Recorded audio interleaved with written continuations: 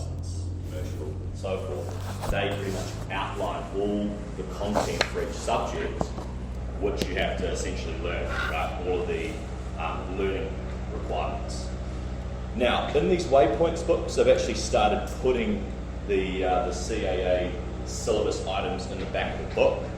So if you just open up the back, it should have potentially syllabus points. Yeah, cool. Yep, keep going. Yep, keep going, I'll keep going. Okay, 14. Sweet, open up this page here. I'm pretty sure my book's got it as well.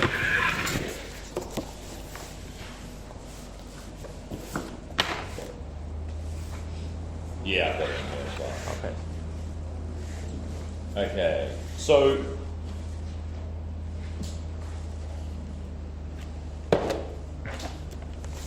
$14.41.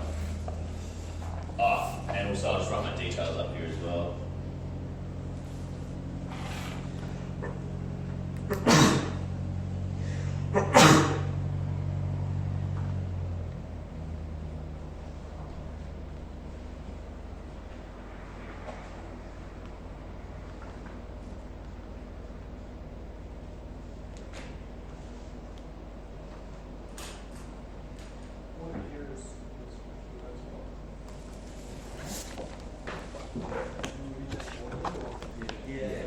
Yours in the back?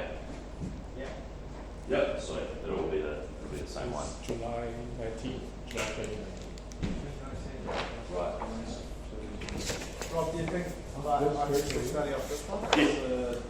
It's August 18th. Oh, wow. Yeah, it'll be fine. They might just make some small changes, but they're doing the exact answer all the points in the syllabus items. Really? I don't mind like. Well, I just ordered it last week. Yeah. Mine's July, they got the January. Yeah. Davis is 2020 hours, 20. Mine's 2019. That must just be the published date. Oh, okay. Not There's the no actual revision, version. right? Yeah. It's a revision edition though. Yeah. Have you guys got all the same version? Both the pages are.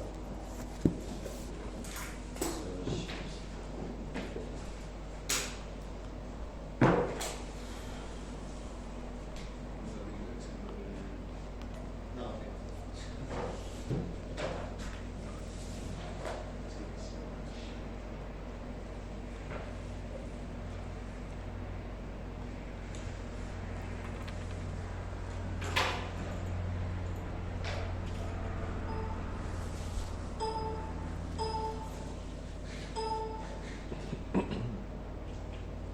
I'm just trying to figure out why this isn't.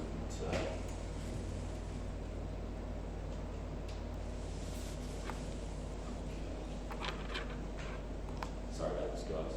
No worries. Here we go. Really stitched me up with the whole.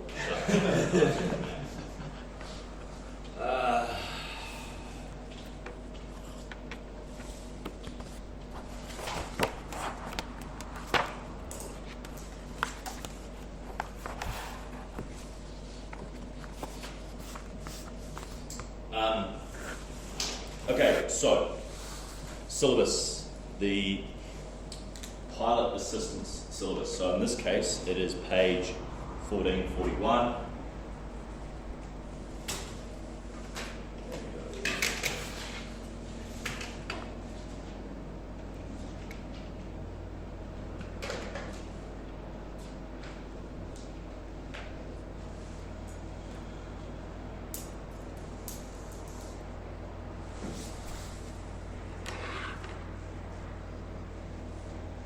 Okay, so just to give us a rundown, you can pretty much, in this book here, you can see all of the syllabus items, right, or learning areas for this particular subject. It's obviously broken down into different chapters because there's essentially the entire subject to cover, and yeah, it's broken down into rules, definitions, all the parts of each various subject which we'll cover off here.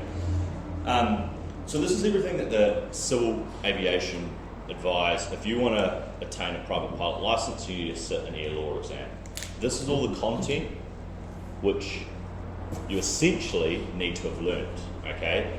Now, with the whole exams, you've done an exam before. Have you guys been given a rundown on how the exams work?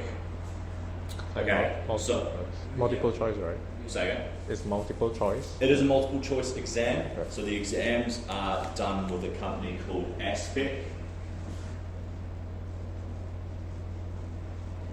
Alright, so if you Google that, Aspect are an examination provider. So they contract the CAA, or they contract to the CAA to pretty much provide an examination centre for us. They also do other government agency examinations like the land transport, and also tradesmen final exams and things like that. So when you do sit an exam, it could be with a whole bunch of other people outside of aviation. So the exams are done through there. They have an examination centre in Takapuna, just down the road from that KFC, on that main road, in a hotel. Okay, they set up laptops. And there's also one down in East Tamaki in the middle of absolute nowhere. Okay. Yeah, as you guys can completely imagine, Takapuna is a lot more sought after than South Auckland for many of reasons, not just examinations. But anywho, so yeah, Google that. You need to sign up, create an account, and once you're ready to sit an examination, my advice would be that you've answered all of the syllabus items. Book the exam in, multi-choice, sit that, and then on completion of the exam, you'll potentially get, if you don't get 100%, you'll get what's called KDRs, okay? So KDRs stands for, you'll get a KDR, which is a knowledge deficiency report.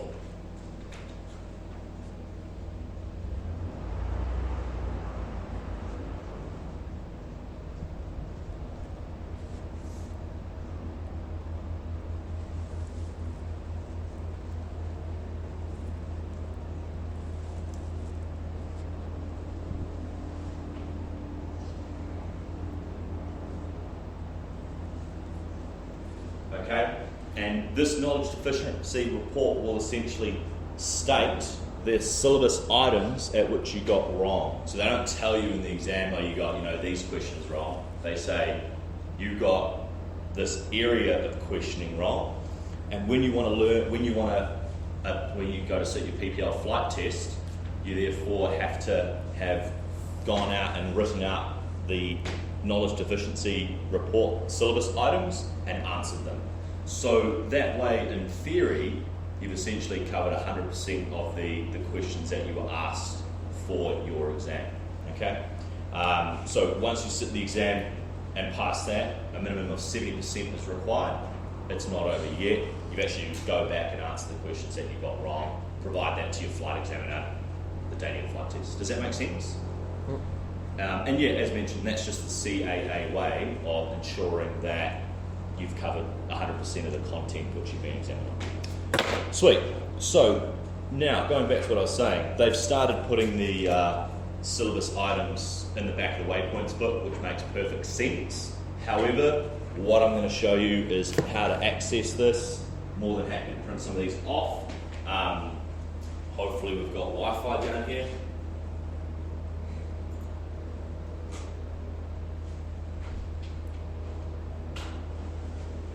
Yes, we do. So, who here's been on the CAA website? All right. How hard is it to navigate? Pretty hard. It sucks. So, Cass is way better. Just saying. Yeah. It's not ideal, but it's just all about getting sort of used to it. You've got the search function on Google, which is just as easy as the mouse gone. Control T. So if I just go PPL or syllabus CAA, all right, you can see it brings it up here. You can click on that. However, so what we want to do is you can use quick links. What does it have here? Pilot licensing. Yeah, why not?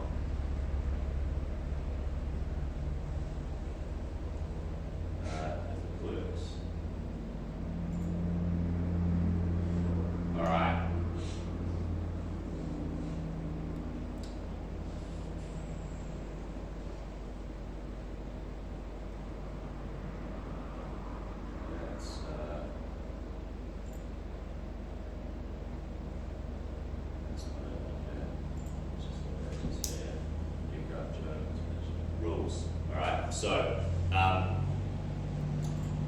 you click on rules, you'll see advisory circulars, rules, emergency rules, exemptions, penny rules. Now, this is kind of good because it's covering the law. So you've got the CAA, all right?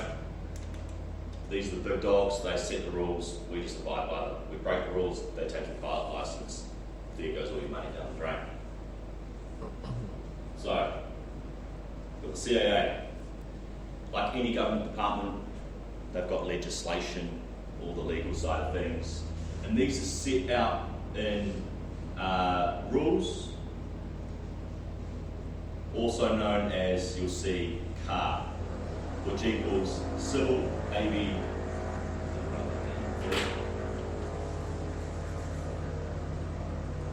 Civil Aviation Rule. And all the rules are broken down into parts. Alright, so we've got, like 120 parts. I'll print out, I'm going to make a list of things to print you guys out.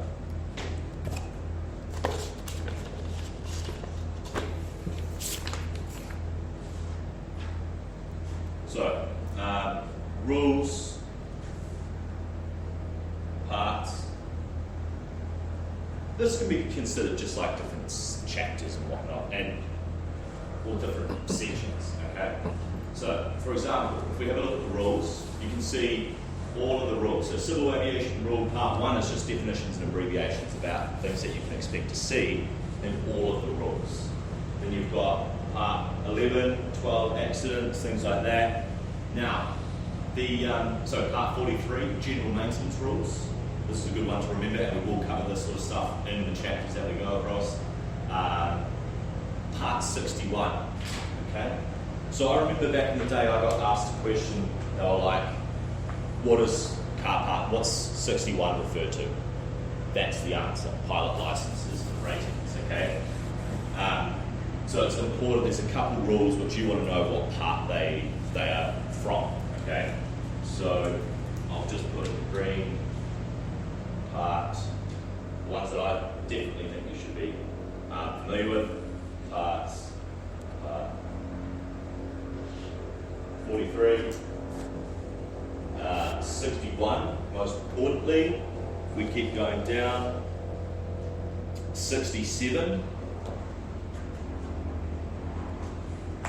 91, very important.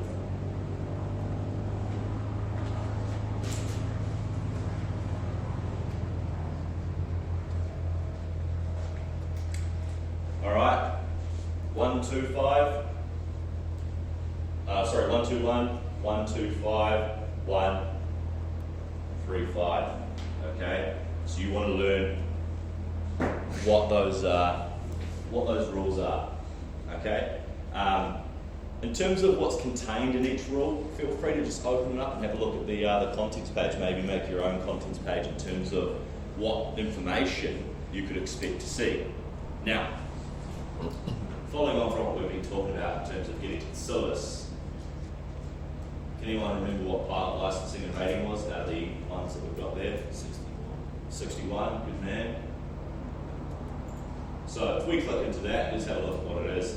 Just gives you a sort of a rundown on all the information. So Part 61 describes rules relating to the requirements for the issue, all right, and holding of pilot licenses and ratings. Okay, so pilot licenses being your private pilot license, ratings being type ratings for aircraft, all right, instrument ratings, instructor ratings, things like that, and also student pilots as well. So this includes the conditions, privileges, and limitations associated with the licenses and ratings and student pilot licenses. Okay.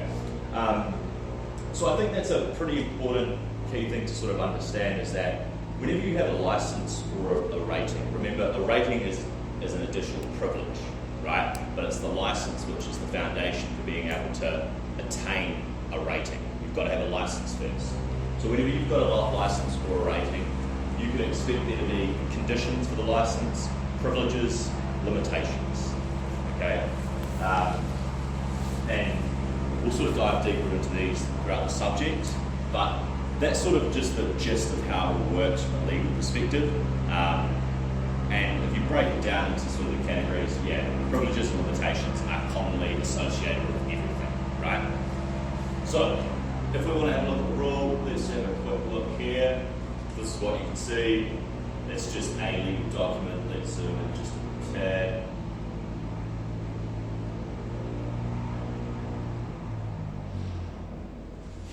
Where do they do those run-ups?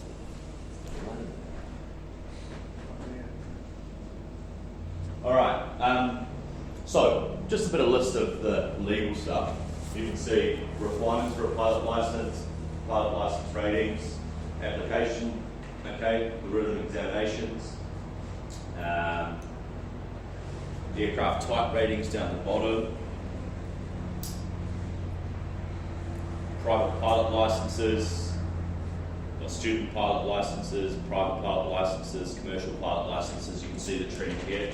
For student pilots, you don't actually have any privileges and limitations because you've just essentially got, how much of the content of each part do you have to memorize? Do you just have to memorize? Good what question. part is Whatever it says in the syllabus here. Okay? All you need to learn for the exam is what's in the syllabus. And sorry, that was my final point on that, is the exams are written off the syllabus. Learn the syllabus, you learn the exam. Alright? That's the way you want to do it, because there's a lot of content here, you can get lost in the content. Alright? These books are a good resource, but they tell a big story about it all. Law's a little bit different because it's all fact, right? So it's a little bit easier in that regard. You just have to sort of remember the facts, but meteorology, aircraft tech, but a lot of these other subjects, there can be a lot of content, a lot of information that assist you with understanding the syllabus items. Learn the syllabus items. What I'm showing you here is how we find the syllabus, but just to give you a bit of an idea of the rules. So yeah, student pilot's a little bit different, but then as soon as you get PPL, okay, eligibility, privileges, limitations, currency requirements, and that is essentially the foreground of every license, okay?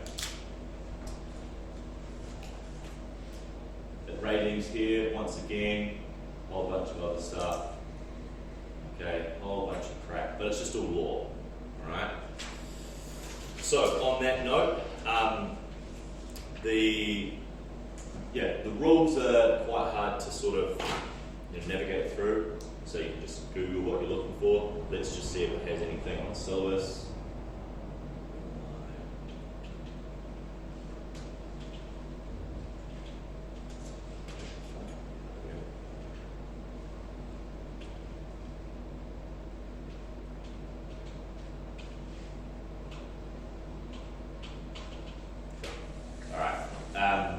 So, that can be quite a lot of content to read, okay?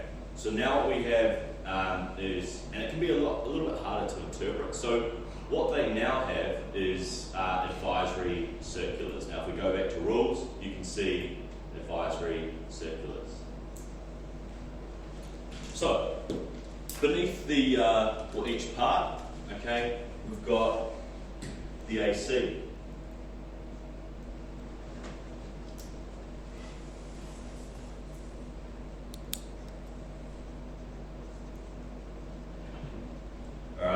And this, as it says here, provides explanatory information and examples of how to comply with each rules. A little bit easier to understand and interpret because once again, the rule is just this big document about law, right? It can be quite easy to get lost in that.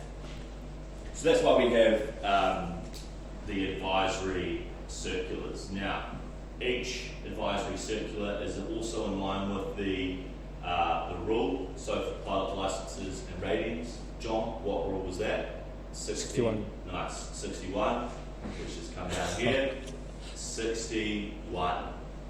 Okay, so pilot licenses and ratings. Now, for us, let's have a look at the PPL license.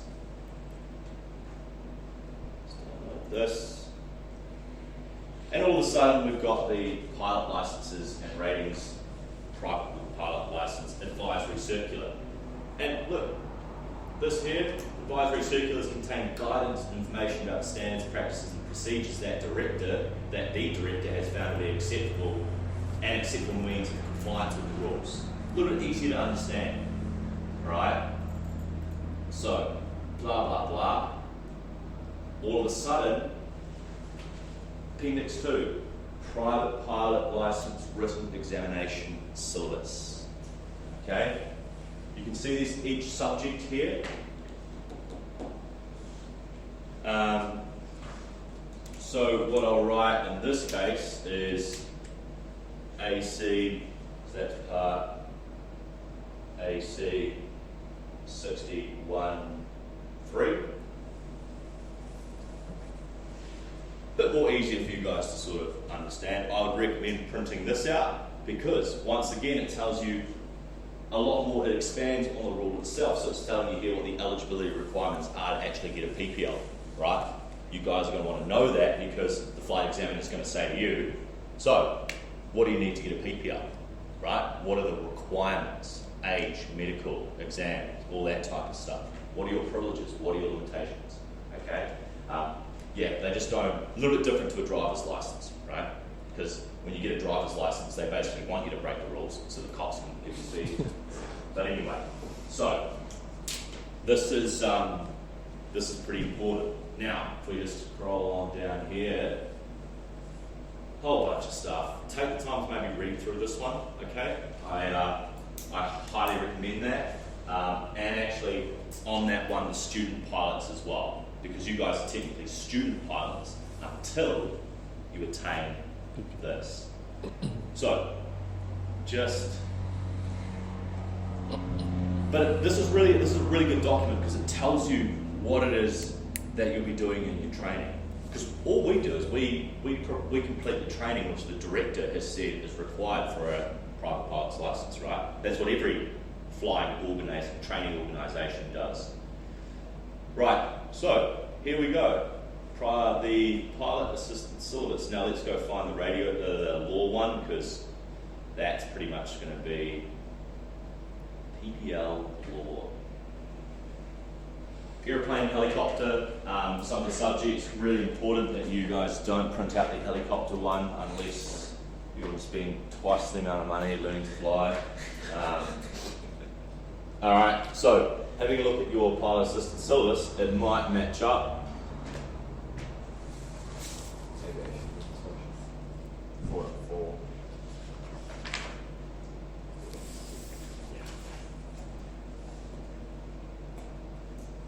Yeah, exactly. So it's all making sense now, right? What they've put in your book is from here. Alright? So what I did is, and I'm currently doing ATPLs, which is making my life. I was never really the smartest guy in school, smart enough, but I wasn't like, an A grade student. C's get degrees, let's be honest. But, everyone learns differently, right? Okay? Never compare yourself to anyone else because at the end of the day, it's each for their own, right? But it's always good to work with people, all right? Because at the end of the day, we're all here to achieve the same goal, right? Which, in your case, is a PPL.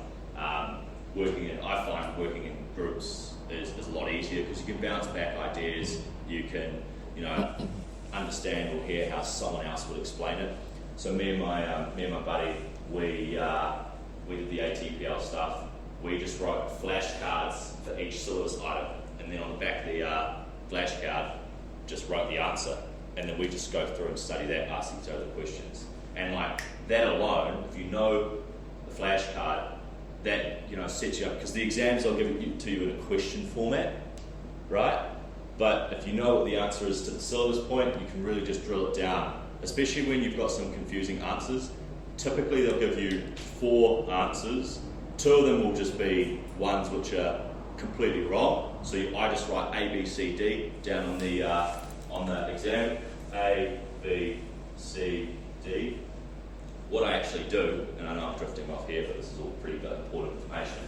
I go into the exam and I'll write A, B, C, D, And you know how there's 30 questions in the exam, they'll give you like 2 pieces of pink paper. I write 1, 2, 3, A, B, C, D under all of them, okay, before I click start.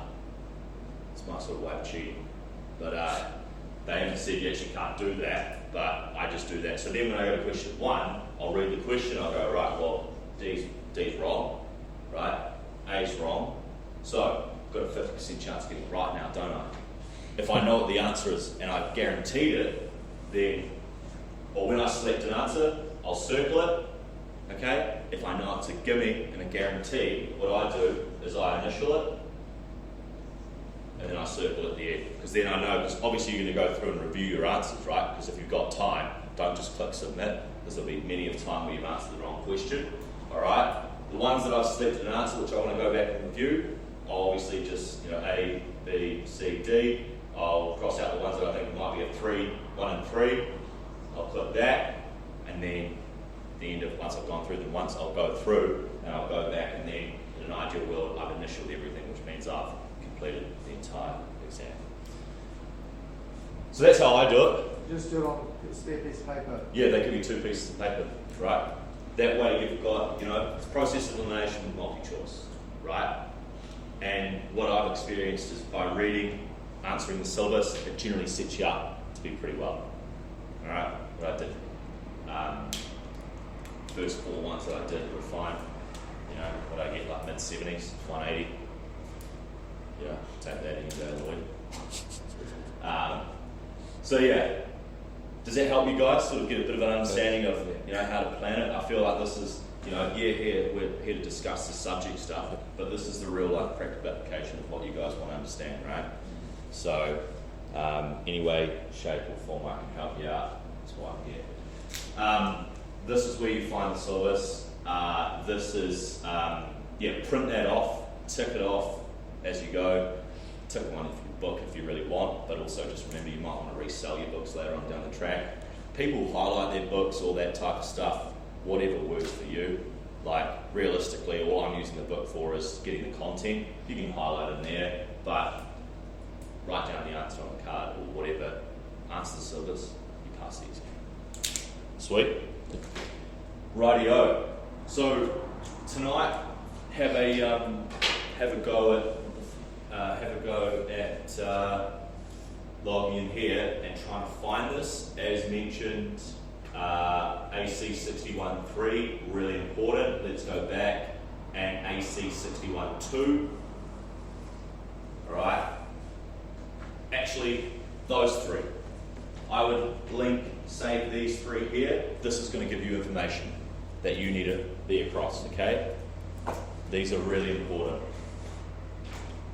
Print them off. What I did is I printed them off and I've got them in books. Actually, when we go back up at lunchtime, someone remind me and I'll bring down my things that I printed off when I was studying, okay?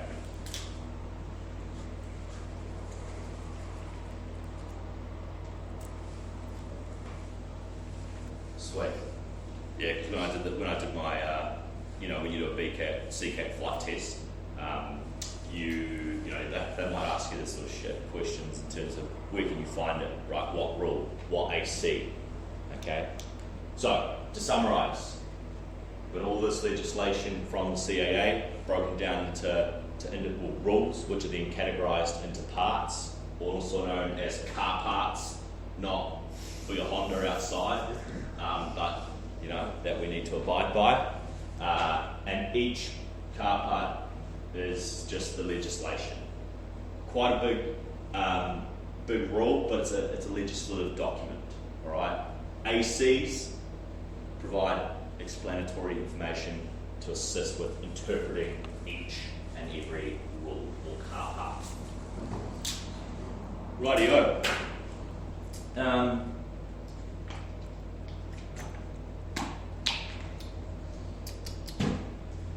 Any questions so far? I feel like we made some pretty It's good. really good. Yeah. I remember last year was sort of knew it was there, but didn't really know the deck or how the sequence works. So that's Yeah, I didn't really know what was going on last year. I'm smarter now. Just kidding. Yeah. So And also, feel free to email me if you guys have any questions. All right. Yeah, whatnot. Because typically, when you guys start learning to fly, you'll be given a managing instructor. That'll probably be a CCAT now, and I'll do a lot of your more revision flights that get booked in when I've got spare bookings. Yeah. So, an advisory circular will just provides the explanation on the parts, whereas the parts will have the nitty gritty. the legal, just the legal rule itself. Yeah. So it's like, as we can see before. And then the AC will just put it into English. Correct. Yeah. So it just expands on that. Yeah. Because as you can imagine, with legislation, it's got to be written in a legal format. That's what the rule is, right? It's context that no one understands. Well, you can understand it, but it's fact. And I'll bring down my rules and we can have a little bit of look into that later on today. So, another good poster, which I'll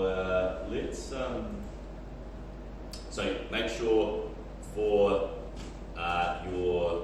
tonight, log in, print off or access what we've just done, find the rules, find the ACs, especially, and bookmark those 3 ACs, okay, and the rule, print them out if you want, get them bound. That's what I did.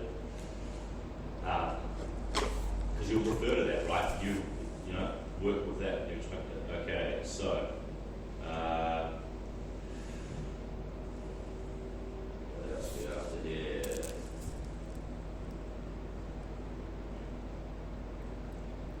This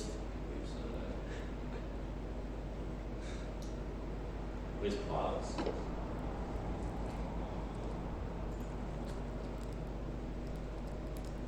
Here.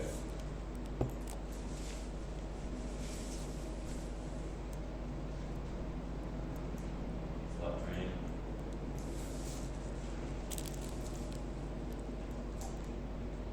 Oh, pilot assistant service is down here as well. So I've got each of them. So you can go that way. But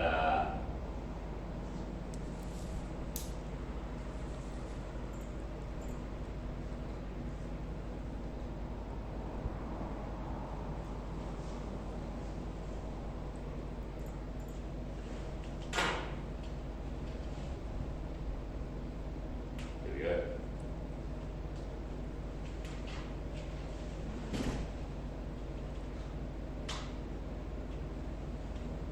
Battery's not fucked. Application.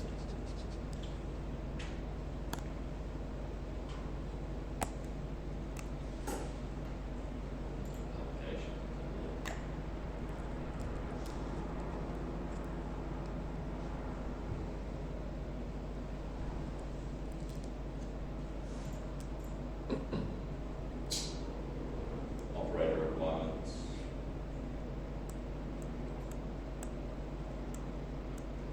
So, also write down publications, safety publications.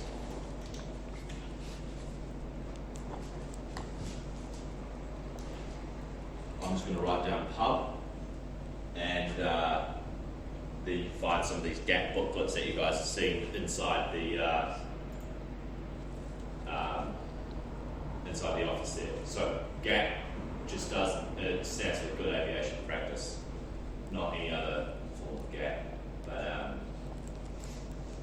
so yeah, what else do we have here? Here we go. This is a good poster. Got one of these printed out. It's in my office at home. Amongst some other shit. So remind me, I'll print some of these out for you in A4, chuck them to your folder. I actually bring down my folder of stuff that I'll show you. May 2016, so you can see that it hasn't updated. So, print.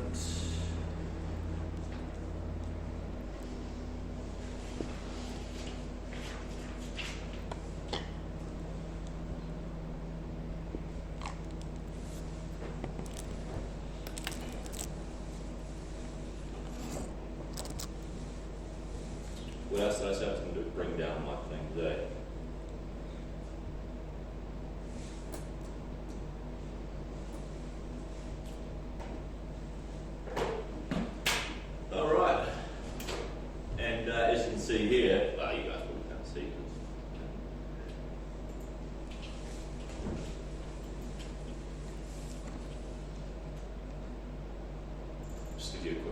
say. It's, when you get to meteorology, which you might have me for that as well, there's a, we need this one, airspace, this is legal. Actually got some of those here.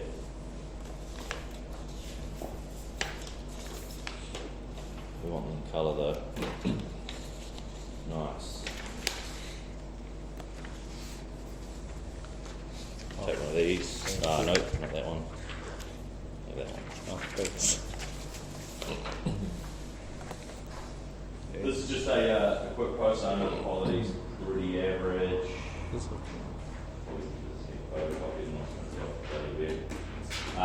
But this is another good one. Okay, we'll cover this when we get to the laws around airspace. All right. What other resources do we have in here? We've got that one, but really good, important, quick reference for you. Alrighty, happy with that? Mm-hmm. Sweet. Oh, cloud types. Wow. I got one of these printed off in my flat, just in the kitchen, just so we can all figure out what's going on inside. Now, what actually happened was one of the classes, this guy printed a whole bunch out, and they were left over and they were laminated. So I just took two of them home and stuck one in my room and one in just in the general cloud, kitchen. My mate came around the other day. He's like, I didn't even know there were different types of cloud. And I just said, get out. Anyway, so right, finally. You may have looked at this one as well. This tells you a little bit about the standard overhead joint, how we join the circuit here when you're flying to come and land at an uncontrolled aerodrome. Another one that is worth printing out. So bookmark posters as well. Okay. There's the air operator requirements one. Yeah.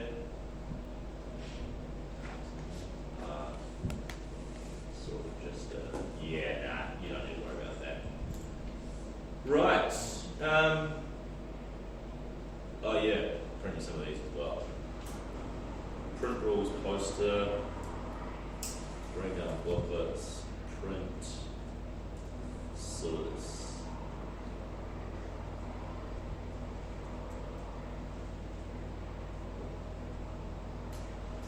Okie dokie. Well, we should probably get into some law. Although I feel like that was a lot more important.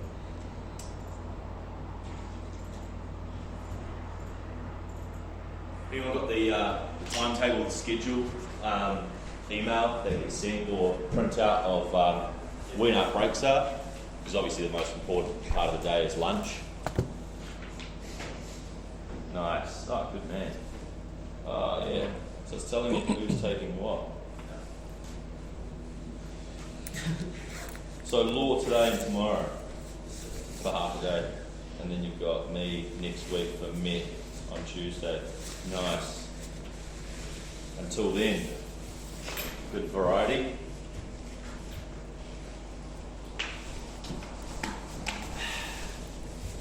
Oh, sorry, I didn't even check what late time first break was.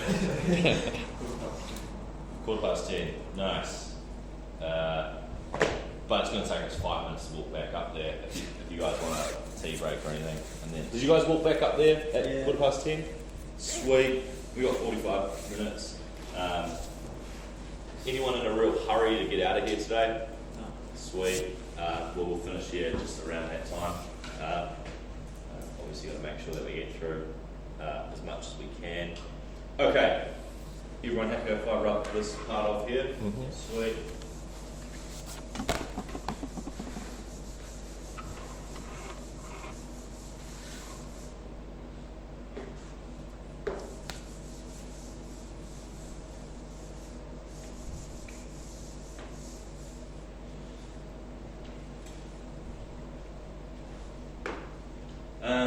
Don't have a clicker, so I have to click through. PPL theory.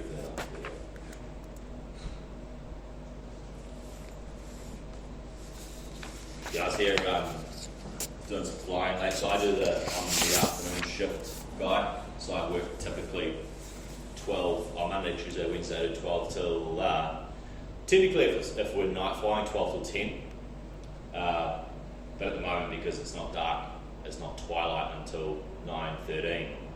Don't have much time to fly at night, so I I don't really hang around.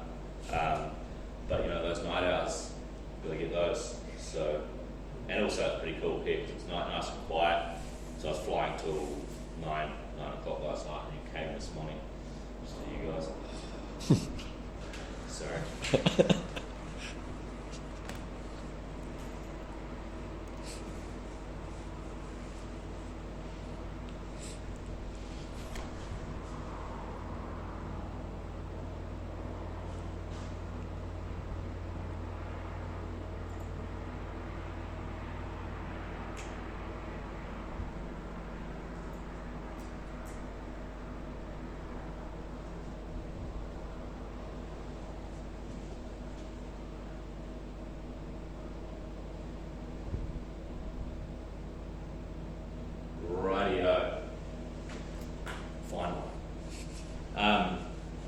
Now, as Stephen and you guys would have covered yesterday, or you would have worked out, a lot of these books and syllabuses are like rather large for us to cover everything. And a lot of these bigger subjects, we really need a week per subject. So this is the whole sort of design of this course is to really give you a condensed version. Covering a lot of the main aspects of each subject, all right? The real important things. Law's a little bit, I suppose, a bit more straightforward because, really you just have to learn the law, right? What I'll do today is sort of point out sort of easier ways to sort of try and help with assisting, remembering all of that because it is all laws. But yeah, what I'm getting at is there's obviously a lot more content in this book, so it's good to have a read of this, especially after you finish the 2-week course. Read through this, or as I mentioned, go through and definitely answer all those syllabus points. You obviously have to read through this in order to attain that. With law, you can actually look up the rule and find the answer to the syllabus question, because all the rules have all of the laws, right? So when it states random shit, you can look it up that way. So, with regards to this here, all the books have changed over time. Presentations have sort of stayed the same, so they might not follow in chapter sort of sequence. But anyway, you will find out where we are. So, just covering off the administration stuff first, we've sort of really broken down the CAA. Is that thing leaking out the back?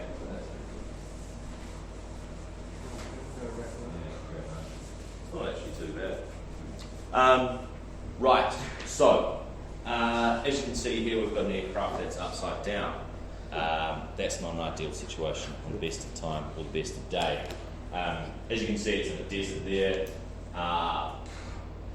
I've got no idea how it ended upside down, but look, the reality is the pilot didn't follow the rules, okay? It may have been with regards to, the loading of the aircraft, the weight and balance limitations. If you're flying in a desert, you can instantly assume that the performance is going to be rather reduced, or a lot more reduced compared to flying, in high density, cooler temperatures, here in New Zealand. So yeah, look, the reality is that we need to follow the rules to ensure that we don't end up in a situation like that. Could be a case of rolled off the end of a runway, didn't calculate the landing distance required, didn't complete the necessary takeoff and performance charts prior to his flight, and that's where they ended up. So just from an administrative point of view, aviation organisations. We've got the CAA, really just discussed that, covered it in a sort of broad sort of area. they're the governing body, right? CAA reported to the Ministry of Transport, which then is a portfolio of one of the, or the minister, okay, who reports into the Prime Minister, which who get paid by our tax. So, sets all the policy and standards, okay, and promulgates all the rules and procedures which we need to follow. We're pretty happy with the CAA. You guys all comfortable, you sort of know, understand them as the governing body. It's like the cops, right? But the cops just enforce the law and so forth. Now, we have Airways New Zealand. Airways New Zealand provide all the air traffic services. So what would an air traffic service be there, Kai? ATC, so ATC. flight following. Exactly. Air traffic control, and they provide services like flight following, tower frequencies, okay, approach frequencies for when you're transiting airspace, things like that, okay. That's a state-owned enterprise, a subsidiary of, or another government agency, and yeah, they've got control towers pretty much at majority of main airports across the country. A lot of the time, yeah, aerodromes with high traffic density will have a control tower, okay? The government will require a control tower to be present, especially if there's particular air operations occurring. For example, like Auckland International, you just couldn't have that as an unattended aerodrome because there's just too much going on. The safety risks therefore would line up. Met Service, okay. Met Service, well, everyone knows who Met Service are. A lot of the time they provide us with incorrect weather information. But we've also got Met Flight, okay. So Met Flight is, and we'll get to this in Met when I take that. So Met Flight is a subsidiary of Met Service, okay, and they provide the aviation weather. So Met Service provide weather for day to day. You need like a login for MedFlight, right? You do. Do you like get given that with like your CA ID or anything? Good question. So, when you attain a pilot's license, you're therefore eligible to get your own MetFlight login. Until then, you can use the Aero Clubs. All right. So the Aero Club, because we're a training organisation, will have a lot more data and reporting available. I actually don't know what it looks like just for a normal pilot license to log into MetFlight, but anyway, just use North Shores. I'll give you the login credentials next week. Okay, and look, weather, pretty important for every single flight, right?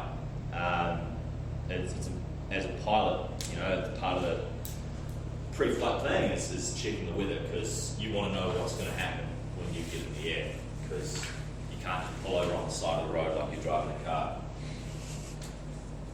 ASPEC, also previously known as ASL, Aviation Services Limited, written exams, all right, flight examiners will they have their own flight examiners who contract to them that do CPL flight tests, instructor flight tests, things like that.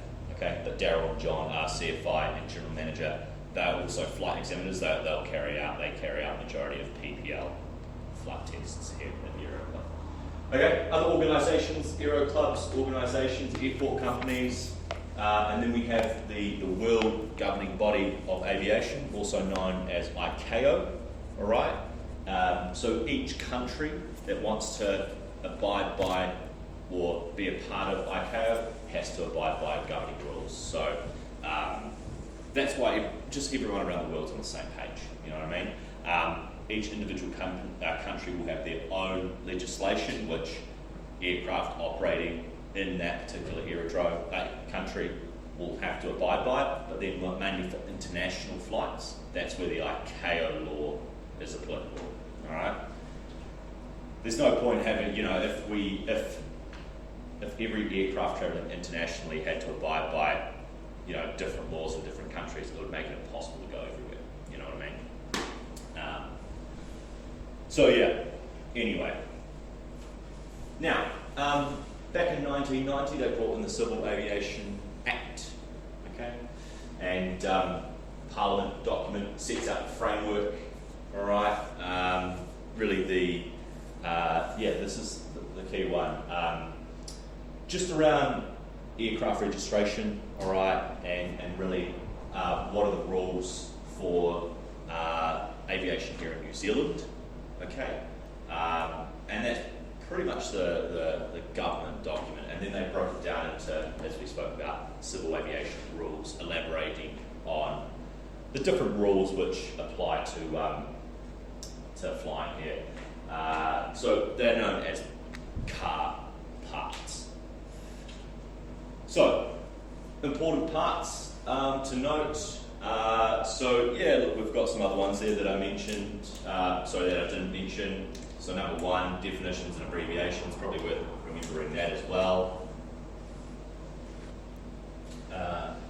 Part 12, okay, 19 administrated, yeah, but I think if I was to highly recommend a couple, it's really important that you can understand or sort of have a, I suppose, idea of what it could be, but realistically,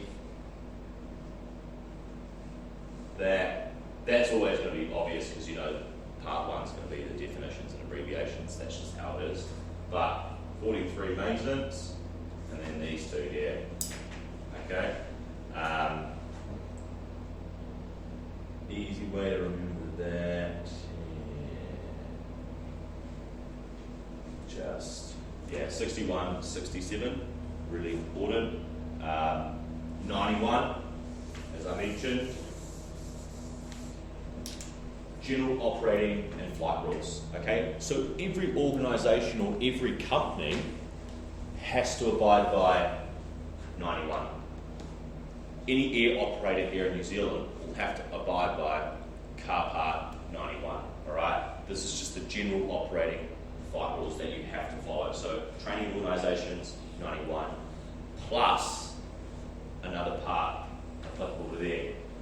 Small air operators or medium-sized operators, like for example, Great Barrier Airlines, you might have seen the caravan bowl in here, okay? So they have to abide by the general operating flight rules and 135 or 125, depending on what the operation is that they're doing, okay?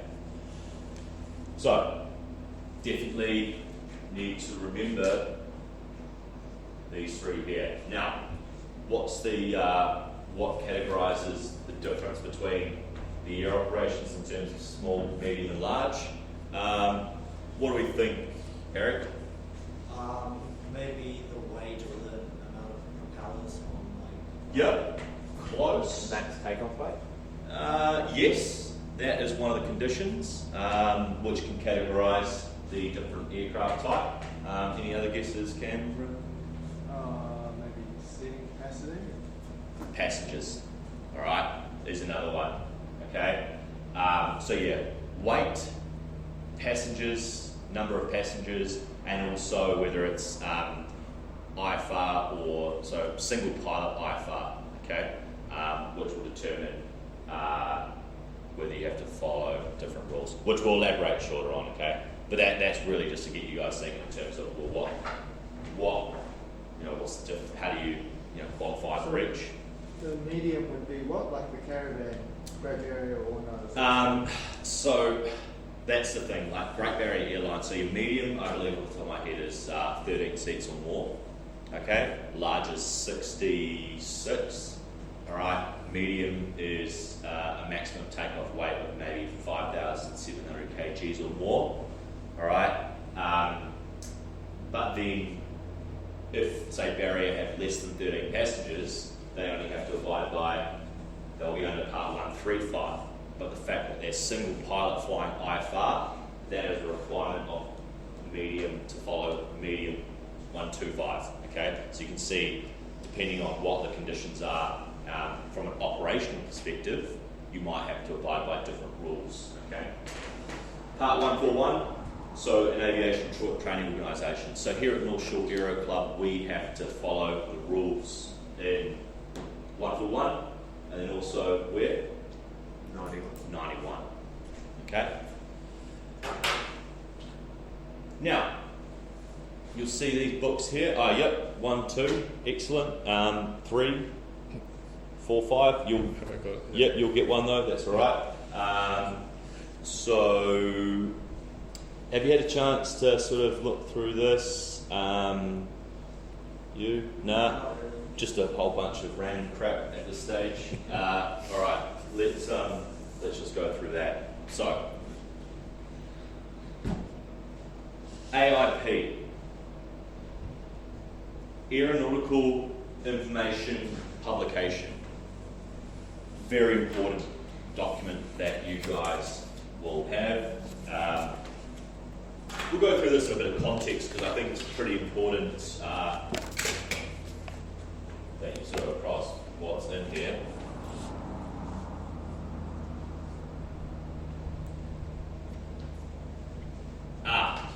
And I've got an AIP information sheet as well, which I'll give you guys,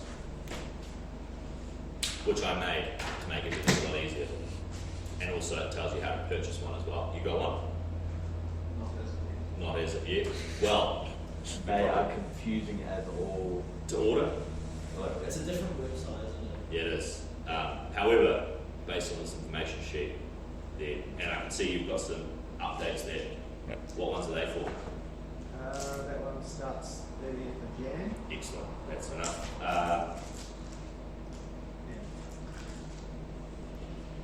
Do the supplements that come Good question. I'll get to that. Right. So, how many volumes did we have? 4. Excellent. As we just saw on the last picture here, 1, 2, 3, and to the 4th. Right. We've got volume 1, and which is really all of the administrative side of flying here in New Zealand. A lot of abbreviations, a lot of rules. Okay. General information. Volume 2 and 3, IFR. Okay. And then volume 4, VFR. Okay. So today we're concerned about the Vol 4. VFR operations. Now, this is an aeronautical information publication. It contains pretty much all the information that you need to be familiar with when flying around here in New Zealand. Not only from just I suppose there's 3 sections. You've got a general section which provides you with general information about, and we'll go through that in just a sec. Things like daylight tables, air traffic service hours of operation, okay, contact phone numbers for flight following. All right, you've got en route information, which is about airspace, okay, flying in airspace here, maintaining VFR, and then you've got an aerodrome section, which, as you guys that have opened it would have seen, we've got all the aerodromes for New Zealand that are registered with the CAA. Okay, so as you can imagine, it's really important when we fly to an aerodrome. We're familiar with the aerodrome. We've briefed the aerodrome. We know what to expect at the aerodrome. It's really important when you're flying that you just don't rock up somewhere unprepared. All right, otherwise you can put yourself at risk, make a lot of mistakes. All right, lose control of an aircraft. So whenever we're doing flight planning, one of the things we'll do is check the aerodrome plate for North Shore, and we can find out all the relevant information that's required. Now, we'll go through some of the sections in just a sec, but yes, you can access all of this online. So, let me just... any questions at all? AIP.net.nz. So, just a little bit about the AIP. So, the AIP material published on this website is made available free of charge to you as an individual user for your personal use only. Okay? You agree to the use material in a manner consistent with all applicable laws and regulations and safe, prudent navigational practices. You may not do anything with or the material that is not expressly authorised by the CAA. In particular, you may not extract, copy, reproduce, modify, adapt, store, or vary the material by any means in any form other than for your personal use. Republish the material, and so forth. Okay? Republish or use material for any commercial gain whatsoever, or to purport the document to be the AIP. So, what they're saying is that if you're a commercial operator, you need to have an AIP. Okay, you can't just go on here and print it out. This is for personal use only. Alright? Any unauthorised use of material could breach commercial publishers and applications developers wishing to incorporate or redistribute AIP should contact them for further info. So, just gives you a little bit of background on here. Pretty much you can use all the information on the website. It is up to date, but it's for your personal use only.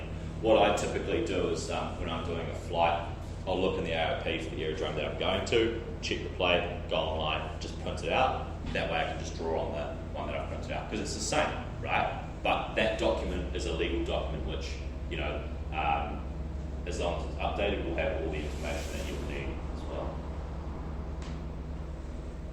So you just got to agree to that. And here we are. We've got the different sections of a aerodrome. Of an AIP. This gives you everything AIP 1 to 5, 1 to 4. So just to sort of give you guys a breakdown, you've got the AIP, you've got 3 sections.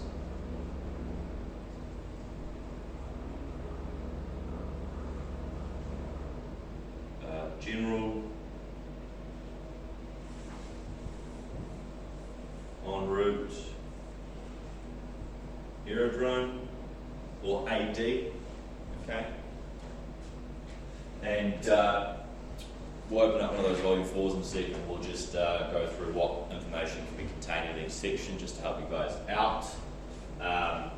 What I would recommend doing when you do get the time is, just go through each section and go through each page, especially in general and en route, and make your own contents page, okay? Because then you're actually going through reading information. It's like, oh, all right, daylight tables, section, page this, section that, okay? Now, so in this particular, for this particular document, it's constantly amended, okay? So 6 times per year, the CAA, as part of the subscription for the AIP, will send out amendments, all right? Every 56 days, you have to put in new pages into that document, okay?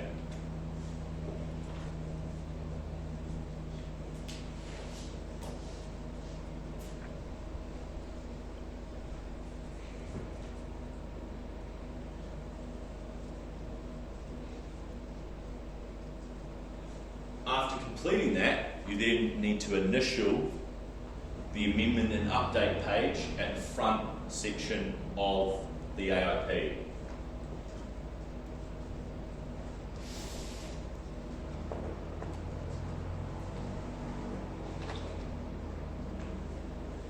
Right, so as we know, if it's 5 times 6, about 6 times 6, 36, about 356 days. There's 356 days a year, so 6 amendments per year. Okay. Now, you're probably thinking, oh, what's the amendment schedule? When is it? Good question. Is it here? No. And actually, the next question is, where the hell do you buy these things from? So, Aeropath. Aeropath.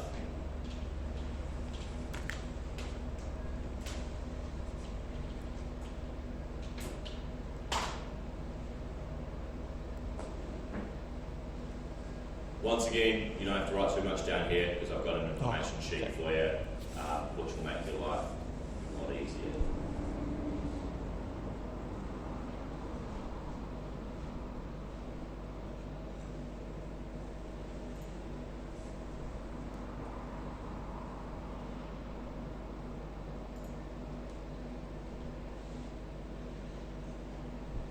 So, just a little bit of an overview on about the AIP. As mentioned, we've got 3 sections: general, en route, aerodrome, supplements, as well as amendments. Now, let me just find the schedule.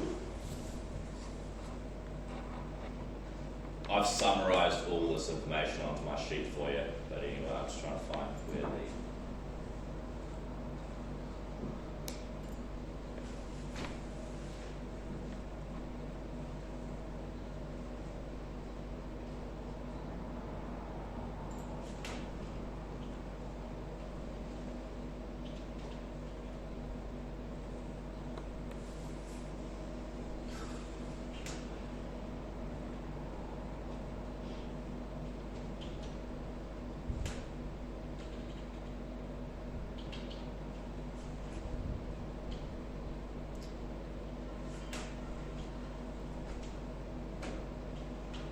So cycle, key dates, there we go.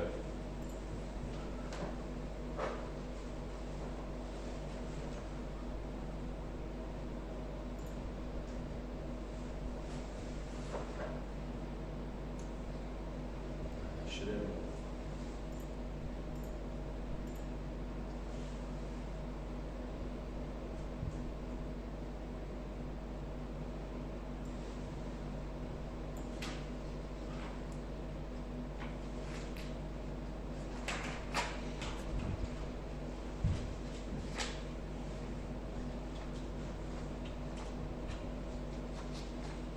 Here we go.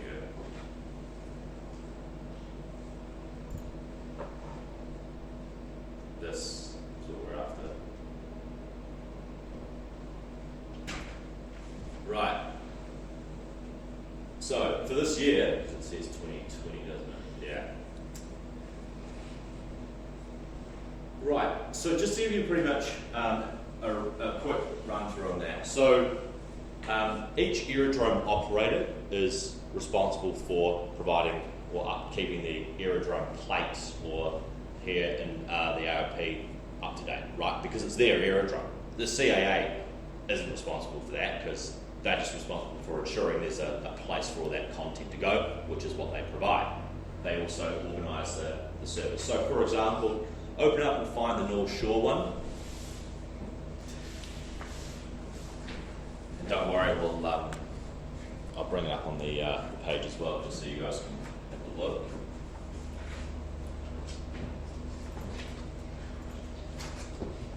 So you can just search here, in North Shore, click here, aerodrome charts, all of the plates here for North Shore Aero Club. So you can see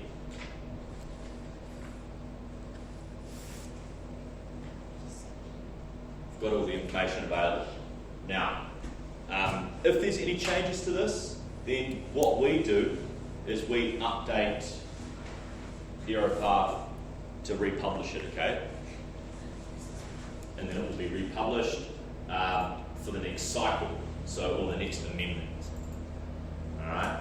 So that's pretty much how it works. You'll get 6 per year, and we just have to replace pages in the current volume. It's the worst job in the world. Alright? Okay, so going back to that, and furthermore, we also have what's called as a supplement, alright, which is what you get also sent out, which is what you can see up the top here. AIP supplements.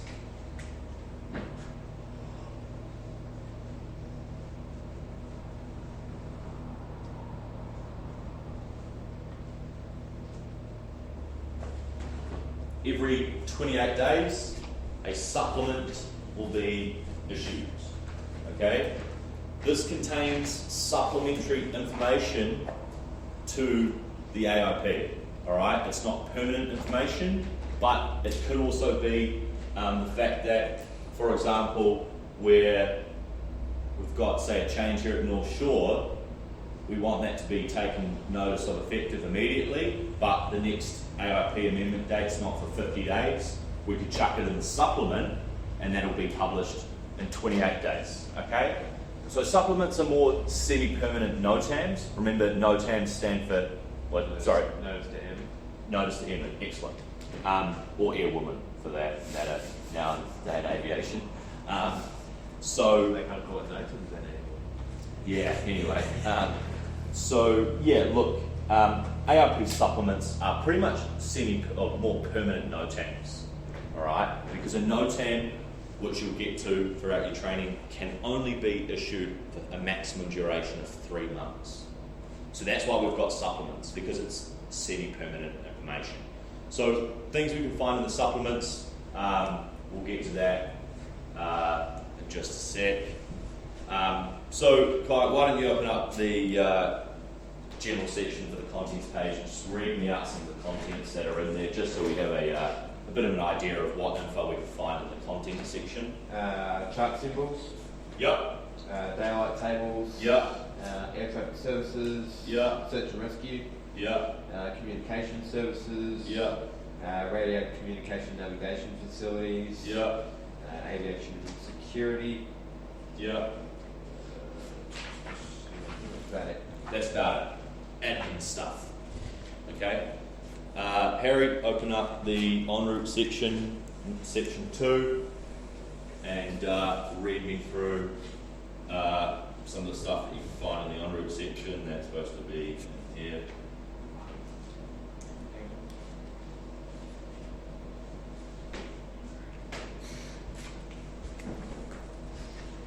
Yep. So, what can we find in the en route section of the ARP Volume 4?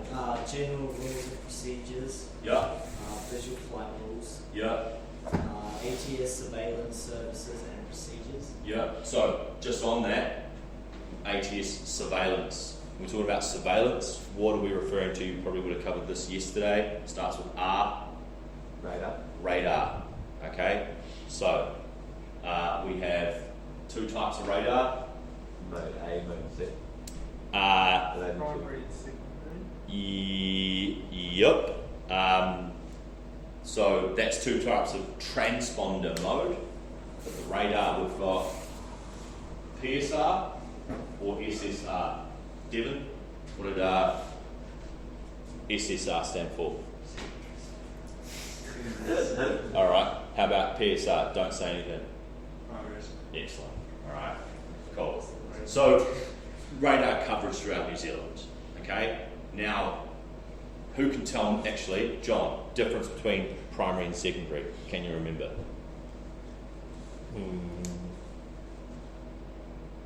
One is the backup. So think of it more as the equipment and how it operates. So they're both radar, not really as a backup, but more of Frequency. Yeah, kind of. Primary just sends out a signal from the radar and waits for it to be, if it's inset, and then it picks that up, whereas secondary sends it out and then the aircraft sends something back to the radar. Correct. So, primary surveillance radar, PSR, is just looking for a reflection of metal object in the sky. Okay, so it will send out a beam. Once it is struck by something in the sky, it will then return back to base with the time, and then they can work out distance and all that type of stuff. Okay. Secondary surveillance radar requires a transponder mode, all right, and that's where mode A and C come into it. And based on, or mode S, there's a whole bunch of stuff these days. But depending on what the transponder has selected, the radar service will be able to identify altitude and so forth. Harry, continue. What else do we have in there? Altimeter settings, Yeah. procedures. Okay, so that's telling us what, on our altimeter, what QNH we need to set. Okay, so we're all referencing the same altitude based on the atmospheric pressure, which I'll cover in meteorology. Next. Interception of civil aircraft. Yep. Next. Unlawful interference. Mm-hmm. Emergency procedures. Cool. Now, emergency procedures, really important. If you encounter an emergency, all right, could be, for example, a Mayday call. Cameron, what's the transponder code for Mayday? 770. Yep. And John, how about hijacking? 746. 5. So 5. Yeah. And then 76. Okay. Yeah. Radio failure. Communication failure. Yeah. Right. So, peak pages. Okay. That's where you turn to. All right. What else do we have? PPL operations. Yep. That's it. That's it. Sweet. Oh. Yeah, that's it. Pretty much it? Cool. And Cameron, just go to the aerodrome section. At the start of the aerodrome section, just give us a brief run through of what's in there.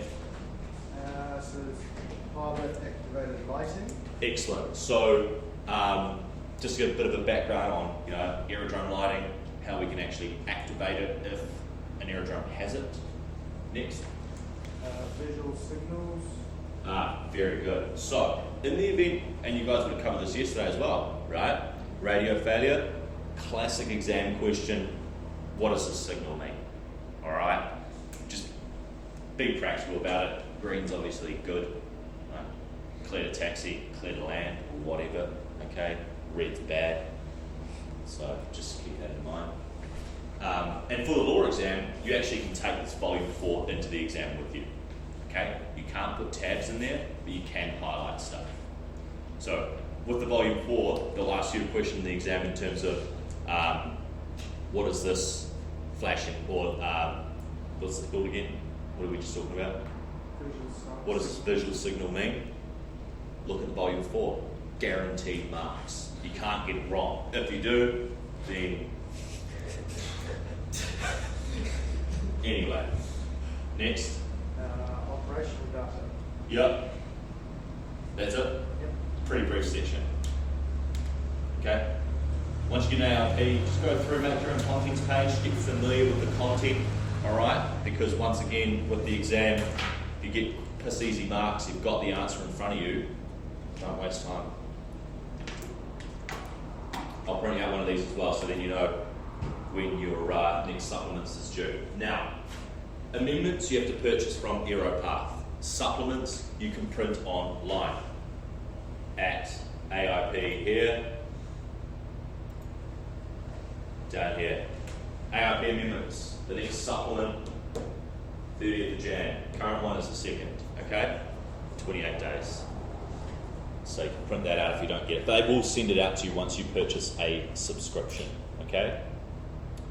And as an Aero Club here, it's a club requirement that you carry a volume 4 with you that's up to date, and also have the latest supplements as well.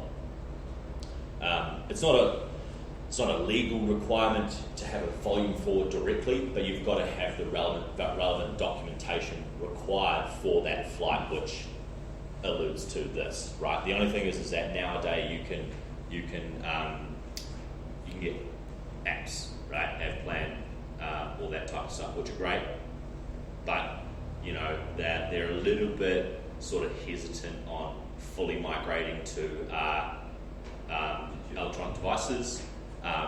Massey do have sign off to carry only electronic devices, but they've got to have a certain amount of backups. Okay. Once you can PPL, use an electronic device, make your life a little bit easier. It's pretty cool if you can afford one. I never could afford one. I've always just had to spend my money on other training, but you know I've got a shitty iPad anyway. But so that's pretty much that. Any questions on that so far? So Rob, just one.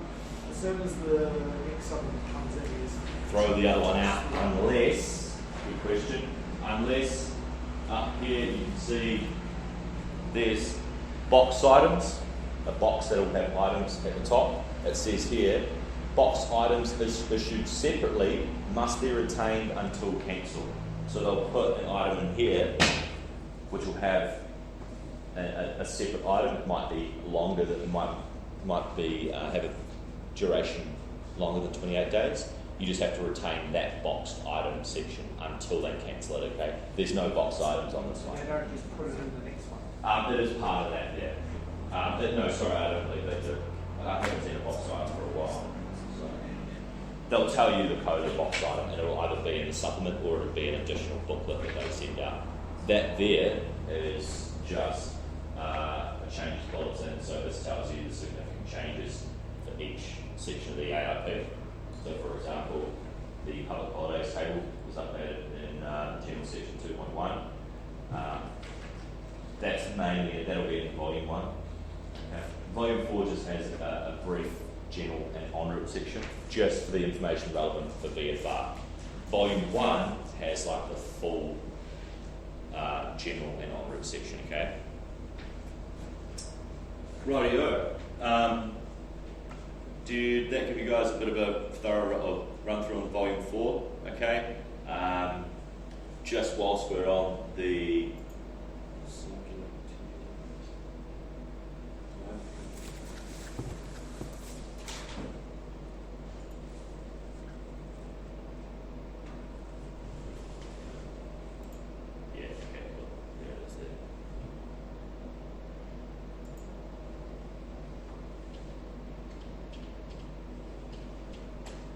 So just whilst we're here, North Shore, you guys may have had a look at this yesterday, you may have seen it. Some pretty important information here. Firstly, Kai, just by looking at the top, what information do we have available? The field elevation. Yep, and that's really important because the altimeter is referencing feet above what? Sea level. Sea level. Exactly. However, so we want to know the elevations of the field, not only for what is our altimeter going to read, especially if we're flying above sea level, but also aircraft performance. Okay. What else can you see here? Yeah, frequency, but also then your automated weather broadcast as well. Cool.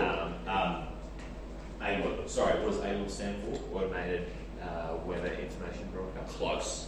Aerodrome and weather. Yeah. And you'll get easy marks, easy questions like that. What does ATIS stand for, John? Where? ATIS? ATIS. Yeah. Did you cover that one yesterday? Oh, the automatic. Yep. You've got a domestic and international. International weather system. Yeah. No. But I'm just trying to give you a hint in terms of what does T stand for. You've got domestic or international terminal. Yeah. Information system. Service. Automatic terminal information service. Okay.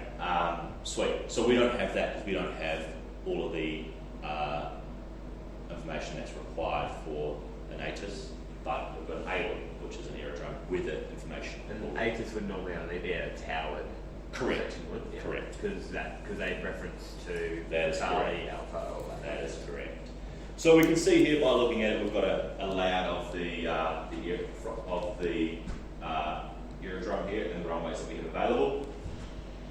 This is the aerodrome reference point. Okay, and you can see these markings here are where the threshold starts. All right, so you can see that it's displaced from the start of the runway, or from the start of the actual threshold or runway starts in the book from. It's displaced 110 metres from the actual start of the concrete here. Okay?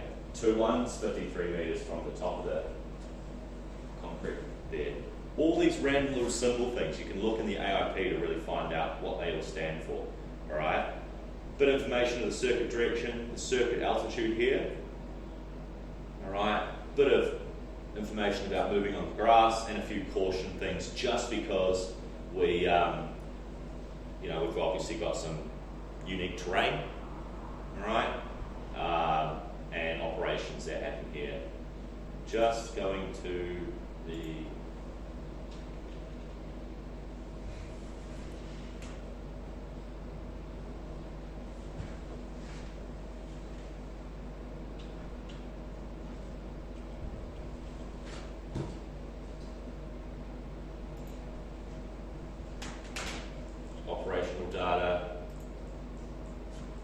can see is that y is your width, runway distance. Alright, takeoff and landing distance. So for example, runway 21, which is the runway that we use today, we have takeoff of, was that 681? And Kyle, what's the landing distance for 21? 738. Cool, LDG 738. And you can see they're different, right? Because what we can see here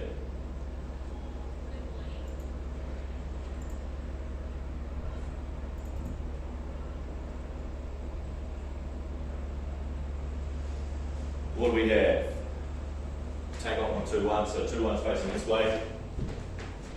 This is actually 791 metres from there to here. However, The actual usable. exactly, the actual usable distance we can use to take off is 681. Now, if we, how can we work that out? Well, we've got, what is that? Here we go. So, this here, 791.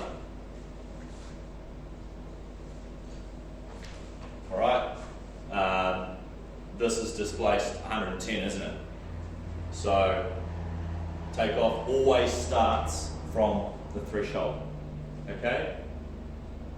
So that there, takeoff distance also includes that there, okay? Because if we go, sorry, that's 110 metres in. Yeah, no, that's right. Is that right? No, that's right. Yeah, sorry.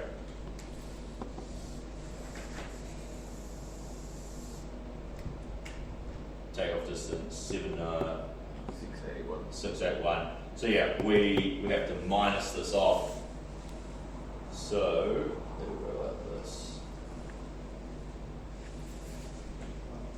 So we can use this part of the runway in order to account for our takeoff distance, but we can't, pretty much the takeoff distance is to get to 50 feet above the end of the runway, okay, so 50 feet above here, so it would look like this.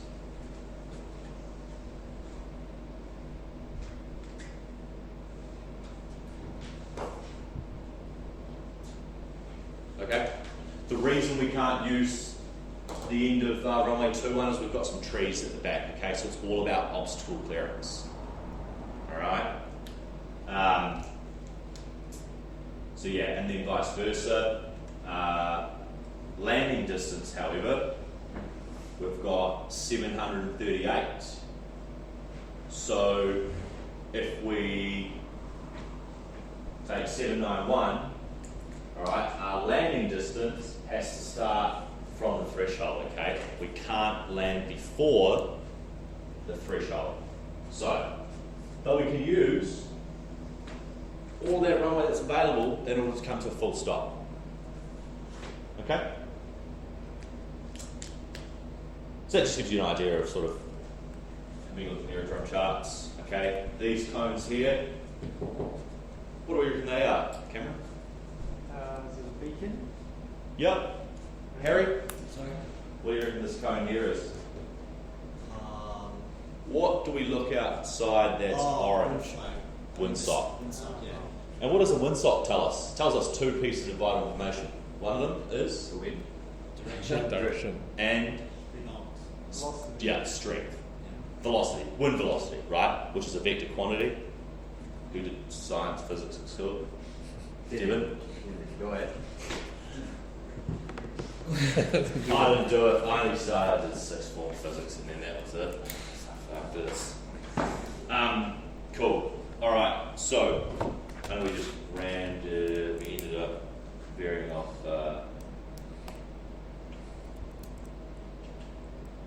the end of the runway there, but all very important information. Okay, so time for a break. As per the schedule, coffee, all that type of stuff. Okay.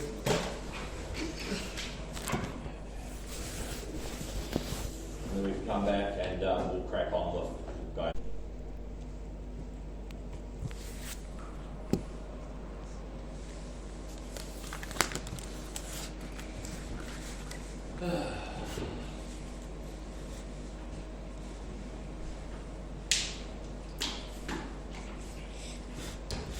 Okay.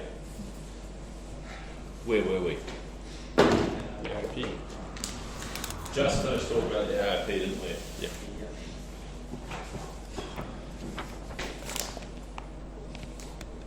What I'll also do is I'll just refer to this book as well, and then point you guys out to some stuff to keep an eye on. Alrighty then. So,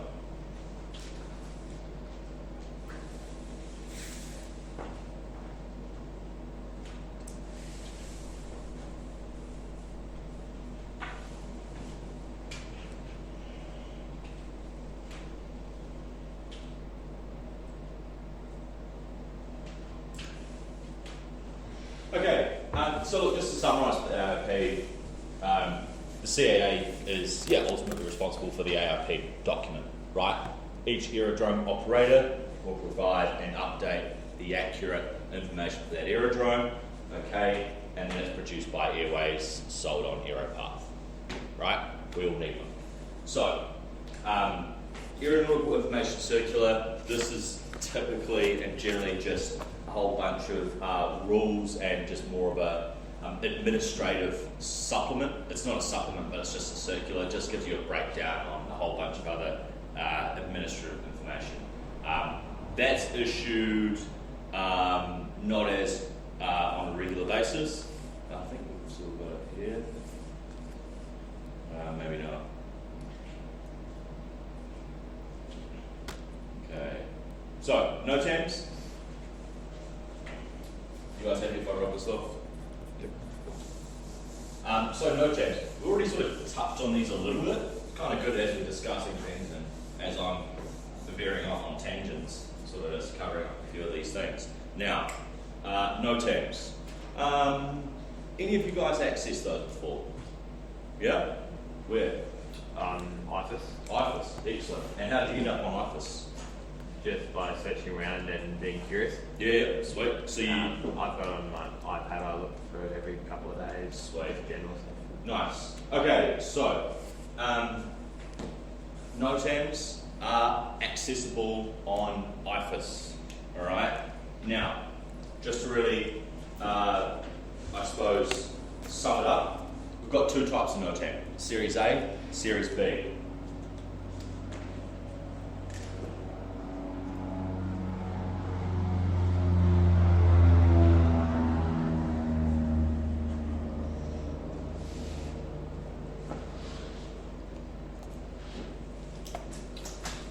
So the reality is we have domestic and international NOTAMs for, the purpose of easily putting them in separate reports. Like, we're concerned about Whenuapi's NOTAMs, Auckland's NOTAMs and things like that because we're operating in New Zealand. In the event that we have an emergency and we need to land at these aerodromes, we want to make sure that they're open, right? Vice versa, international carriers, they also want to know what NOTAMs are for any aerodromes that they can land at as well. Like you guys would have seen in the news previously, some airliners might have to divert to Ohakea or things like that due to weather, alright? But basically by having Series A and Series B, they can categorise the NOTAMs. Like, Singapore Airlines doesn't give a damn what's happening here at North Shore because they're not bringing a 777 into our runway, are they? So, we may as well have a look at the NOTAMs just whilst we're here.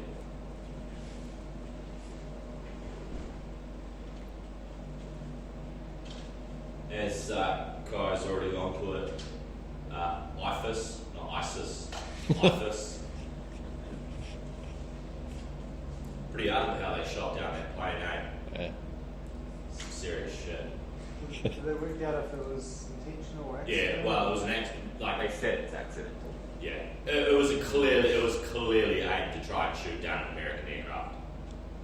Surely, like, I think they just took a stand and they fucked it up. Oh, they just looked on the radar and there's one. I think they wanted to get Americans on board, but now they've just got Canadians, which has made it like kind of worse. Because now what America just did kind of looks okay, you know? Because now they've got this problem where all of a sudden their leader was shot, and they're trying to like act all like this shouldn't happen, but then they've gone down and shot innocent aircraft with Ukraine, who you don't fuck with because Russia basically owned Ukraine. And then you've got Canada, which basically do anything that America did. So all of a sudden, if you're in Iran, it's like, where's the oil? You know? So anyway, this is Airways, okay? Now, you can register here to access this, create a login, right? All you need to do is click here, fill out the forms, okay? I saw one person the other day who was signing up, made a secret question, and I'd never seen this before. They just put in 1 + 1, the answer being 2. I thought it was quite good. But don't do that. And this guy's like, excellent student at school. So, anyway, where were we? Now, so, sign up, and then you'll be able to access, and all you want to go to is briefing. So I'll put this here. No jams. ifis.airways.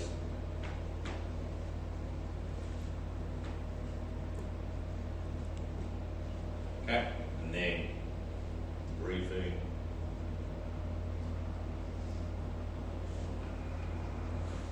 And now, Mr. Kai, we've got 2 options, don't we? Aerodrome or area. Do you know the difference? Area refers to specific sectors that you'll go through, whereas Yeah. aerodomes are like, let's say, at an aerodome, let's say up near Whangarei, you've got some commercial operation with a drone. That'll be your NOTAMs that their commercial operations happening on this day at this time, and specific sectors. So you're on the right path there.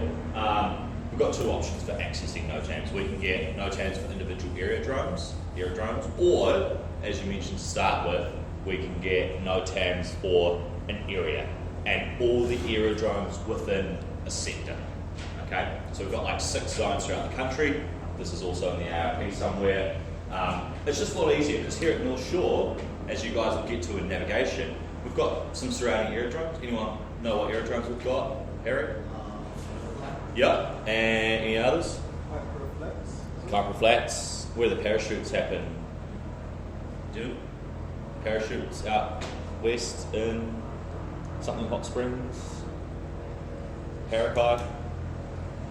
Anyway, so instead of typing in each individual aerodrome, right, like we can do here,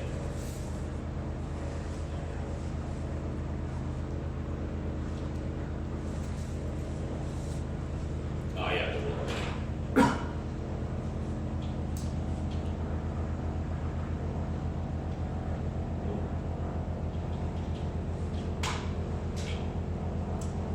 right, you can type in each individual aerodrome. It's a waste of time. Alright, I've saved some of my flight plans in the past, or briefing areas. But we can go to area, and we can just select areas that we'd be concerned about. So 1 and 2, we can also get some MET information here. ATIS, META, TAF, we'll get to this. Aviation area winds, Tamaki. Alright, let's submit the report. I don't want to save it. want to submit, and then it processes our briefing request. So what we can see here is, this is an area bulletin. All of these aerodromes contained in these areas. A lot easier than typing in all of those, eh? Alright? So, really important. We've got the Met locations and aviation area winds. This is the contents of this report. All of this stuff. Okay? The altitudes at which the NOTAMs cover. So, whenever you see a 3-digit figure referring to height or altitude, anyone know how many zeros you need to add? Two. Okay? So that becomes 9,999 feet, or 10,000 feet. Alright? Push that bloody aircraft and piss off. But anyway, and it's IFR and VFR.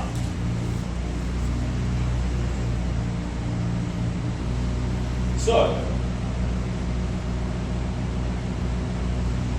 yeah, look, aerodromes that we're concerned about, Kuiper Flats just up the road, because as you guys are learning to fly, if there's an issue here at North Shore, all right, we can divert up to Kuiper Flats. It's 5-10 minutes away.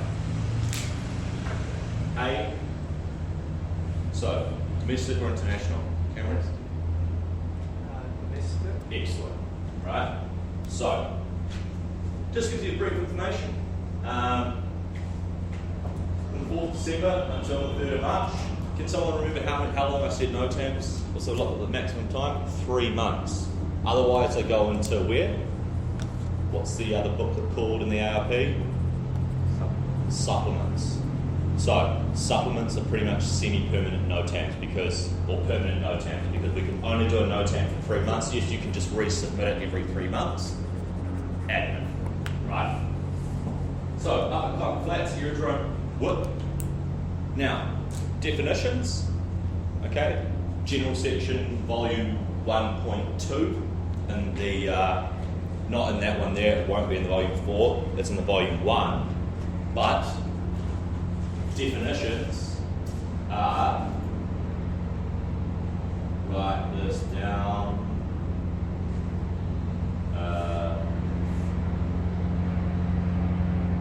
sorry, 2.2.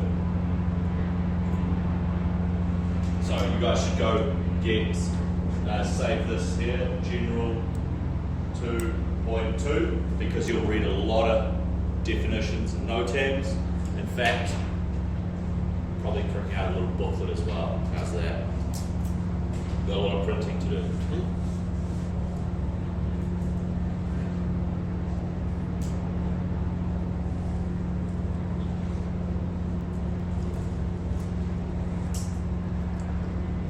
Let's have a quick look.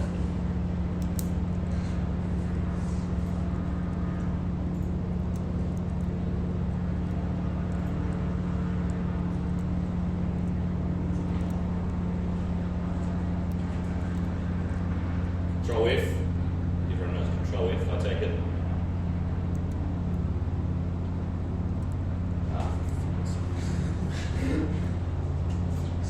Start getting ridiculous.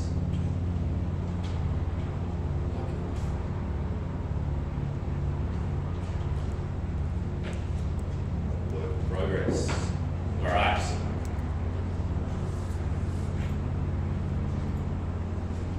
So, okay, notices to airmen and air chips.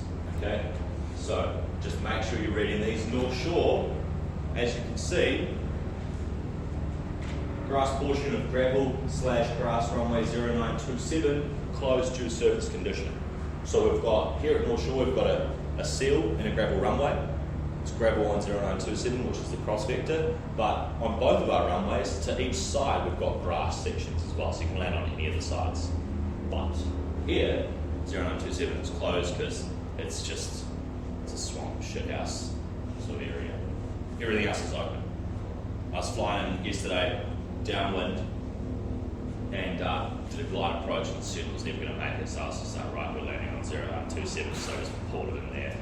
One of the privileges of flying at 7:30, 8 o'clock at night when there's no one else around, you can just pretty much do whatever you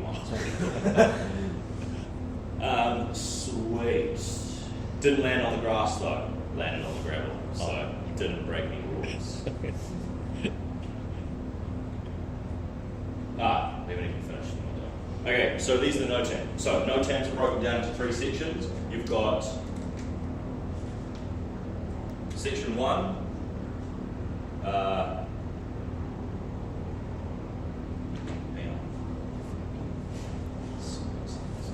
aerodromes. Section 1, yeah, aerodromes. So it's like reverse to an AIP. Section 2, en route. And then 3, navigation warnings.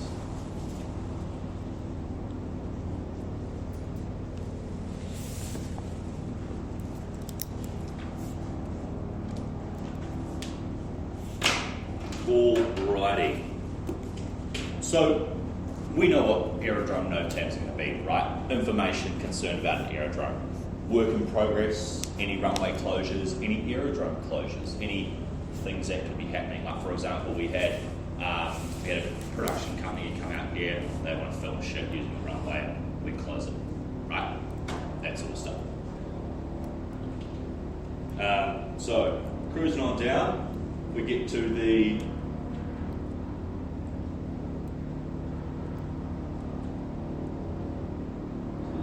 en route. So en route NOTAMs contain information about the airspace that we're flying in, en route. Things to be aware of. A lot of IFR NOTAMs are en route NOTAMs, procedural NOTAMs. All right. Pretty much you can see the top one here is just saying that in control zones at Wellington, Christchurch, and for Hamilton, only particular air operators. If you want to fly VFR like we're doing here, you actually have to log a VFR area flight plan, or a flight notification, which just tells the control tower that you're going to be doing a PPL training flight because it's just so busy there, right? One of the, I suppose, challenges, potentially a disadvantage, there's a lot of other benefits from learning to fly at a controlled aerodrome, but one of the, I suppose, one of the learning aspects of flying at a controlled aerodrome, quite busy. So they have to do that. And now we have a trigger NOTAM. So you'll see a trigger NOTAM. What a trigger NOTAM pretty much means is that it's advising you to look at the supplements. Okay? So trigger NOTAM. Supplements. So there will be a trigger NOTAM that is effective for the first 2 weeks after the supplements have been issued. So you can see here, when was the supplements effective? 2nd. So from Jan 1 until the 15th. So that's 2 weeks. For the first 2 weeks, there will be a trigger NOTAM advising that AIRAC AIP supplement effective 2nd Jan. Refer contents of the supplement booklet for a list of significant changes. Okay? Then it tells you what the amendments were this cycle. Well, there's none. Okay? So that's the one of 6 amendments. And then it also just tells you when the next amendments are. So if you guys log in 2 days' time, this will be gone. So there's only a trigger NOTAM for the first 2 weeks of a supplement or a cycle update. Okay?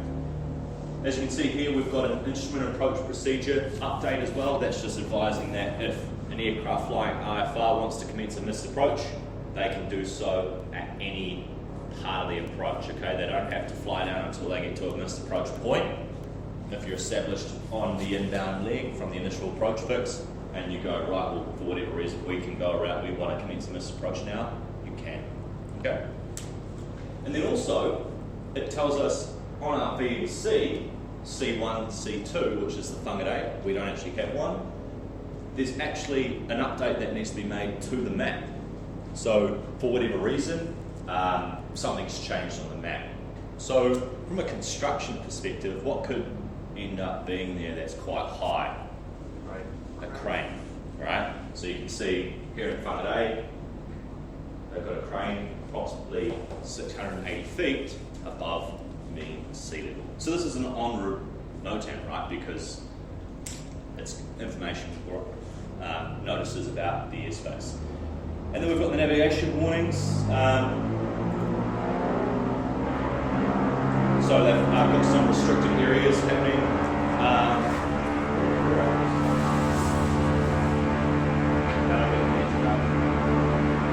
We've got some restricted areas.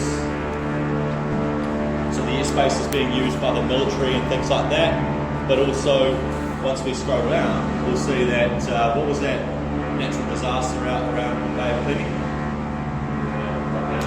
Volcanic eruption. Volcanic hazard zone. Also, remote pilot aircraft as well. Things like that. Then we've just got all the net information, METARs, ATIS.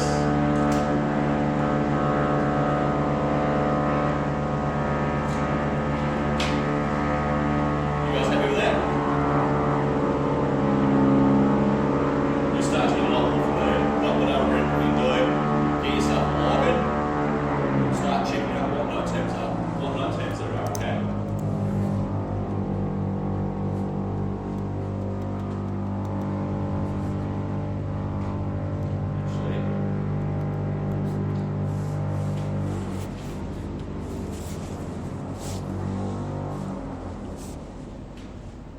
Trigger note tab. Alright? Okay, so moving on.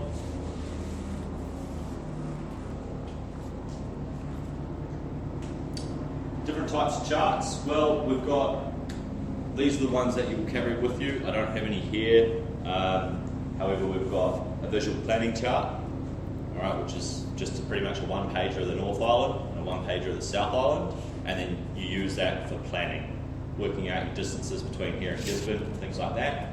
All right, a lot easier to get your headings, okay, as opposed to with VNCs, these are a navigation chart. So this is a zoomed in version. Do you have one down there? Yeah. Cool. So what do we got here? It's a VNC. So you guys may have seen this here. This is a navigation chart. So we're using this to navigate around the country, all right? And it pretty much tells us, shows us all the airspace, all the landmarks, all the reporting points to navigate safely around. So across New Zealand, we've got about 7 or 8 of these charts. Okay. VPCs, there's only 2. Makes it easy to plan. IFR en route and area charts. That just shows us all the highways in the sky, which Air New Zealand, Jetstar, and any IFR trainer will use.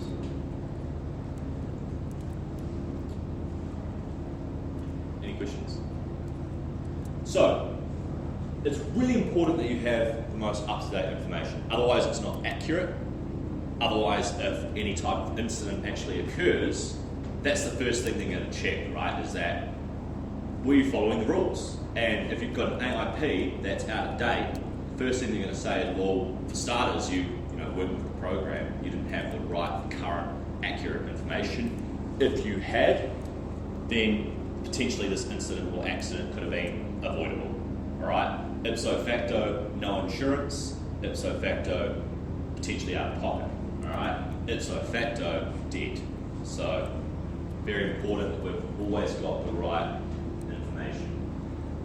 VNCs are updated yearly. The charts every year they'll publish new maps basically. Okay. For VFR operations. IFR a little bit different. So as we've spoken about here, all these abbreviations, I'll print out some booklets so you guys have an abbreviation booklet just so you can actually interpret a whole bunch of this jargon, okay? Now, the Director of Civil Aviation pretty much is responsible for all the aviation here that happens in New Zealand, all right? He's responsible to ensure that all the rules are abided by. Now, he can't enforce everything, he can't be everywhere at once, it's one person, which is why as a flight instructor, as an air operator, as a pilot, it's all important that we're following the rules and the privileges and limitations which are approved or subject by approval by the director himself. Okay. So this is where the meanings of understanding the difference between shall and must and should. Okay? Pretty much, shall and must is mandatory, right? Where should, as we can imagine, it's highly recommended. Okay? It's not something that you must do, but for the purposes of whether it's a safe operation or just general good situational awareness and common sense, you should highly consider doing what's advised. Okay? So we've kind of gone through some of the sections here. We've sort of talked about other parts of the AIP where you can find things. Big thing is that all the times are going to be issued in UTC. So, John, UTC, what does that mean from the time perspective? Universal time zone. Exactly, right? So, NOTAMs in particular can apply to international operators. So they're always issued in UTC. When we refer to UTC, we're talking about UTC plus 0, okay? Also known as GMT. Any of you two know what GMT is? No? Kai? Greenwich Mean Time. Yeah, Greenwich Mean Time. Okay. So this is the reference, the date for the international or for UTC around the globe. Okay. This is diving into a little bit of navigation, but hey, I like to cover areas, all aspects. We'll touch on minor things that will sort of make sense down the track. So we've got GMT, Greenwich Mean Time. Greenwich is a place in the UK, all right, which is where UTC is 0. Okay, so universal time or coordinated time is 0. Now, here in New Zealand, we're ahead of 0 or GMT or the Greenwich area because essentially the world is divided into different time zones, right?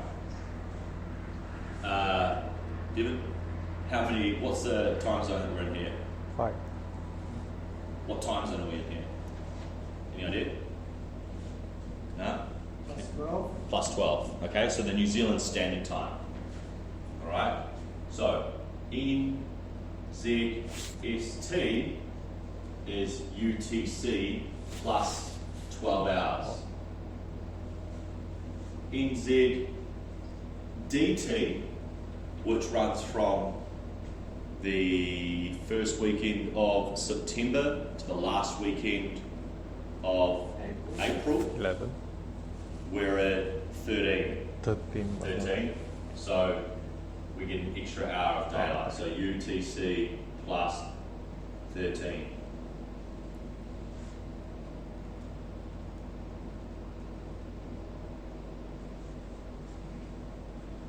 So whenever we're reading these time zones or these times,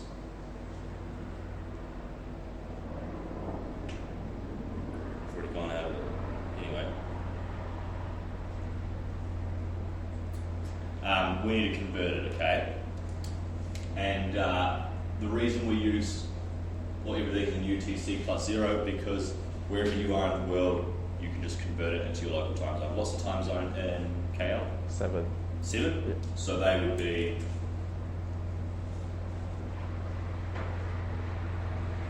it's really easy for New Zealand because we only have we have 2 lots of 12 hours, right? 24 hours in a day. And if we're 12 hours ahead, pretty much if it's 4 o'clock in the morning UTC, then during standard time we're just the opposite forward, right? 4 o'clock in the afternoon. So the way I work out daylight savings time here in New Zealand, opposite plus 1. Simple, okay? Vice versa maybe for Australia, depending on where it is. Depends where you are. Yeah, opposite and minus in 4 hours or something like that. There's all these little tips and tricks for trying to convert time. I'm sure you've got, but you probably just think from here, minus 5 hours, right? Yeah. So, yeah, anyway. What else do I want to touch on with that? Any questions? So, really important that you can convert time. Do you guys have a weather card at all? Get you some of those for Met. That has a conversion table on it. All right, and you will get asked questions in terms of converting the time. With that there, will that be given on the date as well, or is it, so on like your notions, will the date be in UTC or will it be? So the date, so that it'll be the time and the date all in UTC. All in UTC. Yeah, that's it there. So this orange table here has UTC, the time in UTC, and it tells you the time in standard New Zealand, daylight savings New Zealand, okay? So when we do Met, I'll grab us a few of those. Sweet. And just on that, you know, this whole time zone thing, it all comes down to, you know, the Earth. Is anyone familiar with how we work out time with regards to the Earth? How many degrees are there in 360 degrees? So the way they sort of work this out is because how long does it take for the Earth to rotate through 360 degrees? 24 hours to do one full rotation on its axis. All right. So if we are rotating, so there's 360 degrees of longitude, right? So longitude being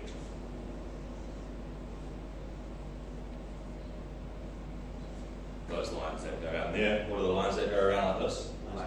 Latitude. Right, so each, through 360 degrees, there's 24 hours. So if we break it down, we can go 360 divided by 24 hours. Wow, actually, let's just have a look.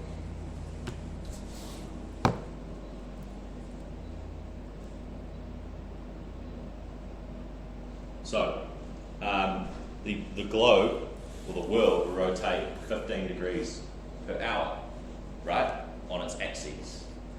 Okay? So, choose the blue.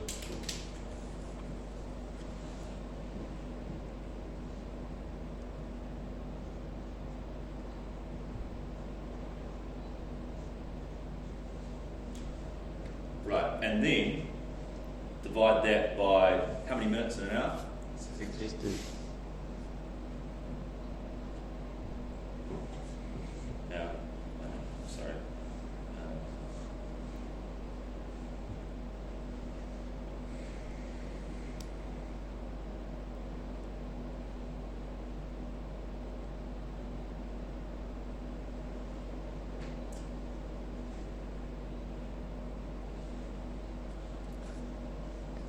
So, if we go 60 minutes,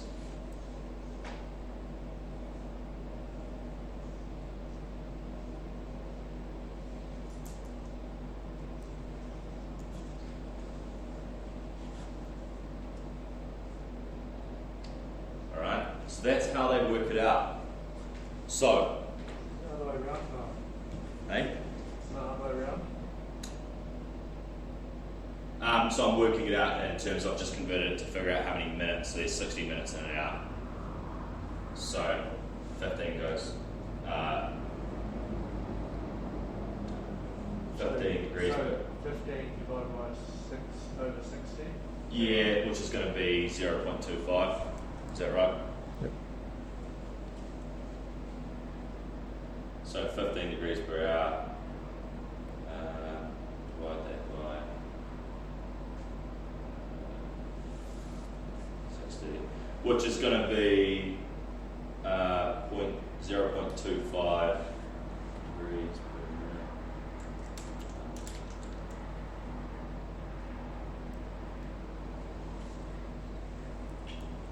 Yeah, no, it's because we're doing 15 degrees per hour. Yeah, that can't be right, can it? Hang on. Sorry. That's bloody fast.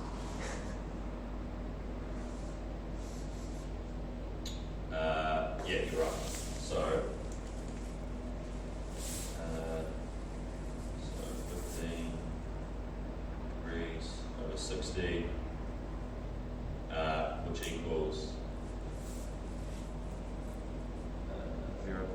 per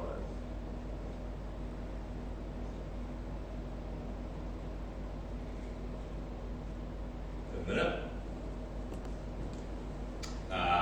Degrees per minute. So if we want to work out how many degrees, so for 1 degree every 4 minutes. Is that right?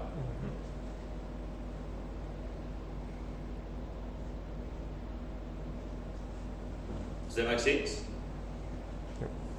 So, for every 1 degree of longitude, the time zone changes 4 minutes. Right? So that's how they work out UTC.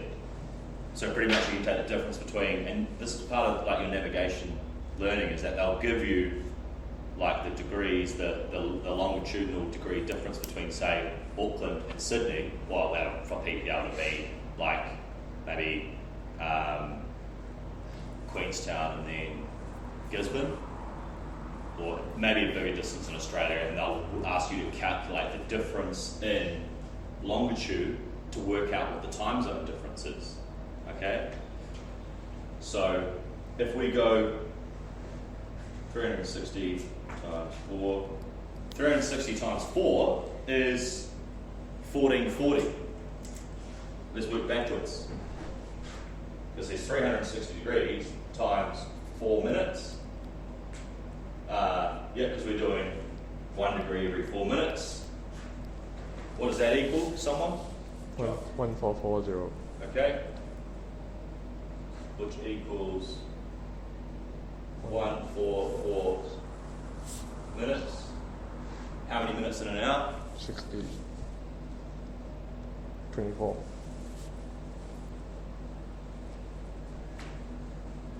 See? That's what's going on here. So I hope that sort of gives you an idea of what's going on from a time perspective, and that's how they work all this stuff out. So they obviously round it to the nearest hour. In the likes of Australia, you go from Sydney to South Australia or Central. You've actually gone so many degrees where they can't keep the same time frame. So how many minutes do they convert by? 30 minutes, because it's like if they kept it the same, then Central would get like basically no sunlight because they'd just be so far behind. They'd lose an extra 30 minutes, right? So yeah, that's what we're doing there. Questions? So, moving on into the rules. We sort of covered this already. It's an important requirement from anyone operating here in New Zealand that we follow Car Part 91 General Operating Flight Rules, and air operations by airplanes with 9 or less passengers, sorry it's not 13, it's 9, or a maximum takeoff weight, so MTOW, another abbreviation which you'll be able to search for in your abbreviations booklet, which I print out for you at lunchtime, must comply with Car Part 135. Small airplanes. Airplanes with more than 30 passengers, or a payload, jumped the gun here. Air operations by airplanes with 10 to 30, or a maximum takeoff weight greater than 5,700 kgs, or single pilot IFR passenger. Operations must also comply with Car Part 125. Alright, and then once you get to more than 30, that's when you get into the large air operator stuff. Okay?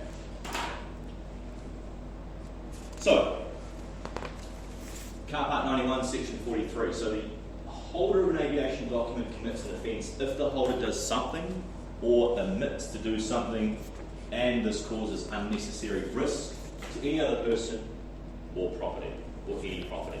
Therefore, we must operate our aircraft in a safe and careful manner, alright, and maintain a constant awareness of the potential risks and dangers. So, pretty much we can't break the law, right? We've got to be across the fact that if we do something wrong, we're committing an offence. Similar to when we're driving a car by day, but we can just get away with it, right? A lot of the time we can't really get away with too much in the sky because people will report it because it's just dangerous, you know? It really is. Who knows, probably none of you guys will remember this. It's well before my time, and I'm not even that bloody old. This is Eden Park on the Springboks tour, where the owner of Delta X-Ray India, a 172, there's an article in the bar up on the wall, a newspaper article. This is the 172 that flew low over the field and flower bombed the Springboks game. Chucked a flower outside the window. So it was a Hero Club aircraft, was signed out to go on a cross-country north, ended up just tracking straight towards Eden Park, and then flew down low and basically bombed the Springboks. Okay? Was it a North Shore one? Hey? Was it a North Shore one? It was a North Shore aircraft. So the same registration's actually on one of the aircraft in the hangar now, but that aircraft has since been just no longer around. Not sure what happened to the aircraft, but the pilot ended up going to jail. Only recently got out for that. That's an offence, because not only can you not throw things out of aircraft unless you've organised a drop, you cannot fly that low over a built-up area, which we'll also get to in law, maybe even NAB, things like that. Is that like just in general, like the lowness is that without prior approval? Obviously? No, Or that just is a legal minimum.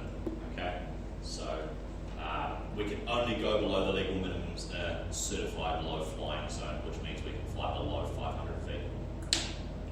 And that's NSL. AGL. AGL. So, just for your guys' knowledge, over a non-built-up area, what would we consider a non-built-up area, Harry?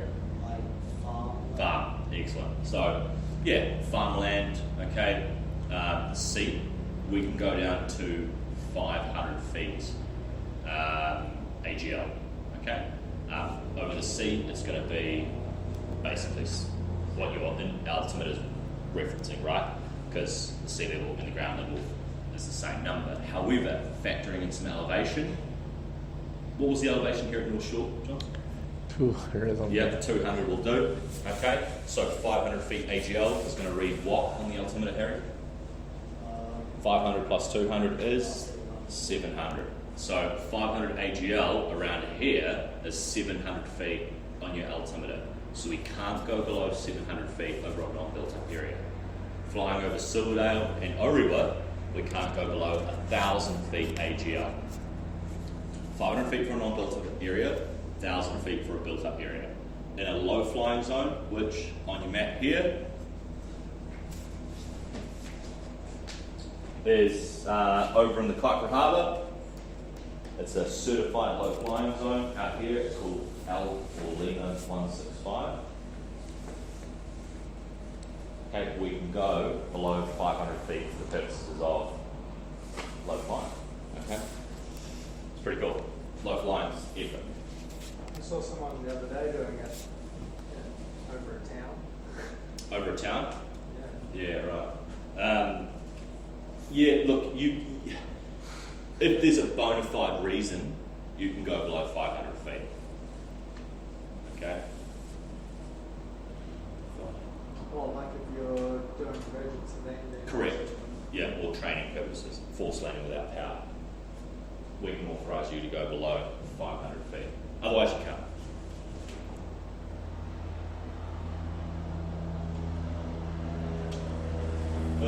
What time's lunch?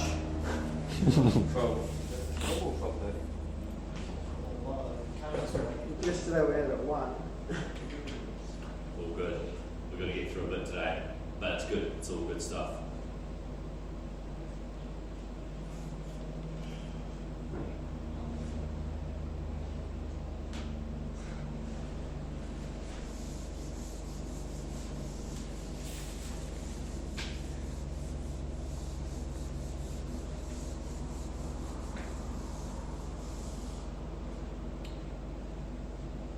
Well, once this bloody loads, we'll get into law and the aircraft.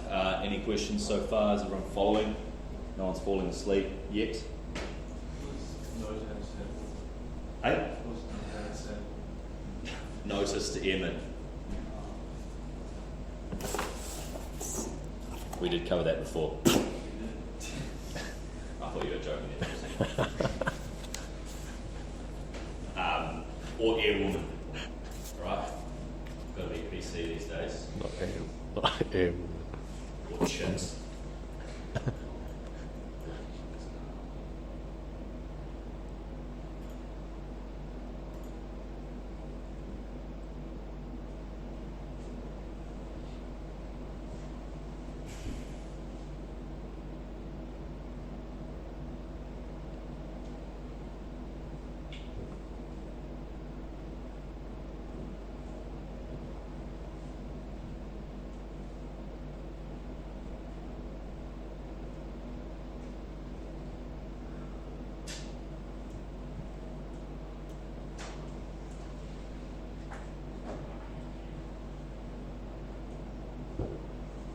This.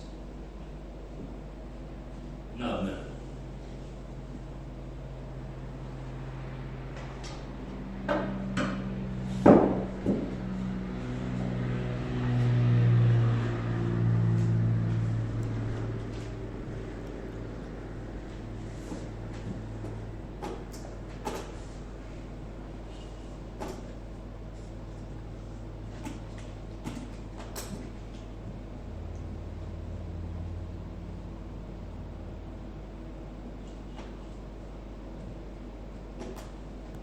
Doesn't seem like it's loading, does it?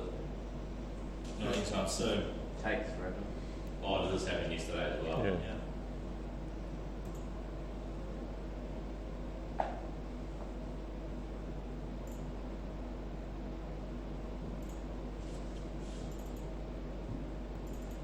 Really?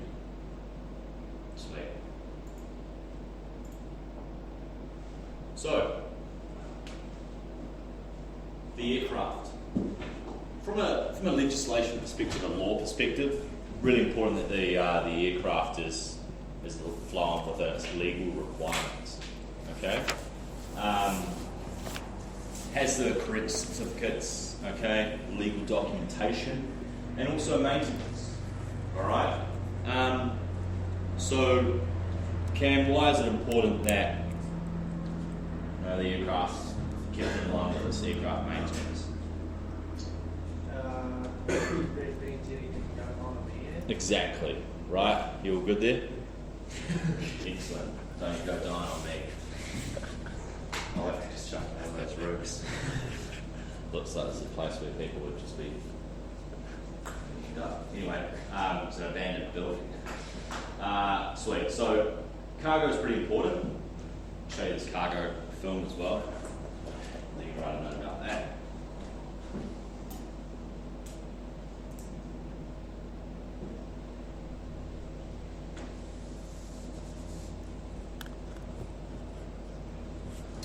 And instruments and equipment, right? So, look, the reality is an aircraft has quite a bit of instrumentation and equipment on board.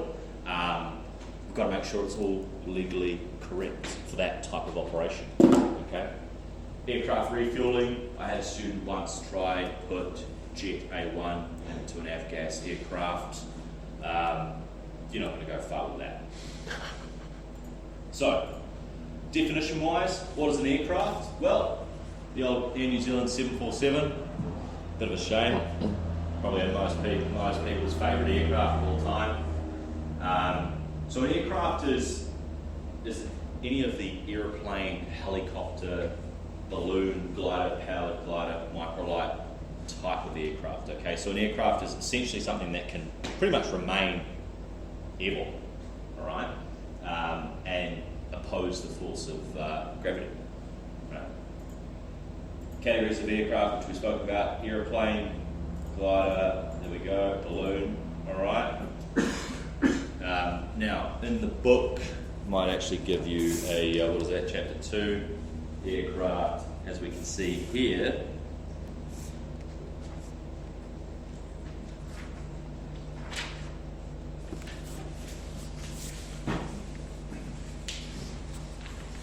definition. Any machine that can derive support in the atmosphere from reactions of the air, otherwise than by reactions of the air against the surface of the earth, pretty much remain airborne without going back down to the surface. Okay? So those definitions are all really good. As mentioned, just go through the syllabus, find out what definitions it is that you are required to know. So, more definitions here. Approved. Anything that's approved means that it's approved in writing by the director. Okay? Maintenance. Right, talking about maintenance, work, inspections, modifications. Operate, right, to fly, use, or to permit the use of. Alright? Now, we have a document which is called a certificate of registration. The certificate of registration is issued when the aircraft itself, okay, is pretty much brought here to New Zealand, whether it's built in New Zealand or brought from overseas. It will need to be registered in the name of either the owner or the air operator. Okay. It's not a legal document that we have to carry. It is a document that the aircraft requires, all right, or the owner requires, all right. So, what's really important here is that in the book it will state that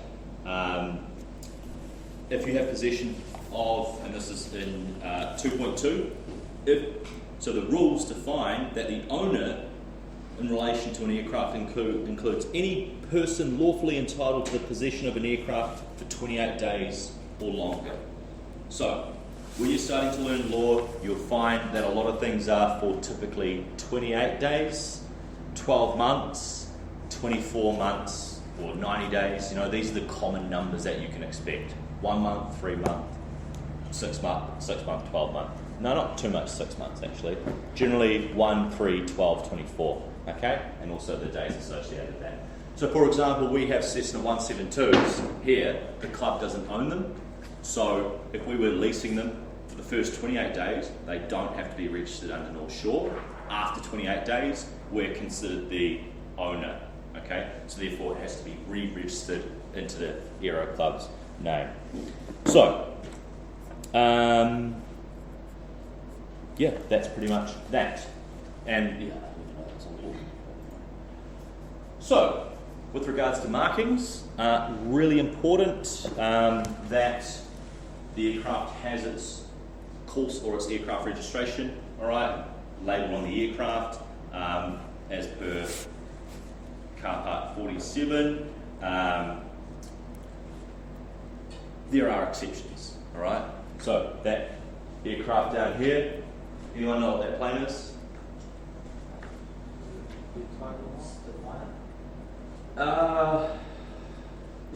Is it? I think it's a Nanchang or a Yak. Oh, Yeah, it's the Yak because the Nanchang's the Chinese model. So we've got a Yak. That's one of the red one in the garage. Isn't that one why they hang on the side? Nah, that's just a Mooney, I think. Anyway, as per the book, it pretty much states that the reason for this, they need to be displayed on the aircraft. A lot of the time, so they can be identified if they're breaking the rules, but also in the event of an incident, we've got some labelling where we can actually refer to what actually, or who the aircraft would be, who could be flying it. So, moving on, we've also got a document called a type certificate. Okay? So, whenever an aircraft is designed or manufactured and tested, it is then provided with a type certificate stating that it meets all of the requirements for the design. It meets all the legal requirements as such. Okay, so it'll be issued with a type certificate when it's a type certificate will be issued in its country of origin. Okay, so for example, a New Zealand aircraft built here will be issued with a type certificate for a New Zealand built aircraft, stating that it meets all the legal requirements. Cessna 172 will have a type certificate in America. Okay. However, from a New Zealand standpoint, we have a lot of foreign aircraft here, like the 172. Okay, and also it used to be the Robin as well until, and we'll get to this. The Robin was purchased by a New Zealand business. Going back to the 172. So for us here, we don't build that aircraft, do we? So it's already got a type certificate in America. Once it gets here, we issue it with a type acceptance certificate. Okay, and this states that the New Zealand authorities have accepted the foreign certification of the aircraft. All right, it meets all the standards of its design from a legal perspective. Okay, so there will be a type certificate and a type acceptance certificate for parts as well as equipment on board. So it's not just the aircraft as a whole, all the parts, whether they're designed here in New Zealand or overseas, the maintenance guys, they'll maintain type certificates for all that stuff as well. So just to give you an idea, the reason we need to have this type certificate for either the aircraft and its parts is for an aircraft to get an airworthiness, right, which we'll get to. This is one of the legal documents. This is like a warrant of fitness, all right? It needs to, one of the conditions is that the aircraft has been has a type certificate or a type acceptance certificate for all of either the parts on board or the aircraft itself. So, just backtracking here, the Robin, for example, our common training aircraft, used to be a French aircraft, all right? So, previously, prior to June 2006, this aircraft would have type acceptance certificates. However, Alpha Aviation, which is a New Zealand aviation company, purchased the Robin aircraft. So now it's technically a New Zealand built aircraft. So it no longer requires that type acceptance certificate. We can issue the aircraft with a type certificate, okay? Because it's technically built here. Right? Does that make sense? Even though it wasn't built here, the company owns the Correct. parts. It's now manufactured in New Zealand. All right. Now Alpha Aviation don't produce many Robins anymore. Did they go out of business? No, I don't know what happened to them, mate. I think they do parts, but I don't think they do. Yeah, just parts anymore. So. Right, now getting to the airworthiness. So, as the name suggests, airworthy, all right? Really just making sure that it's in a suitable condition or a safe condition to not pose any risk or threat to anyone on the ground or any incident in the air, right? So every aircraft will be issued with a airworthiness certificate once it's obviously met all the selective criteria, like having type certificates for the parts on board and the aircraft itself. Type acceptance certificates are required. So, just going back to that, like particular parts will be will have a type certificate. All right. The reason being is like we might have parts from America. We know the manufacturer, the quality of the parts, so that'll be type accepted here in New Zealand as a legitimate part. For example, maybe from Iran or a random country that might have the same part. We don't know, the quality of how it's manufactured, all that type of stuff. So that would also need to be type accepted prior to just putting it into your plane, because the last thing you want is your wings to fall off. Okay. Is that You can't every just- single part? Say again. You can't just go on eBay and Correct. order a part. Yeah, exactly. Well, I don't know how they order it down at Flightline, but they just can't put that part in unless it's been accepted here as a legitimate piece of equipment, right? Is that every single piece of? Like a lot, pretty much everything that goes into an aircraft, all the parts and equipment will need to have be accepted here as, It's like all the screws, design specific modifications. parts and all that. That's it. It's all pretty, because remember, we can't just pull over on the side of the road. You can pull over it, anyway. But sweet. So going back to this airworthiness, one of the legal documents that we have to carry. You'll get a classic exam question. What are the documents that must be carried? There's 5.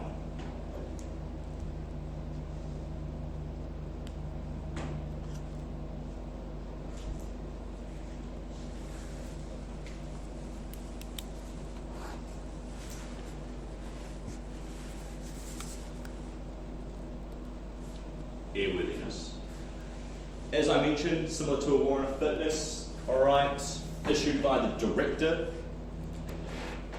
when satisfied the aircraft is in an airworthiness condition. Alright, it's not going to cause any risk. It's happy. So, as you can see here, the aircraft will have potentially any sort of operating limitations or placards. Okay, these will be a requirement to be installed or stated on the aircraft as part of the airworthiness certificate. For example, the Robin here, it's got a standard category airworthiness certificate, which is carried in the blue flight manual that we have behind the desk. All right. This aircraft has been deemed airworthy. However, aerobatics and spinning is strictly prohibited. Okay. Anyone know why? Wouldn't be designed to cope with the G. Yeah, exactly, right? Especially with spinning and aerobatics, Why was that, sorry? why the aircraft can't, why the Robin can't carry out aerobatics. What's the reason for it? I didn't hear it. Just essentially the aircraft can't, Not designed for it. isn't designed to actually safely recover from any of those maneuvers. So it's like trying to take a Corolla on the sand. Correct. So like, yeah, a 2-wheel drive Corolla going down the beach just ain't going to happen, you know, whereas you get your Ford, your Land Rover, or whatever, your Hilux, you know, you're cruising down 90 Mile Beach, no dramas. Cool. So we've got standard, restricted, special. So the standard category of airworthiness certificate is required for just pretty much majority of aircraft. All right. Air operators wanting to fly under 135.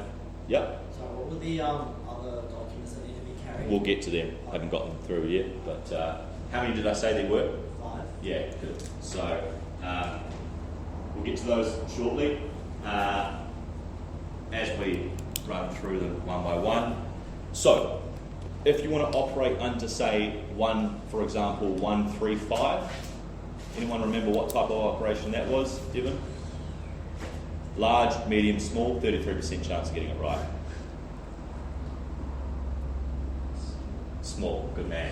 All right. So, for example, small operations, okay, or medium-sized operations, was medium 121 or 125? 125. Nice. They have to have a standard category airworthiness, so we can't operate any of those operations under these other ones. Okay. So, actually, 135 you can, 125 and 121 you can't be restricted or special. So restricted refers to aircraft that have restrictions or different sort of designs. For example, agricultural work. All right, so ag work,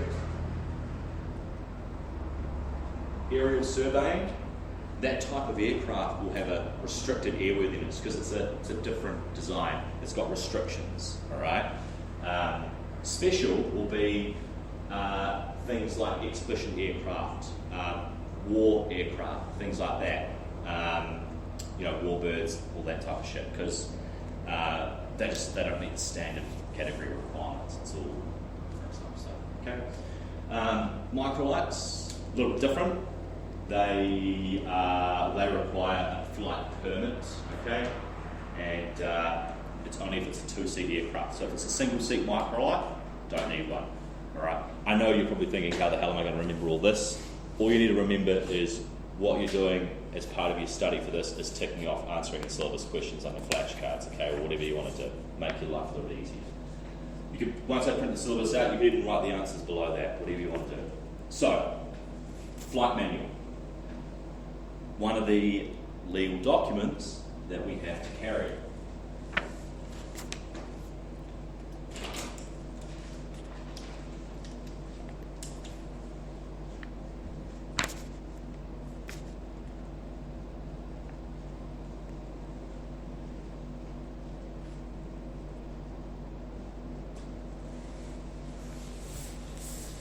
So, what's the structure of a flight manual? Glenn PW. Okay? This, if you remember Glenn PW, you're going to remember the sections of the flight manual in that particular order. General limitations, emergencies, normal, performance, and weight and balance. Okay? That is typically what the layout of a flight manual will be. Yes, there might be the extra added section that a manufacturer has put in there. However, that there will guide you. So it's like, what section's the emergency section in the flight manual? Well, Glenn, GLE, section 3 or so. Alright? Within each section, you can find different information for the aircraft. Under the general section, things like information about the engine, the oil, the fuel system, limitations, what's the speed limitations, what's the load factor limitations, what G-force can the aircraft sustain during manoeuvres, emergencies, fires, whether it's engine fire on the ground, in the air, okay, cabin fires, engine failure after takeoff, alright, normal procedures, climbing, descending, cruise, performance, how does the aircraft perform at different altitudes, okay, weight and balance, how much weight can the aircraft take to remain within its envelope, okay, that sort of stuff. So, maintenance.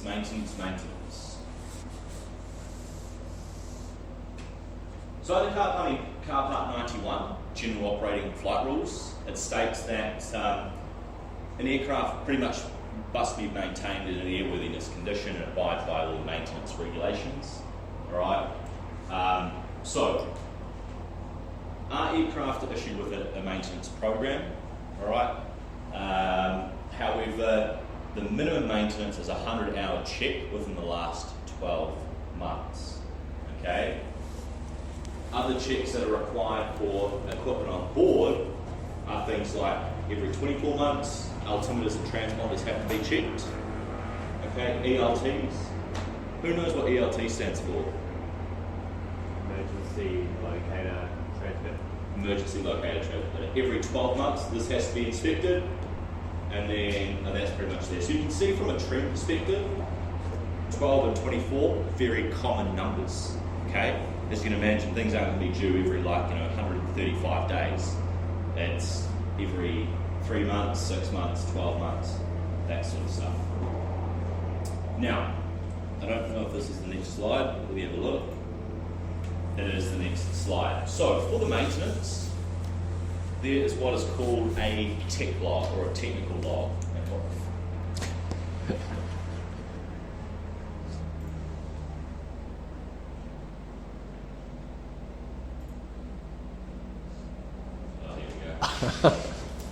Okay, so tech log is the third document that we need to carry.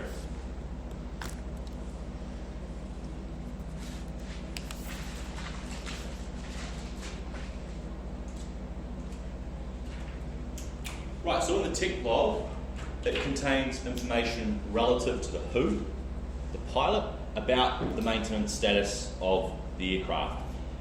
You guys drive? Yep. Have you had to take a car to get a warrant of fitness before? VVNZ or something? No, I got one like recently. Yeah, sweet. So you know how they give you the assessment form of the warrant of fitness? That's essentially like the same as a tech log, for example, and having to carry the warrant of fitness form around with you every time you drive a car. Right? The tech log provides the latest and current maintenance status of the aircraft to the pilot, which must be carried every single time, because if anything changes, like for example light bulbs or any minor defects occur, we write them in the tech log under the section which will load very shortly. If there's any major things like there's a flat tyre or one of the brakes stops working or becomes unserviceable, then that becomes a non-deferrable defect, which means we cannot fly the aircraft. So the pilot must be aware that the aircraft cannot be used. So that's what the tech log is used for. It's the front page in all of our blue folders.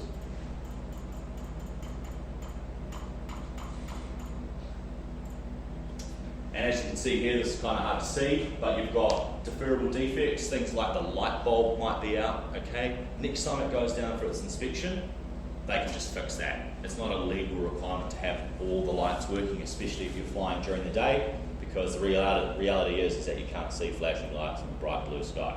You can see bloody plane flying at you. Right? At night, however, different story.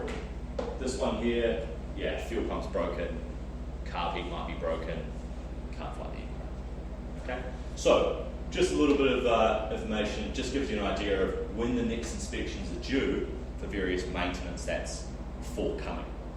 Alright? So,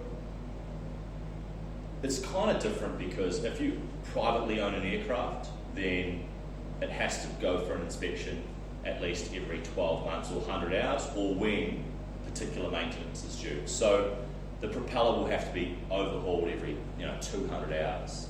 The engine will have to have an overhaul every 2,000 hours. So that'll be listed down the bottom of upcoming maintenance, which isn't just part of the regular inspection. So every 50 hours the aircraft will go in for pretty much an oil change. Okay? So it's always going to maintenance every 50 hours, but they consider it a 50-hour check, a 100-hour check, and a 200-hour check. They'll do different shit. But then there'll be all the major stuff that comes every 3, 6, and 12, 24 months. Okay? So that all appears on the tech log, and just to summarise on that, it's really important because as a pilot, you don't want to be flying an aircraft which is potentially going to put you in a dangerous position where you could have your life at risk and your passengers. Like, you don't want to be driving a car that's unwarranted. Most people do, but you shouldn't. So, with the release to service, this is pretty much just a statement saying, yeah, this aircraft is good to go back into operation. Who is that signed by? A LAME, Licensed Aircraft Maintenance Engineer. Alright? They sign the tech log. There'll be an aircraft logbook which is kept by the maintenance provider for that aircraft. Alright? And in the event that an operational flight check is required, okay, a flight check should be carried out just to ensure that the maintenance, for example, if the wings are bolted back on, they don't fall off. No, I'm just kidding. Minor things like testing radios, things like that. Okay, might be run-ups, run the engine at a higher power setting because they've replaced one of the cylinders. All right, brakes, taxi the aircraft and just test the brakes out. That sort of stuff. Might not be an airborne operational flight check, but it could be. All right, things like that. Any questions so far? I know this is rather dull stuff. Right, so it's pretty hard to sometimes get an engineer to fix things, especially if they're minor, right? For example, if you've got a flat battery in your car, you don't need to go to a mechanic to do that, do you? Harry, what can you do? You can buy another one and put it in yourself. So, yes, there is some maintenance that us as pilots can perform, all right? However, as you can imagine, it has to be pretty much minor stuff, right?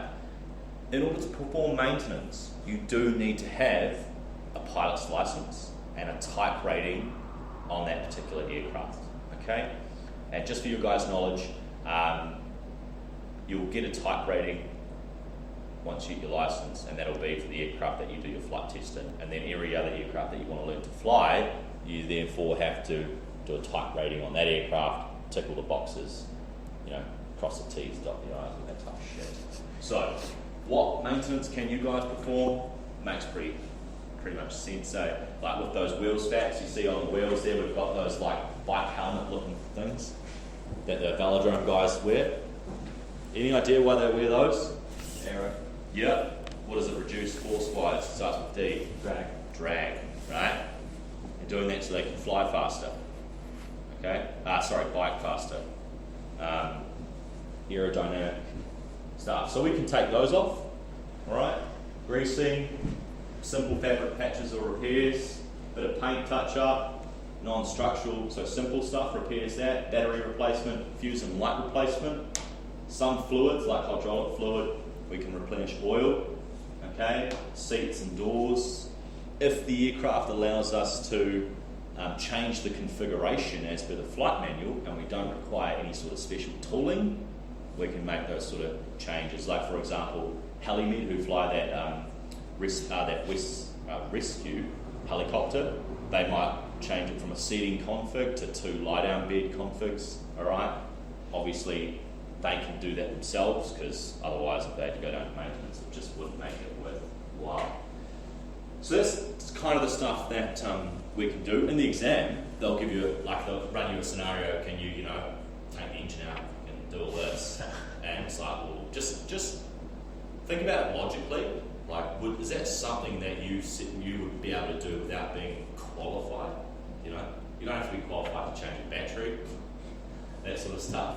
So just bear that in mind. But just with maintenance, remember, you do have to have a pilot's license, okay? Type rating on the aircraft, be appropriately authorised as well. I better write this shit down. So maintenance.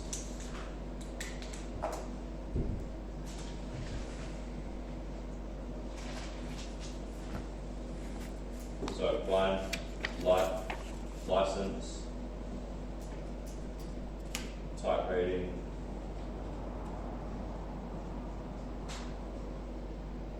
authorised,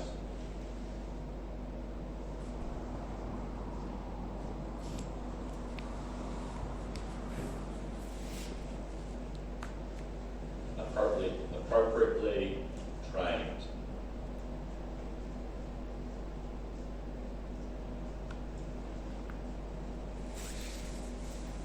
So what does appropriately trained mean, John? He has been, maybe the manufacturer has trained. Manufacturer or just the aircraft engineers. They've just gone, right, in order to change the light bulb, you just take this off, take the bulb out like that. That's appropriately being trained, all right? Authorised by the aircraft owner or operator. So North Shore said to me, Rob, you can go change the light bulb. We're happy for you to do that as long as you're comfortable and you've been shown by maintenance guys, because now I've got a license and a type rating in that aircraft. I'm eligible to do that. So the next document that we need to talk about is a daily flight record. I'm not sure about whereabouts this is in the syllabus. However, it's a requirement that we keep a record of all the flights.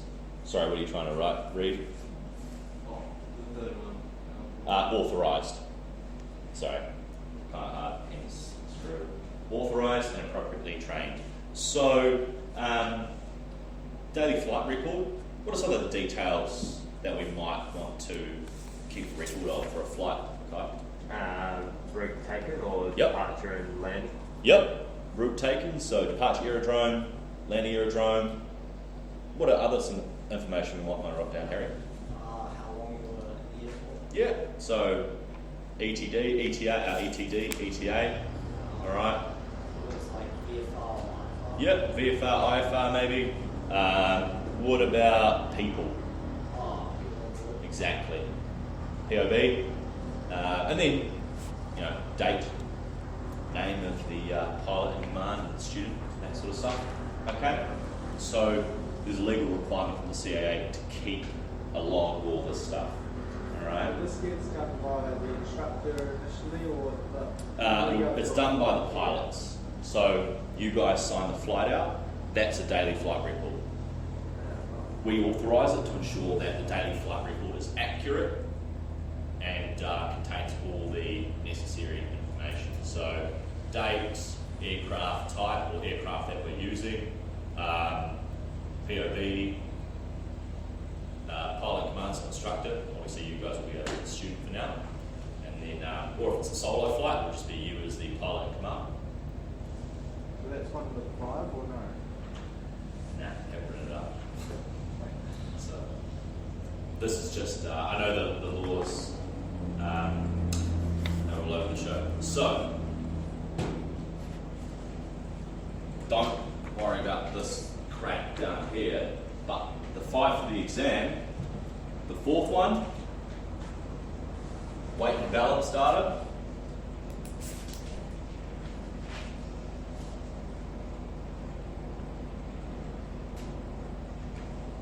The fifth one, radio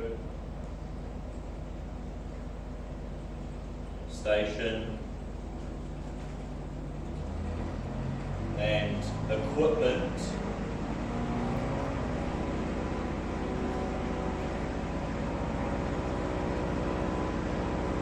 approval levels. So these are legally the 5 documents which we must carry. Now, I'm just going to show you where we can find this online.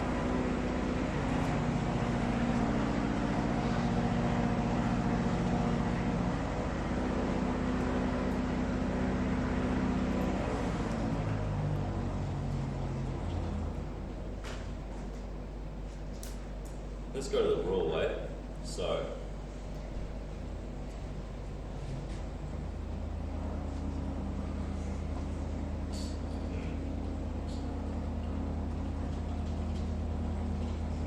now actually, in your book here at the back, it might actually give you a hint as to where it's stated. Yeah, because the good thing about law is it tells you what rule you can find all the laws in the back. So it tells you where to look for it. Part 91, decimal 111. Documents to be carried. Okay, so part 91.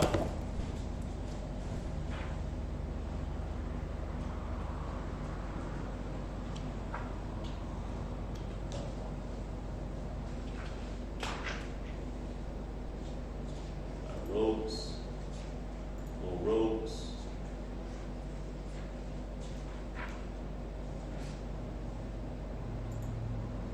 General operating flight rules.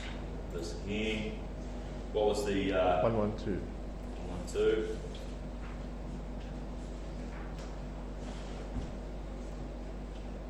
Oh, documents carry 111, sorry. Say again. 111. 111.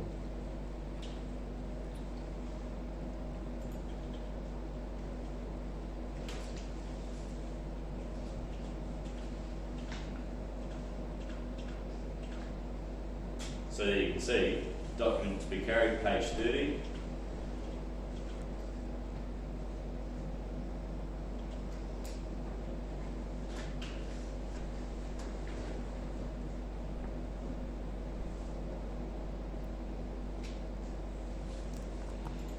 So, just going through to make sure we've ticked it all off.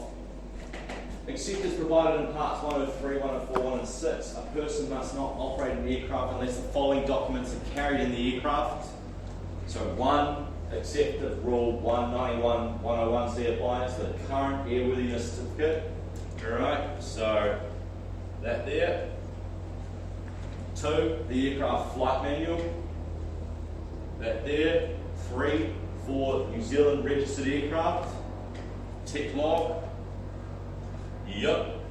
Form 2173, weight and balance data. Yep. And then for 5, Form 2129, aircraft radio station equipment approval levels for New Zealand registered aircraft.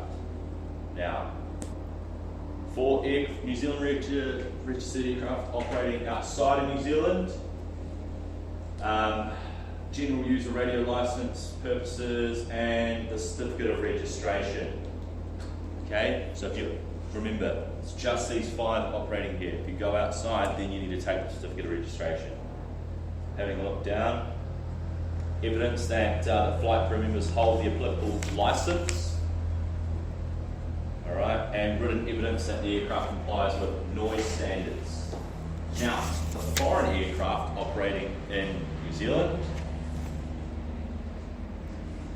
certificate of registration, written evidence that the aircraft is certificated and validated by the state of registry to comply with the standards that are equipment or noise standards, and then each flight crew member holds an applicable license and medical certificates. Alright, so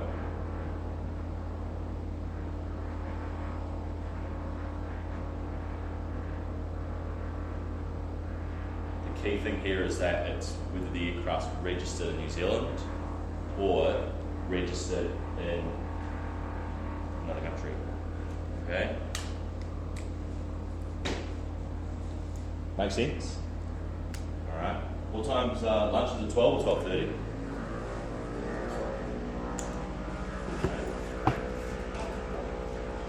We'll just finish this chat. Alright. So, the CAA just require you to have all the necessary documentation for that particular flight. Alright, so AIP, correct charts as well, whether it's visual navigation charts. And, okay, so with cargo, pilot's responsibility to ensure that cargo is appropriately stowed and not loose. And you can check the ruling on that in your book. All right. What instruments and equipment are on board are required? Seat belts for everyone. Okay. Aeronautical charts, as we spoke about. Checklists, especially if the aircraft is over 5,700 or you've got more than 10 passengers, because you can't forget anything basically. All right. Passenger signs if you've got more than 10 passengers, and the minimum instrumentation as required here. Okay. So ASI, what does that stand for, Kai? Attitude, airspeed indicator. Cool. Altimeter. All right. Compass, ammeter, fuel, RPM for each engine, oil, P and oil T. Harry, what does that stand for? Pressure, temperature. Nice. All right. Manifold pressure, cylinder head temperature as well. If you've got an aircraft which is operating with that instrumentation, operating with that size engine, flat position, unless you can see them. So we don't actually need a flat position lever because we can look over our shoulders and visually verify. And also, you have to have an undercarriage position indicator if you've got a retractable gear. Okay. If you're flying at night, it's really important that you have what's a legal requirement to have a turn coordinator. Okay. Flying at night poses a whole bunch of other human factor risk because of the differences, not being able to see. All right. So you have to be able to indicate turn and slip. Position and anti-collision lights, as I mentioned earlier, a lot harder to see the position lights of the aircraft during the day because it's bright blue skies, but at night, that's what's going to save you from being able to determine is an aircraft flying or where is it in relation to IM. Okay, because if you see the coloured light, you know what side of the aircraft you're looking at. All right. Must have a torch on either a head torch or your phone torch for each crew member or person on board. Okay? With fuel and oil, it's really important that the type or the grade of fuel is placarded on the aircraft. Okay? Same with the oil. Alright? So then the pilot or the operator at the time knows and can ensure that the correct fuel and oil is going into the aircraft. So, with the radio equipment that's required, spoke about this here, radio station, equipment and approval levels. So, it's really important that we have the correct radio equipment for that type of operation. So, the radio in the Robin will be issued with a level rating of either 1 or 2. Okay? For IFR operations, you need to make sure that all your equipment on board is at least a minimum of level 1. Okay? For VFR operations, it can be 1 or 2. Okay? So that's why we have this here, so we can ensure that as a pilot flying the aircraft, we check the radio and equipment approval level checklist or page. We can see this is all the equipment that we've got on board. Yes, it meets the minimum requirements for the type of operation that we're flying, IFR or VFR. Okay? We must have a two-way radio, so be able to communicate when operating inside controlled airspace, which we'll get to, class C or D, if we're operating outside of controlled airspace, and communicating with any ATS unit like Christchurch Information, the FISCOM. You guys might have covered that yesterday. What does FISCOM stand for, Dylan? Flight Information Service Communication. All right. Or if you're operating more than 30 minutes away from the shore, you have to have two-way communication. Okay. How many more sections do we have? Jesus. Okay, this is quite a big chapter. Actually, we'll just finish this and then we'll take a break. Okay. Won't be too much longer. Right. Now, as we were speaking about earlier, some aircraft or some instruments might stop working. All right. There's some instruments that we do not need to fly with during the day that aren't on the minimum equipment list. All right. So we can still continue to fly the aircraft, but we have to first write in one of these documents that the instrument's broken. John, where would you write in one of these documents? Where would you write? Which one would you write in to say that the instrument might be broken? Airworthiness. In the what, sorry?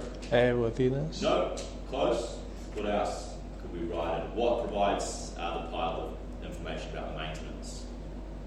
Technical log. Tech log. Yep. Right, so remember any defects, which in this case could be a deferrable defect, so we can still fly the aircraft.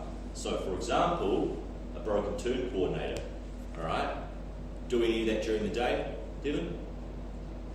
No, we just need that when, Harry? At night. At night, right? So, because we can clearly see outside whether we're flying wings level or not, can't we? Right? So, in that case, we can pretty much just put placarded placard the instrument saying as inoperative, and then it can get fixed at the next convenience. We just can only continue to operate the aircraft, whether pretty much during the day or night, depending on what the restrictions are for that particular instrument. Okay. So this is just for aircraft under 5,700 kgs that do not have a minimum equipment list, may be operated with some instruments marked as inoperative. Okay. So we just need to ensure that the aircraft can still be continued to be flown. Our aircraft can.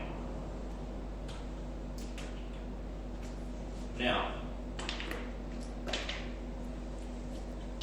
in the event of an emergency, and we find ourselves maybe carrying out a precautionary landing on someone's farm due to weather changing, okay, high oil temperatures and pressures.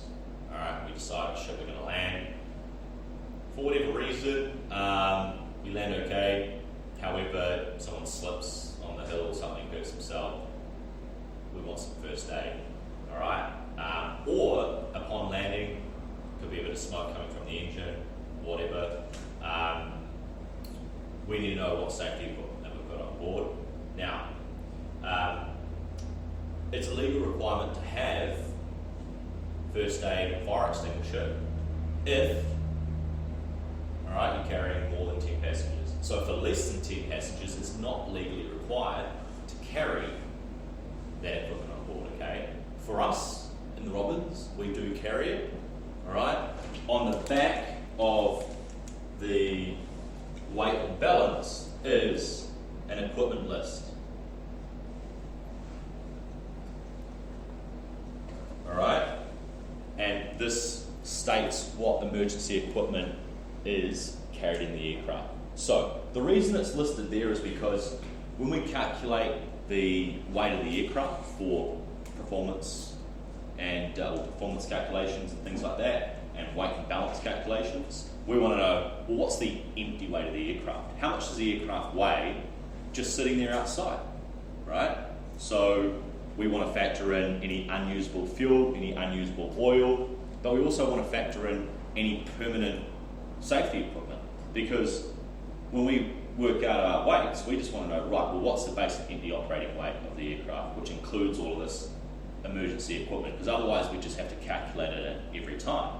And it's pretty much fixed, isn't it? Because we don't want to take that out. So that's why it's on the back of the weight and balance. So the weight and balance card gives us the empty weight of the aircraft, inclusive of any emergency equipment listed on the back, as well as any unusable fuel, oil, and so forth. Make sense? Right.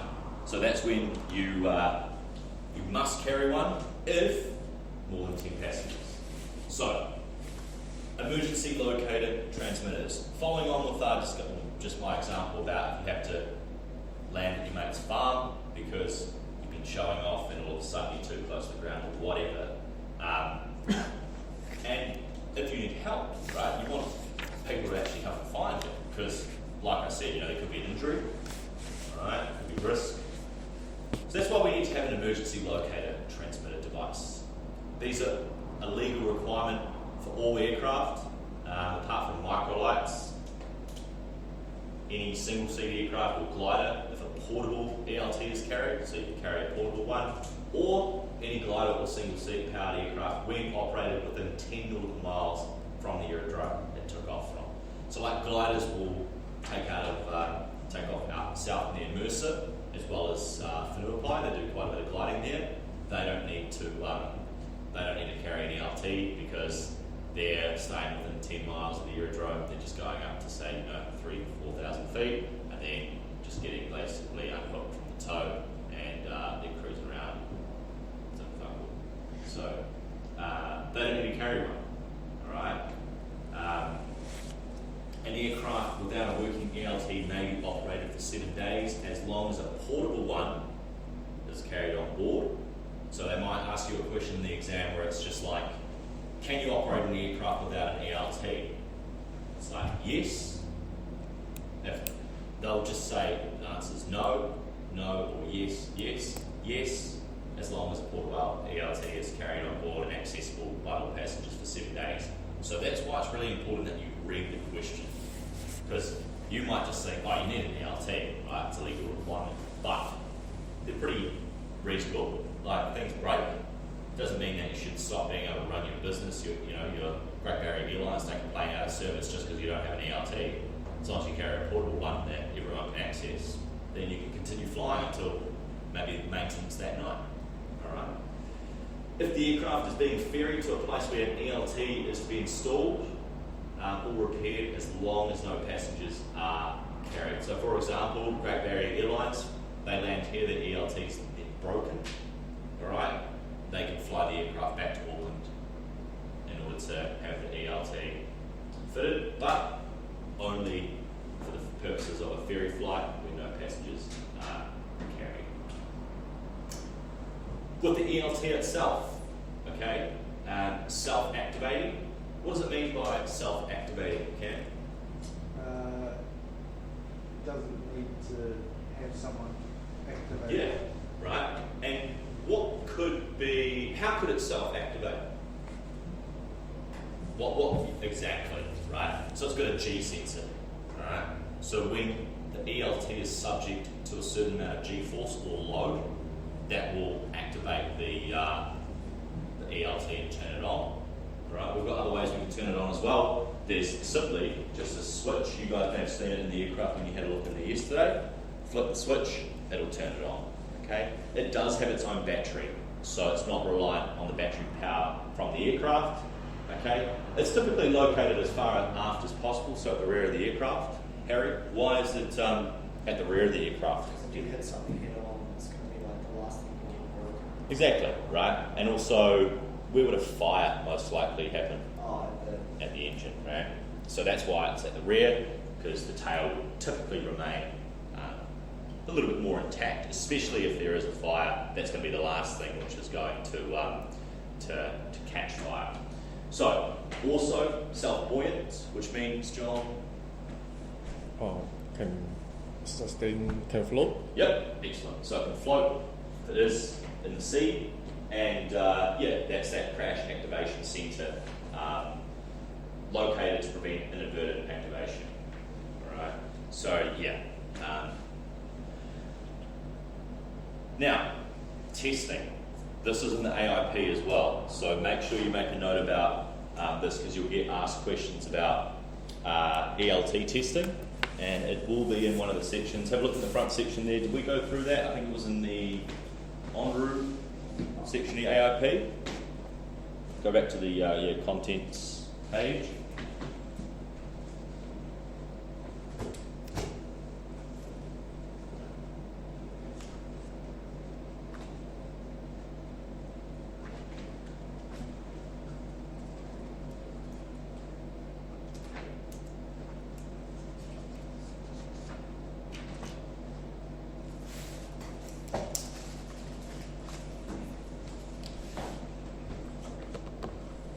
But it's not allowed to be tested on where it's.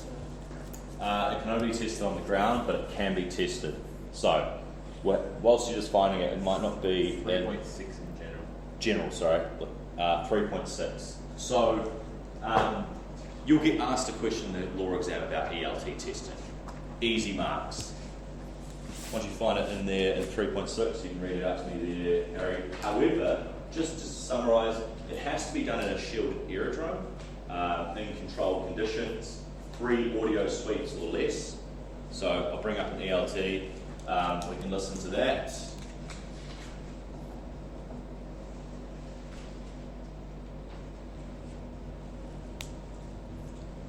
All right.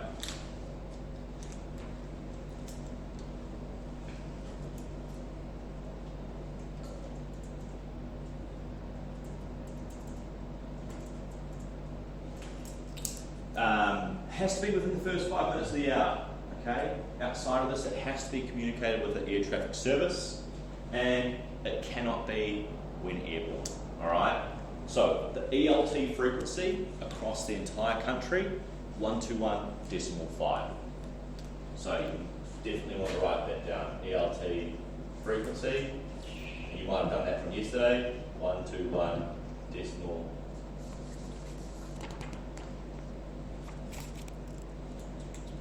Right, Harry, what does it say in there about the ELT? It's got general ELT activation and then versions activation.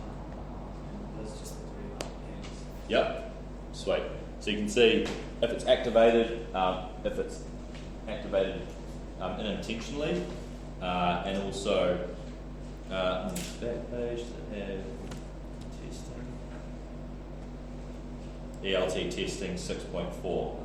Okay, so make sure you highlight that section of that because that'll be the go-to page in the exam. Remember, you can highlight your AIP, no tabs. All right.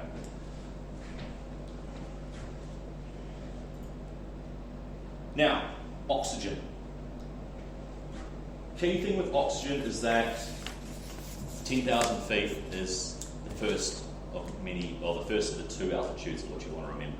Okay. Below 10,000 feet, we don't need oxygen. All right. There is sufficient pressure in the atmosphere in order for a human to process the oxygen into their lungs and through the body. Okay. So, who can tell me what happens to pressure as altitude increases? Decrease. It decreases, right? Now, in order for our lungs to work, there has to be a pressure difference between inside the lung and outside the lung, because air wants to go from what? High to low pressure, similar to your tyre, right? Tyre in your car, your car or your bike, high pressure inside, low pressure outside. Puncture a hole in the tyre, what happens to the air? It goes out, right? So we need that inside our lungs in order for the oxygen that we breathe in, all right, to basically go through the lungs and into the bloodstream and all that type of stuff. Below 10,000 feet, sufficient pressure in order for our lungs to be able to do that, right? Above 10,000 feet, that's where the partial pressure or the difference in your inside the lungs starts to get too low, all right? And we don't get oxygen, what happens? Pass out. Exactly. Yeah, hypoxia. So, if we're flying between 10,000 and 13,000 feet, we can only fly for a maximum of 30 minutes, all right? Or oxygen is going to be required. Any flights above 13,000 feet, you have to take oxygen, all right? The pressure of the atmosphere just isn't high enough in order to process the oxygen at that altitude. last thing you want to do, you guys would have seen those air crash investigations where the pilots pass out because they've turned the oxygen systems off, things like that. Pretty much, you just end up getting hypoxia and you fall asleep, become unconscious and die. Any questions on that? Now, refueling, as mentioned, don't put Jet A1 into a piston aircraft. Now, Part 91 does stipulate that the pilot in command is to ensure the safety and well-being of all passengers. Alright? So for our aircraft, with avgas, we must not refuel with any passengers on board, or you cannot refuel with the engine running. Okay? Why can't we refuel with passengers on board? Well, you're putting them at risk. Exactly, because what happens, what's the potential risk with fuel? High. Right, and if passengers are on board, strapped in, alright, that's just going to take them longer to get to safety. Here we are, the aircraft, alright? I thought we covered quite a bit there, which was pretty good. What do you guys think? Yep. Yeah, happy? Yep. So, as you saw, we can, in your syllabus there, and the one that I print out for you at lunchtime, which I'll take this with me, it's, I'll bring out the syllabus. It tells you next to the syllabus point where you can find the answer. You don't even need that book, you know. You do from a bit more of a content reference material perspective.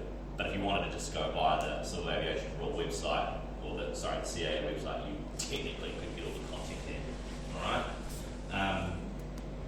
I've got this. What we'll do is afterwards we'll have a look at the cargo YouTube clip of loading cargo gone wrong, and then also what an ELT sounds like, because I can almost guarantee no one here has heard an ELT. You probably have, Miss Aviation. What does it sound like? Like a loud siren, Exactly. Quite high pitched. Yeah, exactly. So we have to test, we check our ELT frequency every single flight to make sure that, well, no other ELTs are broadcasting, because it's really important.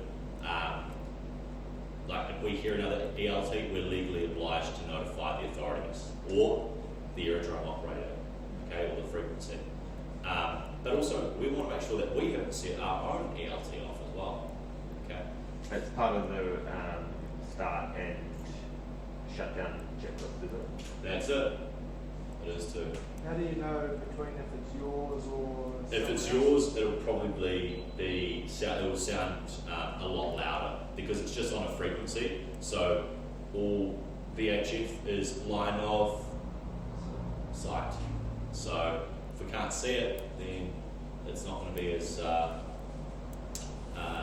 reception's not, or the quality's not going to be as good as it. So if it's our ELT, you're going to hear it nice, clean, cloud, and clear. Right? And that way you would check your ELT light. You also potentially, you can see the ELT in the rear, you can check that as well. It doesn't make its own sound. It does. Yeah. I'm not sure if the ELT device outside of the device makes it sound. Do you know? It just broadcasts it to a frequency. There is a light which you'll see flashing as well. So if you saw it, it should be on arm. If it's on, then you need to turn it off straight away, and then carry out the inverted activation procedure. Okay. Last time, eh? Does some of this frequency, like the ELT, authorized to test on 121.5? Yep. Is this applicable throughout internationally, or is it Good just New question. Zealand? That's an ICAO question. I'm not 100% sure. Oh, okay. I'm going to presume I would think so. Right. I can't guarantee. Yeah. You won't get quizzed on any of that anyway. Okay. But good question. It's the emergency frequency for ICAO. It is ICAO as well, yeah. Oh. So it will be the it'll be the same rules across the board. Okay. Well, just where it says live testing of 406s, what is that? So that's the That's the frequency for emergency. yeah, correct. That is the frequency for the When it's live, when Yeah. it's activated. Yeah. So you're not supposed to test on that frequency. Yeah, so some ELTs will be 406 megahertz as opposed to, what's the difference there? I think all ELT will be on Yeah, that sorry, frequency, that's right? the strength of the ELT, 406 megahertz. Okay, so it's just the bandwidth that the ELT is capable of broadcasting on. So it's saying that you're not allowed To to test on that frequency. test Oh, right, okay. these Um, does that pertain to the same one you're talking about? Actually, sorry, the 406 megahertz will be probably high frequency as opposed to VHF. I'd have to check the. That's the one they use for locating via satellites and. Yeah, so it's just a different type of. It's because you know how we're VHF, the bandwidth will be. I can't actually remember. You guys might know what the megahertz or the hertz range is for that. 30 to 300 is VHF. Okay, cool. So VHF and then 406 will be ultra high frequency. So if you're going to transmit ELT or test on that frequency, 406 megahertz or whatever it is, then that's where there's a restriction on that device. Okay, so it's just the frequency band that you're operating. Alrighty, should we cruise back to some lunch then?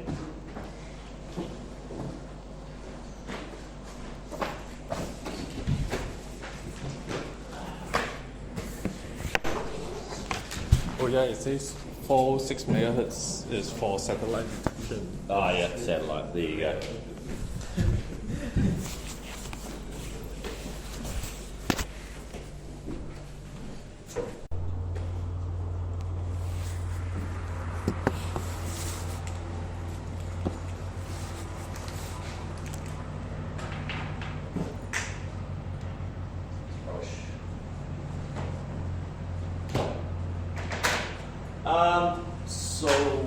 So I had a mare with the printer and I couldn't print the booklets for the abbreviations like ideally. So I was printed 2 per page and the sheets are just a little bit fucking random. But all the abbreviations are here. It just goes crisscrosses between abbreviations and yeah, but these will help you out. Alright, so any abbreviations in NOTAM, remember sign the NOTAMs, start looking at that.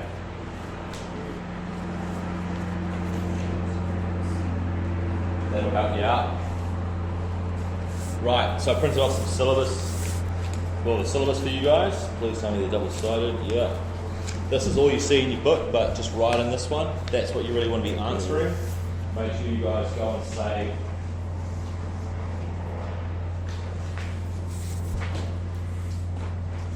one more here.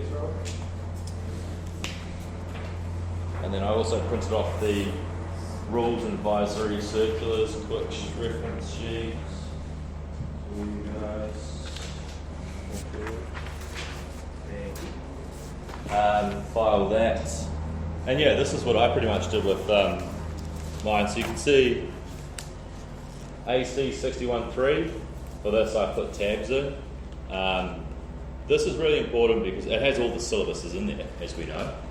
But it's also got things like the aspects of your training, like cross-country training, the TWA side of your training, and then also like your hours requirements and things like that. Just a lot of like general and good info on, you know, what's required or just around the PPL license. Okay. Highly recommend printing off AC61.3, AC61.2. Anyone remember what that was? Student pilots, okay, which is all you until you get a PPL. This is a very small one. Pretty much this just states what the requirements are to be a student pilot. You've got to have a medical certificate, all right? You've got to have proof of English proficiency. So a couple options for that. Here in New Zealand, you have to prove that you've been either English educated, so a couple of years of exam results, studied at university, a qualification that takes 2 years or longer, all right? Or a letter from an employer saying that you've been employed in New Zealand for 3 years or more. Now, international, you just need to do an English proficiency oral exam, which is a piece of piss, level 6, and you'll be fine with that. That's in order to be able to keep your PPL or to be a student? To be a student pilot and also a PPL. You can't fly solo unless you've been able to prove that you are proficient in English. Okay, so this here just tells you about that. It tells you about the medical requirements. It tells you about the solo cross country criteria requirements, and that's pretty much it. Because there's not too much else about it. It just gives you a bit of information about who can monitor you flying solo. So pretty much, if you want to fly solo, an instructor has to know about it. So that's what I've done, and then I've also printed out the rules. So I've got part 61, 91,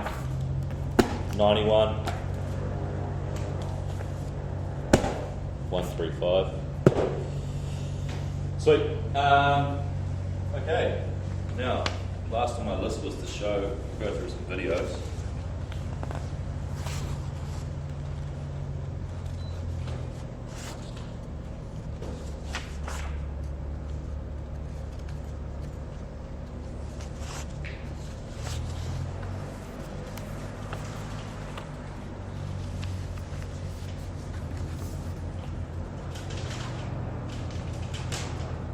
Right.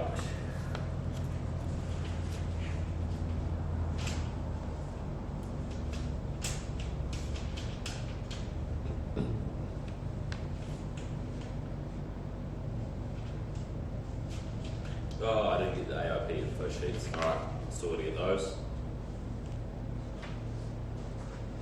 4 out of 5. 5 out of 5 things I did.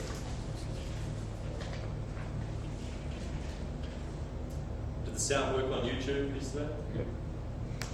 Sorry, is that you? Yeah. Yep.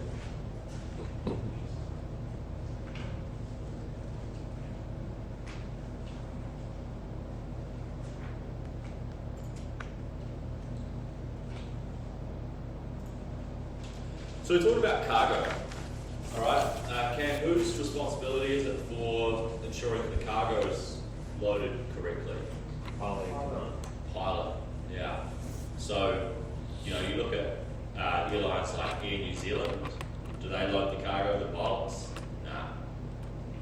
But they're ultimately responsible because, the reality is, weight and balance is the responsibility, I should say, of the pilot in command.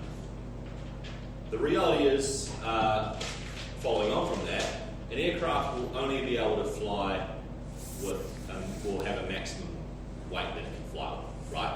The aircraft just can't produce enough lift in order to, oppose or to equal the amount of weight. So therefore, it's restricted or limited by straight away the size of the aircraft or the performance of the aircraft. And then also size comes into it, engine performance, but then also weight distribution in terms of where the weight is loaded in the aircraft, okay? We can't have too much weight at the rear, otherwise we can lose control of the aircraft. So it's all to do with stability. This is the sort of stuff you'll touch on in aircraft tech, all right? And it's just called position of the center of gravity, all right? So, Harry, what does the center of gravity mean?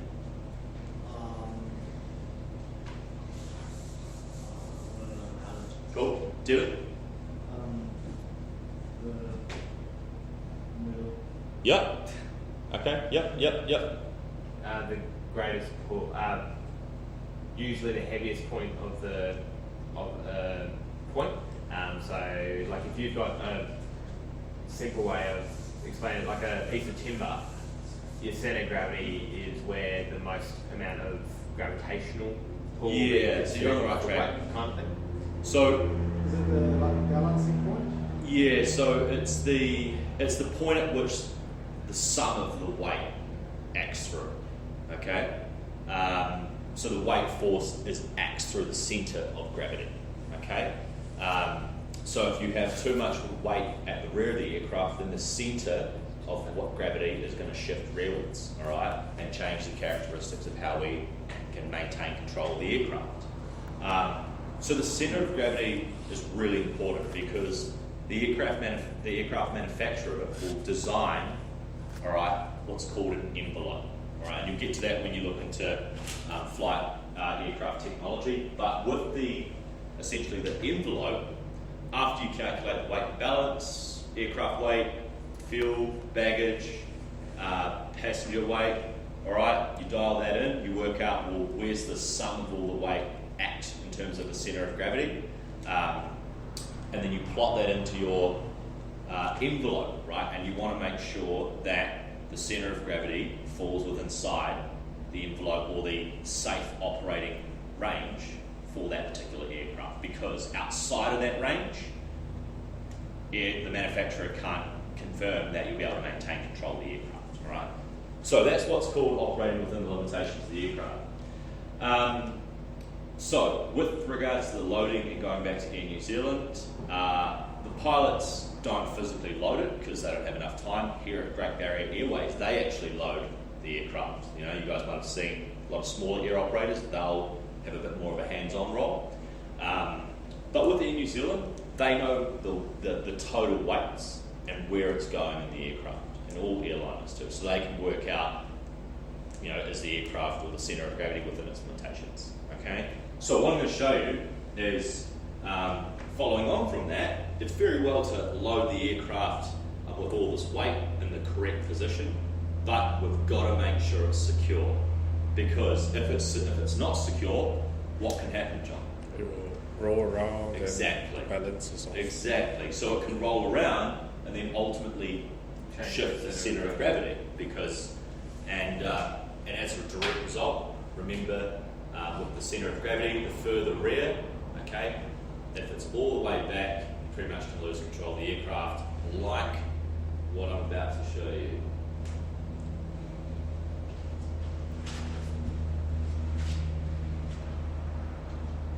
This is fucking gnarly. And there's enough time to realise. You might have even seen this guy. Maybe.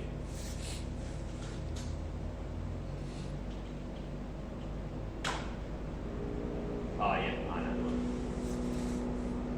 Yeah, that's insane.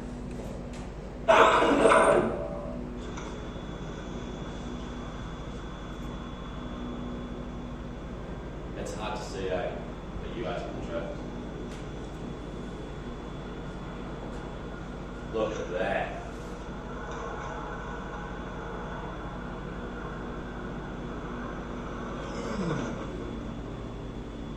Let's just watch that again.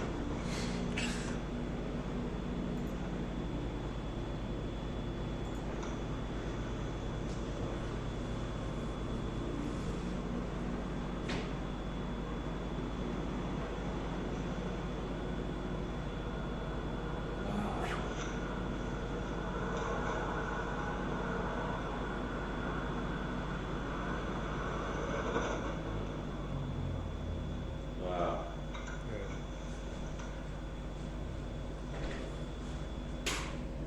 How many people survived? Absolutely. None. No Okay. cargo either. Hey? No cargo either. No. Cargo's the least of their problems, but was the cause of their problem. Okay? So, anyone know what, I suppose you could put a guess to Devon, what happened there? Hey? So relate this accident to cargo. What happened? Exactly, too much cargo, but it wasn't secure. So what's actually happened is that all the weight's shifted to the rear. I don't have a model plane. Imagine this is a plane, right? Centre of gravity. Well, lift generally acts sort of maybe, say where my hand is, weight would act through here. So allow me to explain.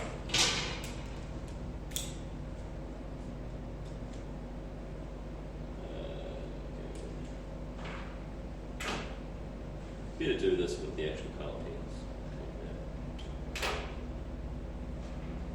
Leave one of the planes in here, eh?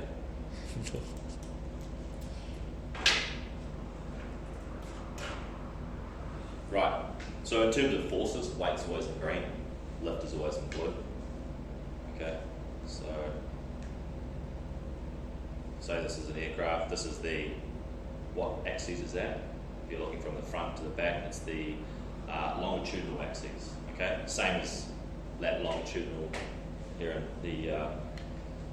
So this is what it typically will look like. The forces, weight acts towards the centre here. Okay, lift acts like this. As a result, lift and weight equal and opposite produce a couple, two equal and opposite forces, and then this will produce a turning force. So in this case, you just pull on each force, and in this case, the nose is going to pitch down. So that's the natural tendency of the lift and weight forces. They want to produce a nose pitch down turning force. That's obviously balanced out by the remaining forces, thrust and drag. Good man.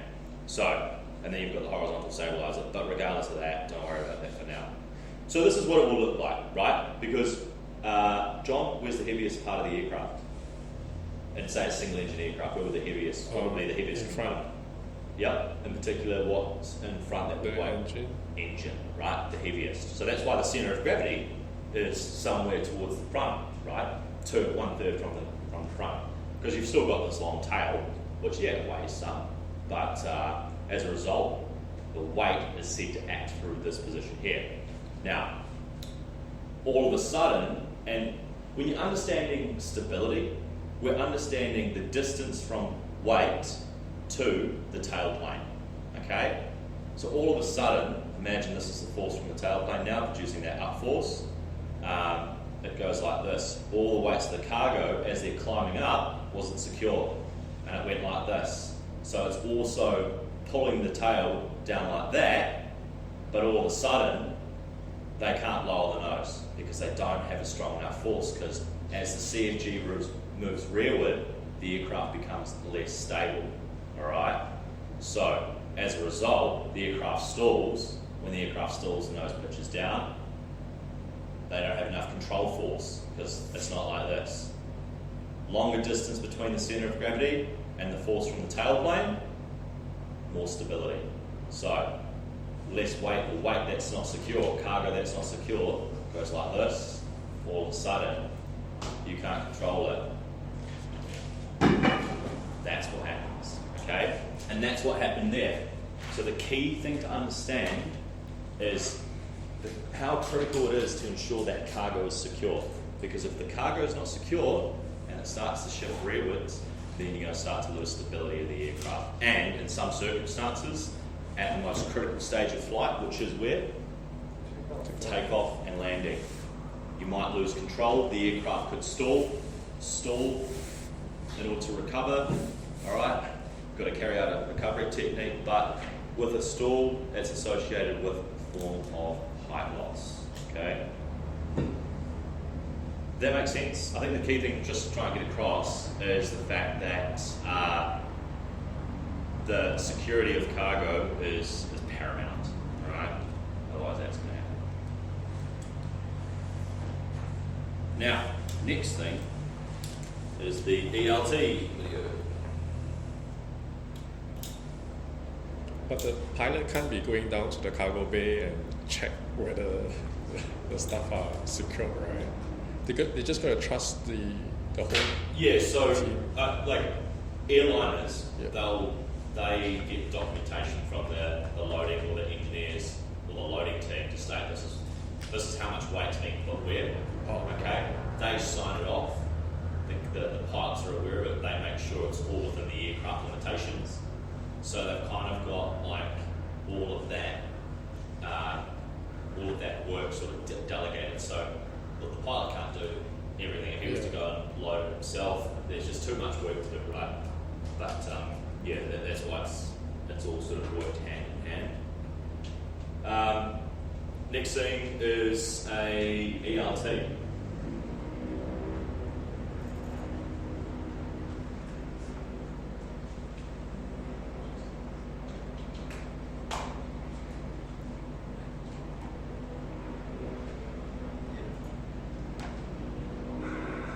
Okay, I wanted to make a check-in in here.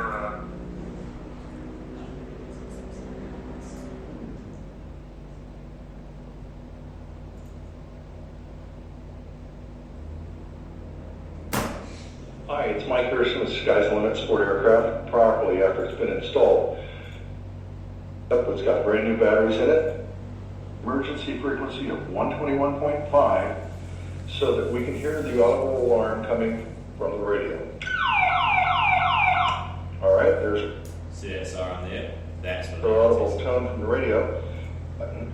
And the red button is that you need to make sure that the you're ready to go. We should get the audible alarm and lights flashing, etc.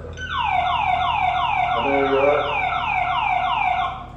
So that's pretty much what you're looking to, when you test the ELT function, when you're doing your pre-start and after pre-start and shutdown checks here at North Shore, you're checking the ELT frequency to make sure you don't hear any of those, okay?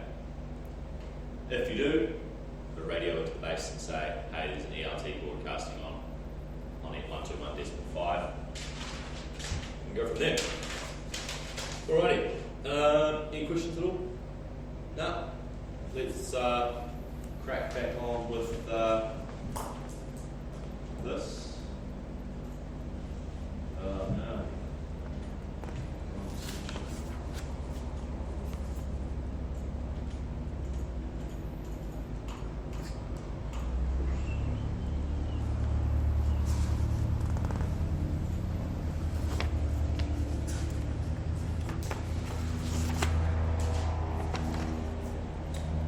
Rightio.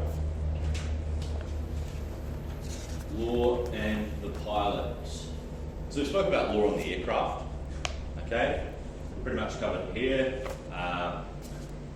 It kind of works hand in hand, doesn't it? Because the aircraft has to follow all the legal requirements, maintenance, documents, okay, all that type of stuff.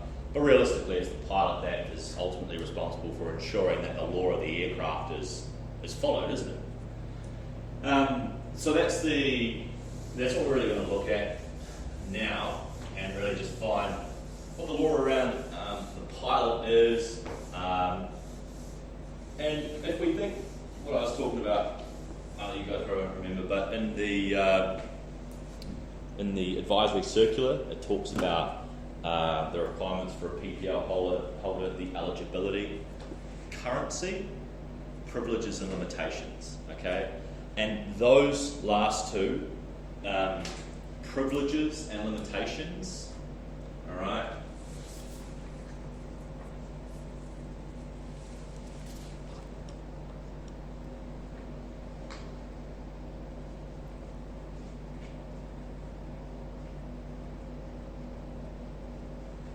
Are the legal stuff, is the legal stuff, okay, around the pilot. So when this loads sometime this afternoon, that's what we're going to go and look into. You know.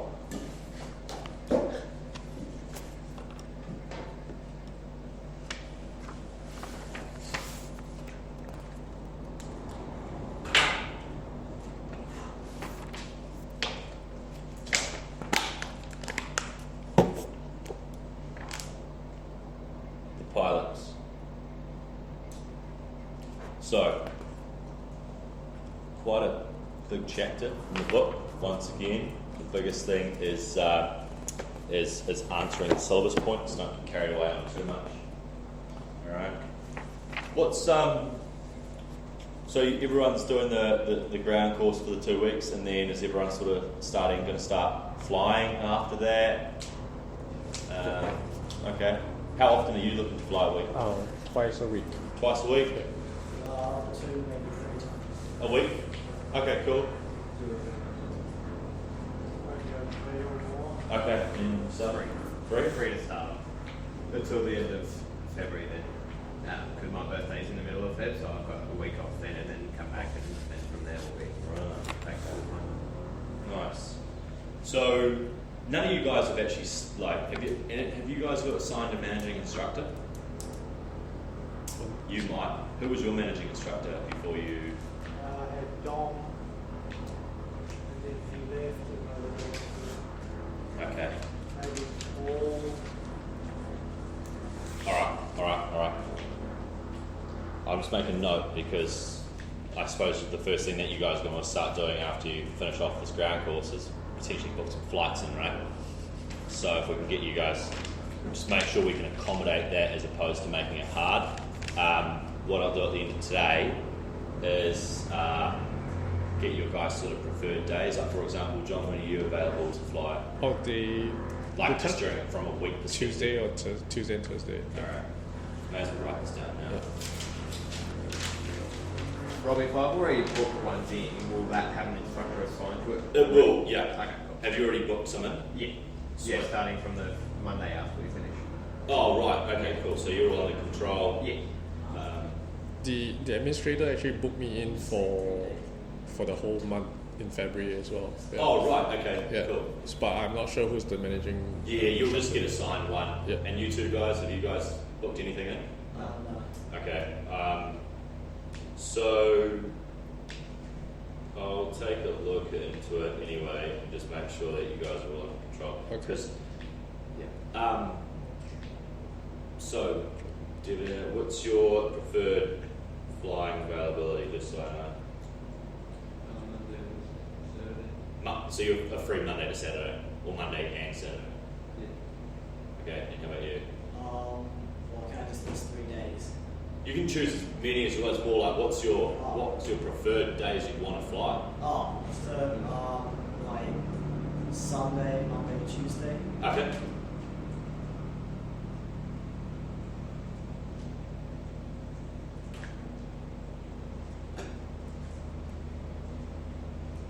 And you said, sorry, you just said any day between Monday and Saturday?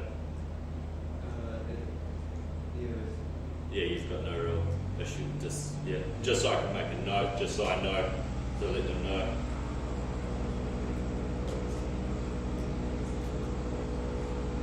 And so what are your plans? Have you booked anything in? No, yeah. No, I guess Monday to Thursday every week. So you're a Monday to Thursday person?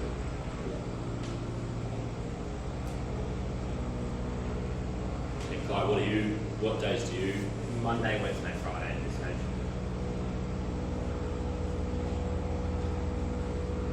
Do you think it's good to have a day off between each flight?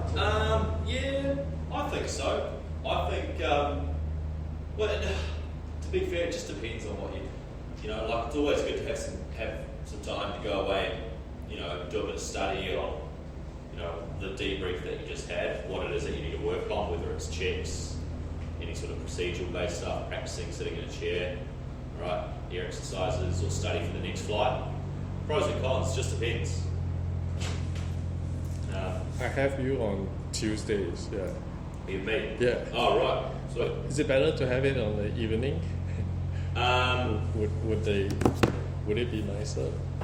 the wind typically will die down. Oh, okay. So you just want that kind of condition to practice, or? Yeah, look, in the late evenings after 5 o'clock, the wind typically dies down, so it's one less thing that you sort of have to worry about. It can be a bit, I suppose, a bit more friendly. Not friendly. No, more friendly. More friendly. Oh, that would be Controlling nice, the right? aircraft. Around lunchtime, it's typically the most or the windiest during the day. Yeah. We'll get to this in terms of why and met. Okay. But But I have you in the morning, though. I thought you would be coming in only in the afternoon. yeah, me in the morning. Yeah. What time's this? I don't know. They booked me in for 10 When? on Tuesdays, 28 Feb? January, 4th of February, and 11th of February. Interesting. Anyway, I'll just have a look at that. Well, if you want, I can do evenings. Yeah, I prefer the friendly weather. I got motion sickness, man. That's okay. Okay. Sorry, John, what did you say your flying days were? You were Sunday, Tuesday and Thursday. Tuesday, Thursday. Yeah.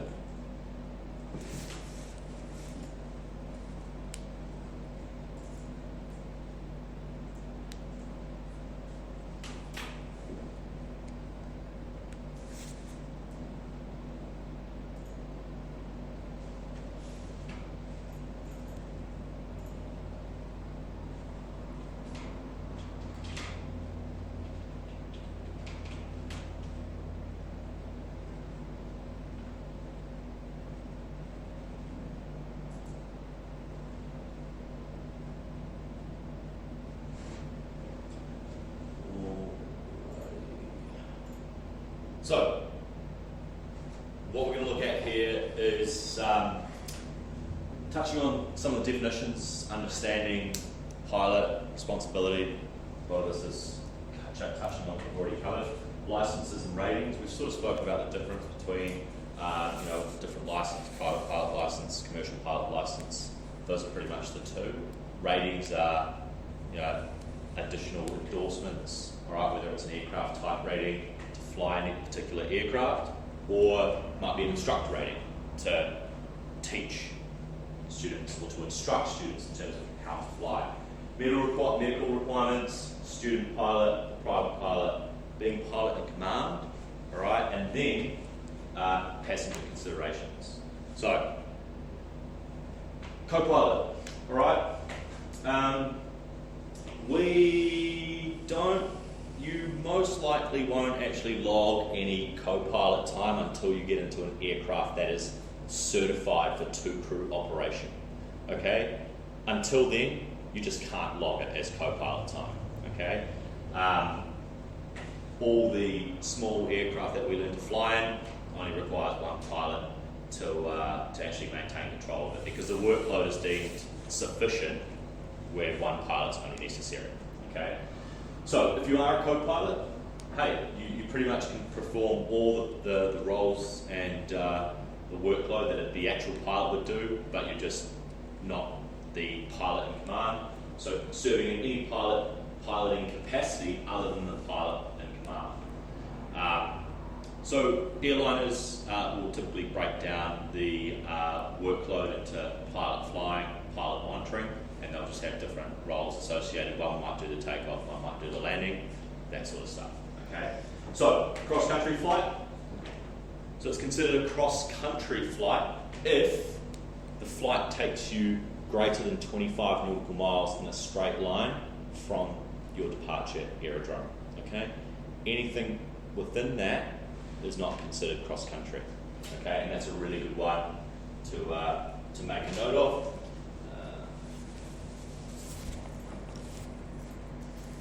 With that co-pilot one again, Rob, is that you said that like how many crews deemed to be required to operate it safely? Is that in the flight manual, or is that So no, that's the crew members required to operate the aircraft by the manufacturer. By the manufacturer. Yeah. So it'll be a two-pilot, it'll be a two-crew aircraft. Correct. Yeah. Right. So cross-country flight greater than 25 nautical miles. So when we talk about something being current, all right, it's something being valid. So currency equals valid, and it might be the pilot license itself, the rating, or the medical. Those three. So we need to keep the pilot license current. Once you get a PPL, that's not the end of it.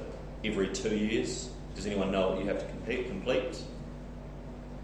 Something, a certain amount of landings and takeoffs. Close. So that is your recent flight experience, which is currency, for just being able to use the privileges of a PPL license. But if you want to keep the license current, Medical. you've got to do a BFR, which is a biennial flight review. Okay, so every 2 years, you've pretty much got to demonstrate competency in all of the manoeuvres set out by the CAA on their BFR form. Okay, so we'll touch on that a little bit sooner. So when we talk about the day, all right, the day is the beginning of morning civil twilight until the end of evening civil twilight. Does anyone know what twilight, or what the definition is of twilight in terms of the sun and the horizon? Isn't it some certain time after sun sets? Isn't it about usually a half hour or so? Plus 15. So twilight is technically when the sun is 6 degrees below the horizon. Okay, and we will get to this as well. So when the sun is at that angle in the sky, that is when it changes from day to night and night to day.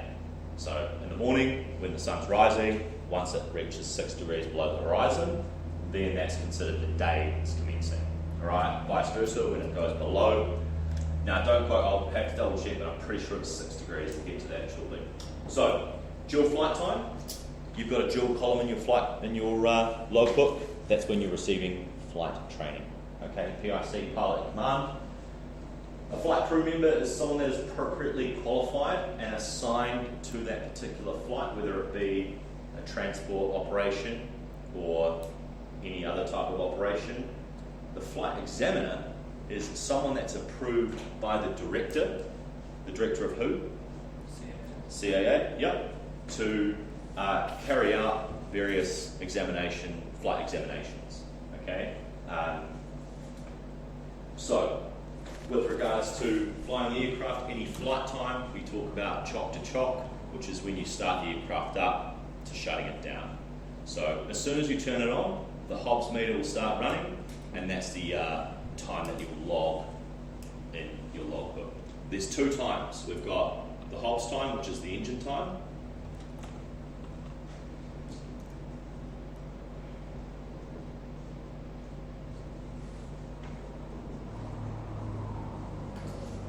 And then you've got the air switch, which is the air time. And the air time is when the engine's been running constantly at a higher power setting, okay? So all of the maintenance is based on the air switch, those times. So hours of actual time in the air, all right? Is an air switch also known as the takt time as well? Yeah, they've got many a name. Here we just call them Hobbs for engine. The Hobbs meter is actually, the Hobbs is the design of the meter, but for the purposes of what we're doing here, Hobbs is engine. Yeah. Air switch and air time. So what do we pay for, the air time? You pay for Hobbs engine time. So as soon as the aircraft's turned on, that's when you're paying for it, which is why it's important to be efficient on the ground. Right. Night, the opposite today, so the end of evening civil twilight. So you'll commonly hear ECT and MCT, which is just evening and morning civil twilight.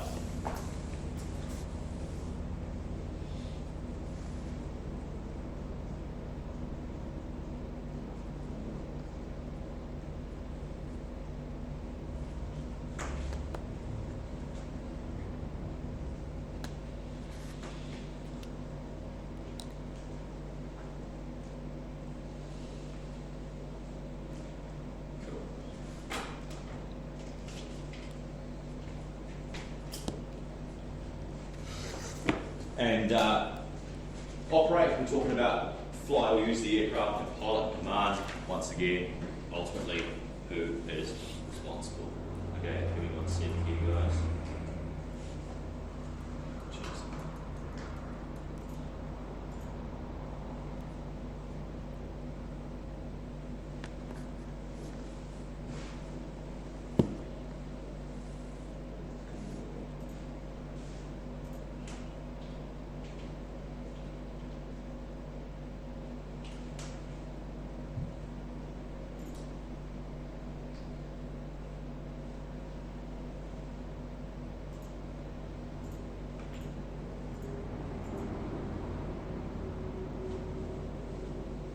So just have a look at your bookings there, John. Yep.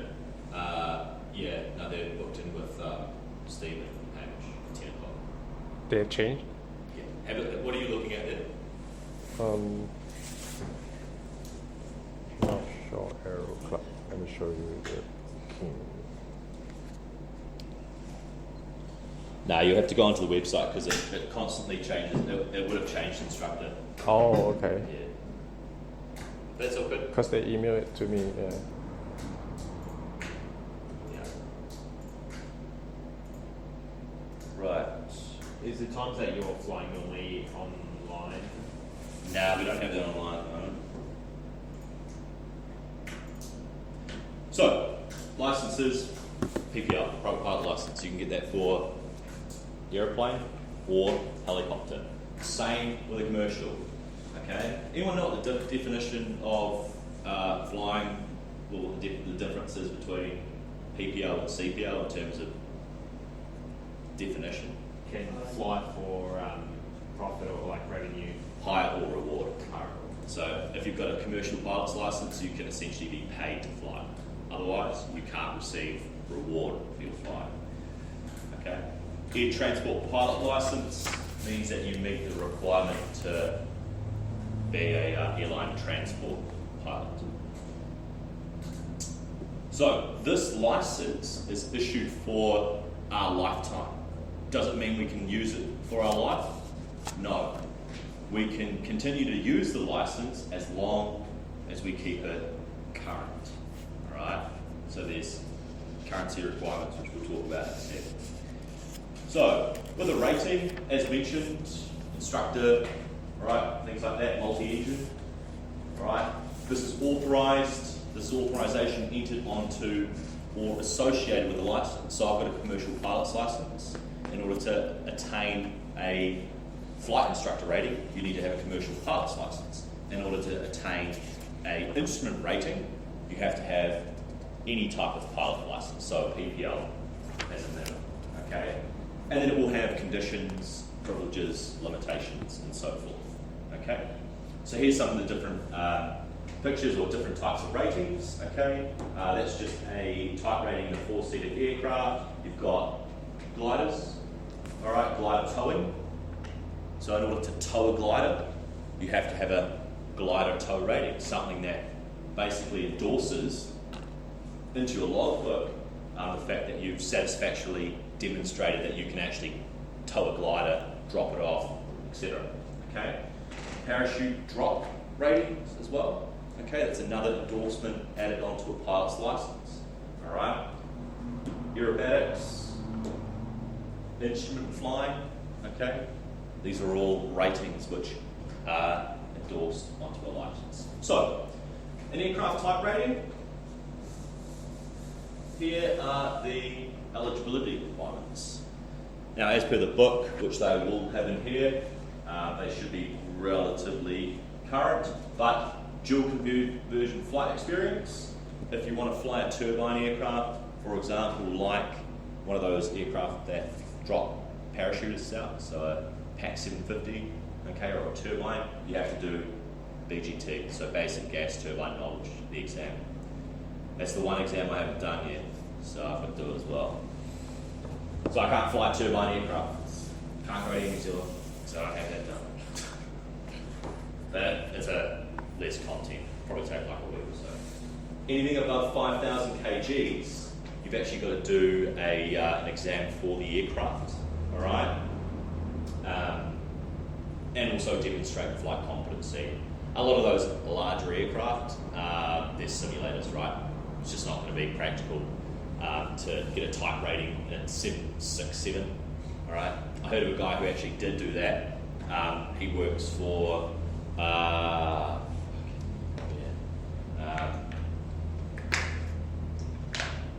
Bahrain or something random, paid like 30 grand for a 767 type rating so he could get into an airline. Got it. Probably would have made the money back by now because, anyway. So yeah, but nowadays it's just airlines can't just keep putting pilots through, an actual type rating. For smaller aircraft like the Cessna Caravans, which Great Barrier Airlines fly, they don't use a simulator. Right? It's all just line training. So, but they'll typically bond you to the airline for sort of 2 years. So that what line would be that, like on the Caravan, because they can be operated single pilot, then that line training would be you'd be acting as a co-pilot without the rating endorsement. Is that the way? Yeah, so that comes under. I'd have to check. My friend just recently completed it. Because the aircraft's not certified for two pilot operations, I think it's a different situation. I'm not 100% sure. I think you just have to get part of your line training is just being there, and I'm not sure how you log it, but you have to do like 20 hours, and it's an insurance minimum. So if you do 20 hours line training, then you can fly it and log it as pilot command, and then so forth. You just have someone else sitting next to you. Yeah, cool. Competency is the biggest thing. Whenever you're learning to fly, it's all about competency. So, aerobatics, as we touched on, we'll have a look at the photo there. Okay. Now, when we're going through this type of stuff, you're going to notice the trend, as I spoke about. So, with any license or rating, you're going to see, there's going to be eligibility.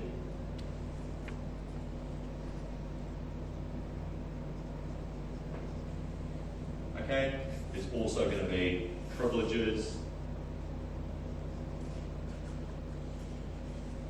and there's going to be limitations.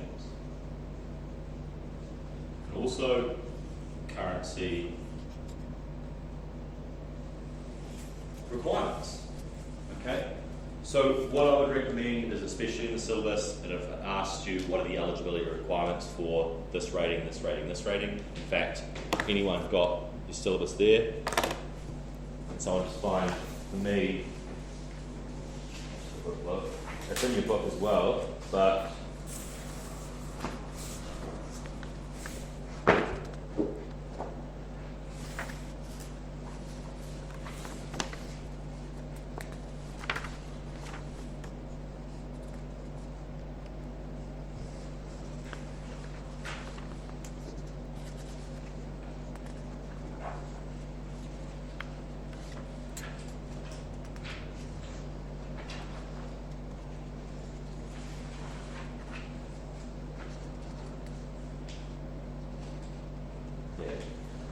just have a look in terms of what ratings it asks you. Make sure you answer the currency, the eligibility, privileges, limitations, and the currency requirements. So just so you guys are across, for an aerobatic rating, if you want to be able to carry out aerobatics, you need to have completed an aerobatics ground course, flight training course, and then you have to have demonstrated competency to an instructor that can teach aerobatics, okay, or an examiner. That sort. Privileges and limitations. So, once you are signed off, you can perform aerobatics with passengers not below 3,000 feet, perform aerobatics with no passengers not below 1,500 feet. Okay? So, if you are taking passengers, you've just got to have a higher safety margin. So, just think about it logically. Alright? People's safety at risk, so therefore, more buffer. Perform aerobatics with no passengers below 1,500 feet and an aviation event when authorised by the holder of an aviation recreation organisation certificate. Warbirds over Wanaka, aerobatics, they'll typically go down below 1,500 feet. Alright, authorised by warbirds themselves who hold that particular certificate. Now, in order to continue carrying out the aerobatics in flight, currency, so have validation every 2 years, you have to renew your aerobatic rating, which means that you have to go out with an aerobatic instructor, demonstrate competency in the aerobatic maneuvers. Glider tow. So if you want to be a glider, if you want to tow gliders, alright, to be eligible to attain a glider tow rating, alright, logged at least 200 hours with 100 hours PIC, okay?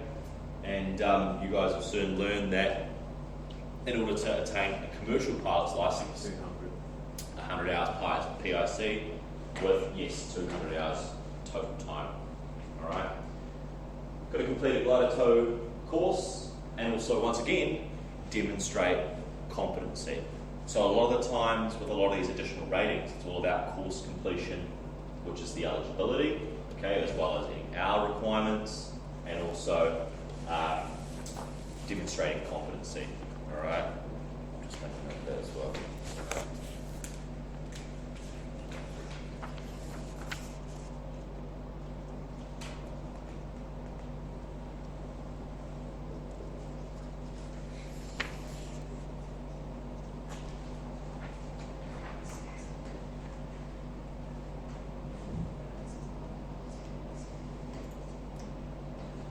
As you can see now with the privileges and limitations, all right, the privilege being once you've attained the rating, okay, you can now act as pilot in command on a glider tow operation. Currency, 12 months. So remember with, what was the last rating we just spoke about? Aerobatic. Aerobatics. How often does that have to be renewed, Devin? 2 years, excellent. So key sort of time frame there, 24 months. You can see for a glider tow, 12 months. All right. So yeah. So what's PIC? It's not. Pilot in command. Oh. Now, with the glider tow stuff, in order to maintain currency of the rating, you have to have performed at least 6 glider tows. Okay. Demonstrate continued competency. So what that means is that you might do 3 glider tows, right? You just simply haven't had enough time or gliders within the past 12 months to meet the requirements. So you can go up with someone who, or essentially an instructor that can provide the glider tow rating with an A or B cap, and you can just demonstrate competency to them. As soon as they're happy, they can say, right, you're now deemed competent, and then you can continue to act or carry out the privilege of the glider tow rating. Okay. Moving on to parachute drops. Once again, eligibility seems to be a common trend here. 200 hours, 100 hours PIC. All right. I'm not sure if they ask you in the syllabus about glider towing and parachute drops, but it's worth just sort of touching on that. I couldn't actually see it.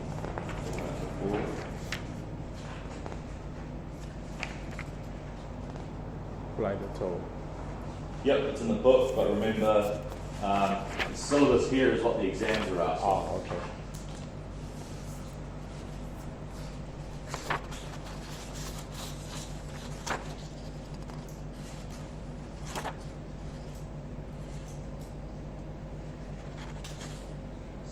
Yeah, it is, yeah. So it's just really talking about the operation restrictions for parachute drop operations, glider tow operations. Alright. But what we're doing here is we're actually giving it a full run in terms of, hey, if you actually attain this, this is sort of the law that we have to follow. Okay? 200 hours. Parachute course, competency. With the signed competency, so that's done by the instructor that does it. If they do it, has to have an A or B cap, and do they have to be endorsed in that rating as well? Correct. So they would have to have passed an examination with a flight examiner in order to therefore instruct On that. Correct. Well, yeah. Typically speaking, no, sorry, they might not. They won't have to be an A or B cap to teach that. They can therefore teach the competency. So yeah, parachute drops, privilege, could do glider planes, right? Currency 12 months, 6 drops. Glider tows, how many was it?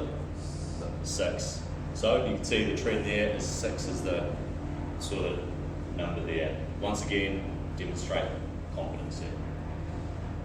Medical requirements, car part 67. Okay, so medicals are conducted by a delegated medical or delegate medical examiner, or hang on, is that what it stands for?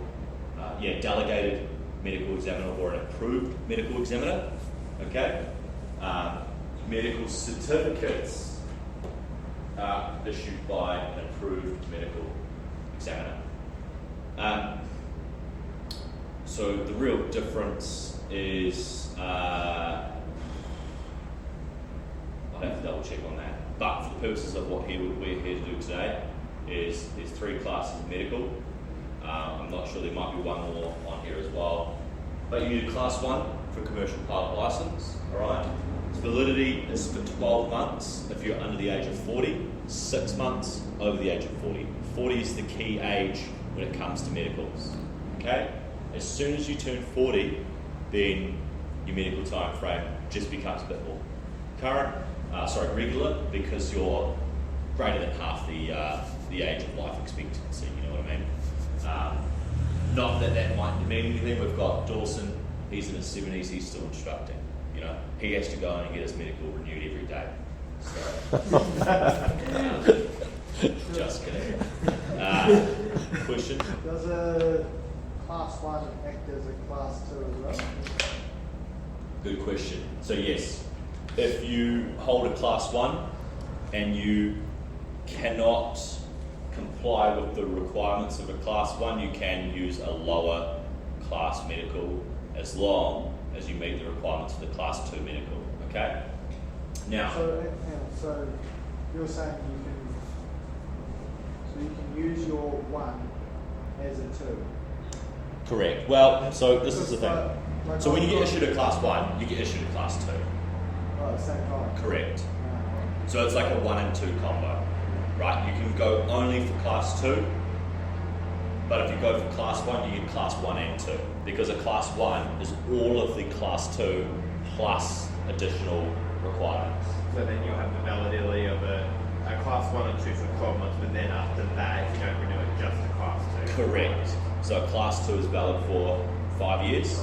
So pretty much after a year, if you're not planning on carrying out the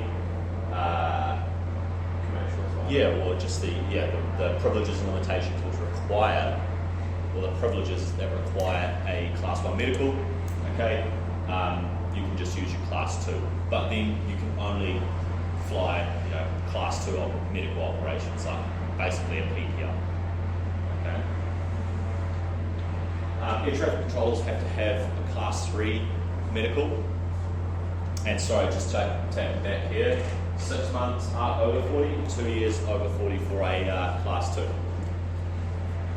Class 3 for air traffic control, that's pretty much just so people don't basically pass out in the tower. Question. So say you're a commercial pilot and then your class 1 runs out. Does that mean you can't fly passengers for money then after it because you're only on class 2? Correct. Okay. But you could go and fly your mates for a seat and fly around with them. Yeah.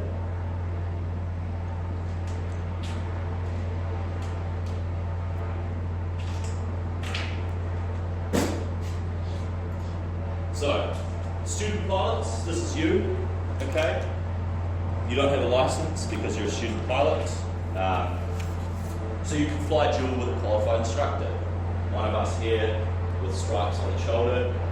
You can't fly solo unless, this is the key thing, you clearly get asked as an example of the solo requirements. 16 years of age, right, everyone here is 16, the minimum. Class 2 or a DL9. So, is anyone familiar with a DL9? Everyone here got a driver's license in New Zealand? Yeah. You guys got driver's license in your country? Yeah. So you have to. Do you have to do a? Well, actually, no. It's so the DL9 is just the driver's license medical, basically equivalent. So you know how you check your eyes, you read like the thing, okay. and then I think they just have a basic. So it's pretty much just eyes and ears. They just put something in and listen to it. Spoke about this. With flying solo, you have to be able to prove that you've been English educated, or your English language proficient. That's the key thing. Because there's, as you can imagine, there's a considerable risk if you've got 4 people flying a circuit that speak English and then 1 person that only speaks French. Okay? They're not going to be able to communicate. So, also supervised by an A, B, or C category instructor. Okay? An A or B cat has to have signed the logbook at the front. Alright? So, in order to do your first solo, it has to be with a B cat. Once they've done that, they'll sign the front of your logbook stating that you've demonstrated competency in the basic manoeuvres or the basic air exercises, and they'll also sign off your first solo. Okay? So, if you want to fly solo, you have to have received dual instruction within the last 5 hours of your flight experience. Okay? Unless authorised by an A or B instructor. So, you might not fly with, John might not fly with any instructor for 5 hours. He's just been flying solo, but I'm happy that you're safe enough to fly on your own. You don't need to do another dual flight with me. Continue going solo. All right. So we have the ability to authorise that. So you have to have pilot experience within the last 30 days. So you might not have flown with an instructor within 5 hours, so you've just done 5 hours of, you've just done 5 hours of solo flying, but that was 31 days ago. You can't fly, okay? You have to have pilot experience. As a student pilot, typically you're not going to have much experience, are you? You're going to have less than 50 hours at a minimum, all right? And to take a month off, it's quite a bit of a break. So that's why it's really important, especially when you're learning to fly, attain those basic skills and fundamentals of flying an aircraft, because there is a bit going on. You've got movement in all three, across 3 planes, or axes, I should say, which we'll get to in air tech. Recency is key. We just can't have 30-day breaks. Too much risk. The solo cross country, okay, if you want to do your first solo cross country, which is from North Shore, Whangarei, Dargaville, North Shore, alright? You've got to have passed all of these exams and hold the exam credit. So once you pass 6, you get the exam credit, okay? Limitations. So if you're a student pilot, you can't take anyone but yourself, okay? You cannot be paid to fly as a student pilot. That would be nice. And you can't act as pilot in command of an aircraft if that aircraft is used for hire or reward. So for example, like the PAC 750, the skydive aircraft, that's got basically the sliding open door at the rear. You might be learning to fly in that, but you can't fly that aircraft solo because it's a commercial aircraft. Okay? You can't be a pilot in command of an aircraft or any other person other than a flight examiner is being carried on board. So what that means is when you may not act as pilot in command of an aircraft with any other person. Yeah, so what that's saying is when you're carrying out your flight test, if you pass the flight test, you can log it as pilot in command. Okay, that's the only time you technically could have taken a passenger and log it as PIC on a flight test date. Okay. Is it saying that you can't chuck the third person in the back when you go up with the instructor? Say that again. That you can't put your mate in the back when you go up with the instructor? No, they're saying, because yes, you can do that if you're with an instructor, because the instructor's pilot in command. But if you want to be able to log pilot in command on a particular flight, the only time you can do that is if, with a passenger, the only time you can do that is if you were carrying a flight examiner and you passed your flight test. Okay? Because every other flight is going to be dual, they're going to be pilot in command. Alright? And if you're by yourself, then you're going to be pilot in command, but you've got no passengers. So it's only when carrying passengers, okay? It is classed as pilot in command. Correct. Right. Okay. So when you're doing your solo, what's that class? Sorry, let me just re-explain that. So, if you want to be, so when you're solo, it's pilot in command, okay? If you're taking passengers, or if you're taking an instructor, because that's who you're going to be taking as a student, then it's dual.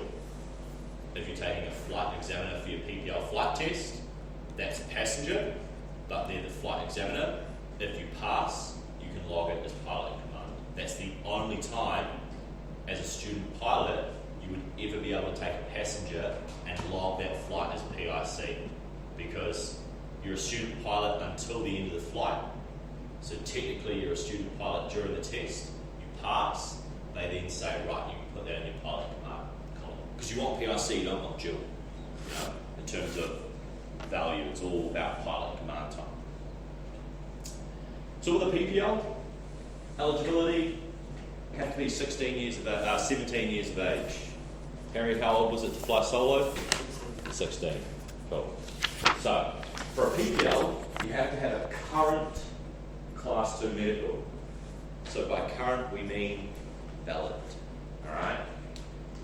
Here are the minimums here. So 50 hours of flight experience, or 40 hours if you're not seeking the cross-country privileges. So, given cross country is greater than how many nautical miles? 25. 25, I was asking him, but no worries. You've got to pass your examination, okay? Written examinations passes, all right? Demonstrate competency to a flight examiner, which is the PPL flight test. And if you want to fly at night, then you've got to also tick all the boxes for that, okay? Which is 5 hours at night time. So once you've got a PPL, you may act as pilot at command of an aircraft when the holder of a type rating to carry passengers, not for remuneration, and not for when the aircraft is used for hire or reward. Okay? You may also act as co-pilot with the same rotations. May only fly cross country at night when you've completed all the night cross country flight training. Okay? I don't even have VFR cross country privileges by night. I can night fly.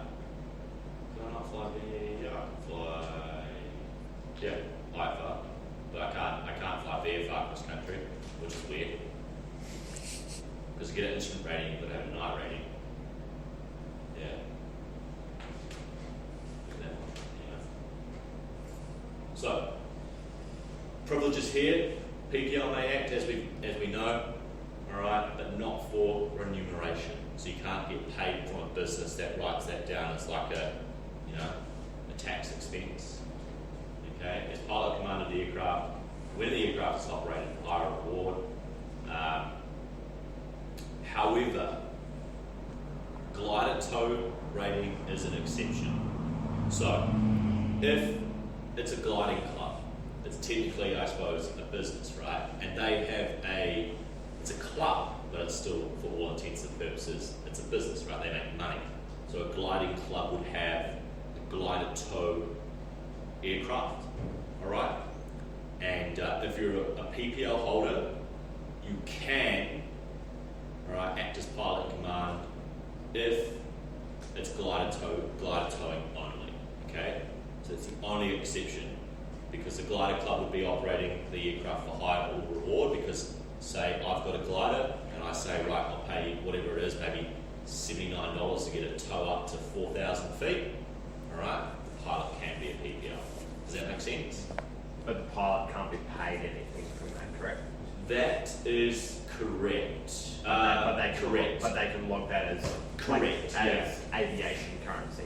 They can just log it as pilot. Yeah. So but like ours is obviously what you're aware of. Correct. Provided that they hold a glider tow rating, Yeah. they can still do that. Mm-hmm. And the operation is under direct control of a glider organisation, okay? And that's the or an adventure operator.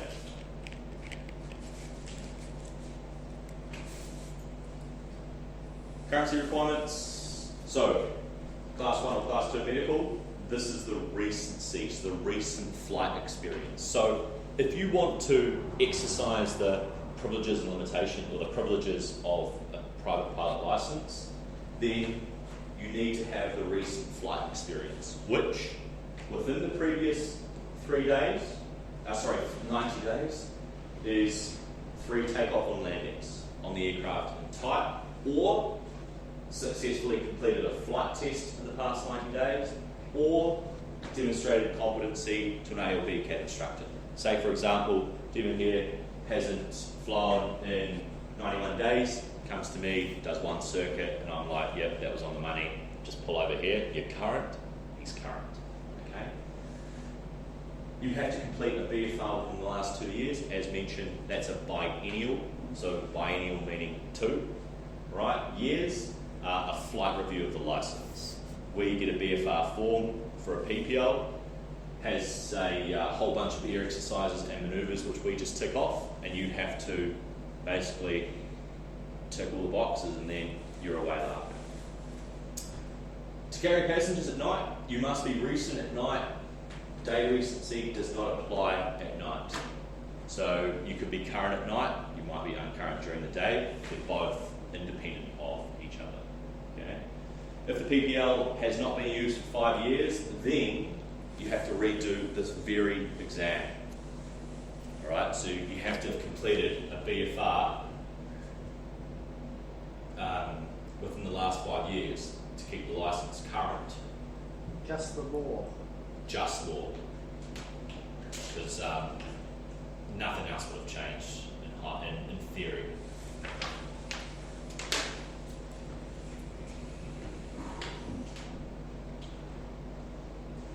So we just think about the responsibilities of a pilot, or the pilot in command.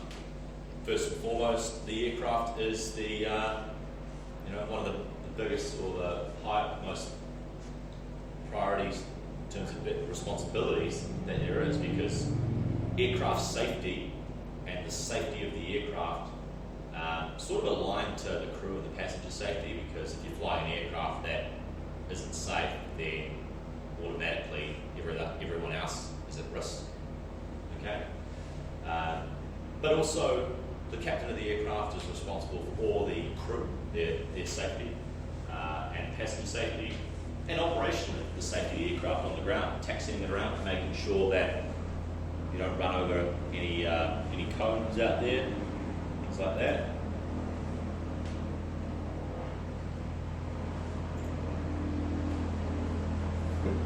So, aircraft documents that need to be there.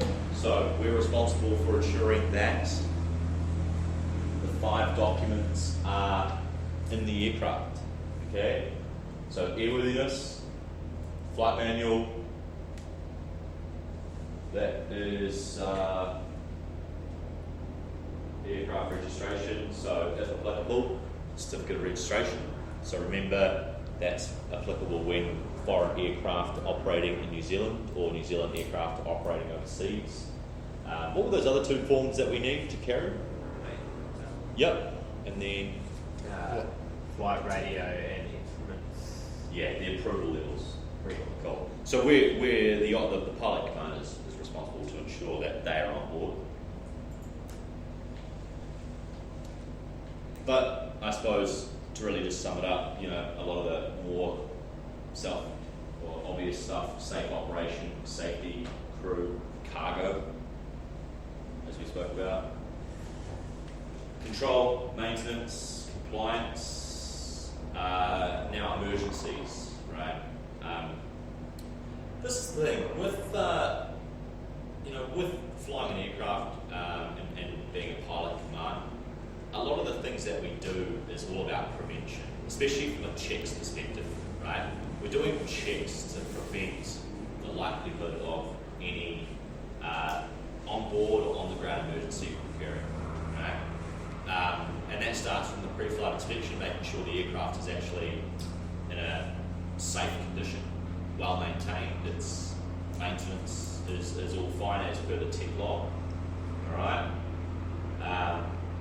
So yeah, we're really responsible, and that's what we're doing. We're carrying out all these checklists, whether it's cruise checks, to ensure that we reduce the risk of anything actually going wrong and putting the aircraft in an emergency situation, okay? If the emergencies are not in flight, okay, you may breach the rules in the interest of safety, basically stating that if there's an emergency, you can basically do what's required in order to maintain the safety of the aircraft and passengers on board. So we spoke about before, descending below or flying below the minimum altitudes for a built-up area and a non-built-up area. Okay, if in order to keep the safety of the aircraft and the passengers on board, you'd have to descend below that altitude, you can. All right. So it's not like strict. It's not like, oh well, there's an emergency situation, but I can't descend that low. So sorry, that's it. They don't want that to happen. Okay. But the key thing in flight is that the breach of the rule only goes as far as necessary. All right. You might need to fly below 500 feet in order to ensure that you don't end up in cloud in a VFR operation, but you can't go below, say, 100 feet, where all of a sudden you're right above the water and you're at risk, especially there, especially if you've got a bit of room to maneuver, okay? There's no other reasonable means of dealing with the emergency, so you can't turn around, you can't land the degree of danger of breach is less than the danger from the deviation of the rule. So a lot of these rules are put in place because basically if you were to exceed the limitation of the rule, you're going to end up in danger, right? Aircraft is registered in New Zealand. Emergency flight does not breach the airworthiness requirements, and the operation is exercised lawfully by an entitled person, i.e. or e.g. someone who's got a pilot license.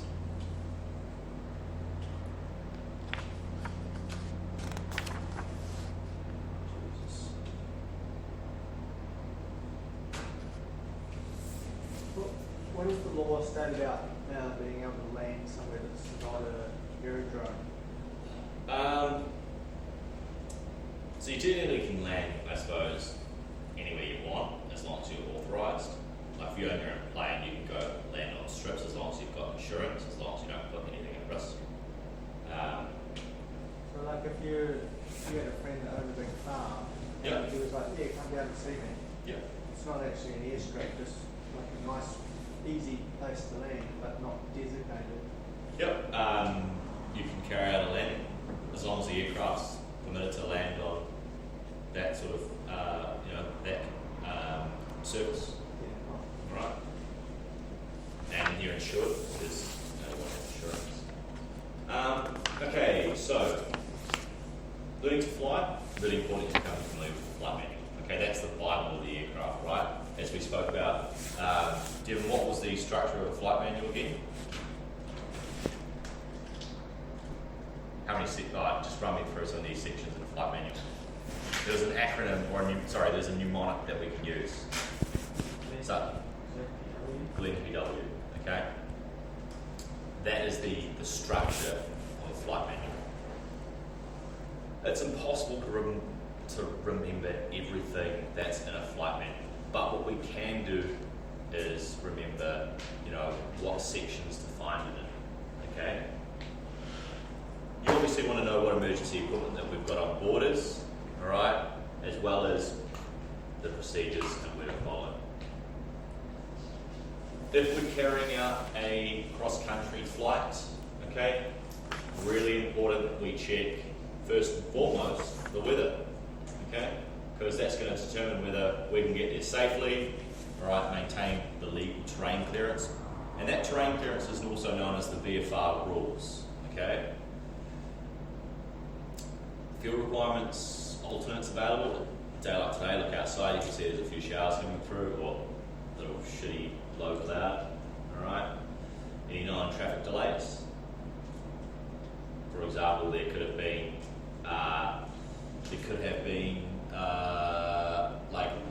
thunder and lightning, massive cumulonimbus clouds, which we learn about in meteorology over here at Auckland Airport. So you've got aircraft holding various places, and all of a sudden we can't go somewhere because it's too busy, too congested.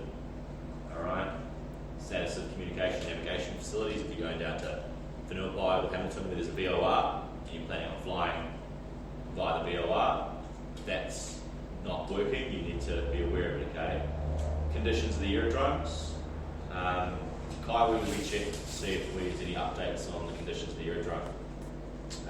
AIS or AWIS. Yep, so that's weather conditions. Also your NOTAMs. NOTAMs. Taking from landing data. And any procedures, if there's an engine that becomes inoperative, okay? So multi-engine aircraft, all aircraft are designed to fly on one engine and maintain the best rate of climb on one engine, okay? Obviously the engine life is going to seriously decrease because you've got to power that at max continuous thrust or max continuous power. Now, really important when you're flying around with your mates, drinking beers, smoking ciggies in the aircraft, okay? Maybe that's just what I used to do. You're the only one that can fly the aircraft, okay? Exceptions being a student who doesn't actually have a license, receiving dual instruction, or maintenance guys. So the maintenance people, they come down and do like a general, they'll do an aircraft start and engine run-up. They do as part of their training down there, they'll come and get an instructor to jump in the aircraft and pretty much take them through everything from startup, run-ups, shutdown. They obviously can't fly it, but as part of their maintenance requirements, they might have to run the engine and check something, so therefore they've been approved to do that. Therefore they can handle the controls. Got to have dual controls. Most aircraft here do. I know in America they like to just have one control on the left-hand side. I don't know, it's just American. With passengers, seating and seatbelts. This is the big thing here. So each passenger shall occupy a seat or berth and fasten their safety or restraining belt during takeoff and landing when below 1,000 feet. Okay, the critical stage of flight. When instructed by pilot command, so the captain on board, and also during an aerobatic flight because you're going to be going upside down, and at all times in an open cockpit. For example, anyone know what the aircraft is? Tiger Moth, maybe? Tiger Moth? Yeah. Anyway, infants, however, under the age of 4 do not require a separate seat provided the child is held by an adult occupying a seat and is attached by a safety belt to the adult's safety belt. Everyone's been on an aircraft before, especially with babies. Everyone hates those people. Pending the baby. Does everyone feel that every time they go on a flight there's always a crying baby? Yeah. I remember I was going down to Wellington over Christmas and I was just like, ugh. And me and the baby and I locked eyes. I said, don't you dare. And it was actually a great flight. So, anyway. It happens. It's just a part of travelling. So, infants. Can't do much about that. Everyone will have kids one stage. Try having one on your lap for 10 hours. Yeah, exactly. Okay, so passengers have to basically follow all instructions by pilot command. Okay, as pilot command, it's really important that you give them a briefing. Okay, yeah, and the passenger briefing needs to include the following information: smoking. All right, I believe, from what I understand legally, if it's not placarded that there's no smoking, and you don't advise them that there's no smoking, they can actually smoke on the aircraft. So, yeah, you can imagine the shock that I got when I didn't tell my mates that this was a non-smoking aircraft. They couldn't see any signs, and 2 guys are smoking durries in the back. Just kidding. Location of the emergency equipment, because, hey, in the event of an emergency, if you're injured, then you're going to want to know that they can go and get that equipment for you. Exits of the aircraft. Look, in these smaller aircraft, there's only really 1 or 2 ways in and out, which is through the canopy, out the front, out the back. You always want to be going somewhere away from the aircraft, away from the engine, right? Because in an emergency, that's where the real fire risk is. So, for a robin, all right, I typically say to my passengers, right, in the event of an emergency, okay, I'll full control, follow my instructions, fasten your seatbelts, pull here, brace position, okay? Emergency equipment on board. If you do need it, axe under my seat. Right seat, fire extinguisher under the left, or vice versa, depending on the layout. And if you do need to exit the aircraft, just through the rear, meeting at the rear of the aircraft, okay? Unless stated. So that's the procedures in the event of, or in case of an emergency landing. The use of any portable electronic devices, especially during IFR. Requirement to comply with lighted signs, that's on the larger side of things, and stowage of any bags on the aircraft. With the passengers, we can't carry them at certain stages of the flight, especially when we're planning on carrying out low flying. Okay? So what altitude was low flying at and below, John? What's the lowest altitude we can go above a non-built up area? Definitely above 500. Yep, so low flying is anything less than 500 feet. Okay? So if we're going into an authorised low flying zone, we can't carry passengers. Can't take passengers for a flight check, especially post-maintenance. Alright, glider tow you can. I don't really think I know of any other towing of aircraft. Alright, it's not like towing a car. But, hey, I don't know. Aerobatics, unless the pilot in command holds an aerobatic rating, then you can take passengers, but remember the heights, not below 3,000 feet with passengers. Display flying at an event or any other type specified by the director. The other thing to realise is that the director makes all the rules. Okay, we just have to ensure that we abide by the rules. Security. All right, got to carry your pilot license or your AVSEC card. I've got like a little card that just says that I'm employed by an aviation organisation, so I'm security cleared. Pretty much means that I'm not at risk of just whatever. So this is the big thing in terms of the license currency. As I mentioned before, once you get a license, it's valid for your lifetime, but the license isn't current unless you maintain the license itself, which is where the BFR requirement comes into it. Okay, you've got your recent flight experience, which is your 90 days, and that's so you can exercise the privileges of a PPL. So operate not for hire or reward, but if you want to use or maintain the license, you have to do a BFR every 2 years. Okay. As mentioned, reviewing the air exercises, flight rules that are applicable to PPL operations, and it's with a BCAT or an ACAT instructor. Okay. No person shall operate an aircraft in simulated instrument flight in VMC unless. So, instrument flying is when we put the hood on so you can't see outside, so you've got sole reference to your instruments in front of you. Okay. If you want to carry that out, you need to have 2 pilot stations, so dual controls. All right. You've got to have a safety pilot on board. So if you're a PPL and say you want to build some instrument time, then you need to take another pilot who's current, type rated in the aircraft, so they can act as a safety pilot for you. Sorry, they don't need a type rating; they just have to be current.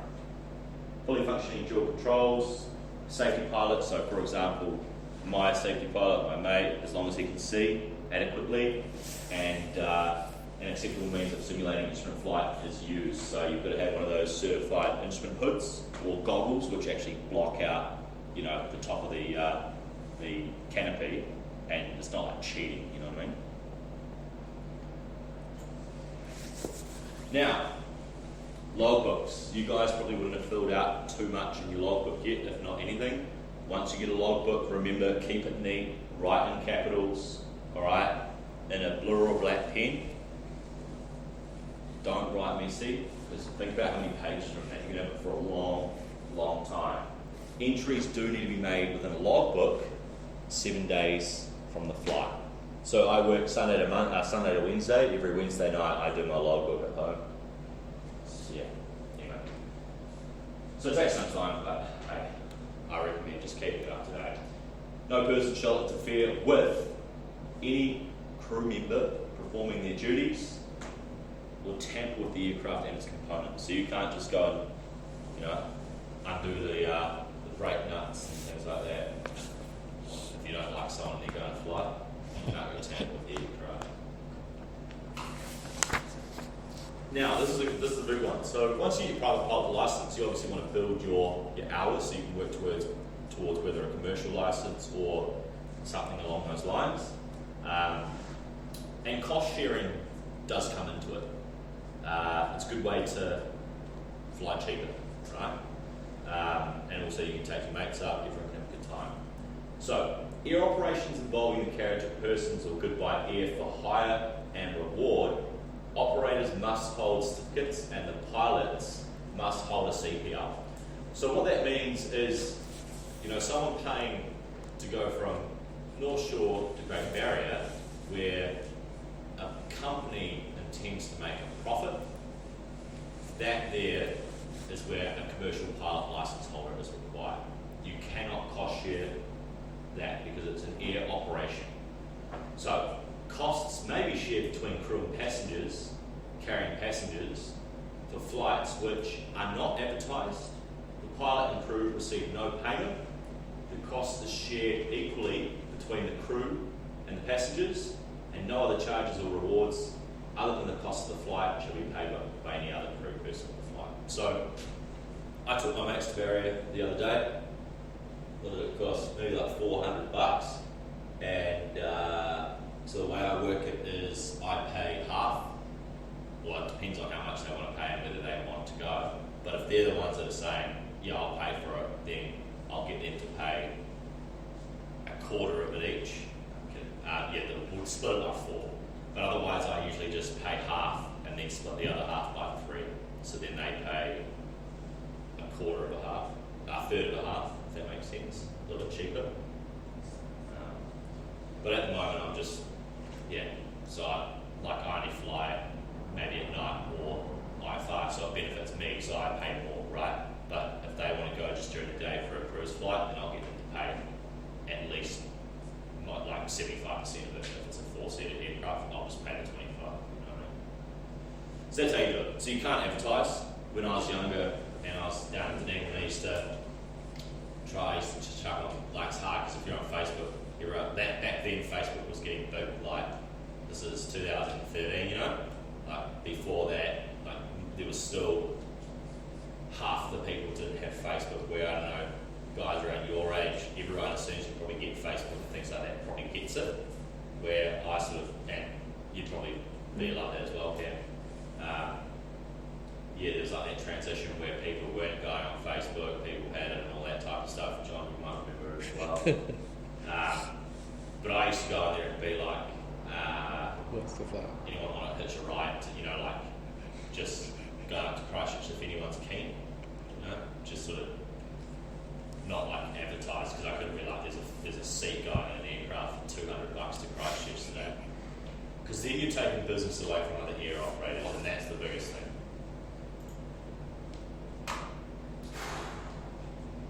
Break time. 3 o'clock. What time was it on the schedule there? Has it? 2:15. Yeah. Alright, up we go. Everyone keen to go back up for 15 or so? What time do we finish today? 4:30? Yeah, roughly. Yeah, cool. Well, that means we've just got an hour session when we get back. You guys happy with that? Because if I have a look here, I'm supposed to be flying. You're flying today? Tonight? Yeah. Oh.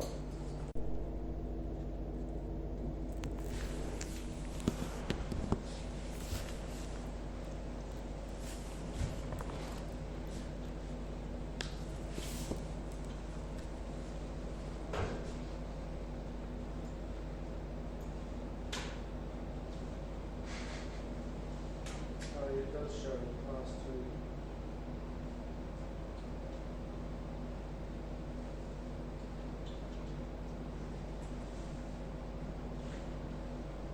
That's it there.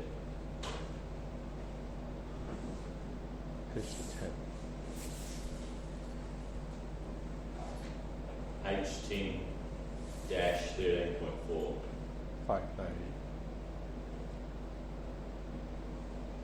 How much are they? 655. It's $655. 569 excluding. Right. Where they made overseas. Yeah, might be cheaper somewhere.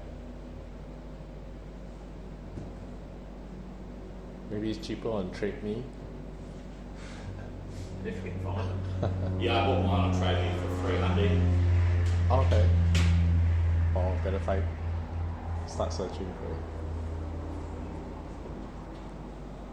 Like I said, I can't afford it. 'Cause by the time you spend it all adds up, like my instructor rating probably cost me like 30.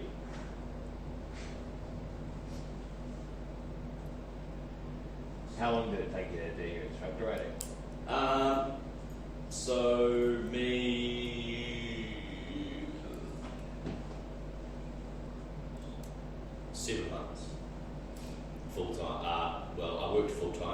40 hours a week at my other job, and then I studied part time, so I was here. Yeah, it's tough. I flew on Thursdays and Sundays twice a week. Monday, Tuesday, Wednesday I'd study for my Thursday lesson. Friday I'd have off. Full day Saturday to study for my Sunday lesson. And then Sunday night I'd have off. So I did that for 7 months. So I had 2 months off work though, because I had built up enough annual leave.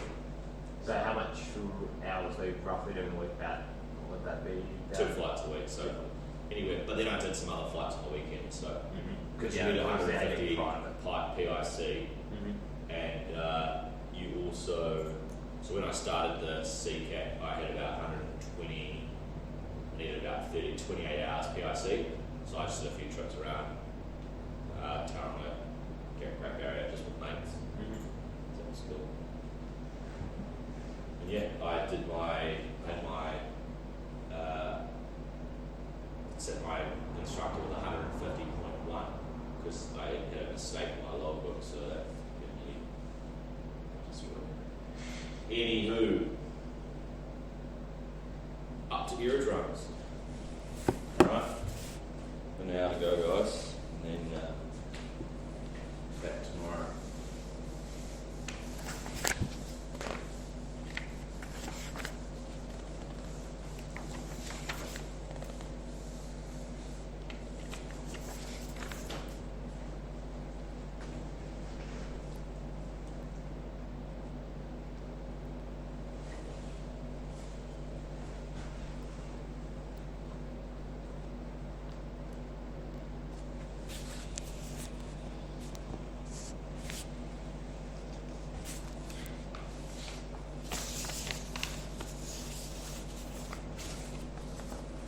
Right, so we're going to look at the aerodrome law, okay, or the law surrounding aerodromes here in New Zealand. Anyone know where that is? Gisborne. Someone that doesn't know where Gisborne is? East Cape. No. Right. Stand by.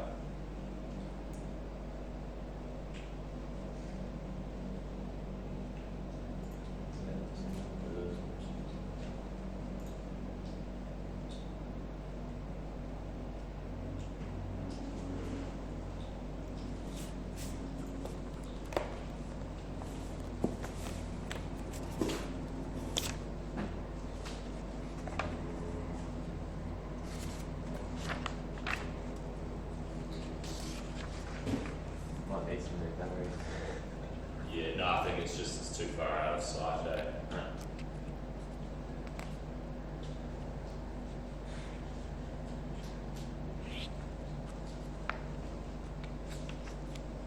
I haven't flown to Gisborne. I want to though. I would have thought that they'd have plenty of spots for clear runways. All those vineyard fields. They take priority, grapes take priority. So,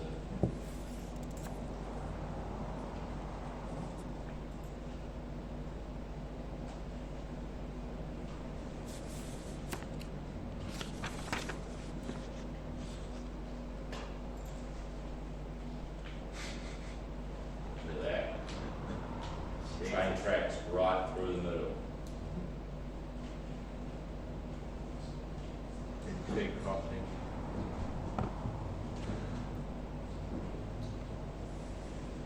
Does it actually say? Oh yeah.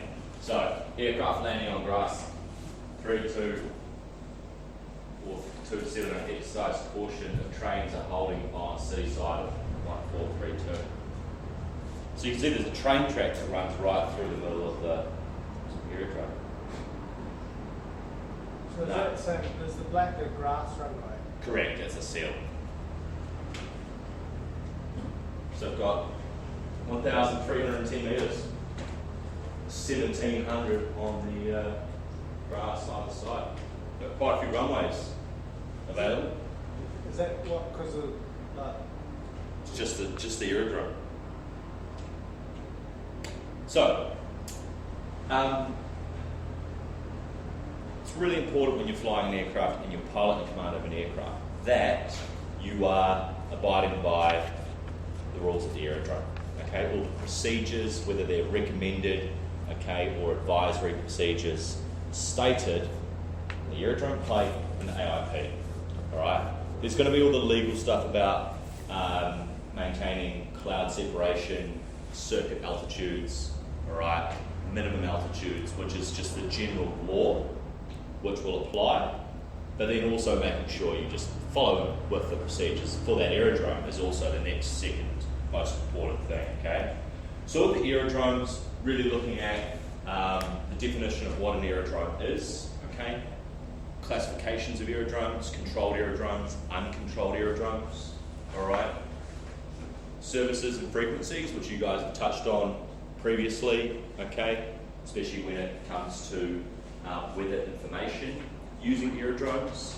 Next thing we have is the group rating system here in New Zealand, a quick reference to confirm whether or not our aircraft can land at a particular aerodrome without having to do any takeoff and landing calculations.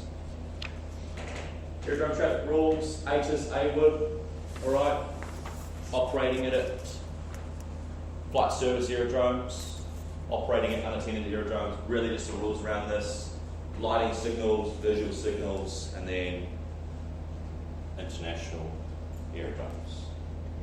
That's a fuzzy picture of our North Shore, but what you can see here is the layout of the aerodrome. Okay, so the aerodrome encompasses the runways as well as the surrounding area of the runway itself. So you can see this red dotted line is classified as the aerodrome. So, runway strip, okay, because we've got a grass runway which you can see in green. The perimeter is the boundary of the actual runway strip itself. All right, that's what the aerodrome is. Now the movement area includes taxiways, aprons, okay, runways. As you can see here, apron area. So having a look, this is, I'm just going to orientate myself. Where the hell are we? Where else? Top left, okay. All the hangars over there, and then we've got other areas. So they are considered, that's the apron for each section of the aerodrome, all right, or a movement area. The manoeuvring areas are taxiways and runways. That's the manoeuvring area. But the movement area includes the apron as well, all right.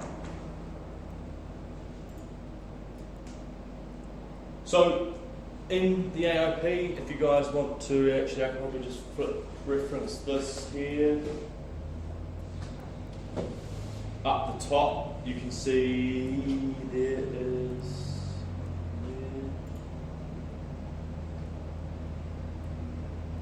right, so here you can see that in Gisborne, it states a certificate, a certificated aerodrome. Okay, 1 nautical mile west of the Gisborne township.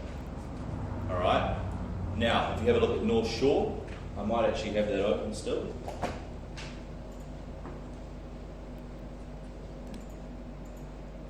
You can see up the top, it states here that it's a non-certificated aerodrome. It's really important that we understand the differences between the two. So, a certificated aerodrome under Part 139. Can someone tell me what Part 139 is? Have a look on the print, the purple thing I just gave you.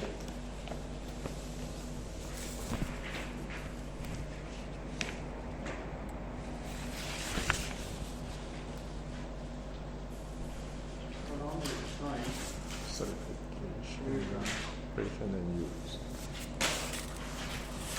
Aerodrome certification, operation and use. Excellent. So, the certification, operation, and use of an aerodrome is classified as certificated if it meets minimum design and safety standards, all right, set out by who? Well, CAA. Provide a level of rescue and firefighting, so they have to have that. We don't have fire rescue here, so therefore we don't meet the minimum requirements to be certificated. A certificated aerodrome can be publicly or privately owned. All right, this airfield is essentially it's owned by the Aero Club, so I don't know if that's private or public. I'm presuming it's a private entity because it's a club. And also, it's scheduled air operations of 30 passengers or more. We don't have that, okay? So, if you wanted to actually carry out air operations with 30 passengers or more, based on 30 passengers, what size air operation would that come under? One of you two at the back. Well, you've got small, medium and large. Your guess is? Medium. So, how many passengers was large or more?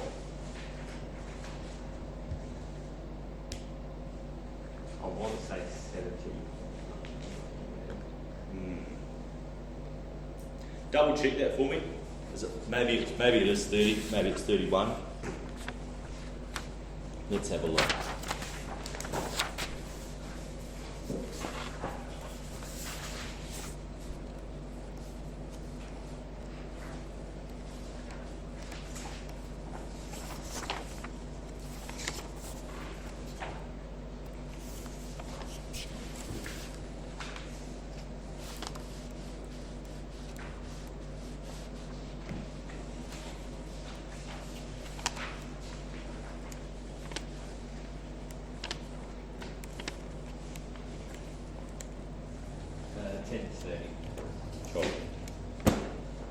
So 10 to 30, you're actually right. Sorry, I thought it was 31.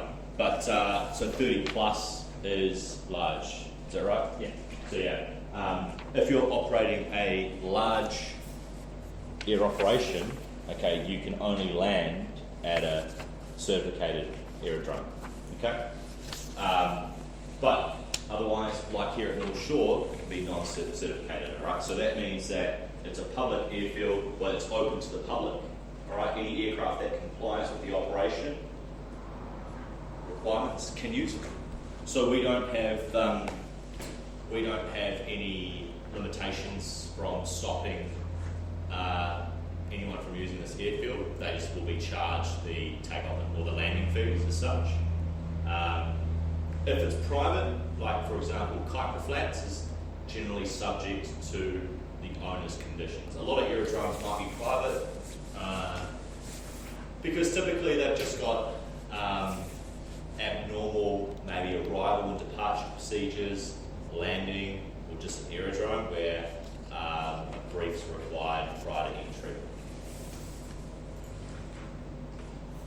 So, military aerodromes. How many military aerodromes do we have here, Eric? Just one. One. We've also got, so which one's that, Whenuapai? Yep, we've also got Waihakia as well, and also Woodburn. Woodburn's a little bit different because I believe that that's a potential private company as well, because that's Blenheim Airport. Maybe it is military. Nah, it's not, because you can enter there and land. So there's two military aerodromes. All right. Now you cannot land there. It's a military zone. You need prior approval from the base commander. Right, so if you go into the red circle, if you have a look at your map that you've got there, you've got the red ring. Cool. Okay. That's the airspace of the. That is the airspace. All right. So we cannot go within that airspace unless we've got approval from Whenuapai Air Traffic Control. Then we can fly in the airspace. If we want to land, we need to have approval from the base commander. Well, if it's an emergency. Good question. So in the event of an emergency, I believe you can land there, all right? But otherwise, if you did just land there, you'd probably be shot on arrival, okay? Can So- you go through there when it's not monitored? That is a good question. So, when air traffic control is not on watch, Vanilla Park airspace does become a mandatory broadcast zone, which we'll speak about, which you may have already covered. But we still can't go on the red in the military area, the red ring, without, so at all, if it's under control. You can't go there, or you will get shot down. Cool. So, aerodrome control service. Air traffic control service provided for the control of the aerodrome traffic. Any of you guys remember the Beechcraft on the left? You three on the back, did you ever get to go on one of those? No. You? I saw one when I was little. I've never been on one. Yeah. Pretty cool, eh? What about this aircraft here? Anyone know what that is? Yeah, 737. They're still in occupancy? No. Not in New Zealand, but No, not here in New Zealand. But yeah, Qantas run the 800s. so did Virgin as well. Yeah, Virgin did. Yeah, I went on the farewell flights for the 737s. Yeah.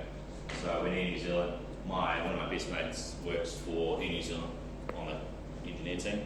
So they like send out, sort of things throughout the company. One was the 737 farewell flights. So pretty much you just go into a ballot to get tickets to jump on a plane. We just flew a circuit in 73. Pretty cool. Yeah, it was awesome, mate. I think the pilots just wanted to go hand fly the thing before they got rid of it, which is pretty cool. So, with the air traffic control, I suppose, their primary role is to ensure safety, right? And when would safety need to be taken into account, Cameron? In a circuit, for example, why would we need, say, air traffic control? Because we don't have air traffic control here, but the likes of Auckland. Oh, so we don't have the conflict with other traffic? Correct. But yeah, what I'm sort of getting at there is it's busy enough that it warrants someone needing to manage it as opposed to pilots manage it themselves, okay? So that's why we have it, and it's all across the country. In an uncontrolled aerodrome like here in North Shore, all right, the pilots are responsible for the separation. And we'll get into the types of airspace and what separation is provided between aircraft, which you guys have got printed out that as well. But at an aerodrome that's uncontrolled, we also have an aerodrome flight information service. Okay? So, AFIS. Okay, can you guys remember where the two AFIS or the flight services are? Is it Ardmore? No, it's unique. Yeah, Unicom. They've got the beat back at Ardmore. But so you've got the two aerodrome flight information services. You've got Paraparam. Open up Paraparam for me, which is PP, and then you've got Milford Sound, which is MF, I believe. So, with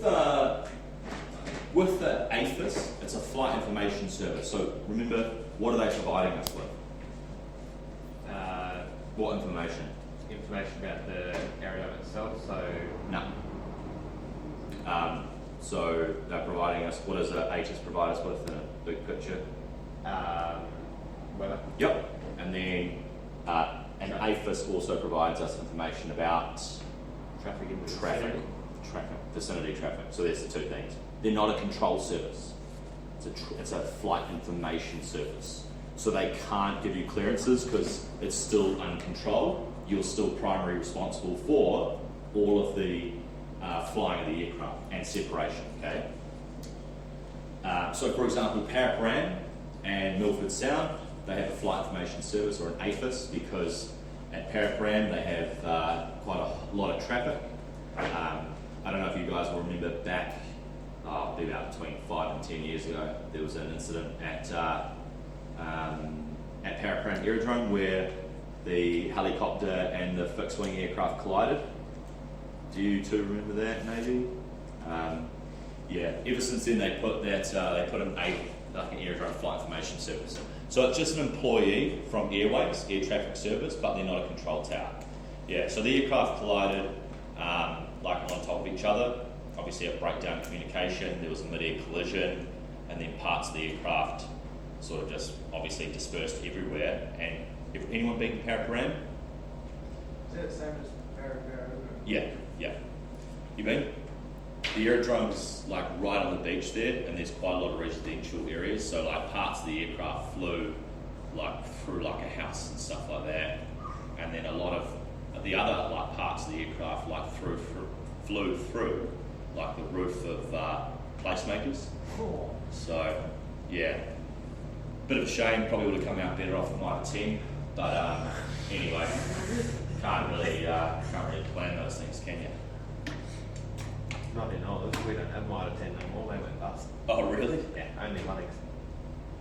Right. So, attended aerodrome. If it's attended, they've got air traffic control or IFIS on duty. Unattended, there's none. Remember, attended and unattended versus controlled and uncontrolled. Paraparam is an attended aerodrome, but it's an uncontrolled aerodrome. Okay? Get it right, so.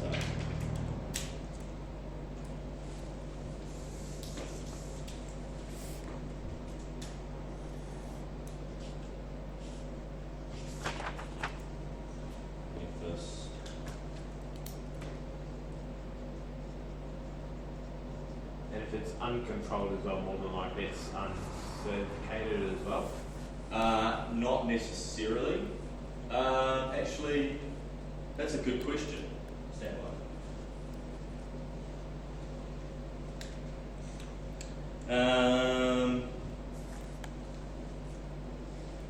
Yeah, most likely.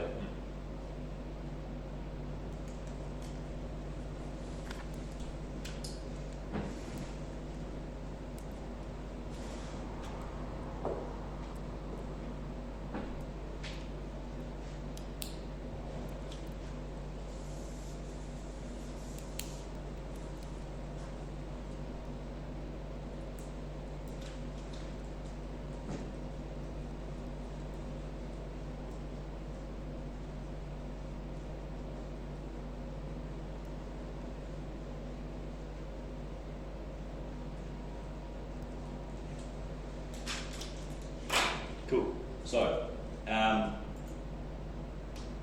where can you retrieve the information about an aerodrome? Well, we know that. All right, AIP volume 4. That's where we can get aerodrome chart, any frequencies that we'll need. Okay.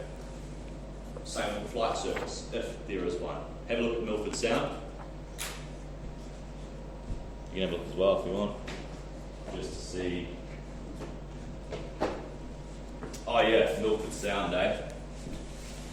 That's pretty interesting going there. Does anyone know where that is? Just out of Queenstown, isn't it? Yeah, it's up on the west coast. It's got a real interesting arrival into that aerodrome.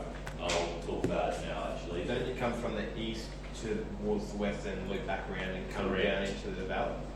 Correct.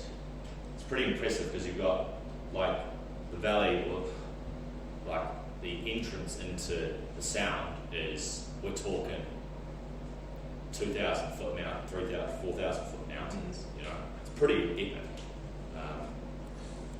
I've done it on a flight since a half. That was. Oh, you have? So you actually fly on the approach in there? Mm-hmm. Yeah. Do you hand fly or autopilot? Hand. Only a 172 though, and in a tried it in a Robin. How'd that go? Not too bad. So you landed on 1-1? Mm-hmm. Took me a couple of goes, but eventually.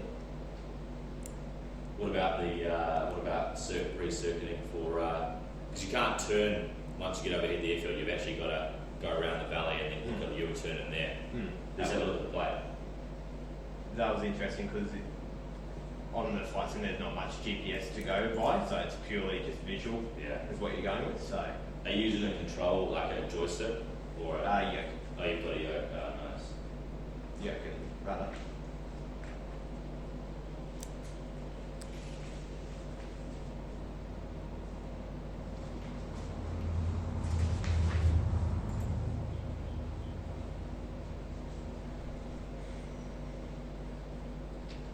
Right, so just to give you guys a little brief thing on Milford Sound. The reason they have an APHIS here is because the terrain is so high that pilots can't actually speak to each other because the VHF radio frequency signal just gets cut off by the terrain. Alright? So that's why they've actually got a tower or an APHIS which is attended during the day. So they've got repeaters on all the high terrain so they can actually get signal back. But pretty much what happens is, you've got the sound entrance here and you've got Milford Sound which is just here. So you can see that you come in here, this is the west coast, southwest coast, and you'll fly in here. You fly in hugging the southern side, or this is where my finger is, and then you come in and you land. Now, if you do need to go around, you need to fly all the way around here and hook a U-turn and come back. So technically you'll come in and you'll just land straight in on the eastern runway because you can't actually fly a circuit there because of the terrain. Now, having a look down, next page. Is that quite scary doing the U-turn in the valley? I didn't have to do it, but pretty much what happens is if you're arriving from the west,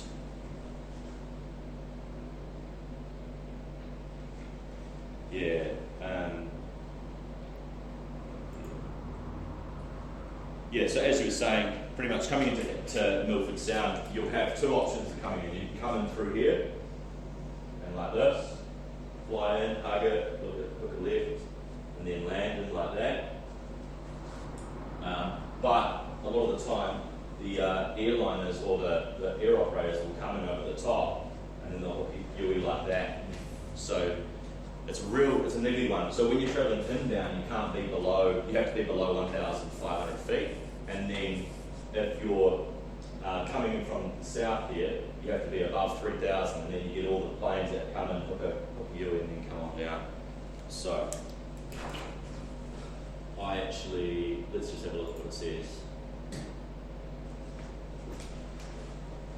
So preferred routing is via the Don reporting point to maintain 3,000 feet until northwest of the line until Williamson and Peter Points, and continue descending along the northern side of the Sound towards Dale Point, flight inbound the aerodrome on the southern side of the Sound, passing Stirling Falls, cross the joining Williamson and Peter Hatchet Points and fall below 1,500. So runway 11 is the preferred runway for a straight-in approach, providing there is no conflict with existing surface traffic. Otherwise, position overhead is joint left-hand downwind at 1,000 feet. Nice. So, quickly just show you, the guy that I was with actually filmed it and chucked it on YouTube. He had a GoPro strapped to his head for some reason. That was kind of random, but all the views that he's got on this is just pretty much me showing people flying to Milford Sound.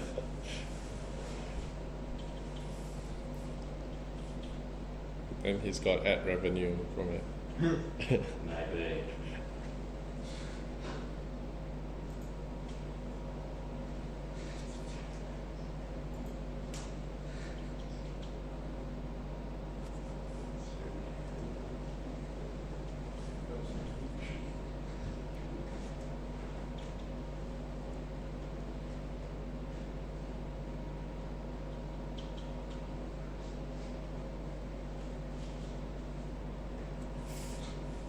I don't know if there's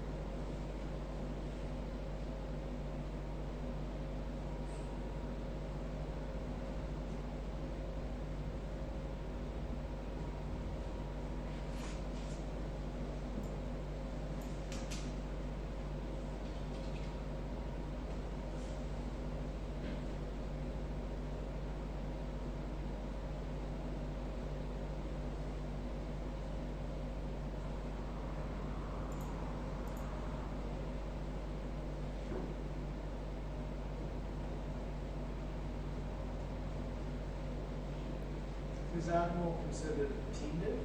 No. No, because it's it doesn't have anyone there in the tower.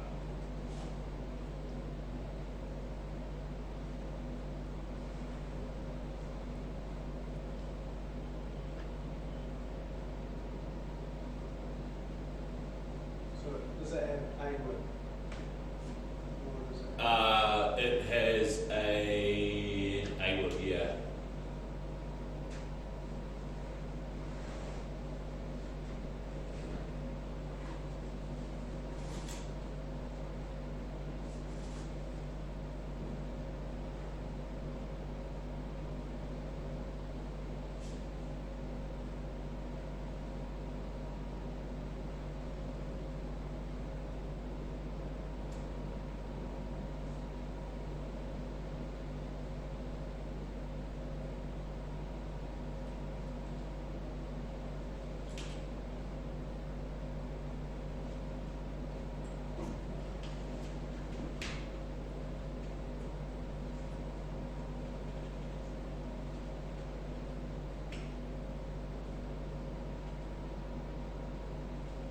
Sure, sorry, I can't really find it for you guys, but anyway, it's a shame.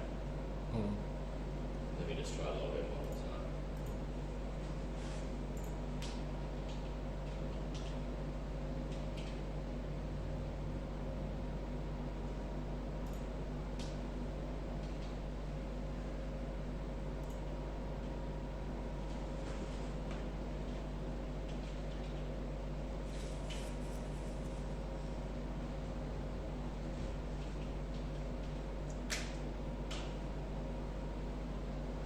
Alright, no.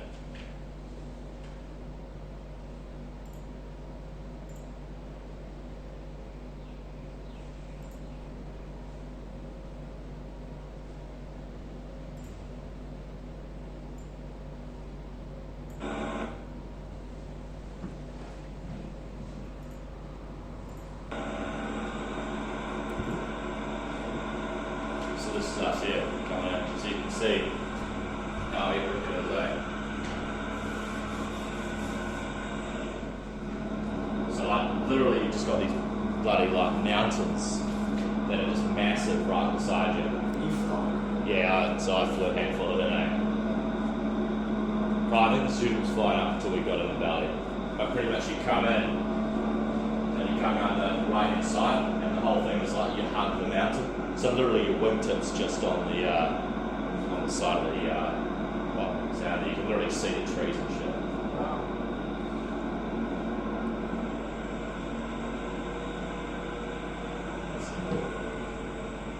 Was this one of your students that you say? Oh, not really a student, just came on the South Island trip.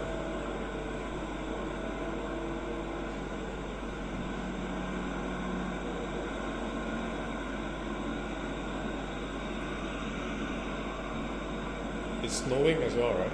Nah, it's just for the rain. Oh, okay. So there's the airfield, so you're sort of coming round.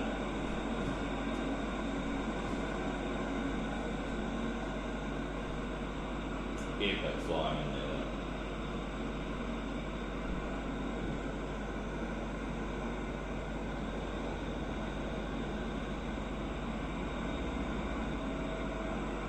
Wow, that's close. The whole thing is you don't have to do a go around, so I came in bloody, I definitely came in and was pretty, making sure I nailed the speeds and the approach. Fucked up the landing though. You'll see the wind just dropped to the left. It was all good, but it was just, you get a bit of wind coming in, any sort of wind and it'll put you off. Because it's in the valley, it will flip through quickly. Yeah, but,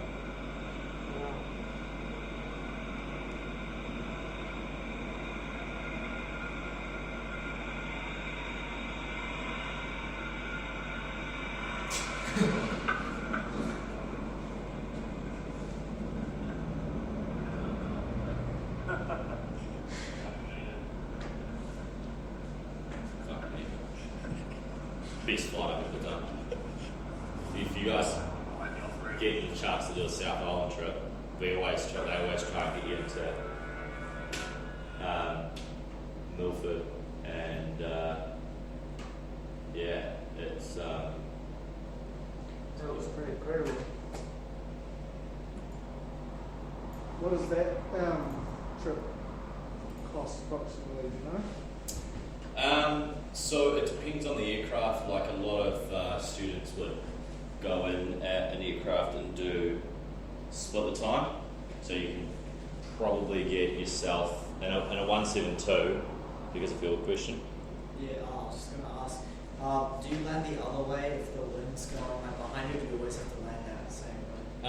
Yeah, good question. So you definitely take a tailwind to land on runway 11, because that means you don't have to fly in through here and do a U-turn. The problem is that the wind's coming, predominantly it is coming from 11, so it's just constantly, it's quite windy because it's coming over that massive valley. So yeah, if it's coming from the west, then you sort of got to go and hook a U-turn. So it's not too bad, but it's just more niggly because you actually have to fly and lose sight of the field. So going back to the cost of that, it's you probably do it between 12 and 13 hours each. So I think, just depending on the aircraft that you take, it could be between anywhere between $3,500 and $5,000. But yeah, 13 hours of flying, but we're talking some of the best flying, and then you've obviously got the cost of the accommodation and stuff. But so look, it's not cheap, but that's what it is. 13 hours from here. Yeah, Oh, okay. it's like 25 hours of flying, Wow. but split between two, you can go full set. Okay, so you see there's different aerodromes across the country, right? Different approach procedures. We just need to make sure that we're following the rules for each of them. So what area can be used as an aerodrome? Well, it just has to be suitable for takeoff and landing. Okay, got to comply with the operational requirements. Runway can't be obstructed. So part of the takeoff and landing checklist is runway clear, making sure that nothing that's going to pose a risk. Can't be used at night unless it's equipped with the required activated lighting system. Okay, serviceable lighting, most importantly. So the circuit must not be in conflict with any other aerodrome traffic or instrument approach circuit. So when we talk about the circuit, you've got your aerodrome here.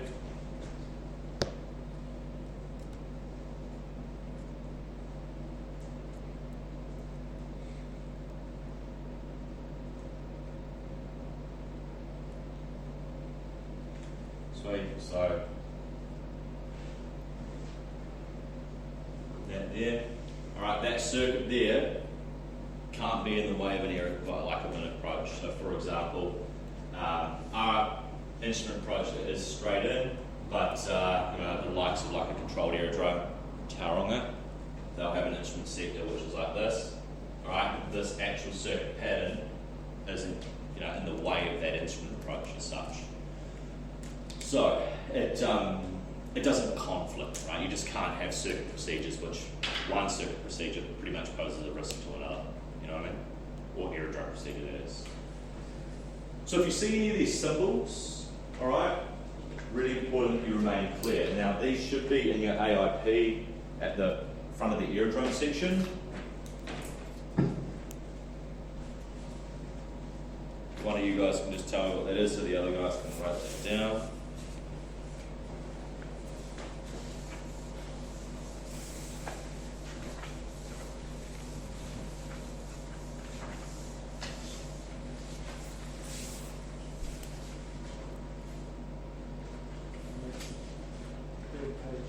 Third page in.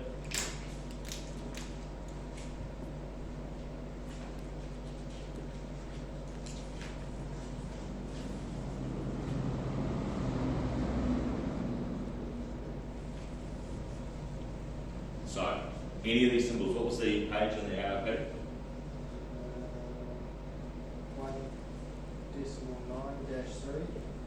They look a little bit different, but next unless it's something different. It's across. Okay, cool. Sorry. They're ground signals, but these are marked as unsafe. So just note that down as well, because you do have some symbols. We'll cover that in the next section.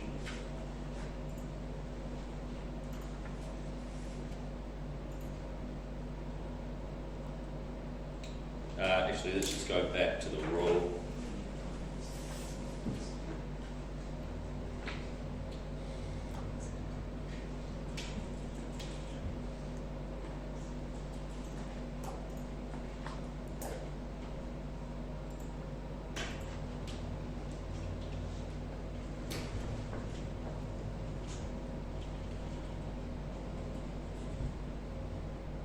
Oh, wait, I've got it here. 91, operating flight rules. So, unsafe areas.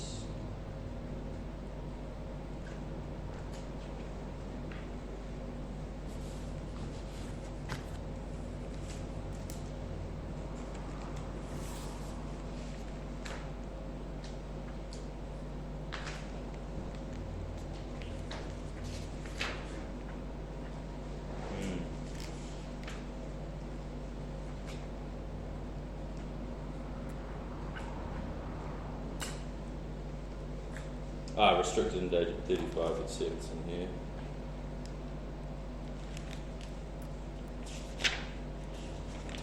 No. Okay.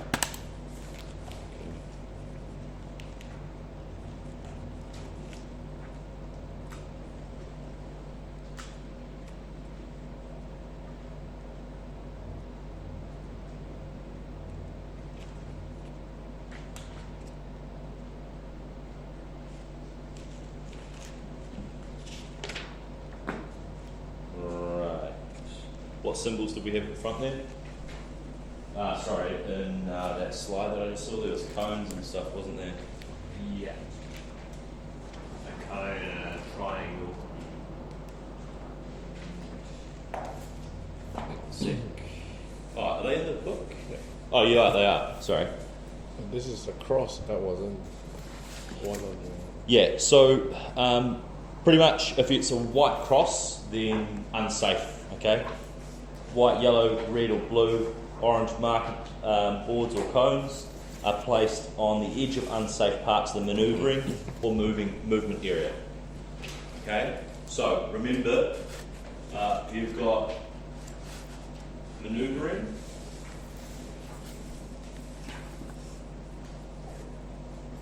taxiways, and what else? What else is part of the that's the movement area. So manoeuvring is where the aircraft will actually manoeuvre around. So taxiways and runways. Okay? Alright, the movement area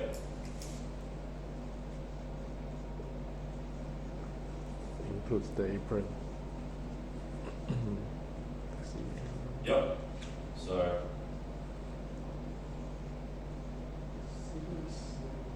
is that right? Should be in your book as well.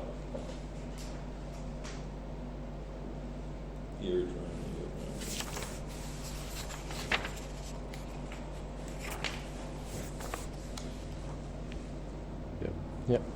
Movement. Maneuver is landing area plus taxiways. Yep.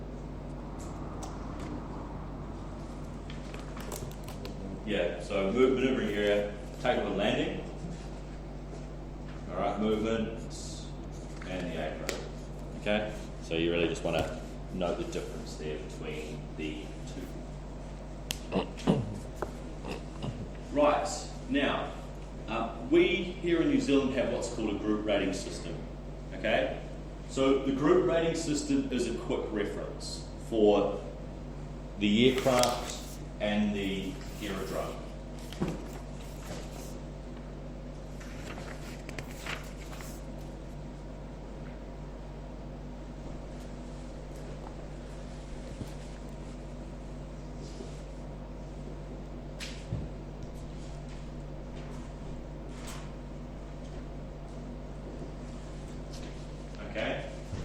So,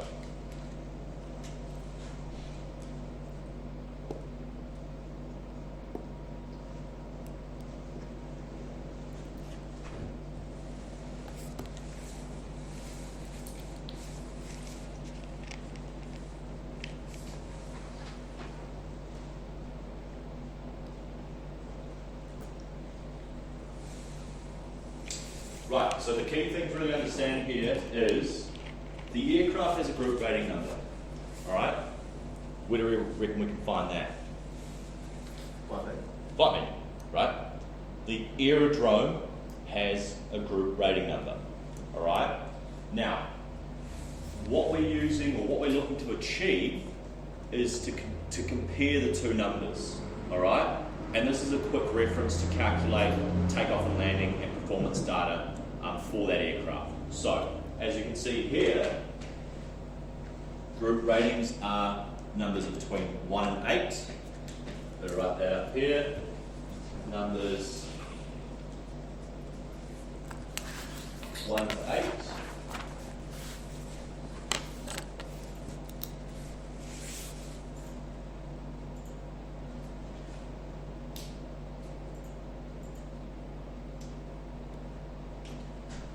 And the way to look at this is, I think of the group rating system as pretty much what we're comparing is we're comparing the group rating number of the aircraft and the airfield. And it's like comparing a shoe size, right? So imagine you've got an airfield. Imagine that is like a shoe, right? And the aircraft's your foot. So if you had an aerodrome which has a group rating, say, of 8, all right, and the aircraft, which is your foot,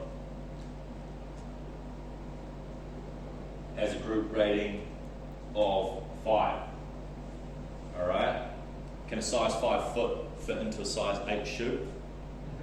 Exactly. It's the same way to look at it like this, okay? So what we're doing is we're just saying, can a group rating, say a 5 or a 6 or a 7 aircraft fit into, or to take off and land safely with the amount of runway available with an aerodrome that has a group rating of 8?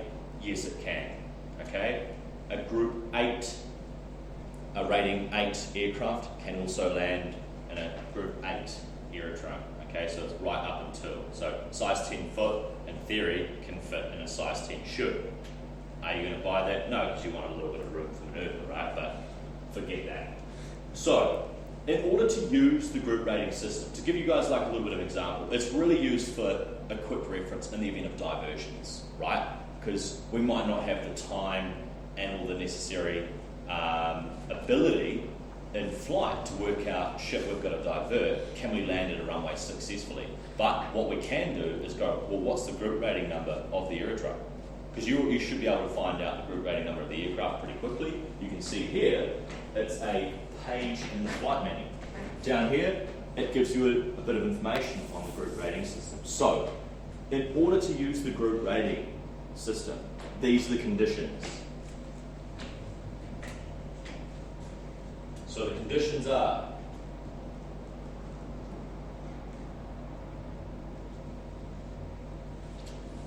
maximum takeoff weight of less than 2,270. All right. All right. Now this is calculated using flight manual data for maximum takeoff weight on a level grass runway.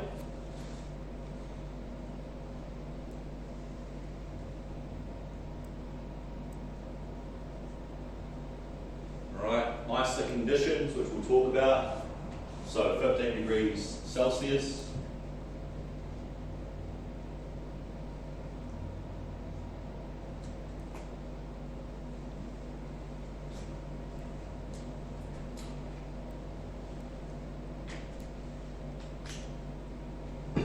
And we have here. That's pretty much it. Okay. So if the aircraft weighs less than 2,270, all right, and we're looking at a grass runway, ISA conditions, and we say, right, well, Kuiper Flats or North Shore has a group rating of, say, 7, and our aircraft has a group rating of 5, we know that we'll be able to safely take off and land from that aerodrome. Okay? Sounds, am I getting this right, or is so the rating is based on the most ideal condition? ISA average conditions on the day. So when we get into meteorology, it's all about aircraft performance. So hotter temperatures, worse for aircraft performance. So it's the average conditions. So 15 degrees Celsius, all right, an average QNH of 1013. As soon as these conditions start to vary, then aircraft performance is going to increase or decrease. Okay? So obviously if the conditions for performance get better, then we're definitely going to be able to take off and land there. All right? If they get worse, well, that's where we have to complete. We can't guarantee using the performance. We can't guarantee via the group rating system that we'll be able to land there. So it's really important. This is not a limitation, it's a quick reference. Can we still land at an aerodrome? Say, for example, the Robin here has a group rating of 5. Can we still land at an aerodrome with a group rating of 4? Yes, we could. We just have to actually complete a takeoff and landing graph for the conditions on the day to work out if there's enough runway available. Based on the performance group rating system, no, we couldn't land there. Okay, so it's not a limitation, it's just a quick reference. Question? No? Cool. What does it say for what aerodrome you're looking at the moment? Oh, I just put this. Okay. Can anyone see? How earlier? Yep. What do you got there? I got North Shore. Yeah, North Shore. Is that GP? Yep. Yeah. So that's group It rating. is 5, 4, 0, 3, and 2, 1, and 3 for 0, 9, 2, 7. Cool. So you'll see on the operational data on the back page for North Shore, it has a group rating system of 5 and 3. That's GP, is it? Yep. Group. Oh, yeah. So that's what we're using there. So we've got a group rating, our aircraft has a group rating of 5. The aerodrome has a group rating of 5. Now remember, if we're under 2,270, which we are, this is on a grass runway, so remember on a seal, the aircraft's going to slow down a lot easier because it can grip to the grass. It can grip to the tarmac as opposed to the grass where it skids. Alright, so there's more friction. So instantly, because it's a sealed runway, that actually, assists the aircraft with being able to land there. And ISA conditions. So if it's quite hot, then hey, the takeoff, we'll probably have to do that. If it's any colder than 15 degrees, then performance is going to be better. Alright? Which you'll get to. Okay. Radio. So let's just have a look here.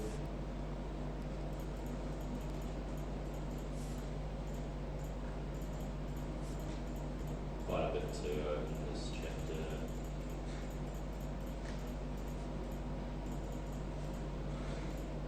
Sweet.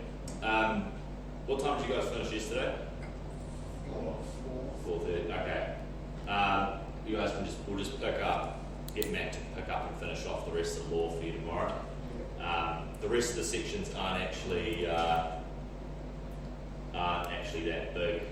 The main ones being these first 5, which are sort of the bigger contents, and then the next one's the summary. So definitely get through that. But you guys probably had enough for today, haven't you?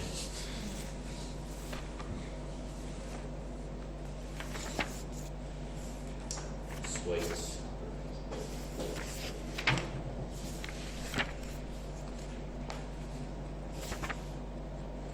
Okay, well, in that case, what I'll do is I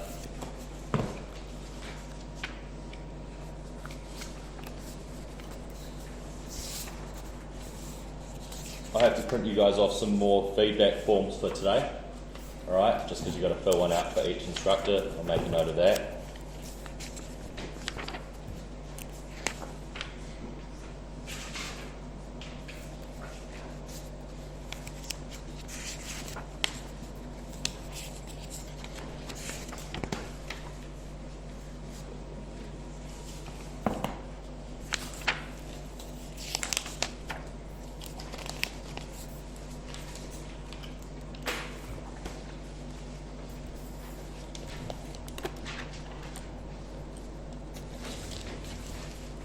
Anyone got any questions on today at all?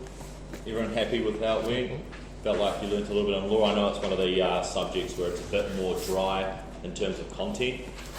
The most I can do is really just basically advise how I broke the law, but that's the best I can really sort of make it seem a little bit more interesting, what not to do.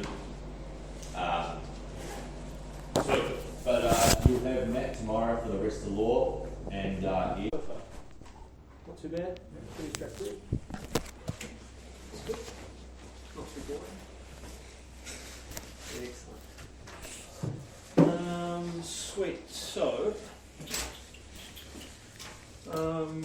we have Devon and Harry. Cam's here. Kai. Yep. And John. John. Yep. It's easy. Hey. And we've got Abby joining us this afternoon. Now, sounds like Rob's been telling you lots of stories, so Laura's running a little bit behind. That's all right. There's plenty of room to catch up anyway. We typically get well ahead of where we need to be anyway. 2 weeks is a pretty sufficient amount of time to go into depth with some of the subjects. So we'll probably push on after lunch to finish law, and sort of finish law about mid-afternoon, something like that, and then get cracking into the tech mid to late afternoon. Just a little bit about myself to start with, just so you know who's standing up in front of you rambling on. I've been at North Shore over 3 years now, so I've been hanging around here quite a while. I do a mix of PPL, CPL and IFR training. I first started down in Palmerston North, so I went to Massey University down there, and then I was down at Wellington Aero Club for a wee bit, and also Kapiti Aero Club.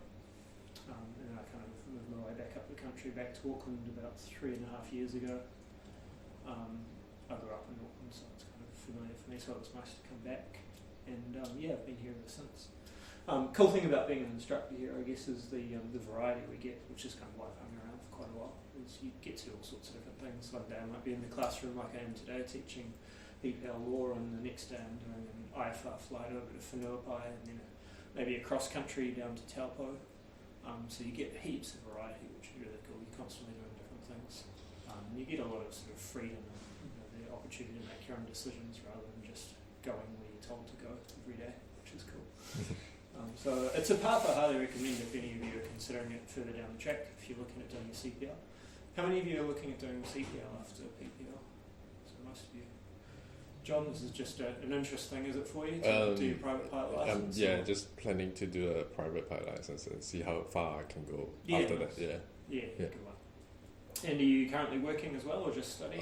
Took a sabbatical, so yeah, so it will be 6 months here, and I'll be heading back after that. Yeah. Oh, okay, cool. Yeah. Very nice, very nice. And Kai, what about you? Have you done something else before you've come here, or?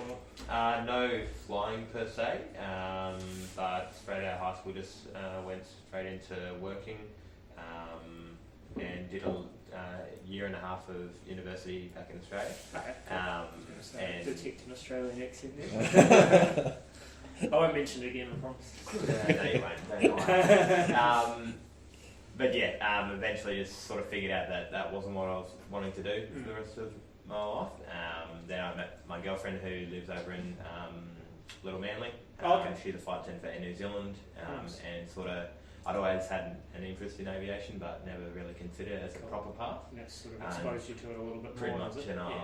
and I was like, stuff it, I'm gonna do something for myself, because I was working my ass off like for the past 2 years. So I was like, I'm gonna do something for myself and take a leap and see what happens. And, Yeah, good one. yeah, commercial is definitely the way to go, but I'm not in any rush to get there. It's a long-term goal because I know how long it takes. Just enjoy what. Yeah, I think it's a big thing, is to enjoy the sort of road. It does take a while, and I think a lot of people, you know, if you ask them, they look back, they didn't enjoy, you know, the journey. They were just constantly, oh, I've got to get there, got to work hard, and they end up not having a very good time for, you know, 5 years. Yeah. So, you know, you've got to enjoy it. Like I said, when you're instructing, you get a lot of freedom as to what you do, where you operate, how high you go. what you can do on any given day. Same as a student pilot, a lot of the routes you will get to choose yourself, and you've got to make the most of that kind of stuff. It's pretty cool. It's a good opportunity. Like you, I didn't start off going straight into aviation. I did a Bachelor of Arts in Spanish and Politics when I first left school. Of course, I'm not using any of that right now. So yeah, everyone does their own sort of different thing, and I think there's a lot to be said for that. All right, I guess I better get cracking into the material. Might just change. Can you guys see that okay if I leave it in that view? And that way we can kind of see what's coming up as well. And just a bit of perspective. You've all got the blue book, eh? Yeah. It's got so I'll try and make this as interesting as possible. If you've got questions along the way, sing out. You don't have to put your hand up or anything, just yell at me. And if you've got any stories to add or something you want to throw in there, feel free to sing out. It's all pretty casual, really. The idea is we just sort of get as much information as we can from all this. So, aerodrome traffic, circuit rules. Part 91. What do we find in Part 91? Bit of a recap from yesterday, hopefully. Car Part 91. It's probably one of the most important General rules, isn't it? Yeah, it's general operating rules.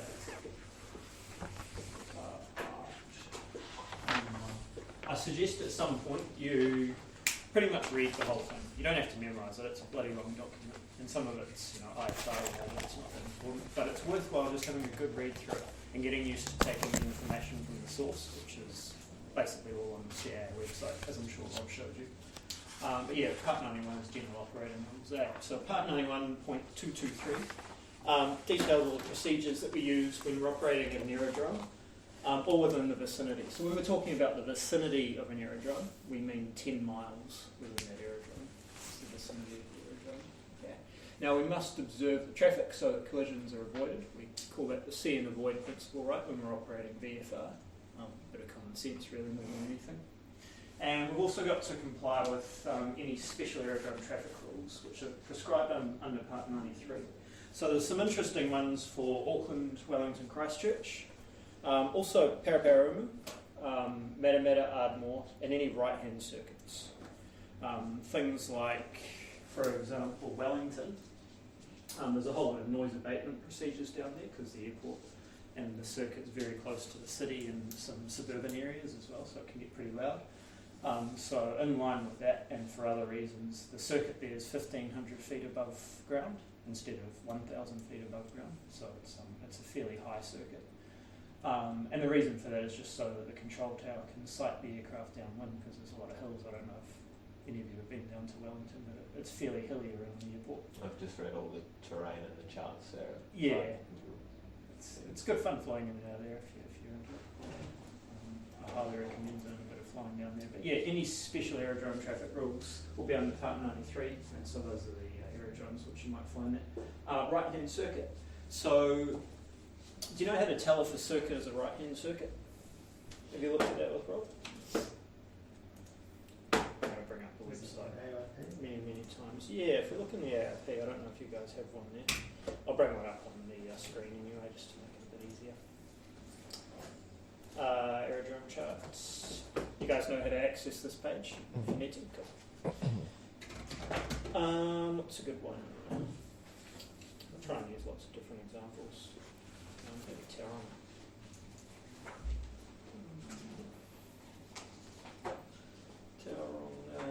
And we want aerodrome. There we go. So if I zoom in on this one, do you know how to tell which direction the circuit pattern is? Yeah, the arrows. Good guess. So what these arrows depict is a right-hand circuit. Okay, that's what we consider to be a non-standard circuit. So all circuits are left-hand, unless there's an arrow which says that it's right-hand. Okay, so for example, runway 07, which is the main sealed runway at Tauranga, 07 is a right-hand circuit. 25 is a left-hand circuit because there's no arrow there. Okay, so both the circuits, because of that, are to the south of the aerodrome. Okay. If there are two left-hand circuits, like we have here at North Shore, then one circuit will be on one side of the runway and the other will be on the other side. Okay. Make sense? Excellent. Alrighty, moving on. Okay, so what is the circuit? Any takers? No wrong answers. What do you think a circuit is? It's like a formation for like the traffic overhead a runway in order to kind of land. Yeah, I think that's a pretty good description of what a circuit is. So it looks a little bit like this. Okay, it's like a racetrack pattern, like you said, around a runway, so that we can standardise procedures. Okay, it's a little bit like an intersection where you have a roundabout. You know, there's a standard procedure, and as long as everyone does what they're meant to and knows what they're doing, then it can all flow quite nicely.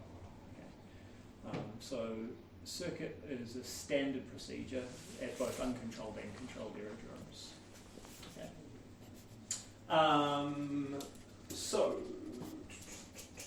always left hand, like I said, unless it's advised by ATC. So if it's a controlled aerodrome, air traffic control may ask you to fly a right-hand circuit to keep you clear of other aircraft for whatever reason. Pretty common in places like Hamilton where it's really, really busy. The standard circuit's going to be left-hand, but they'll often use the right-hand circuit as well so that they can sort of integrate lots of aircraft without having them crash into each other, basically. Sometimes there might be an IFR procedure which prescribes a turn in the opposite direction. If you're engaged in agricultural operations in an uncontrolled aerodrome, then you're permitted to turn against the circuit direction. Okay? That's the one real exception in an uncontrolled aerodrome. Otherwise, somewhere like North Shore, which is uncontrolled, you can't turn against the circuit. Okay? So all of your turns within the vicinity of the circuit need to be left-hand. Special aviation event, okay, so there might be an air show. Obviously, any aircraft that are doing displays are allowed to turn against the circuit direction for that event. And of course, we check all of those in Volume 4. Have you guys all got a copy of the Volume 4? Not me, not yet. No? Have you got one on the way? Yeah, just bought one yesterday. Excellent. So yeah, when it comes, just make sure that you know how to do the updates and stuff and okay. have a read through it. Yeah. Grab an instructor if you need a hand working Thanks. it all out because there's lots of bits of paper. Okay, so the actual circuit, if we just kind of break it down like this, how's my laser pointer going? That's right. Okay, so we've got runway here. This is North Shore, so we've got runway 03 and runway 21. Okay, the circuit, the runways are named after the direction that they point in. Okay, so it's 210 degrees magnetic and 030 or thereabouts. It's within about 5 degrees. This is what we call the non-traffic side. Okay, so that's the side where there is no circuit, and this is the traffic side where the circuit is. Okay, so on this one, it's depicting a runway 21 circuit. Okay, so aircraft will climb straight ahead on runway 21 to 500 feet above ground. A left-hand turn, which is the crosswind leg. That's the downwind leg, so you're going basically downwind, parallel to the runway. Base leg, which is your second to last leg, and then final leg. Okay, so you can join via any standard circuit leg as well. A lot of aerodromes will ask you not to join straight in on final. You have to join like a crosswind, downwind, or base, or sometimes what we call an overhead join, where you're circling 500 feet above the circuit before you join, which we'll have a look at in a bit.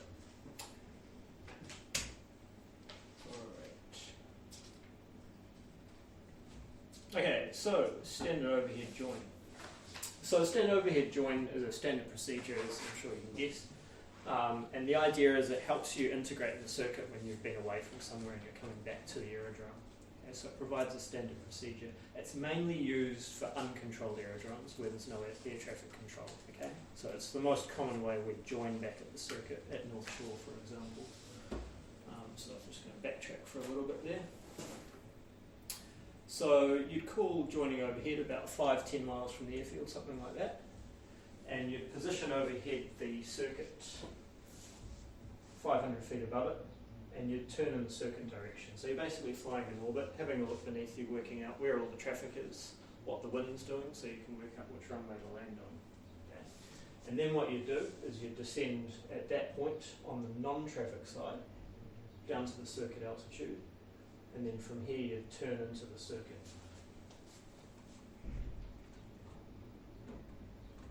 Wrong way. as opposed to sort of joining into the crosswind or... Yeah, so this is the standard procedure you'd use to join. You wouldn't normally join crosswind or downwind unless there's a reason to. For example, if the cloud's too low to be able to join overhead, you might have to join straight into one of the circuit legs. Okay. Really important, obviously, in a practical sense, once you're crossing into the circuit at circuit altitude, you need to have a good look out to your right in early downwind so you're not crashing into other aeroplanes. Okay. Does that make sense? Everyone following that one? There's a really good poster of it up there as well, which is a little bit more 3D, and it explains it quite nicely. So when you go a second, it's not a bad idea to have a quick look at that. I don't know if you've seen them, but there's also some really good airspace posters there, which are not a bad idea to have a look. I may have a few of those. If I don't, We got given. you've got them? Yeah. Oh, perfect. Excellent. But if you want the full size like that, you can just get in touch with CAA and they'll send them for free, which is handy. Okay, so operating and controlled aerodromes, we're still under Part 91 now. You're required to let ATC know of your intended movements. Okay, so when you start up your aeroplane at a controlled aerodrome on the ground, you need to establish communication with them, like we've looked at radio on the first day. And then from there on, you've got to maintain two-way communication with the air traffic control. Okay, so what that means is that you can't change frequency to listen to something else, and you've got to be listening as well, so that they can talk to you at any time that they might need to. We often refer to that as maintaining the listening watch. We must obtain clearance prior to taxiing on the manoeuvring area and prior to takeoff and landing. Okay, what is the manoeuvring area? Did you guys look at that yesterday? Is that like runway, taxiway, and apron? Yeah, that's the one. So yeah, any area which is controlled by the control tower needs a clearance before you taxi onto it. Okay, so normally you're allowed to start up without a clearance, but you can't move anywhere until you get the clearance to taxi. And of course, you definitely need a clearance to line up on the runway and to take off as well. Also, if we're coming from another aerodrome or somewhere further away and we're flying into the control zone, we must obtain a clearance before entering the control zone, okay, CTR control zone.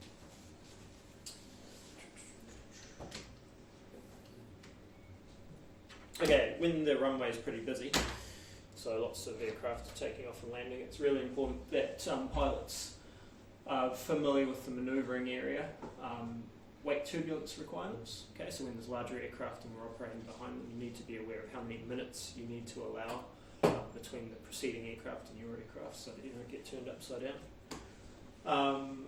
You need to know the aerodrome procedure as well. Is it a left-hand or a right-hand circuit?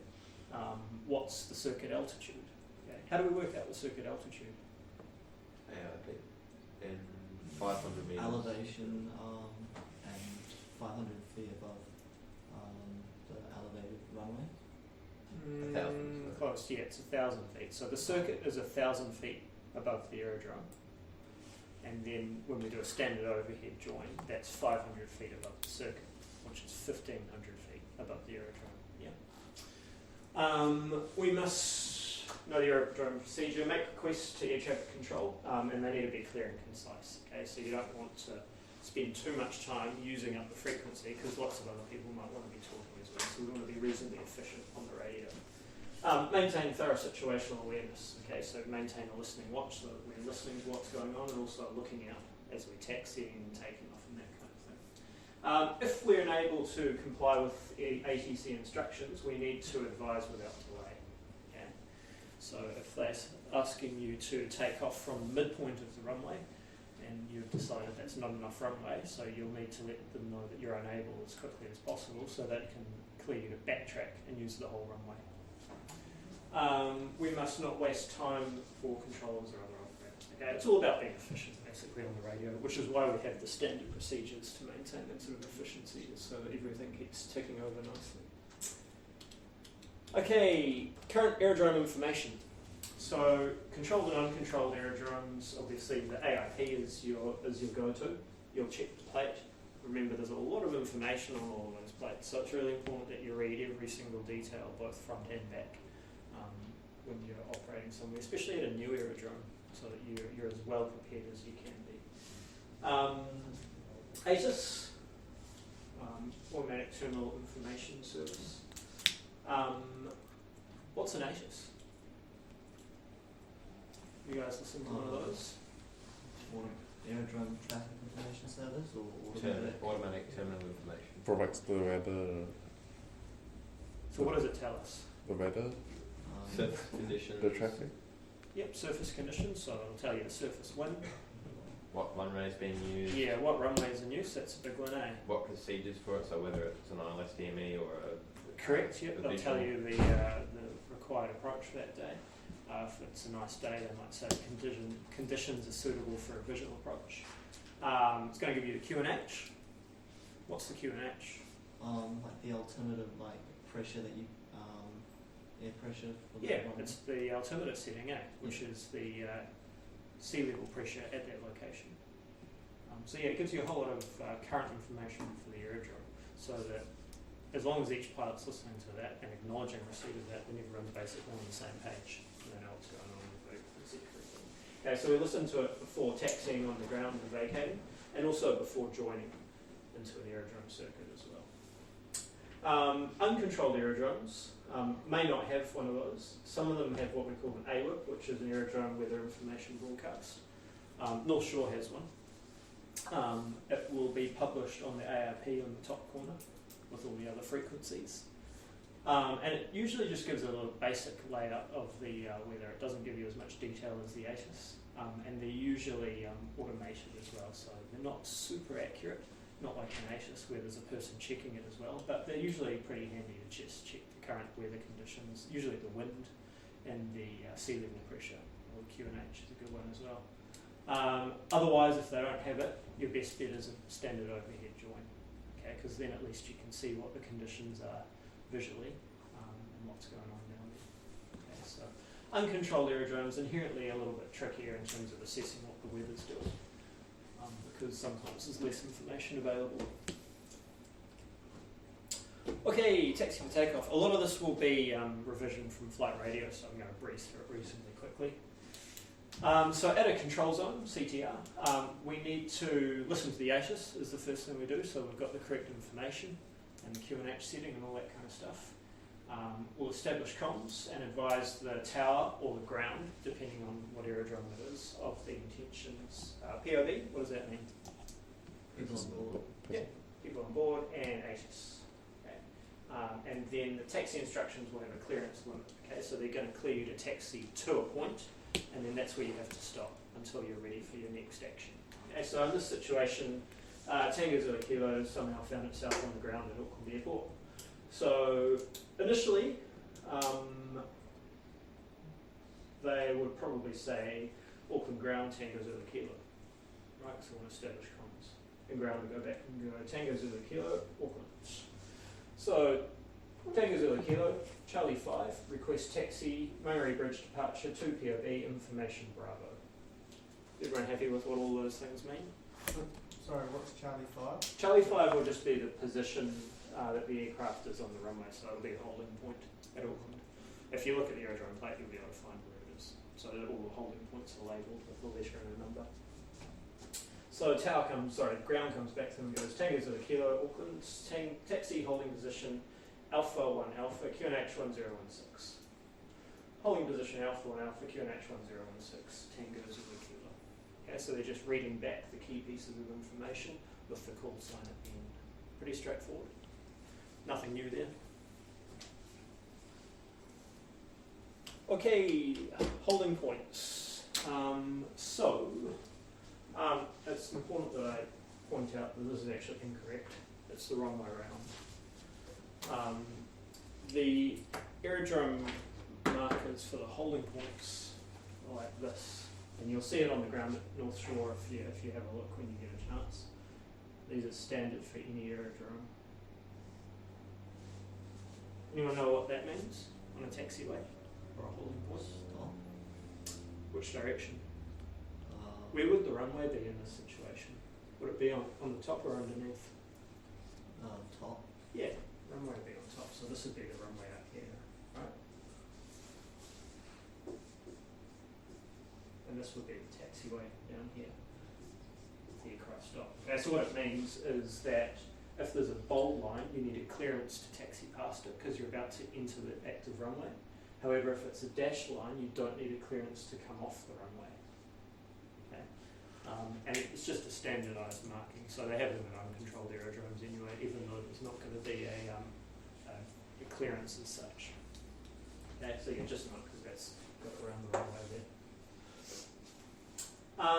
there. Fixed distance markers, so these are 300 metre markers on the outside. Runway designator, rounded to the nearest 10 degrees. Some AIPs will have the actual magnetic heading in tiny writing underneath the runway.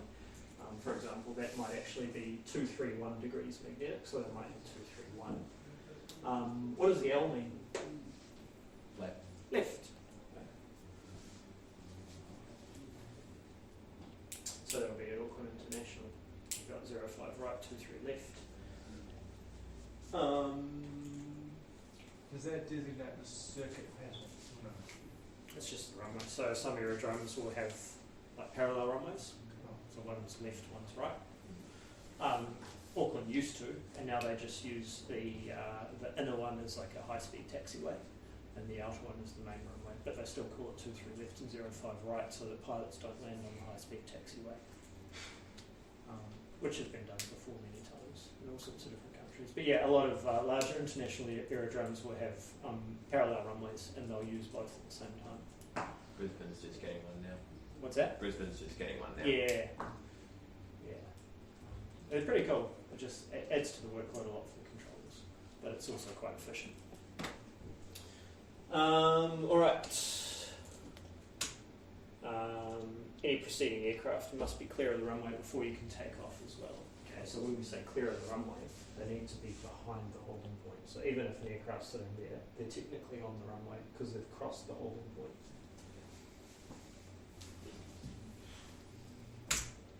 Okay, how do you line up at a control zone? Okay, so obviously you're going to complete all your checks that are required for your aircraft before you depart. And once you're ready, so you're at the holding point, you'll say Tango Zulu Kilo ready. And the tower will come back to you and go, Tango Zulu Kilo, line up. Or they might say Tango Zulu Kilo, hold position. Okay, if there's another aircraft. And you'll repeat back either of those. And then of course, once you line up, they'll say Tango Zulu Kilo, cleared for takeoff. And you'll read back, cleared for takeoff, Tango Zulu Kilo. They'll always have the runway that you're cleared for takeoff on as well. Okay. So there would actually be Tango Zulu Kilo, runway 23 left, cleared for takeoff. Okay. They're always going to tell you what runway you're cleared to take off on.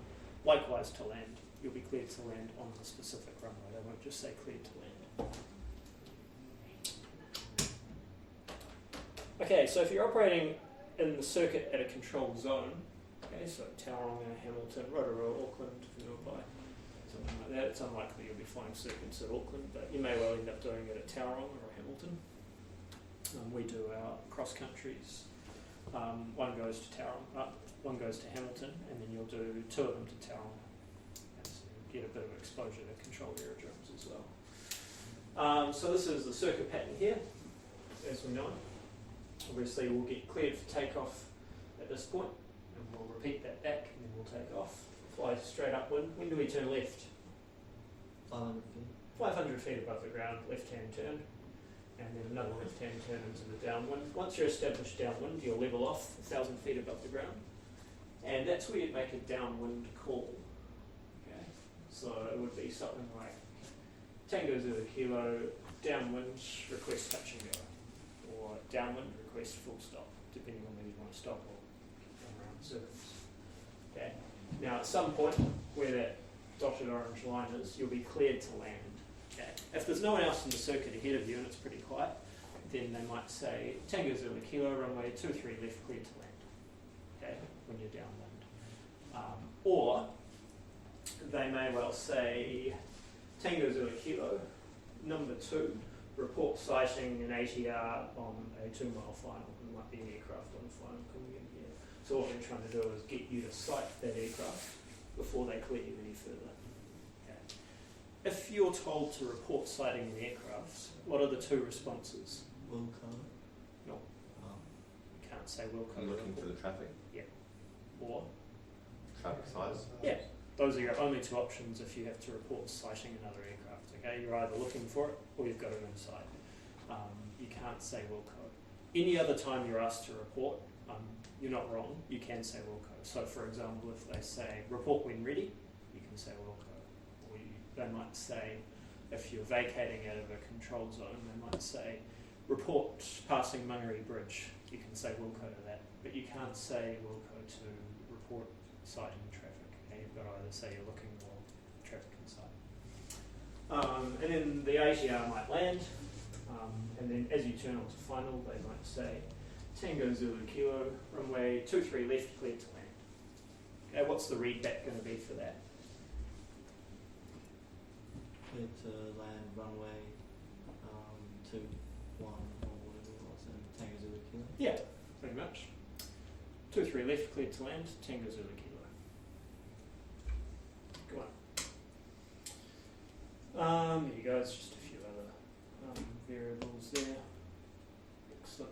Right, parallel runway operations. This is in Perth, like I was talking about. So you've got two runways there, both parallel, and they normally have the circuits going in opposite directions. Some aerodromes will actually run both runways literally at the same time. Other aerodromes might use both of them and alternate between them. So they might clear some of the takeoff there and then clear some of the land on the next one. But it still speeds everything up a little bit because they can still get all the aircraft a little bit closer. Okay. A lot of aerodromes, for example, Ardmore, do have two runways. There's a grass and a seal right next to each other, but it specifically states that parallel runway operations are prohibited. Okay. So if there's another aircraft on final for the runway over, you've still got to stay behind them. Okay, you can't just fly alongside them. It's more of a controlled aerodrome thing where you get parallel runway operations. Matt, just a quick question. When you said if you're making your downwind call, they say, oh, is someone coming in long final? Yep. And you're sort of potentially clashing. What do you do? So at a controlled aerodrome, all you need to do is what you're told, okay? Which is quite easy, so you don't need to make any decisions. So in that situation, they'll say report sighting an ATR on a long final. You'll say, oh, looking for traffic, and you'll be looking and you can't find it. And if you don't get back to them within about 5 seconds, they'll just say extend downwind until advised. Okay, so what they get you to do is keep going that way while the ATR's going that way. And then as soon as it's gone to beam you, then they get you to turn.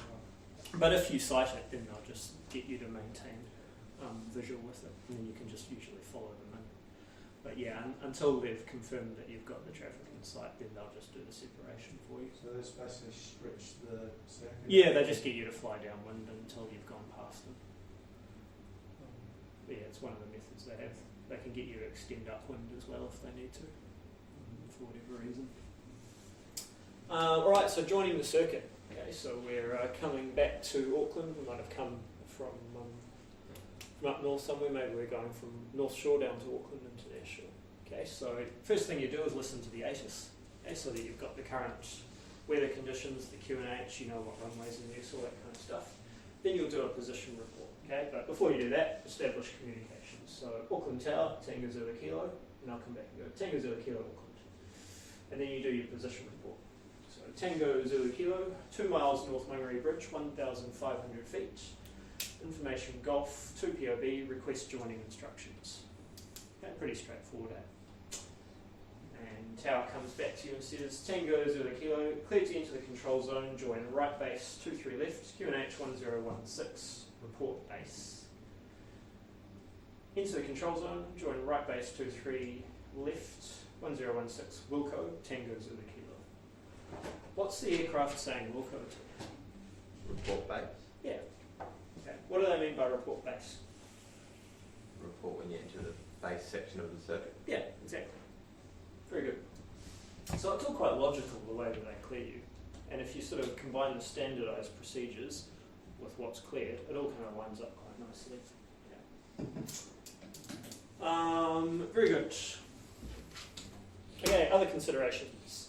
Wake turbulence and jet blast. Does anyone know where to find all the wake turbulence requirements? Have you come across this one before? I would say it'll be in the book somewhere. We haven't actually referenced the book yet. Probably not a bad idea to.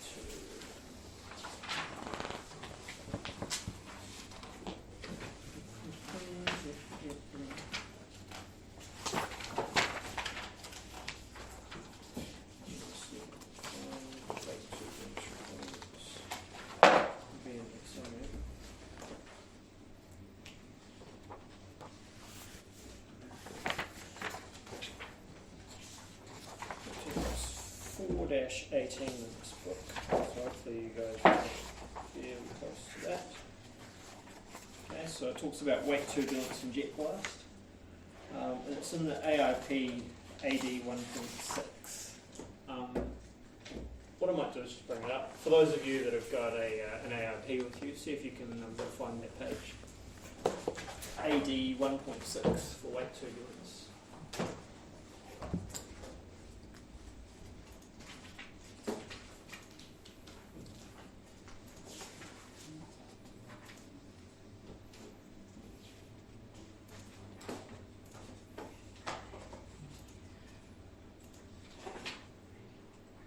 That's what you're looking for.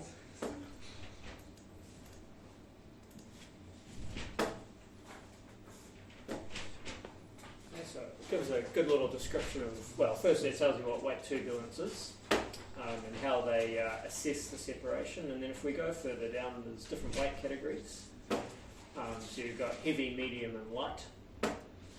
Light aircraft is any aircraft which is 7,000 kilograms or less. Definitely going to be all the aircraft that you're flying initially. To be a heavy aircraft, you've got to be 136,000 kilos or more.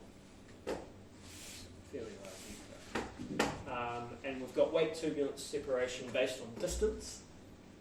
Okay, for example, if we're in our Robin and we're following a heavy aircraft, and then we need to allow 6 miles between the aircraft in front and us, okay, for wake turbulence.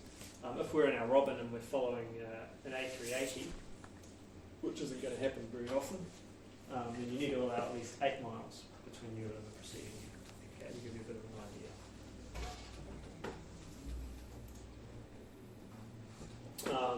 Sometimes ATC will say caution wake turbulence, for example, like when we were talking about with the ATR, if they cleared you to land behind it. If the aircraft's within 1,000 feet and it's within about 2 minutes of flying time, then they'll say caution wake turbulence. Okay, so they're just reminding you there's an aircraft in front, so don't get too close. And then of course we've got time-based wake turbulence as well, okay, which is sometimes easier to use when you're flying than distance-based. So if we're following an A380 and we're landing behind them, we need to allow at least 4 minutes behind them before we touch down. Have you guys seen the video on wake turbulence with the Antonov, the aircraft that takes off up behind it? No? Yes? You've seen it? John, have you seen it? I might just bring it up quickly. Seen it on air crash. Yeah. Have you got that in your... Mine like missing pages or something. Yeah, I don't have the 1.7. Doesn't it in volume? It might only be in volume 1. Okay. But you can still access these online. So yeah, I recommend that anything where there's a reference, it's not a bad idea just to go have a look and just take the information from the actual source as well. It's always good reading. Turn off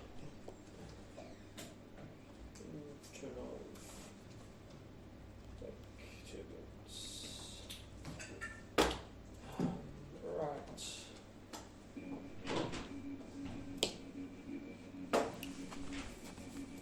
So yeah, a bit of background for this.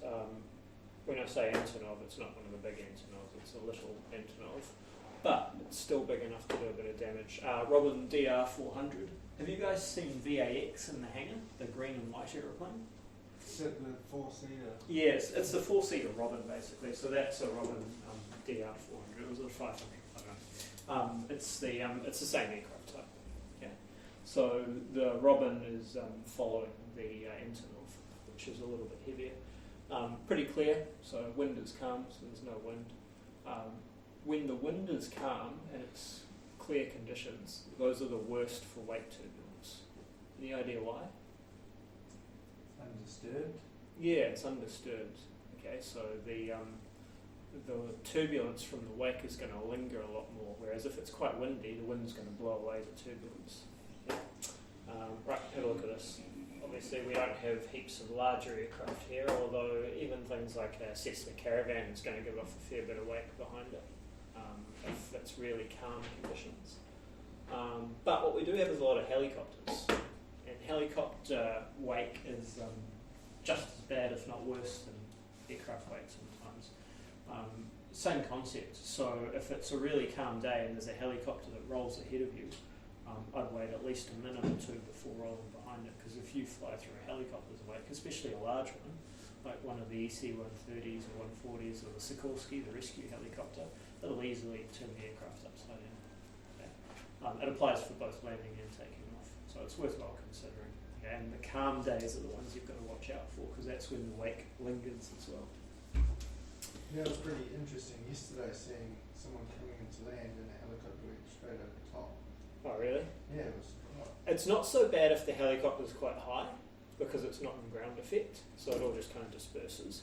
But when the helicopter's sort of within about 4 or 5 metres of the ground, that's when it becomes a bit of a problem, because you get into ground effect and it hits the ground and then circles back up, and that's what's going to cause the issues, is when it's kind of in the hover or landing or taking off. And it can go several metres out from the helicopter as well. There's a formula to work it out. It's to do with the length of the blade. I think it's something like 2 or 3 times the blade diameter that the weight can travel. All right, other considerations. So surface movement or ground control. Okay, so that's places Auckland, Wellington, Christchurch, Palmerston North has it. When it gets busier, they divide up the workload between tower and ground.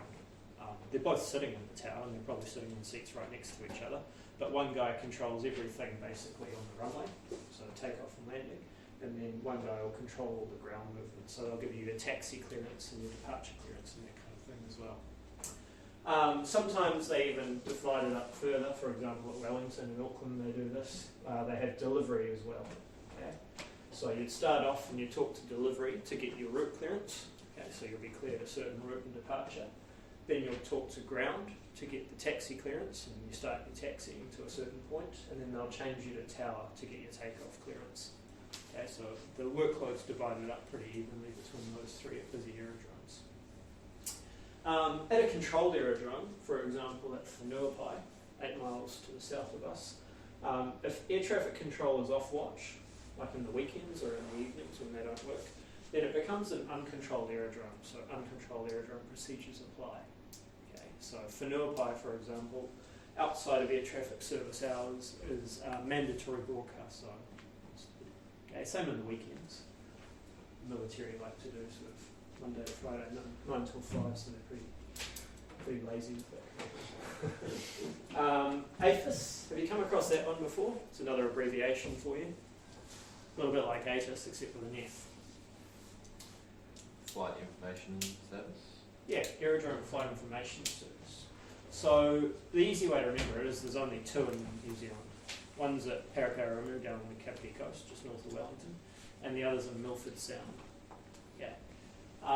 It is attended, i.e. there's a tower with someone sitting in it with a radio and a telephone and a little radar screen and information. But it's not controlled. Okay? So people that aren't used to it find it very confusing. But basically what they do is they'll receive your position report. So when you're entering the zone, the mandatory broadcast zone, you'll give your position, altitude, intentions, and they'll relay any known traffic information, the weather conditions. They'll tell you the runway in use, but they won't tell you what to do. Okay, so it's still an uncontrolled aerodrome. It's just attended. Okay. You guys get the difference between attended versus controlled? Normal controlled aerodrome like Auckland or Wellington is attended and it's controlled. Okay. But yeah, if it's aerodrome flight information service, they don't tell you what to do, they just pass on information to you. At those aerodromes, you've got to advise your intentions before you taxi onto the manoeuvring area, before you take off or land, and before you enter the traffic circuit as well. But you don't need a clearance, you just say what you're doing.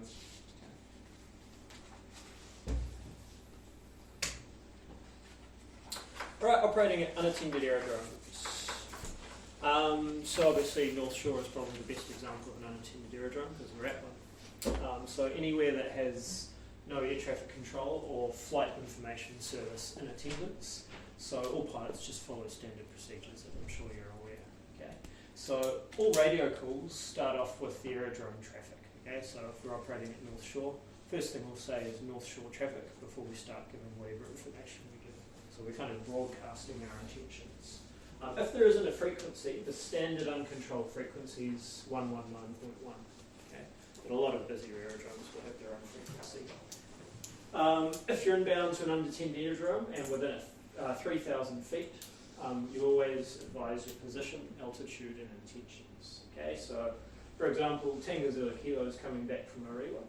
Okay, so they're going to let everyone know. So North Shore traffic, Tango Zulu Kilo, Ariwa, 1,700 joining overhead.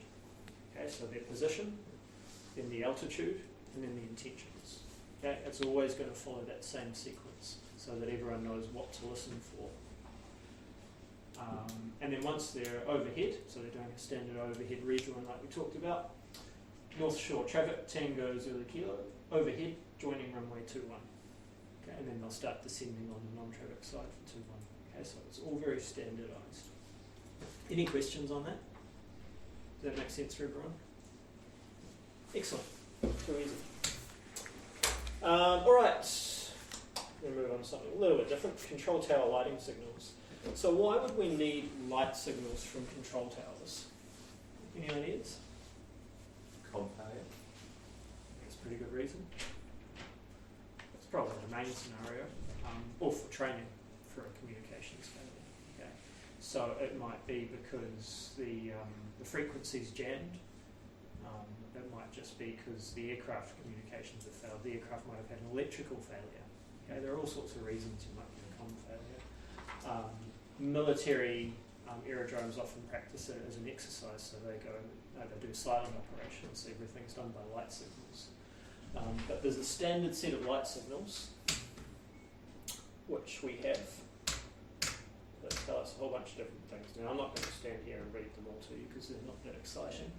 But that's what they all are, okay? So there's steady green, steady red, flashing green, flashing red, flashing white, and that's what they call a pyrotechnic, where it's flashing red and green. Okay. So these should be somewhere in here. There we go, page 4-23 for me. They're also in the AIP, and what I suggest you actually do is take the page from your AIP and start a bit of a clipboard for when you go flying, because this is one of the things that you'll learn for a flight test, but then you'll forget it, and then you'll learn it for the next flight test, but then you'll forget it because you never use it, and then one day you might have to use it and you won't remember it, no matter how many times you've tried to learn it. So what you want to do is have a bit of a quick reference. Have you guys got a little clipboard you use for flying yet? If you don't, which probably a lot of people wouldn't at this stage, it's not a bad idea to consider. Some people prefer like an A5 one. Some people use like an A4 clipboard, whatever works for you. And then usually A5 clear files for all your aerodrome plates. And that way you can click your map in there, you can have a pen and a pad and have all your things sort of organised and ready to go. And this is probably one of the things I put in there. As a bit of an exercise, do you want to just have a quick look through your AIP, see if you can find where all of these are in there?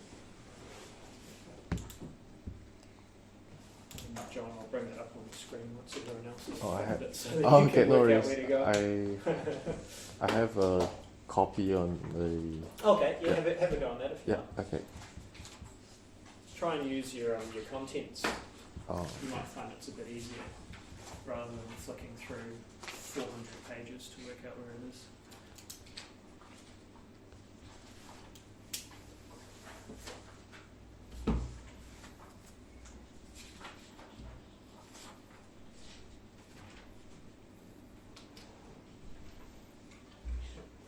found it? 1.9.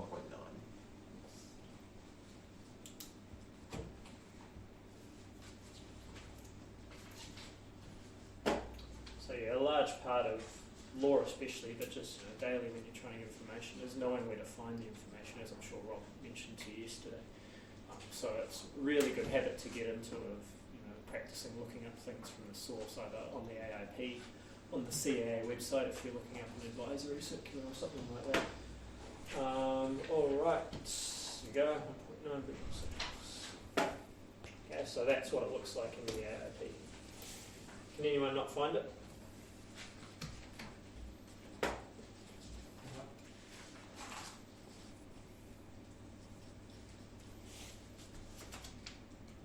Not there?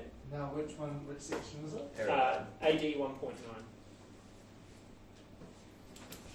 AD for aerodromes. Okay.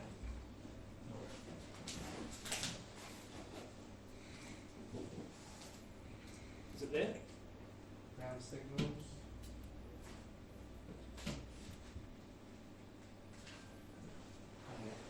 Yep, cool. So yeah, what I suggest, either take the page out and put it in an A5 clear file so that you can carry it when you go flying, or photocopy it or print out a copy from the website so that you've always got it handy in the event that you actually need it. Alright.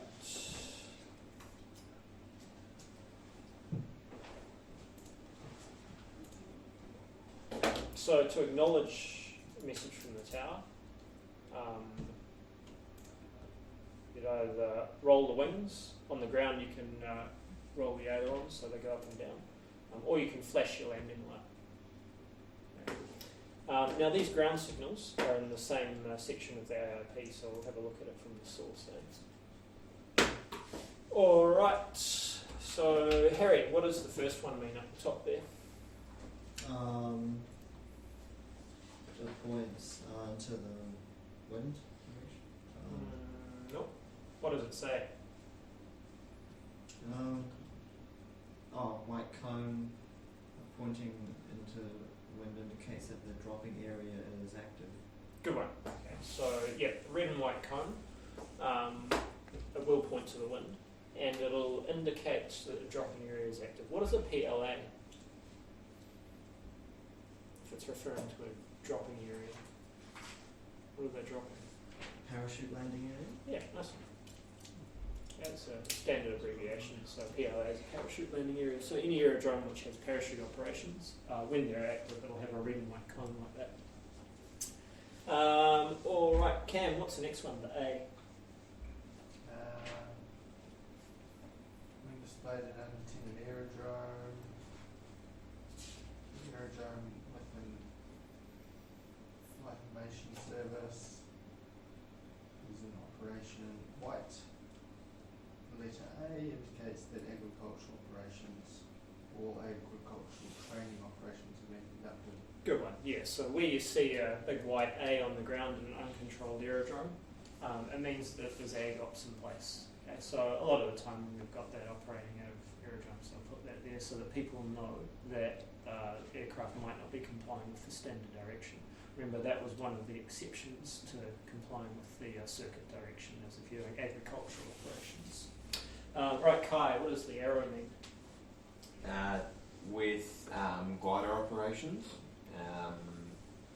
so whether it's in progress, it'll be there. We'll also point to the direction that they're either landing or being towed off into. Good one. So where you've got that dotted white line, you'd expect glider operations in place. Okay, so that's the direction that they'll be going in. Pretty common in places like Matamata, they have a lot of gliding. Drury has a big gliding club there as well.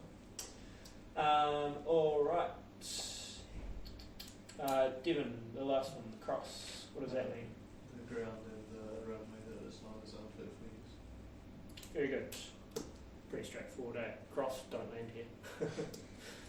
So yeah, pretty common in places where like it's a grass runway and there's been a lot of rainfall and it's soft. They'll probably put a NOTAM out for closing it, or at least letting pilots know that it's soft. But they'll often do that as well, so that for the 90% of people that don't check the NOTAMs properly, there's still a safeguard to make sure people don't land on a soft runway. Very good, nice work, guys. So, yeah, That's all of that, take it from the source. Okay, obstruction and runway lighting. So this is a little schematic of what the runway lights look like at North Shore at night time.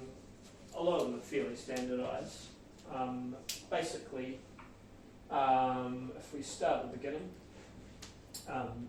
these first red ones there and there are obstacle lights. Okay, so where there's like a big pole or a mast or even a fence post within a certain area of the touchdown zone, they're required to be lit for nighttime operations. Okay. You'll also find that these lights line up to give you the centre line because there's not actually any centre line lighting. Red lights indicate the unusable portion of the runway, so the double red light at each end indicates the end of the runway. The other red light means it's unusable. What do you think the three green lights either side mean? Threshold, isn't it? Yeah, it's the threshold. So what do you notice about the threshold there? Quite far forward from the. It's quite far forward from the daytime threshold, eh? So at night time we've got a displaced threshold, so it's 182 metres shorter at night time. Okay? It's for basically obstacle clearance and noise abatement as well. So you've got a whole lot less runway on runway 21 to use. Okay? So the threshold's going to be marked by green lights. The white lights mark the edge of the runway strip, and the two amber lights are effectively like a halfway point, so they're the halfway distance between the two usable ends of the runway, which we use as a bit of a no-go decision, okay, because it's quite a short runway. It's hard to see how far down the runway you are at night time, and we don't want to go crashing into the fence at the end of the runway. And that will be the halfway point between the threshold that you've got to land over and the end of the other runway, correct? Exactly. So it's not the same on each runway. For 2-1, it's a little bit closer to the 0-3 end. Where there's like a diamond, it means it's a unidirectional light, so it goes both directions. The triangle one's only point one direction. It doesn't have it here, but there's also blue lighting. Blue lights mark the edge of a taxiway. Okay. We don't have them here because it's a smaller aerodrome, but at larger aerodromes you'll find they do have it. So that's what the runway lights would look like when you're on approach at night time. Okay.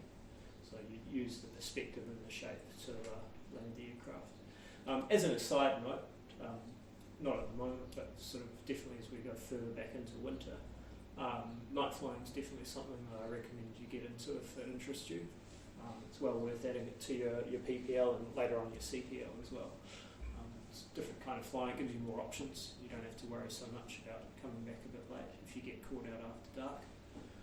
It improves your landings and it definitely gives you a little bit more of depth in terms of your knowledge and your skill set as well. It's a whole different game than taking off and landing at night time, as I'm sure you can imagine. So do you literally rely on houses and it's a combination of things. Navigation at night in some ways is easier. If you look at your VNC, you know how there's all the yellow parts which mark the built-up areas.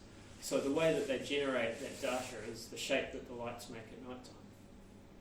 So you can basically look at all the yellow parts on your map and it'll show you the shape that the lights will make. So navigation at night time, pretty straightforward. as in like you can see where the boundaries are sort of work out where you are? Yeah, it literally makes that shape. So it's quite easy to find some places, especially if there's a bit of moonlight, because you can see the coastline up pretty easily as well.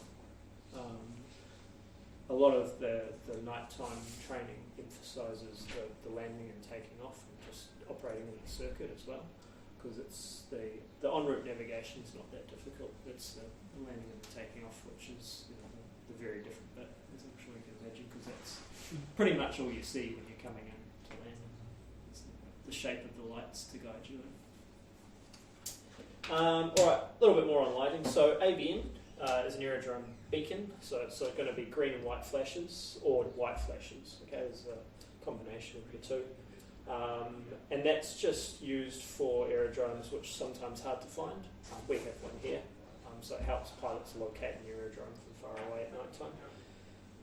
HBN is obstruction lighting, so there's flashing white, which would be used in the daytime, medium intensity flashing red, which is like an early warning light further out, or low intensity steady red, which is used for most situations, just like the ones I talked about at North Shore. Like there's one on the post out there, and there's one on the fence as well, so that at night time people know that there's a few obstructions there. They're pretty low intensity though, but they don't need to have much intensity when it's not a highly populated area. If you need to find any of these abbreviations, where would you look for them if you don't know what they mean? Whereabouts? General section. Right at the beginning? Definitions and abbreviations? Sounds pretty good. 2.2. What about if you don't have the AIP on you? What else can you do? Go online Okay. Whereabouts would you look online? on the actual AIP website. Okay, you can look at the AIP website. What about the CAA website? Would they have it? Yeah, for the first app. Part 1 is Yeah, Car Part 1, definitions and abbreviations. It's a really handy one to use. Anytime you see something, I don't know what that means, you can go look it up. Yeah, really, really useful. All right, lighting characteristics. So if you look at the plate of any aerodrome, on the back side, it'll have operational data. So it'll tell you the length of the runway, the surface type. It'll tell you if there's, for those of you that got it, if you want to turn to the North Shore plate as an example. It'll tell you the fuel that's available. It might tell you if there's toilets, all sorts of things. It'll also have information about the lighting available. Okay. Now, sometimes it will describe the lighting in a bit of detail. So these are the abbreviations when it's talking about the different kinds of lighting. So you've got FLG, GPFLG, and OCC, which is a cool. Okay, so F is fixed. Okay, so it's just a steady light. FLG means flashing, so it's just flashing even on and off amount. GPFLG means group flashing, so it flashes in groups. So it'll be 1, 2, 3 space, 1, 2, 3 space. And then occulting lights are on longer than they're off. So it'll be on for a few seconds, it'll go off, on for a few seconds, off. Okay, so it's kind of like flashing, but it's the reverse of flashing, if that makes sense. A little bit like Morse code, I guess. Has everyone managed to find that on the operational data? So what kind of lighting do we have at North Shore? low intensity. Low intensity? Yeah, definitely low intensity. Centerline lights. Okay, cool. So yeah, the centerline lights are fairly new. They're very, very dim, and they're solar powered as well. But they give you a good indication of roughly where the centerline is. Anything else? What else does it tell you about the lights? Runway edge light spacing is 45 meters. Okay, cool. So it gives you a bit of perspective there, so you can tell how much runway you have remaining by using the spacing of the lights, which is pretty common because that's always standardised. Anything else? Displaced threshold. Displaced threshold at night time by how much? 180 meters, wasn't it? Yeah, should say 182 metres. It might not say it there actually. Also, like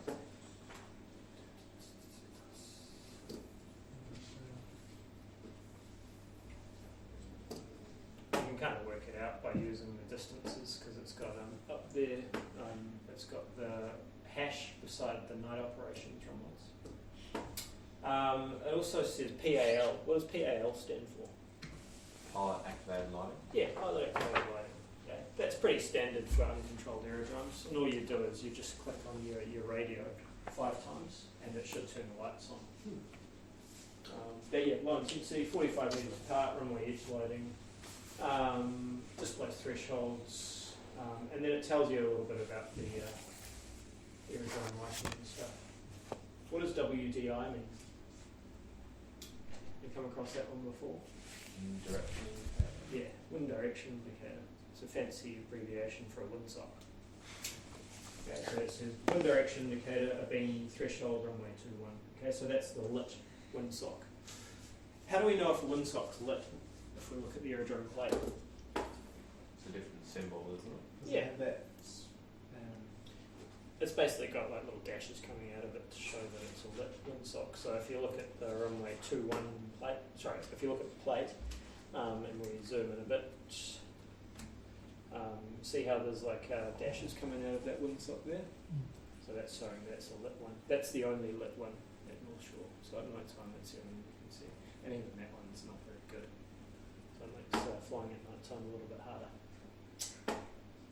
Alrighty. Two more to go and then we'll take a break, eh? So international airports. So if you're flying internationally, for light aircraft, a common port, especially coming over for Australia, is Kerry, because that's actually closest in terms of the west. You've got to use a listed airport. You can't just bowl it into somewhere like North Shore or a private strip or anything like that, unless it's been pre-arranged with customs and MAF. You've got to advise customs of MAF at least 2 hours prior to your estimated time of arrival so that they can have processing available for you, okay? Even if it's just like a little Robin or a 172 or something like that. Departing aircraft needs to have what we call a certificate of clearance in order to vacate overseas. Arriving aircraft need to go through disinfectation and all garbage and food must be processed, okay? Just like coming in from an international flight at Auckland International or something like that. Okay. A lot of people do fly trans-Tasman in light aircraft. There's heaps of crazy people out there. Not for me, but if it's something that interests you, then there's plenty of information out there available. You can always talk to someone about it. It's a fairly long trip. People normally go via Norfolk Island and Lord Howe. Otherwise, it's not really doable in a smaller aircraft. But yeah, it's a lot of water to fly over. Alright, and that's what we've looked at for aerodromes. Just as an aside, did Rob tell you where this is from? Yeah, it's at Gisborne. I don't know if any of you have flown into there, it's pretty crazy. So yeah, there's a railway going straight down the beginning of the runway. And aircraft used to have to give way to trains. So if you're on final, there's a train going across, you've got to go around and train. The only place in the country where there's something crazy like that. Wouldn't it be if you landed like dead on where the train tracks are as well? Wouldn't you bust your gear pretty bad? Or it's inset slightly, so it doesn't make any difference. Like you can feel a slight bump, but it's nothing much because it sinks down so that it doesn't protrude into the runway. Yeah, otherwise you'd be quite right, it wouldn't work. Only place which is similar to that, I can think of, is Westport, which has a lot of boats going past the final approach, like large boats. And if there is a large boat, you have to go around because you can't actually fly the approach, you go through the boat. Pretty crazy, eh? Have you guys been to Westport before? No one yet, not surprised. There's not much going on down there. It's on the west coast of the South Island. Sweet, let's take, how are we doing? Let's take 20 minutes, come back at 10 past 10. And we'll pick up with, I think it's airspace next. Yeah.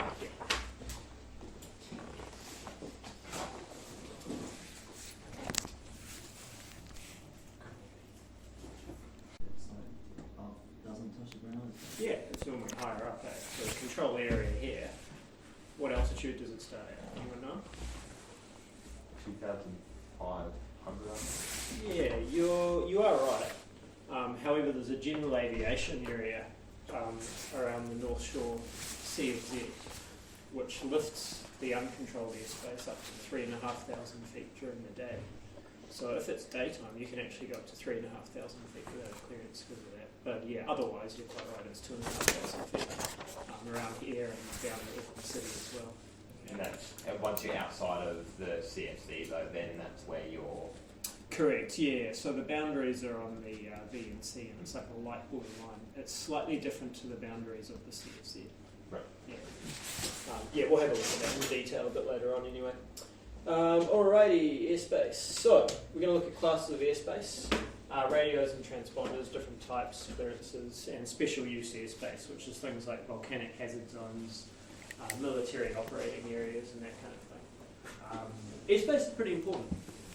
It's a good one to get a good handle on. Okay. So different classes of airspace to start with. So I was talking about controlled airspace just before. Obviously we can divide it also into controlled and uncontrolled. Pretty straightforward. Now New Zealand's really good because you don't actually need to know a lot of those. Okay? We don't have F, we don't have A and B, and we don't have E.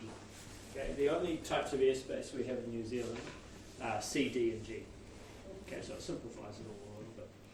Okay, but controlled airspace in New Zealand will either be class C or D, and uncontrolled airspace is always going to be class G airspace. Okay, pretty straightforward. Internationally though, there's also class A and B and E airspace. Okay, so class A I guess is what you might consider the most restrictive type of airspace. Okay, we're talking large international airports overseas, and also much higher up as well, above sort of 30,000 feet en route. Class A controlled airspace. Clearance is required both day and night. All flights are separated by air traffic control, and there's no VFR flights allowed. Okay, everyone must be on an instrument flight plan. Class B, also controlled airspace. Clearance is required by day and night, and all flights are separated. Okay. What's the difference between A and B? VFR is allowed. Yeah, so VFR is allowed in Class B controlled airspace. Okay, Class C airspace. So an example of Class C airspace would be Auckland Control Zone, Auckland International Airport. Okay, so that's Class C controlled airspace. So we require a clearance to enter it both day and night. All IFR traffic is separated from each other. VFR is not separated from VFR. Okay, so if you're a visual aircraft and there's another VFR aircraft, then they're not going to provide separation for you. Will they still provide traffic advisories? Yeah, like in practice, they don't really treat you any different. They're still going to tell you what to do, and they're not going to send you straight into another aeroplane. But what it comes down to, if there's an incident or a loss of separation, it's the pilot of the VFR aircraft who's responsible, not the controller. Yeah, but yeah, in practice, they don't treat you any different. They're still going to separate you. VFR is separated from IFR traffic. SVFR, have you come across that one before? Special?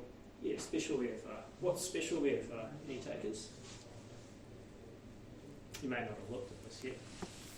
Maybe, if you're a student and you're signed up to fly solo. Not quite. Good guess though. It's more to do with weather conditions. So special VFR is when the weather conditions are below the VFR meteorological minimum. Okay, so there's less than 5 k's visibility, or the ceiling's too low to fly VFR. You might be cleared special VFR. We'll look at it a little bit later on. So special VFR is separated from IFR, and it's also separated from other special VFR traffic if the visibility is less than 5 kilometres. Okay. All VFR flights are provided with information about other VFR flights, and traffic avoidance advice is provided on request. Okay, so if you were following an aircraft and you lost sight of them, and you provided, you made a request for traffic avoidance advice, then they'll give that to you straight away. Okay, they might get you to turn left or right by 90 degrees or climb or descend. Would that be, say, like Christchurch information given in that conversation? Not so. In Class C controlled airspace, it'll be talking to the controlling authority. So you wouldn't be on Christchurch information in Class C airspace. You'd be talking to either approach or control or the tower, whatever the airspace is. Alright, Class D airspace. So an example of Class D airspace is directly above here. We've got Class D. Whenuapai Control Zone is also a Class D controlled airspace.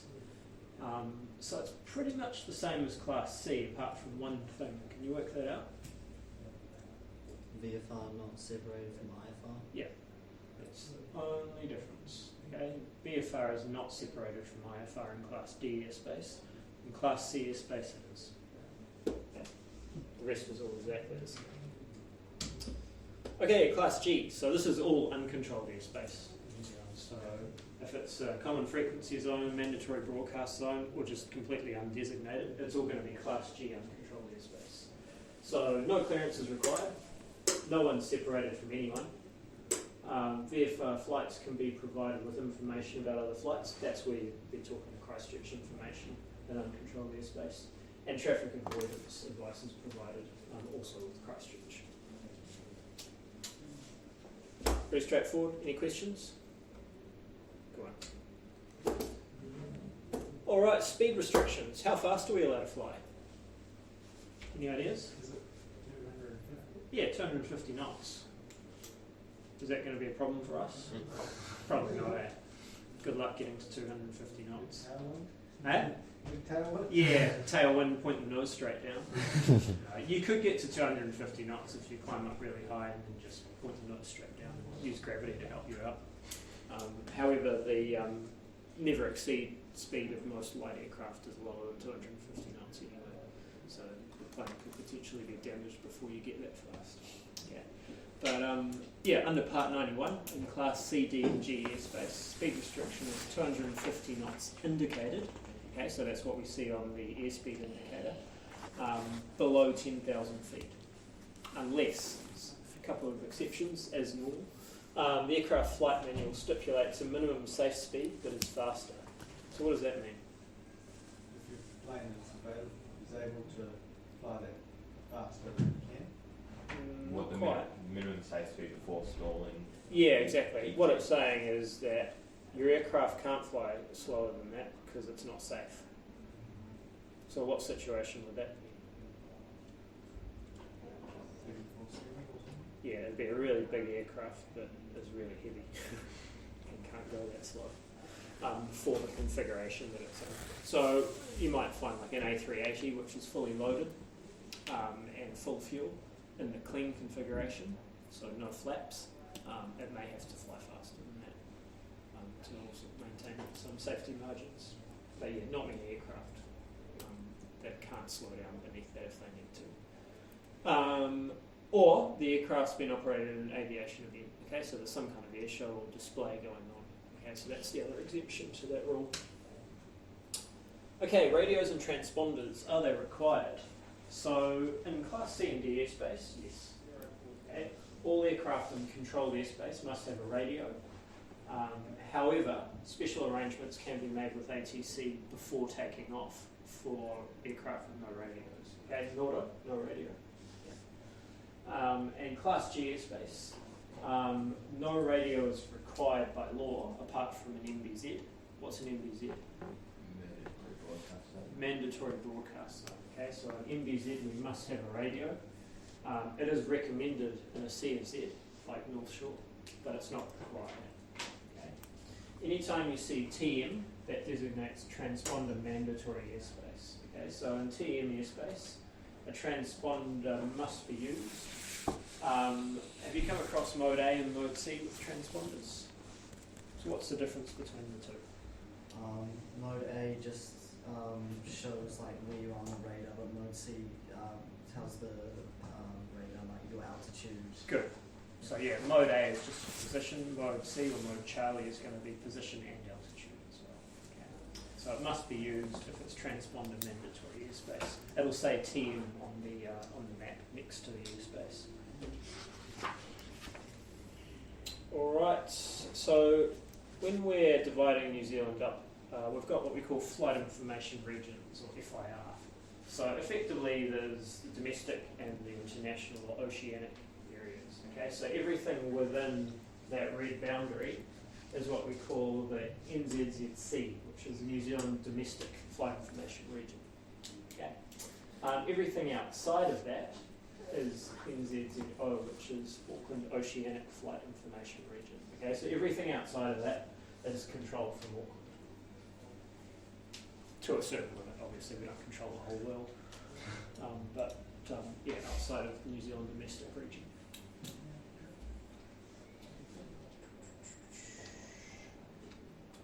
Can everyone see where it's taken from? The reference down there? On route 1.7-2, so if you want to look that up, it'll be in ARP.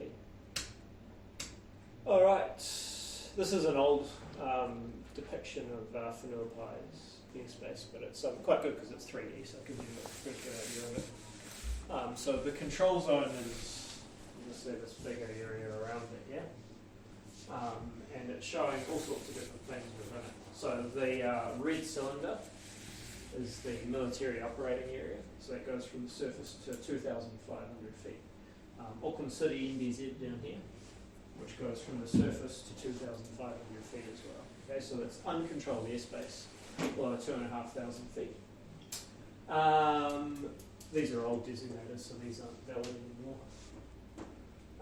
North Shore, it's not SPA anymore, it's just CFZ, and the boundaries has changed. Golf 179 is a general aviation area. Okay, so general aviation area is used for usually gliding or flight training, and it makes a portion of controlled airspace uncontrolled for the purposes of doing those activities. Yeah, just like the one I was talking to you about before, above North Shore during the day. Okay. Don't take too much notice of that because it's all quite old, so it's not doesn't really look exactly like that anymore. Okay, this is also old now. It was current until about 2 months ago, and we got the new charts. So you'll see here. There we go. You can see the mouse okay, yeah. So that's the North Shore Aerodrome there. The common frequency zone is denoted by the blue diamonds. Can everyone see those I'm pointing at? So that marks the boundary of the CFZ. The North Shore General Aviation Area, which is that one there, the boundary of it is the light blue. Okay, so it goes around there, down there, and then up kind of through Stillwater to Motoora Island. Okay, so that's the boundary of the General Aviation Area, which extends the uncontrolled airspace up to 3,500 feet. What else? We see North Shore CFZ is there, so it gives you the name of the common frequency zone. The vertical boundaries, so it goes from the surface to 2,500 feet, and it also gives you the frequency which you should be broadcasting on. And then to the south, the dark blue line is Whenuapai control zone. I'll just go to the next one, you'll be able to see that a bit better. So can everyone see that D down there? So this is D from the surface, 2,500 feet. What does TM mean? Transponder mandatory. What does the D mean? What class of airspace it is? Yeah, it's telling you it's Class D airspace. It's all colour coded, right? So that blue relates to the dark blue line around it. So the Class D airspace goes from surface 2,500 feet, and below it gives you the controlling authority. So WP is Whenuapai, and the frequency that you need to talk on. Okay, 134.5. That's about it for now. Oh, what do the dotted blue lines mean beneath the control zone? Is that mandatory? Yeah, dotted blue is the mandatory broadcast zone for NBZ.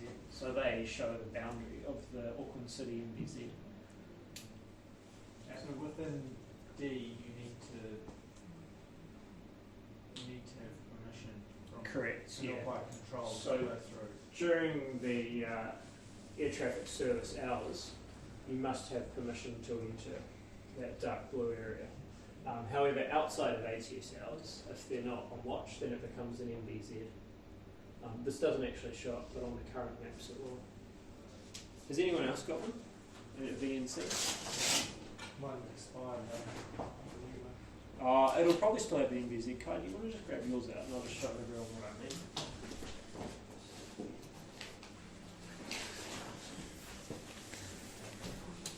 So, can you see how that inside the solid blue line there's also another dotted blue line? Okay, so that's showing that there's a Whenuapai MBZ outside of air traffic service hours. And there's even a note down there, so it says outside ATS hours, 1345 every 5 minutes, and it's Whenuapai MBZ.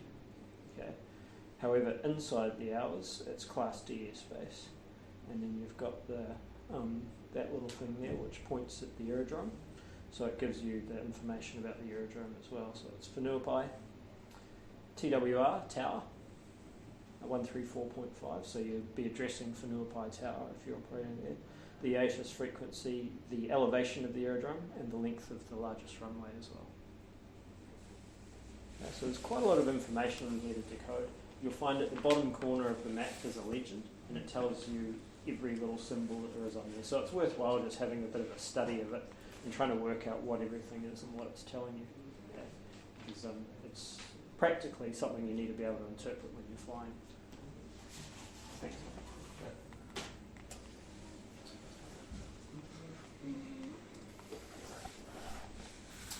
Alright, so control zones, the abbreviation for that CTR, will be denoted with like that purple magenta line. Okay, remember those are the ones which are higher up, don't touch the ground. Sorry, no, they do touch the ground. And they're blue. Disregard what I just said. Control zones are blue, okay, like I just showed you with Whenuapai, so it's that solid blue.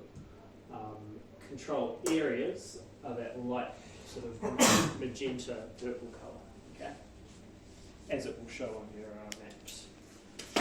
VFR transit lanes, so they always start with a V and then a number.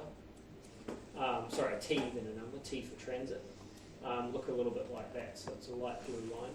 There's one which goes down East Coast Bays through Whenuapai control zone. So transit lanes are during daylight hours only. And what they do is they allow us to transit through controlled airspace without a clearance. GAA, general aviation areas. Okay, so there's 3 types.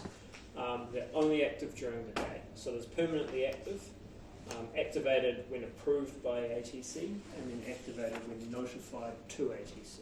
Okay. And as I showed you before, those general aviation areas are also marked with a light blue line around the boundary.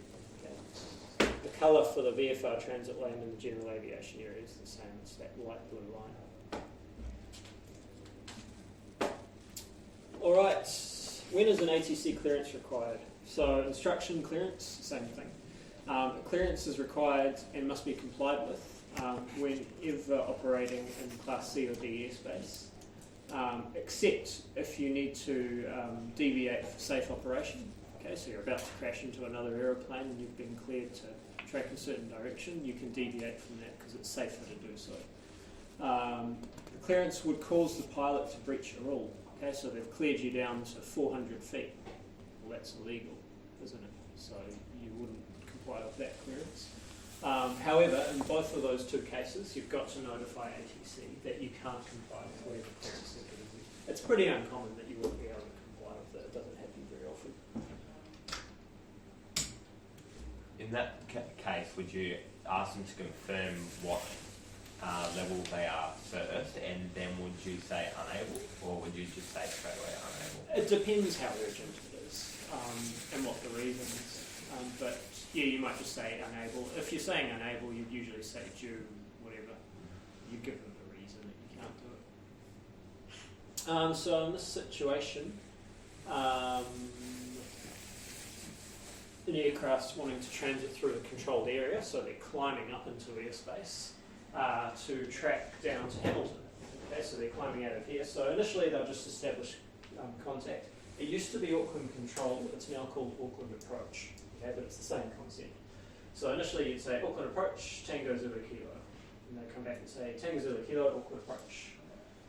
And the aircraft says Tango Zulu Kilo is a Robin, squawking 3301, North Shore, 3,000 feet, request climb 4,500 feet VFR, direct Hamilton, with Auckland's Bravo 1014. Okay, so that's what we call controlled VFR. You're climbing up into controlled airspace, but you're still VFR. Does everyone understand everything that's contained in that?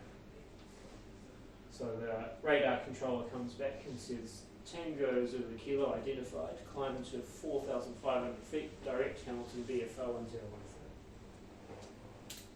And then read back, clear 4,500 feet, direct Hamilton VFR Tango Zulu Kilo. Everyone clear on that? Okay. So yeah, that's what we call controlled VFR. Okay, so it's through a controlled area. Okay, special use airspace. So, danger areas. The thing that you were handed out yesterday on this poster has got some good little summaries of these as well, which is quite useful. So, danger area. Are we allowed to enter a danger area? You wouldn't think so, but you actually are. If you turn to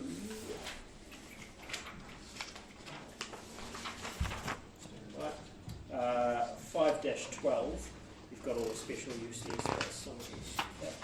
So a danger area is always given with a D plus a number to designate what the danger area is. And the boundary will be shown with a red line. Okay. We can enter a danger area, but we need to take note of what the danger is, and we need to be satisfied that it's not going to cause any significant safety concerns for the people on board in the aircraft. Okay. If we're not sure that it's going to be completely safe, then we wouldn't enter it. A restricted area. Can we enter that? No, definitely not. So restricted areas come in all sorts of different forms. Little Barrier Island is a restricted area because of wildlife, okay, which is a very common reason to have it. They've put a temporary restricted area around White Island at the moment because they don't want any aircraft entering it at all. Okay, so a restricted area you're not allowed to enter unless you've got prior permission from the administering authority. Okay, so you can't enter a restricted area. MOA, military operating area. So they're active in three ways, either by NOTAM, during air traffic control hours, just like Whanuapai isn't one, but other ones can be active by air traffic control hours only, or permanent. If it's active permanently, it'll usually say H24 on it, like that in red writing, so 24 hours a day. Just like the Whanuapai military operating area. So we can't enter a military operating area unless we've got permission from the authority that controls it. Okay. So one example might be if we're transiting through Whanuapai military operating area, we can go through it if the control tower clears us to do so. Okay. All right, volcanic hazard zone. Pretty straightforward. Obviously, it's around a volcanic hazard area or a volcano. You've got Ngarahoe, Tongariro, Ruapehu down on the Central Plateau. White Island has one as well. Okay, so any active volcano is going to have one established around it. You can't enter a volcanic hazard zone at night time, and you can't go through it in IMC. What does IMC mean? Intermittent meteorological condition. Good. I.e. cloud. Okay, so if you're flying through a cloud, you can't go through a volcanic hazard zone. Why is that? Know your attitude and your basically what orientation you are. Yeah, sort of. Same reason we can't go through it at night. Yeah, because you can't see any volcanic ash if it's not daytime and out of cloud. So that's why you can't go through it. Otherwise you can. MBZ, mandatory broadcast zone, so obviously it's mandatory to broadcast upon entering at specified intervals. How do we know what the interval is that we have to broadcast at? Should tell us on the PPL. Yeah, exactly. It'll tell you under the designator, so it might say 5 minutes, for example, which means you have to broadcast every 5 minutes. Okay, so it's always going to tell you the specified interval. We've also got to broadcast intentions when we're entering the circuit or entering an active runway. Okay, and if you've got anti-collision lights and landing lights, they've got to be on as well. MBZs are inherently a lot busier than other uncontrolled airspace, which is why they're designated as an MBZ. Okay, so Auckland City's one, Ardmore has an MBZ around it as well. Low flying zone. Pretty straightforward, so they allow us to fly below 500 feet because normally the legal minimum is 500 feet above ground or above obstacles, right? So there's a low flying zone in the Kaipara Harbour which we use, and that allows us to fly lower than that. Should be a little bird on low flying zones. Yeah, there we go. So flying in a low flying zone is restricted to pilots who are receiving dual instruction. Or hold an instructor rating, or have been authorised and brief on the area, method of entry and exit, and the using agency as well. So it takes quite a lot of paperwork to establish a low flying zone, because contact has to be made with all of the surrounding farmers and buildings and that kind of thing to make sure that everyone's happy with it. And it's important that whoever is the agency which manages it takes good control over it, and they maintain a good relationship with all the properties that are on the boundary of it, that kind of thing. And common frequency zone, or CFZ, like North Shore. So a CFZ will be designated with a frequency. However, it's not mandatory to broadcast on that frequency. It's not even mandatory to have a radio. Okay, so in a CFZ, you could reasonably have no radio at all. It wouldn't be smart to, but it is possible. All right, how will you know if there's any changes to airspace in New Zealand? Any ideas?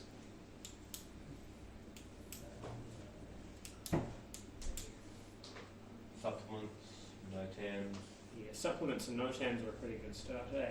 So yeah, it does change. On average, it changes once a year for significant changes. So usually every November they'll come up with a big update, and they'll revise the airspace. The latest one was last November. So it's really important that you're using current charts. Okay? If you're not using a current chart, that's a serious safety concern, because airspace can change pretty significantly. Like you said, NOTAMs and supplements are pretty important. For example, in the current supplement, there is a notice about Matter. Does anyone know about Matter? No? So normally Matter is an MBZ. Okay, so it's a mandatory broadcast zone surrounding it. However, for 2 weeks in January, it becomes a control zone, because they have the Scout flying school down there. So they have a little airways trailer that comes in, and they call that the control tower, and they run a control zone which is the busiest airspace in Australasia for those 2 weeks. So if you're flying through Matter and you haven't checked your supplement, and you try and broadcast your intentions as if it's uncontrolled airspace, then you're going to have big problems. Okay, so it's really important that you're checking for any changes like that. Same with NOTAMs. That's going to put airspace changes in there as well. All right, any questions on all of that airspace stuff? Pretty straightforward.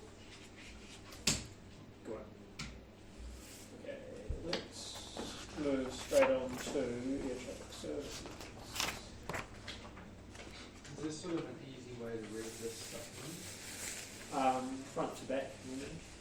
Just go through the whole.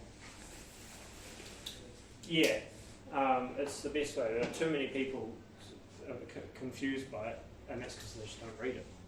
If you start reading it, then you start to get a feel for what's actually in there. So I would look through the contents first to see where everything is, and have a flick through it and try and take out all the information which is going to be relevant to you. The more you sort of force yourself to read it, the easier you're going to be able to find your way around it. But yeah, you just got to use it practically, really.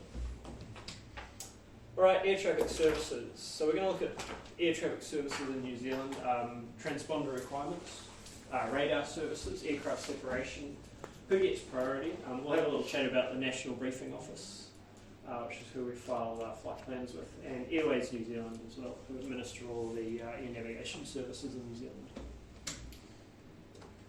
Okay, so air traffic services are supplied in New Zealand by Airways. It's the company that runs all of that. So they do a lot of things. There'll be an Airways staff member in every control tower in New Zealand. They provide air traffic control to flights in controlled airspace. They do air traffic control for aerodrome control in places like Auckland, Wellington, Christchurch, Hamilton, Tauranga, all of those ones. Area Flight Information Service, FISCOM we often call it. So that's all based down in Christchurch. Aerodrome Flight Information Service. What were the two in New Zealand that have that? Milford Sound and Yeah, so Paraparam and Milford Sound both have Aerodrome Flight Information Service. So that's also provided by Airways New Zealand. They also provide an alerting service to aircraft if you follow the flight plan.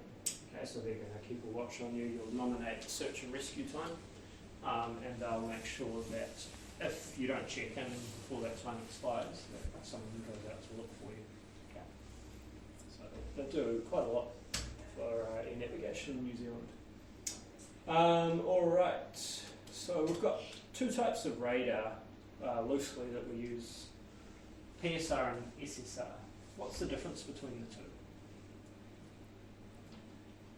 What information they give. So PSR is just a beam that's looking for reflections in the sky. Okay. Whereas SSR will get a response back from the aircraft with Yeah, good. information. So yeah, PSR, primary surveillance radar. So it's a very simple kind of base radar system. And then we've got secondary surveillance radar, which, as you said, interrogates a transponder and then gets a signal back from the transponder.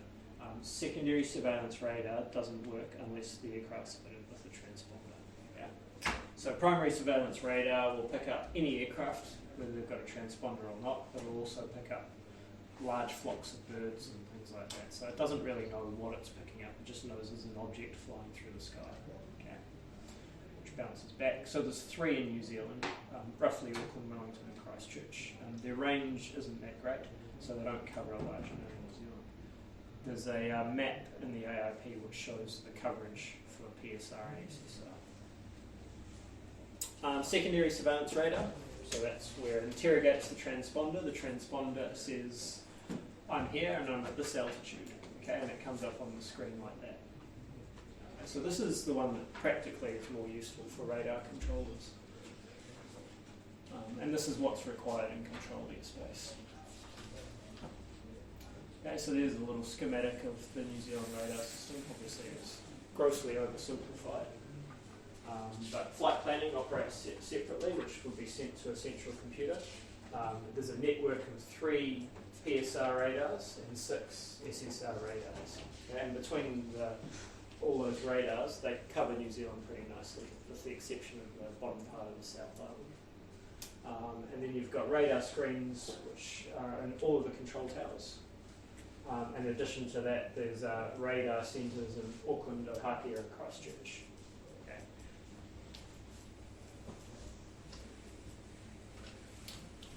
Right. You should have covered all of this in radio anyway, so all different functions of a transponder. Everyone knows that already, yeah. Let's get through that. Transponder mandatory airspace, we've talked about already. Does everyone know the transponder codes? 7576, 7700. What's 1200? Light aircraft. 2200? Aerodrome? Okay. 1400?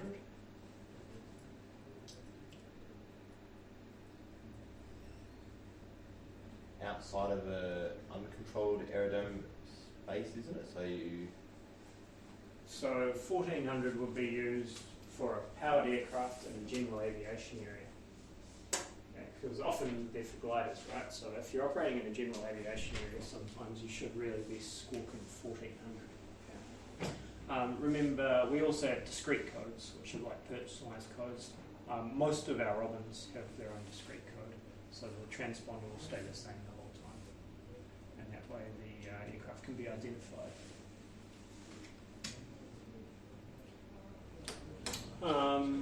Mode S, so it just gives a bit of extra information. The good thing about Mode S transponders, which all our Robins are fitted with now, is that it has an aircraft identification on it, so it knows the registration of the aircraft. Okay? So you don't have to tell the radar controller what your rego is, because they'll be able to see it on the screen, which is really good. Moving forward, a lot of them are fitted now with what we call ADSB, which is Automatic Dependent Surveillance Broadcast. And it gives a lot of extra information and parameters on top of just your position and your altitude. Things like your current heading, it'll give the airspeed of the aircraft. It may even give the destination as well, rate of climb, all sorts of other things. Okay. They're often used by TCAS. What's TCAS? Traffic collision avoidance system. Yes, it's your collision avoidance system, which is fitted in larger aircraft, and a lot of light aircraft have them as well now. So the TCAS will receive information from the ADSB transponder of another aircraft. give you a resolution advisory so that you don't crash. Very good. We don't need to go into too much detail about ADSB. Basically, ADSB uses GPS. Okay, so the aircraft transponder knows where it is at all times. And that's what a radar screen would look like. Okay. Pretty simple, eh?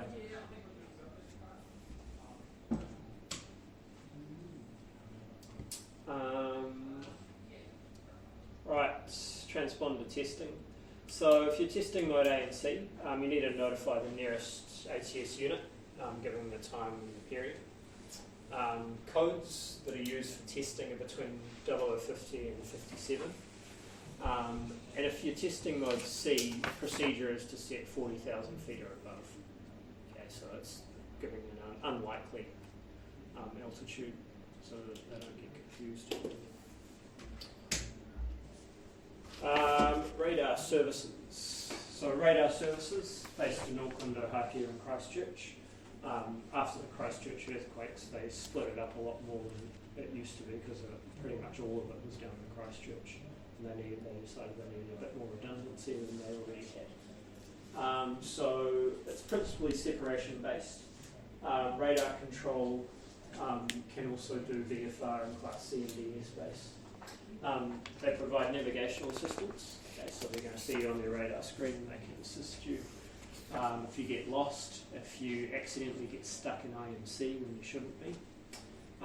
Radar vectoring, so that's where they give you headings to fly and vector you somewhere. They can also provide traffic information and weather information too. Okay, so it's a really valuable source. Christchurch Information has access to radar as well, so they can provide you with a lot of that stuff. Alright, aircraft separation. So we don't need to go into heaps of detail about aircraft separation, but basically there's three methods. Obviously the key one that we need to be aware of is visual separation. Okay, the see and avoid principle. We see aircraft and we avoid them. If we're told to follow another aircraft, then we follow it visually, looking out the window. And then we've got vertical and horizontal separation. So vertical separation below 27,500 feet, or flight level 275, is at least 1,000 feet. Okay. Horizontal separation, if they're at the same level, is required to be at least 5 miles. Okay. So in the scheme of things, it's not that much. It's still pretty close, especially with larger aircraft that are travelling pretty quickly. Right, order of priority. So, as you might expect, as training aircraft, if we're operating in controlled airspace, we're right down the bottom of order of priority. So if there are other aircraft that need to land or take off, we have to wait for them. So first up, aircraft in an emergency situation. Okay, so anyone that's declared a mayday, they're going to get priority over everyone. Next would be multi-engine aircraft with a failed engine. We often call that impaired. Okay, so it's not an emergency, but it's a pretty critical situation. Any aircraft with radio failure, then ambulance aircraft, so if it's a medevac, they get pretty high priority as well. Search and rescue operations come next, and then anyone carrying a head of state or any kind of Prime Minister, Governor General, anything like that. Landing aircraft get priority over departing aircraft. Why is that? It's a lot easier to stay on the ground than stay Yeah, on the it's much easier to just hold on the ground than it is to hold in the air, right? You don't use as much fuel holding on the ground. And then aircraft that are able to use the manoeuvring area in the normal course of operation. So it's a logical sequence of priority, really, isn't it? And as I said earlier, training aircraft are usually somewhere down the bottom. The other way that they loosely prioritise aircraft is based on commercial versus non-commercial, and then the size of the aircraft. Okay, an aircraft carrying 200 passengers will get priority over an aircraft carrying 6 passengers, just solely because of convenience and also the cost as well. It's a lot more costly for a larger aircraft to stay in the air than it is a smaller aircraft. And I guess they'd rather have 6 angry people than 200 angry people. Right, MBO, National Briefing Office. So National Briefing Office, located in Christchurch, the Flight Information Centre along with the NOTAM office and all of that kind of stuff. So it's a part of Airways, and they are the guys that deal with all your flight plans. Okay, so when you file a flight plan online, both VFR and IFR, they receive it, and then they distribute the information of your flight plan to the appropriate unit.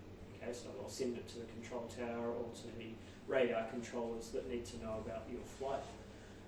We can submit a flight plan to the National Briefing Office by phone, fax, radio, or IFIS. IFIS is what? Anyone? In-flight information. Not in-flight. IFIS is a good one. It's the Internet Flight Information Service. Have you come across this one before? Yeah. I'll just briefly show it to you. You probably recognise it once I look at it. If I just start typing in IFIS, it should come up. There you go. That's the website, ifis.airways.co.nz. Has anyone not seen this before? Yeah. So what you want to do is you can get a login for free, and then you can access NOTAMs and flight information briefing, file flight plans and things like that on here. So if you go to this website, and down the bottom there's a button that says user account. If you click on that, register as a new user, and you just fill in a few basic details, and then you've got your own account. It doesn't cost you anything, and that's the easiest way to access NOTAMs as well. Did Rob run through how to check the NOTAMs on here? So yeah, this is also how you file a flight plan. So you go up to flight plans and select VFR flight plans, activation, and then you go through, obviously you need to log in and you'd file your flight plan through here. It's usually the easiest way to do it. I've never faxed a flight plan before, so I can't tell you how that works. But I think they still have a fax, just in case. Right. What scenarios do you need to submit a VFR flight plan? So basically, if you're only a private operator, it's just if the pilot requires it. And a situation where you might require it is if you're hiring from a club or an institution which requires you to file a flight plan. For example, from here, if you're flying more than 25 miles, you need to file a flight plan.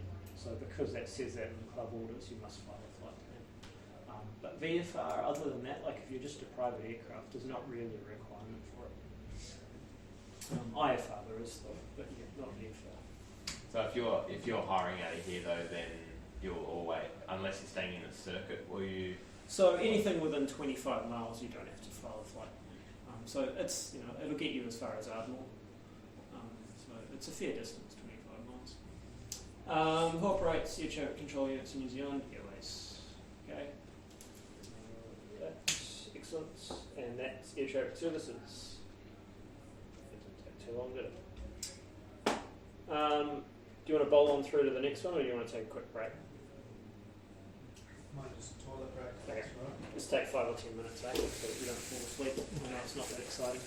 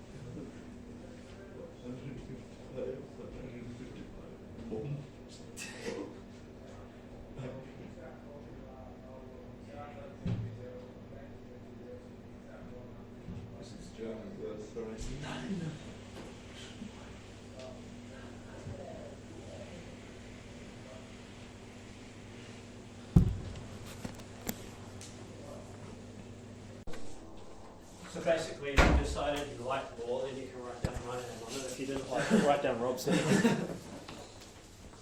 Okay? If anyone doesn't do that, they're in trouble. Nah, you can be pretty honest because they're quite useful to work out where to fix things and to make the courses a bit better. So yeah, they work really well as long as we remember to hand them out. Okay, let's pick up where we left off, which was flights planning. I think I should say flight planning. There's a bit of crossover with flight planning and air traffic services, so this slide will take probably about 5 or 10 minutes to get through, which is good. The rest of it all is pretty quick. Okay, flight planning. Little picture of the rescue helicopter. Why is the rescue helicopter there? Search and rescue, that's why you have usually a flight plan because it has your SAR time. Exactly, so when you file a flight plan, VFR, you'll nominate a SAR time. And if you don't terminate your flight plan or extend the SAR time before the SAR time expires, then that's who comes to find you. And if they get to the point where they get airborne and it turns out you're just at the bar and you forgot to terminate your flight plan, then there's a bit of a cost associated with it as well, as you can imagine. And it happens more than you imagine. Okay, so planning of flights, a few definitions. We'll just look at how to file a VFR flight plan. I'll actually bring up the screen and we'll just quickly run through one. And fuel requirements, and that's basically it. This is very practical, so it's a useful one to know. So under Part 91, by law, the PIC of an aircraft is required to obtain current and anticipated weather. Okay, so you're legally required to check the weather. Fuel requirements, so based on the weather, how much fuel do you need? If there's a headwind, you're going to need more fuel because it's going to take you longer. Alternatives, okay, so if you can't get to where you're going, you need to be able to take your aircraft to an alternative airport, which is why you need to carry your volume 4, because you need to be able to find that alternative airport. Any known or likely traffic delays, which we'll get from checking the NOTAMs.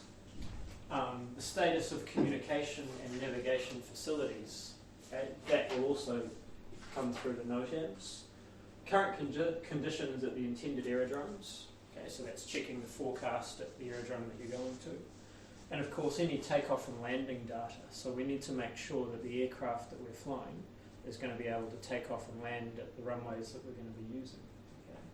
So that's quite general, but if we interpret all of that information, then there's some specific requirements, right? So we must check the weather, we must do a weight and balance and P chart to make sure that we can take off and land. We need to check the NOTAMs because of what that says. And we also need to carry our VNC and our volume 4 so that we can comply with all of those requirements. Okay, so it doesn't specifically say you have to carry a volume 4, but you do need to carry a volume 4 so that you can do all of that. Okay, you see what I mean? So yeah, just note down car part 91.127 as well. It's worthwhile just having a look at that. Everyone got that? Everyone's writing furiously now all of a sudden. It'll be in the book as well. In fact, it's the first paragraph on page 6-1. Okay, so all of that information is in the book. Alright, so when we're planning for a flight, we need to be familiar with the aircraft flight menu and all the data. Any limiting placards, listings, instrument markings. A crew member must be assigned to operate emergency equipment for larger aircraft. Has anyone sat in like the emergency exit row before on a passenger plane? Yeah. So they give you a briefing, don't they, to make sure that you're happy to assist, so that's to comply with that. Procedures to follow in an emergency equipment or an emergency situation, okay, so that's the briefing which is required. Alright, there's a few definitions, I'm not going to stand here and read them to you. They're all in page 6-1. But also we can look them up in car part 1 as well if we look at definitions and abbreviations. All pretty straightforward. Flight following service and alerting service is pretty much the same thing. Okay. Right, so filing a VFR flight plan. Now the easiest way to learn about this is to do one. So we're back to our IFIS website. I'm just going to use my login for this, it's the easiest way to do it.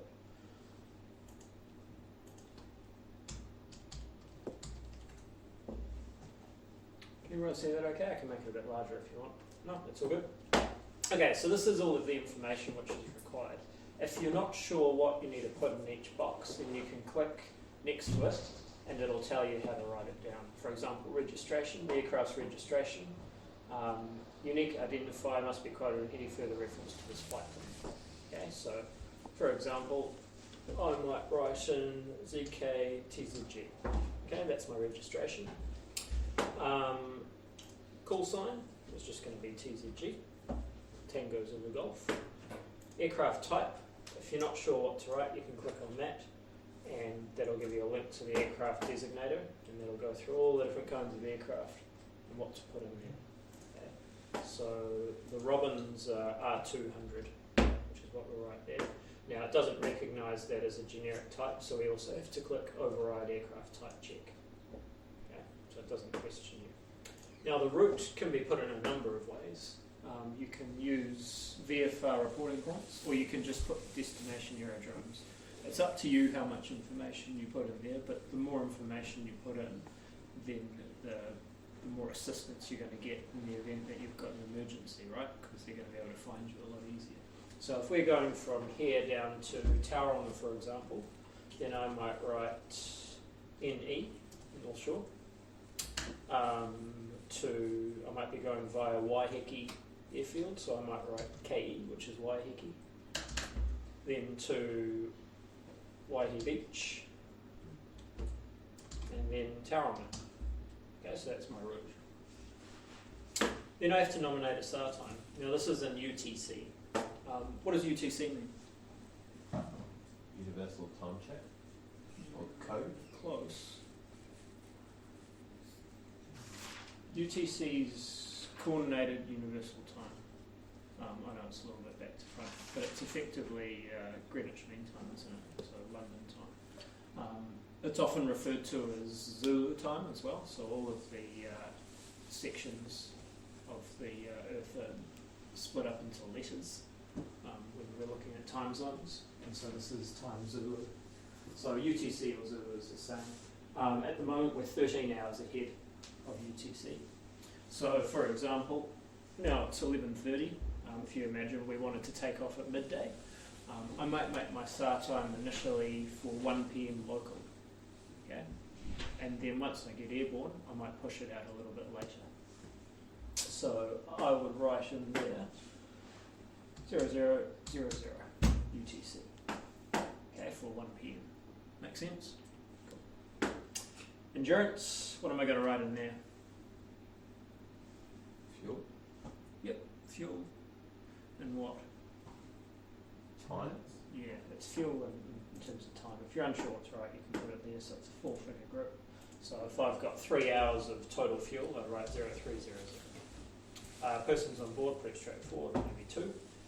Other information, well, I'm going to be flying over water, so I'm going to write down life jackets, warm. Okay, so that if we have an emergency and we go down, and they know we're wearing life jackets, so they'll look for people floating around in life jackets. Pilot in command would be my name, telephone number, and then operator would just be NSXE. Sure. Pretty straightforward. Okay, and then you click submit, and it would also issue you with a score code to put in your transponder so that they can identify you throughout that route as well. If you've got a discrete transponder, like most of these aircraft do, then it should come up with the same code as your discrete code. It won't try and change the code for you. Any questions on that? How long does it take to approve to get the flight plan? It's instant. Oh, okay. So a few seconds. So actually it doesn't go through manually, no one processes it, it's a computer. No. Well, it gets processed, but it'll be accepted and then it'll just be distributed to whoever needs to know it. So they'll look at that and say, okay, so we need to give that to Bay Approach, Auckland Approach, and Tauranga Tower is going to need that as well. Okay? You might not do anything with it.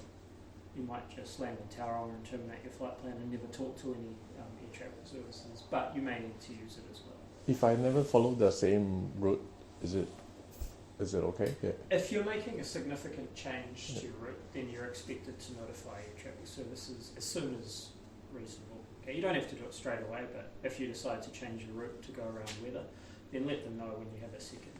or if you decide, oh, it's actually quite nice in Waiheke, I'm going to land in Waiheke and stay there for a bit, then you'd usually just ring them up on the ground as well. All right. That's also only activated as well when you are identified by ATC as well? No, or, so or this is that when that's you submit activated that? as soon as you submit it. So I've had situations on here before. It's not uncommon actually where people will file a flight plan. The weather's not very good, so they're like, oh, actually I might not go. And then you get a call from Airways because you've busted your SAR time and the aircraft's still on the ground, never left. But you know they don't know that, or they probably do. But yeah, if your SAR time expires, they're going to treat it as real until told otherwise, basically. So yeah, it doesn't need to be activated at all. Is there a fee for submitting it, or? Yeah, there is. It's pretty minimal. I think it's $10, $20, something like that. Maybe not even that much. But yeah, it's pretty small. Really important though that you terminate your flight plan before the start time, otherwise the fee's pretty significant. Can you submit a flight plan but not have it can you activate, like say you were planning, I don't know, maybe a week-long trip, could you plan all those and have them sitting there but then only activate them when you know you're going Yeah, so there's a few ways you can do it, but what you might do is start off with one flight plan with just the initial portion of the route and your first destination, and you can keep changing your SAR time as much as you like. So you can use the same flight plan for a month if you wanted to, as long as you extend the SAR time before you get to it. And you can just keep pushing it back by a few hours at a time, by 30 minutes at a time. It's pretty flexible, really. Wonderful. Flight planning, all done. Excellent. Right, radio. So should probably all be a bit of a revision here. Okay, so why do we learn about radio in aviation? What's the main purpose of it? a main communication? Yep. And why don't we just talk to each other on radio like we do on the telephone? Why do we need to make it a subject? Only one person can talk on a frequency at a time. Okay, so you're on the right track. Standardization, there is Exactly. efficiency. So because one person can only talk at one time, we need to standardize everything so it's efficient. Okay. A lot of the time there's one frequency and there could be upwards of 30, 40, 50 aircraft using that one frequency. Doesn't mean they're all talking at the same time, but they're all monitoring it and may need to use it at various points. Okay, so it's really important that everything's uniform and standardised, which is why we've run through all this. Okay, as you know, it's always English within the New Zealand FIR. In fact, it's all over the world. It should be English in theory. Readbacks you will have covered as part of radio. We've talked about Wilco a little bit earlier as well. If a full readback isn't required. Position reporting. I think we covered all of that. En route position report. Radios. What does transmitting blind mean? Have you come across that one before? Isn't it where you're not sure whether they can commute or whether they can hear you or not? Yeah, exactly. So in the event you've got a loss of communication, it's a little bit of troubleshooting really. Okay, so the first thing you want to do is fly the plane, maintain terrain clearance, don't fly into cloud, don't fly into other aircraft. Okay, usually just try and fly a straight line. You might switch to transponder 7600, try different frequencies. If another frequency works, then it's not the radio that's the problem, right? Check the aircraft comms equipment, the old turn it off, turn it on again. Listen to the ATIS. If you can hear the ATIS, then at least you're receiving, so maybe you can only receive. Or maybe you can only transmit but not receive, in which case you might transmit blind. Okay, so position, altitude, intentions, but you'd start off with transmitting blind so they know that you might not be able to hear them. Turn on lights, be as visual as possible, visible as possible. Mobile phone's a pretty important one as well. People often forget about that. Most people have a mobile phone in their pocket, so you can take it out and use it. It's worthwhile noting down the National Briefing Office phone number at the very least. Usually it's a good idea, like I always carry Whenua Tower, Auckland Tower, Tauranga Tower, so you can actually ring the control tower in the event you need assistance and you've got a communications failure. With the transmitting blind, is that only if you're not sure that they can hear you, or? So that's if you're not sure what the source of the problem is. Okay, so you don't know if it's going out anywhere. You're transmitting It's your blind. side or the other Exactly. side? Yeah, but you're just giving it a go anyway. Don't enter controlled airspace if you're in uncontrolled airspace. Okay. Inherently, controlled airspace is busier. You need a clearance to go into it. However, if you can get in touch via mobile phone, then they might be able to give you instructions over the phone. So try and divert to an unattended aerodrome, and of course an unattended aerodrome which is reasonably quiet as well, so there's not likely to be traffic. How would you join at the unattended aerodrome if you've got a communications failure? Stand overhead join, because it gives you the chance to have a look out beneath you and work out if there's any traffic before you descend. Excellent. All right, speechless technique. So if you can hear transmissions but you can't send any, you might be able to use the modulated frequency, which means you can just send clicks. So that's what you'd use to acknowledge hearing any clearances. Yes is 1 click, no is 2 clicks. Repeat is 3 clicks, and then if you're at the nominated position, so you've been cleared to go somewhere, then you click 4 times. In practice, it's not something we use that often. T-bar. Have you come across T-bar before? Did you look at that with radio? So where do we find T-bar procedures if we need them in a hurry? Pink slip on you. Yeah, it's your pink pages in your AIP. Yeah, so before about a month ago, it hadn't been used since Christchurch earthquakes, but I don't know if any of you heard about it. There was a massive air traffic services outage probably about 6 weeks ago. It was maybe December, maybe late November, something like that. Where all air traffic services in New Zealand were all stuffed up because of, I think there was a fire in the Christchurch Airways building or something. So TIBA was activated for an hour or so. So it's really important that you know how to access all of that information if you need it. Alright, I'm not going to harp on too much about that. Emergency messages. If I'm declaring a mayday, what frequency am I going to do it on? The local frequency. Local frequency. What else might I choose? 121.5,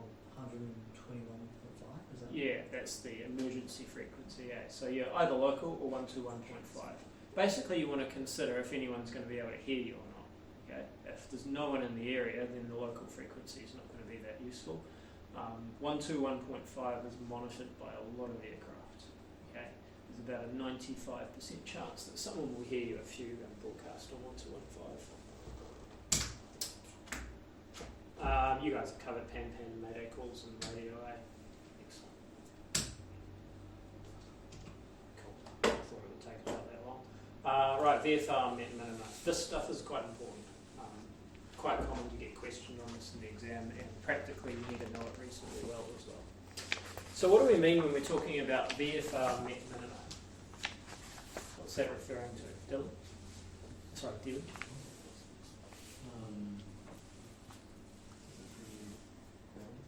Sorry? That's really Cloud? Okay. Why do we need VFR minima? What's the purpose of it, do you think? So we can see where we're going. So we can see where we're going? We abide by certain conditions that we are technically licensed to Yeah, work exactly. within, or what we're So we often talk about visual flight rules and being able to maintain visual, but with aviation, it's not something that we just leave up to the assessment of each pilot. You know, there needs to be by law, minimum requirements, right? Otherwise, one person might say, "Oh, I'll be all right. I think I can see a metre in front of me," and off we go. So there needs to be a legal minimum to maintain. Okay. So part 91 again. Point 301 requires that the operation of aircraft under VFR must comply with all the VFR flight rules. The key one there, of course, is see and avoid. Now, to see and avoid, you need a certain amount of visibility. Okay, if you're flying in cloud, you can't see and avoid. Right, so that's not VMC. So VMC, visual meteorological conditions. Meteorological conditions is expressed in terms of visibility, distance from cloud, and ceiling equal to or better than specified minimum. So the parameters we're really looking at are the visibility, the distance from the cloud, and the ceiling of the cloud. Okay? So there's not really that many things we're trying to measure. IMC is any conditions which are less than those minima. Okay, IMC, instrument meteorological conditions. I.e., if you're flying a cloud, that's IMC. Okay, so let's have a look at this. So first up, we're flying in uncontrolled airspace. Okay, so we've taken off from here, and we might be about 5 miles out to the west by Wainui or something like that, flying around in uncontrolled airspace. So in order to maintain VMC, if we're below 3,000 feet, or within 1,000 feet of the ground, we need what we call IC5. Okay, inside of the site, inside of the surface, clear of cloud, and 5 kilometres visibility. Those are the 3 requirements in uncontrolled airspace below 3,000 feet. If we're above 3,000 feet, then we need 5 kilometres of visibility, but we now need to be 1,000 feet vertically clear of cloud and 2 kilometres horizontally clear of cloud. This is all explained, I think it's chapter 9 in your books as well. And it's got some good pictorial depictions of it as well, so just make sure you have a read of that afterwards so that you're really clear on this. And if we go above 10,000 feet, the visibility requirement increases to 8 kilometres, and we still need to maintain 1,000 feet vertical separation and 2 k's horizontal separation from cloud. Okay, so those are your basic VFR requirements from a legal perspective. If you think about 5 kilometres visibility, how far is that? So if you can make out an object 5 kilometres away, but not any further, what do you think that might look like? Is that good visibility? Reasonable. Eh? Reasonable. Reasonable. Have you guys all sort of flown around here at all? So if you fly around here, you can normally see the city pretty easily, eh? How far away is the city? Yeah, it's about 20 kilometres away, eh? So if you can only just see the city, then that's 20 kilometres visibility. So that's pretty average day. So if you think if you can only see 5 kilometres, it's basically from here to like the beginning of the Whangaparaoa Peninsula. Okay, it's not much. It's pretty bad. So you really don't want to be making those your own minimum conditions. Those are just the legal minimum conditions. Yeah, but worth considering anyway. All right. So in controlled airspace, we're going to consider a control zone. So the CTR down the bottom there, and we're also going to consider the control area. So in a control zone, we need 5 kilometres visibility, 2 kilometres horizontal separation from the cloud, and 500 feet vertical separation from the cloud.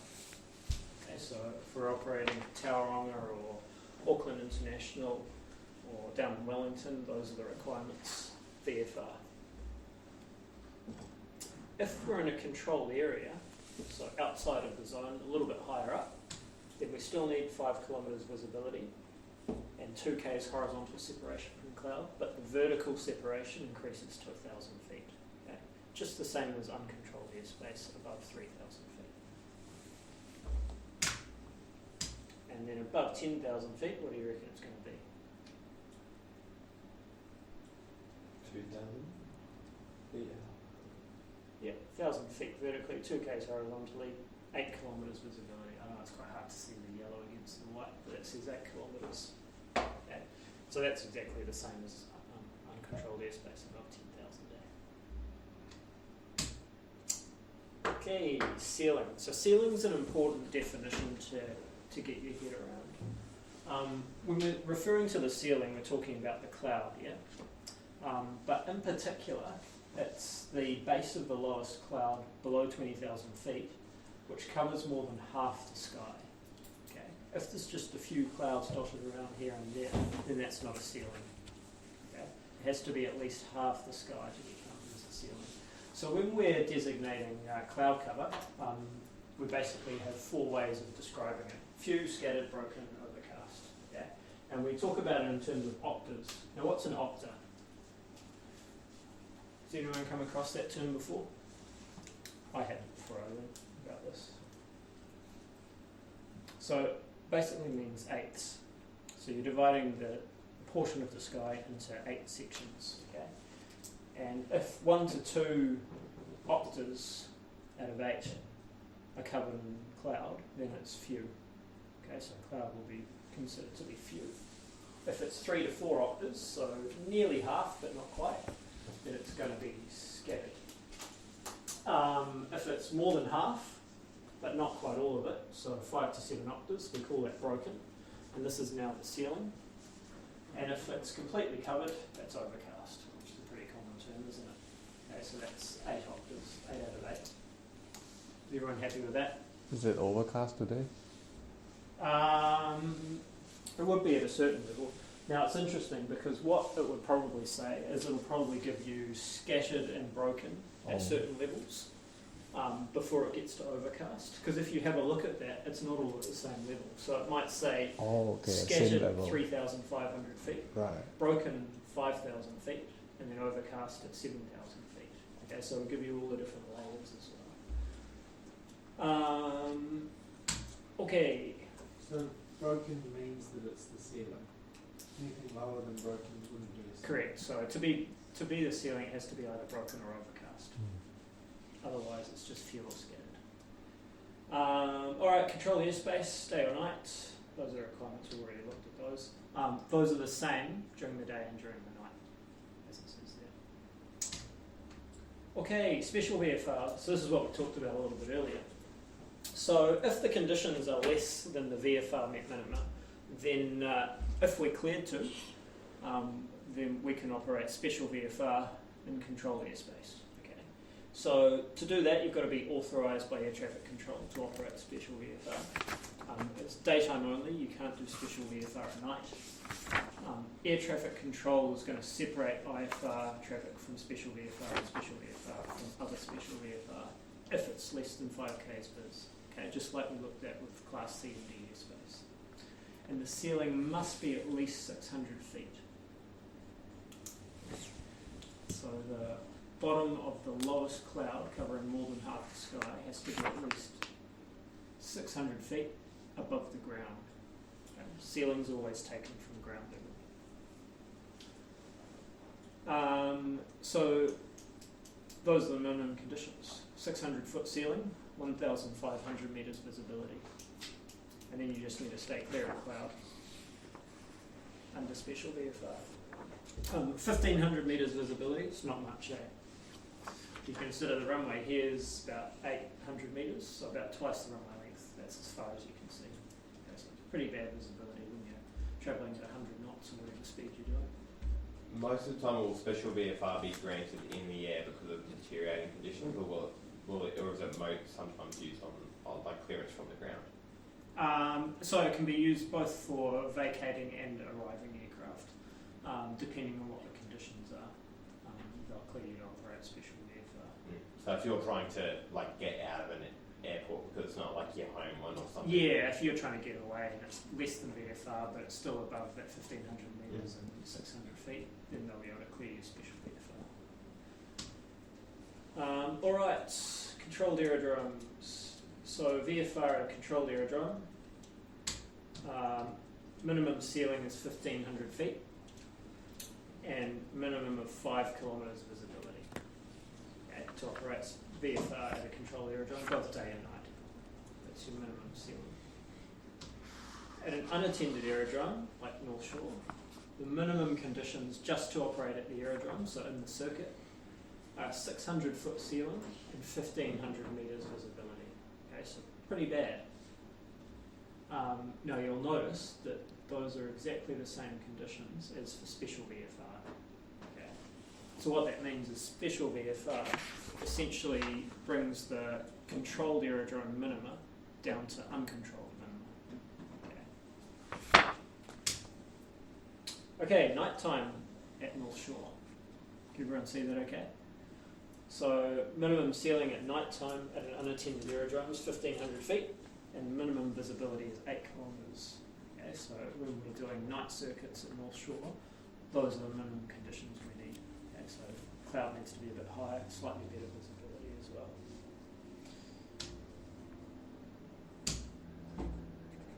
Alright, cloud heights, so they're all referenced in feet and above aerodrome elevation and forecasts and reports and met minima. Okay, so anything referencing the aerodrome, so the aerodrome forecast, the ATIS, the META, is always going to be in feet above aerodrome elevation, okay, because that's the point of reference.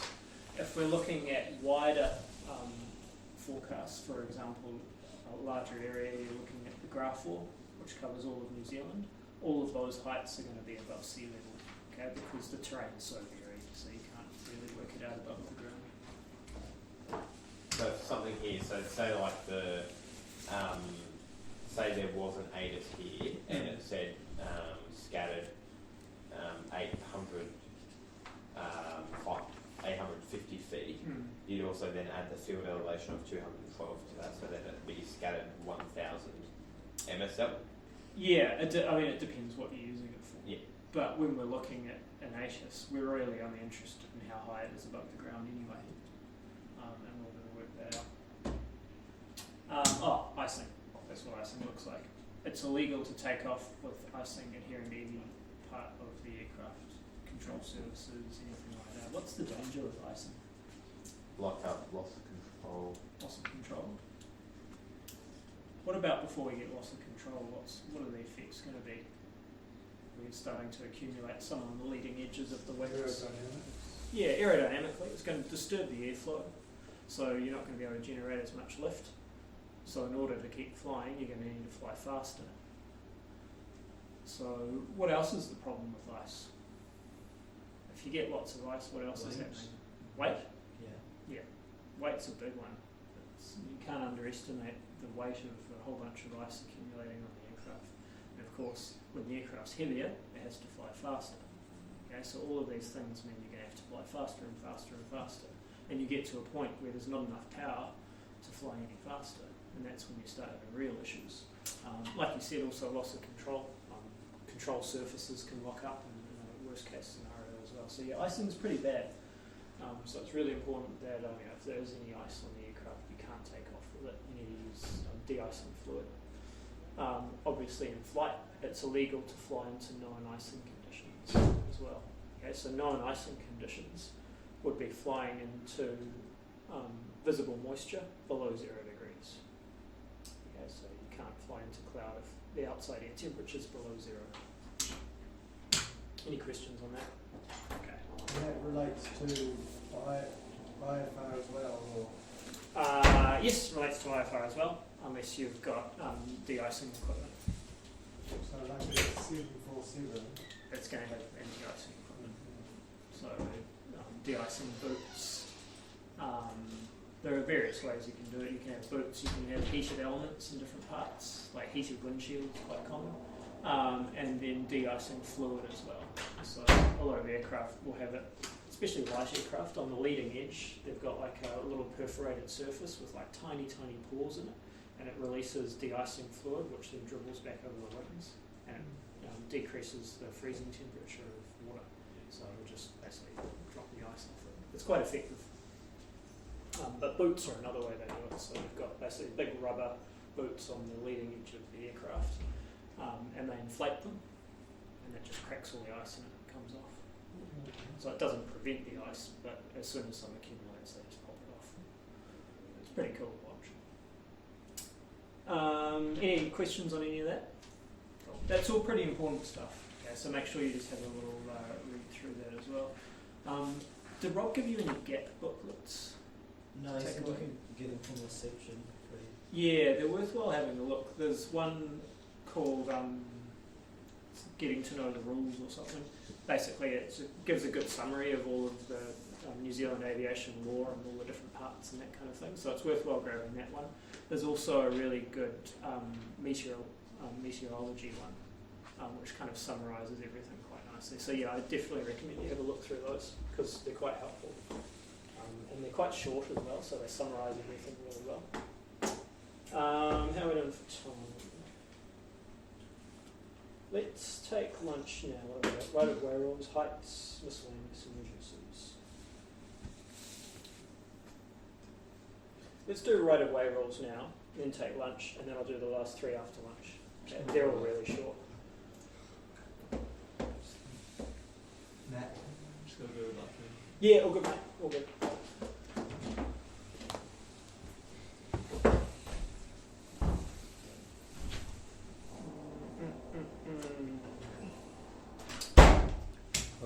Matt, can I ask the AIP? Yeah. Is there a cut-off date that they will compile together the supplements into the whole book, or supplements Yeah. are just temporary? Yeah, so the supplements are every 28 days, yeah? So when you order it, Yeah. it'll come with the current one Yeah. and the next one as well. Oh, okay. If you need to get an old one, then you can order some of them. Oh, okay. But the best thing to do is just order a full AIP with the amendment service. So then when there's a new update, they'll send it to you and then you just... But that you need to subscribe to it, right? Correct. Yeah. Oh, If, okay. when you're on the volume 4 page, it has a recommended set next to it. Yeah. That's like an extra $20 on top of the entire thing. Yeah. That's the with the supplements, right? With everything. Oh, Yeah. So if you get the amendment service, Oh, okay. they'll send you the supplements, the amendments, and the AIC, the Oh. Aeronautical Confirmation Circular. So everything you need. And they're usually a 1-year subscription. So I It recommend doesn't come with a 1-year subscription. You have to. if you get contents only, it doesn't come with Oh, a okay. So subscription. usually it comes with Yeah. if I could take a whole I'll package. show you what Okay. Yeah. I'll bring it up. Because otherwise you'll get an uncurrent. Rob's showing you the website to use. Yeah. Yeah, so if you bring it up there, under products, Yeah. should have a whole lot of things we can choose. I think on the drop down it gives you that stuff to like. Yeah, it does give you all the reasons. Why is it not bringing it up? What's going on? New Zealand AIP. There we go. So you'll see that these are contents only. Yeah. Okay, so you can order the contents only for 54, and it'll literally be like a pile of A5 cards. Oh, okay. So then you need to order the binder, like Right, Kai right, has there. right. Yeah, it's literally all those pages there. Oh, And then you okay. need to order the amendment service as well. Okay, so for example, Volume 4 amendment service, $78, that'll be for 1 year. Right.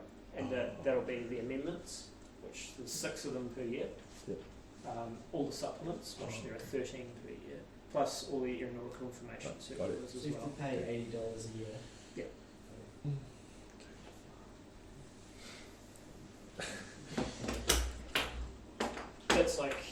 It's like spare change when it comes to aviation.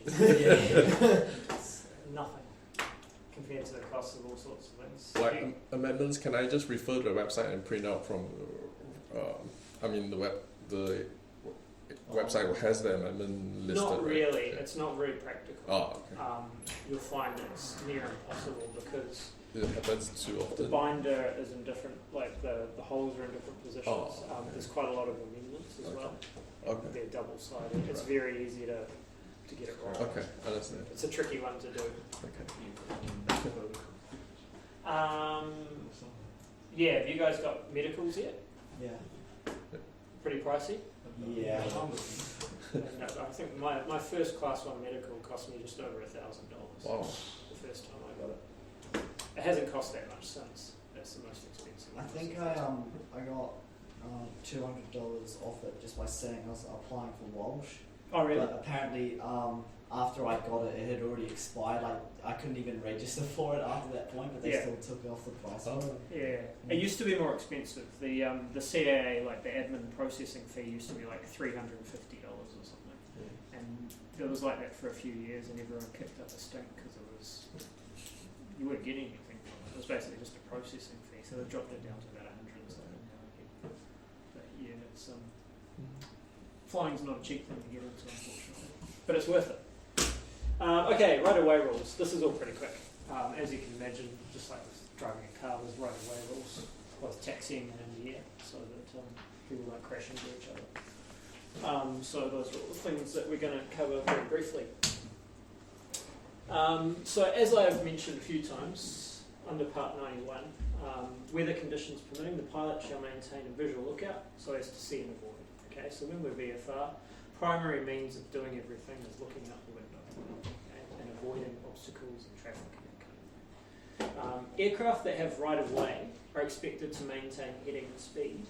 However, if required, they're expected to take any safe action as well. Okay, so what that's saying is if there's two aircraft and one's got right-of-way, it's not a game of chicken until the other person gets out of their way.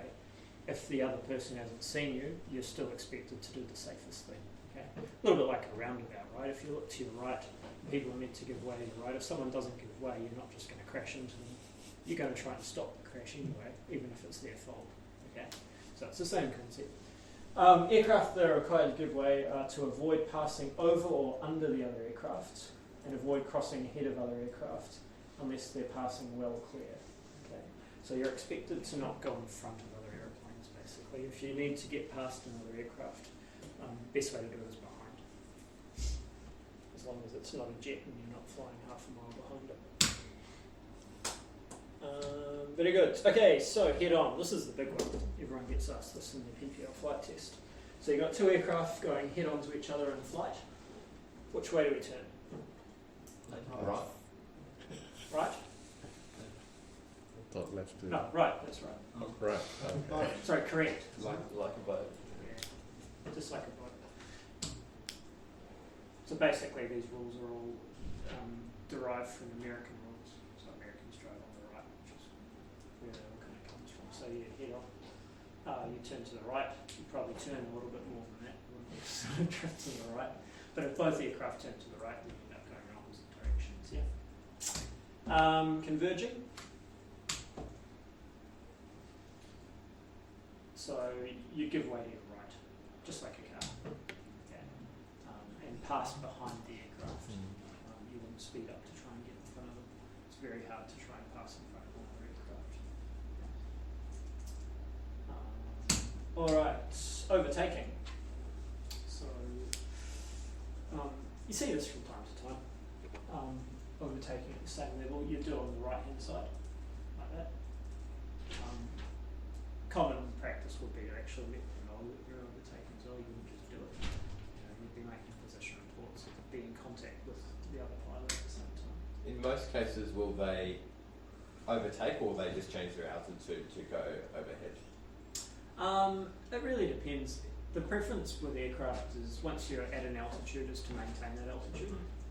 It's not efficient to just constantly be changing your altitude. Sorry, can you go back to the overtake? I didn't see it. So the aircraft in the rear goes around the right-hand side. Okay. Okay. Is there a minimum sort of sideways distance or? The rule says something like you shall not get so close to another aircraft as to create a collision hazard. So basically don't touch the other aircraft.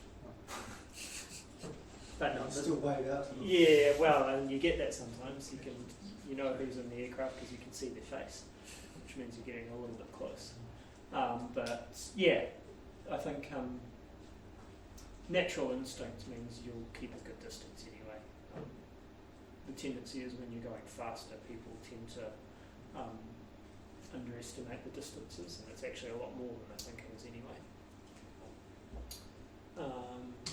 All right, landing aircraft. So there's an aircraft landing, there's someone at the holding point. Who has to give way? Holding point. Yeah, pretty logical really, eh? It's quite hard to give way when you're coming into land. Having said that, what happened if they didn't give way? What would happen if they didn't give way and lined up? Collision. The preference is to go Pull around back up. if you're the landing aircraft. So yeah, if they line up in front of you, you don't just crash into them because you have right of way. The expectation is that you'll go around. Yeah. And that happens a fair bit in the circuit. People line up, they think they've got a bit more time than they had and they cut the other aircraft off. All preceding aircraft need to be clear of the runway, just like I talked about before taking off. Alright, taxiing. So when you're taxiing, you have to give way to aircraft landing and taking off. If you're taxiing head on and there's not enough room to both go down the taxiway, like at North Shore for example, you need to stop where practical nice and early to let the other aircraft come past. Or alter course to the right if you can, so to keep clear of the other aircrafts. On the ground, if you're converging, then give way to your right. Okay, this sort of stuff doesn't happen that often. And I guess the difference between a car versus a plane on the ground is one, you're going a lot slower when you're taxiing, and two, you've usually got radio so you can talk to the other pilot as well. When overtaking the other aircraft, keep well clear of the aircraft being overtaken. Okay, it's just common sense stuff. So like if you're coming off the runway from over here and there's say like a private plane that's wanting to do the taxi all the way around to the eastern hangars, you need to give way to them because they're coming from your right. If they're coming from down like the fuel or something. Yeah, typically you give way to your right. However, if an aircraft's taxiing off the runway, then you'd normally give way to them. So you'll let someone off the runway before you go onto it. So there's a little bit of two things going on there, I guess. Alright, operating the other aircraft. So that was the one I was talking about before. No aircraft shall fly so close to another aircraft as to create a collision hazard. You're not allowed to do any formation flying unless it's by prior arrangement between the pilots of both aircraft. Okay, so you can't just fly up really close to another aircraft even if it's your mate. It needs to be by prior arrangement. No passengers to be carried by hire or award other than for parachute operations. I don't even know why that's in there. It's not a relevant place to put it. Clock reference. Do you guys know how to use this? Like, for example, if you're the aircraft in the middle with the clock around it, and you're trying to tell this guy where to look because he can't see you, then you tell him, oh, I'm in your 3 o'clock, same altitude. Make sense? And so he'll go 1, 2, 3. Oh, look, there you are. Okay. So you always do it from the perspective of the other aircraft. What's that?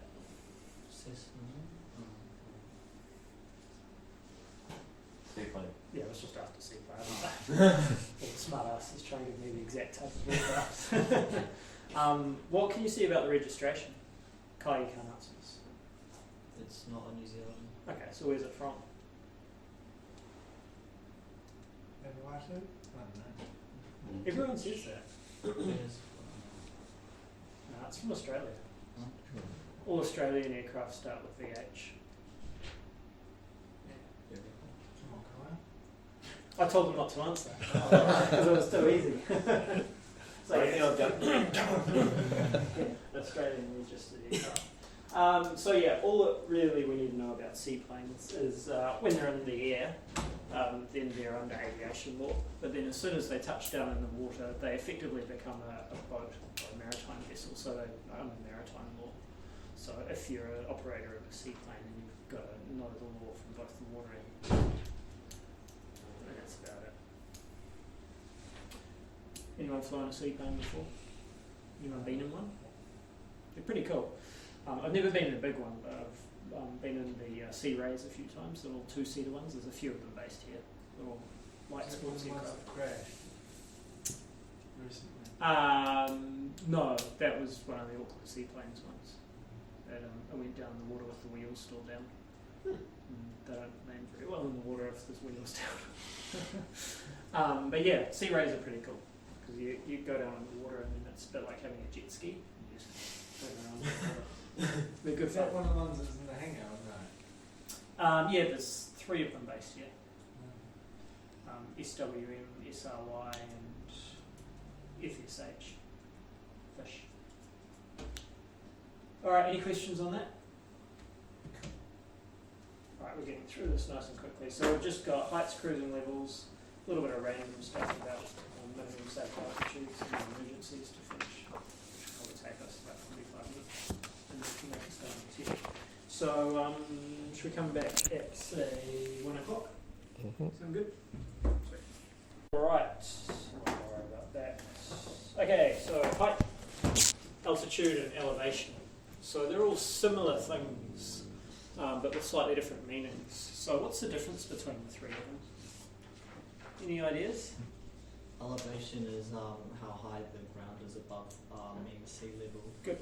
And altitude is how high you are over mean sea level, and I don't know about height. Don't know about height? Well, you got the first two, right? Take a stab at the last one. What's an example of height? Like the clouds, maybe? Yeah. Basically, height's anything above a datum. So we often talk about height above ground level, right? So you're spot on with the other two. Nice work. So altitude is feet above sea level. Okay. Elevation is the height or distance above sea level of the ground or the aerodrome. Now we talk about aerodrome elevation. Do you know what the elevation is here? 212. Yeah, 212 feet above sea level. And then height is the feet above nominated point, which is usually the ground or the aerodrome. Like you said, when you're talking about clouds and stuff like that, we're interested in the height above the aerodrome level. Okay, so there's got those three terms there. Right, so under part 91, if we're flying at or below 13,000 feet, which is the transition altitude, the altimeter needs to be set to the area QNH setting or the aerodrome QNH setting. Okay. So what that means is we need to set it to a local source, because when we get lower, we need to have a reasonably accurate pressure setting on the altimeter so that the altitude's not wrong. Okay. Once we're higher up, we're not so worried about any terrain around us, because the higher you go, the less mountains there are, right?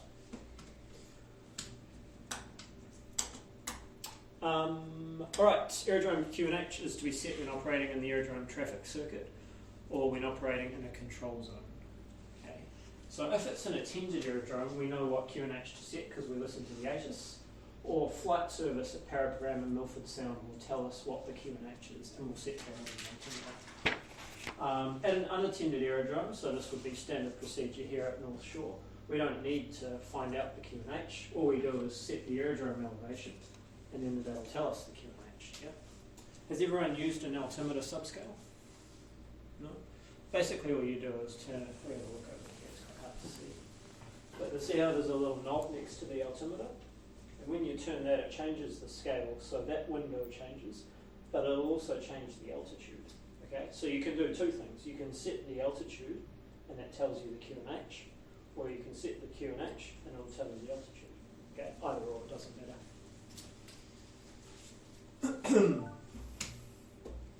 Alright, area QNH zones. So what do we call it? Everything within that red boundary? What was the name of that? The flight information range? Region. Region. Yeah, NZFIR, Flight Information Region. The abbreviation that they use as well as that is NZZC. It's the same as NZFIR, so it's basically the domestic flight information region. The oceanic one is NZZO, which is Auckland.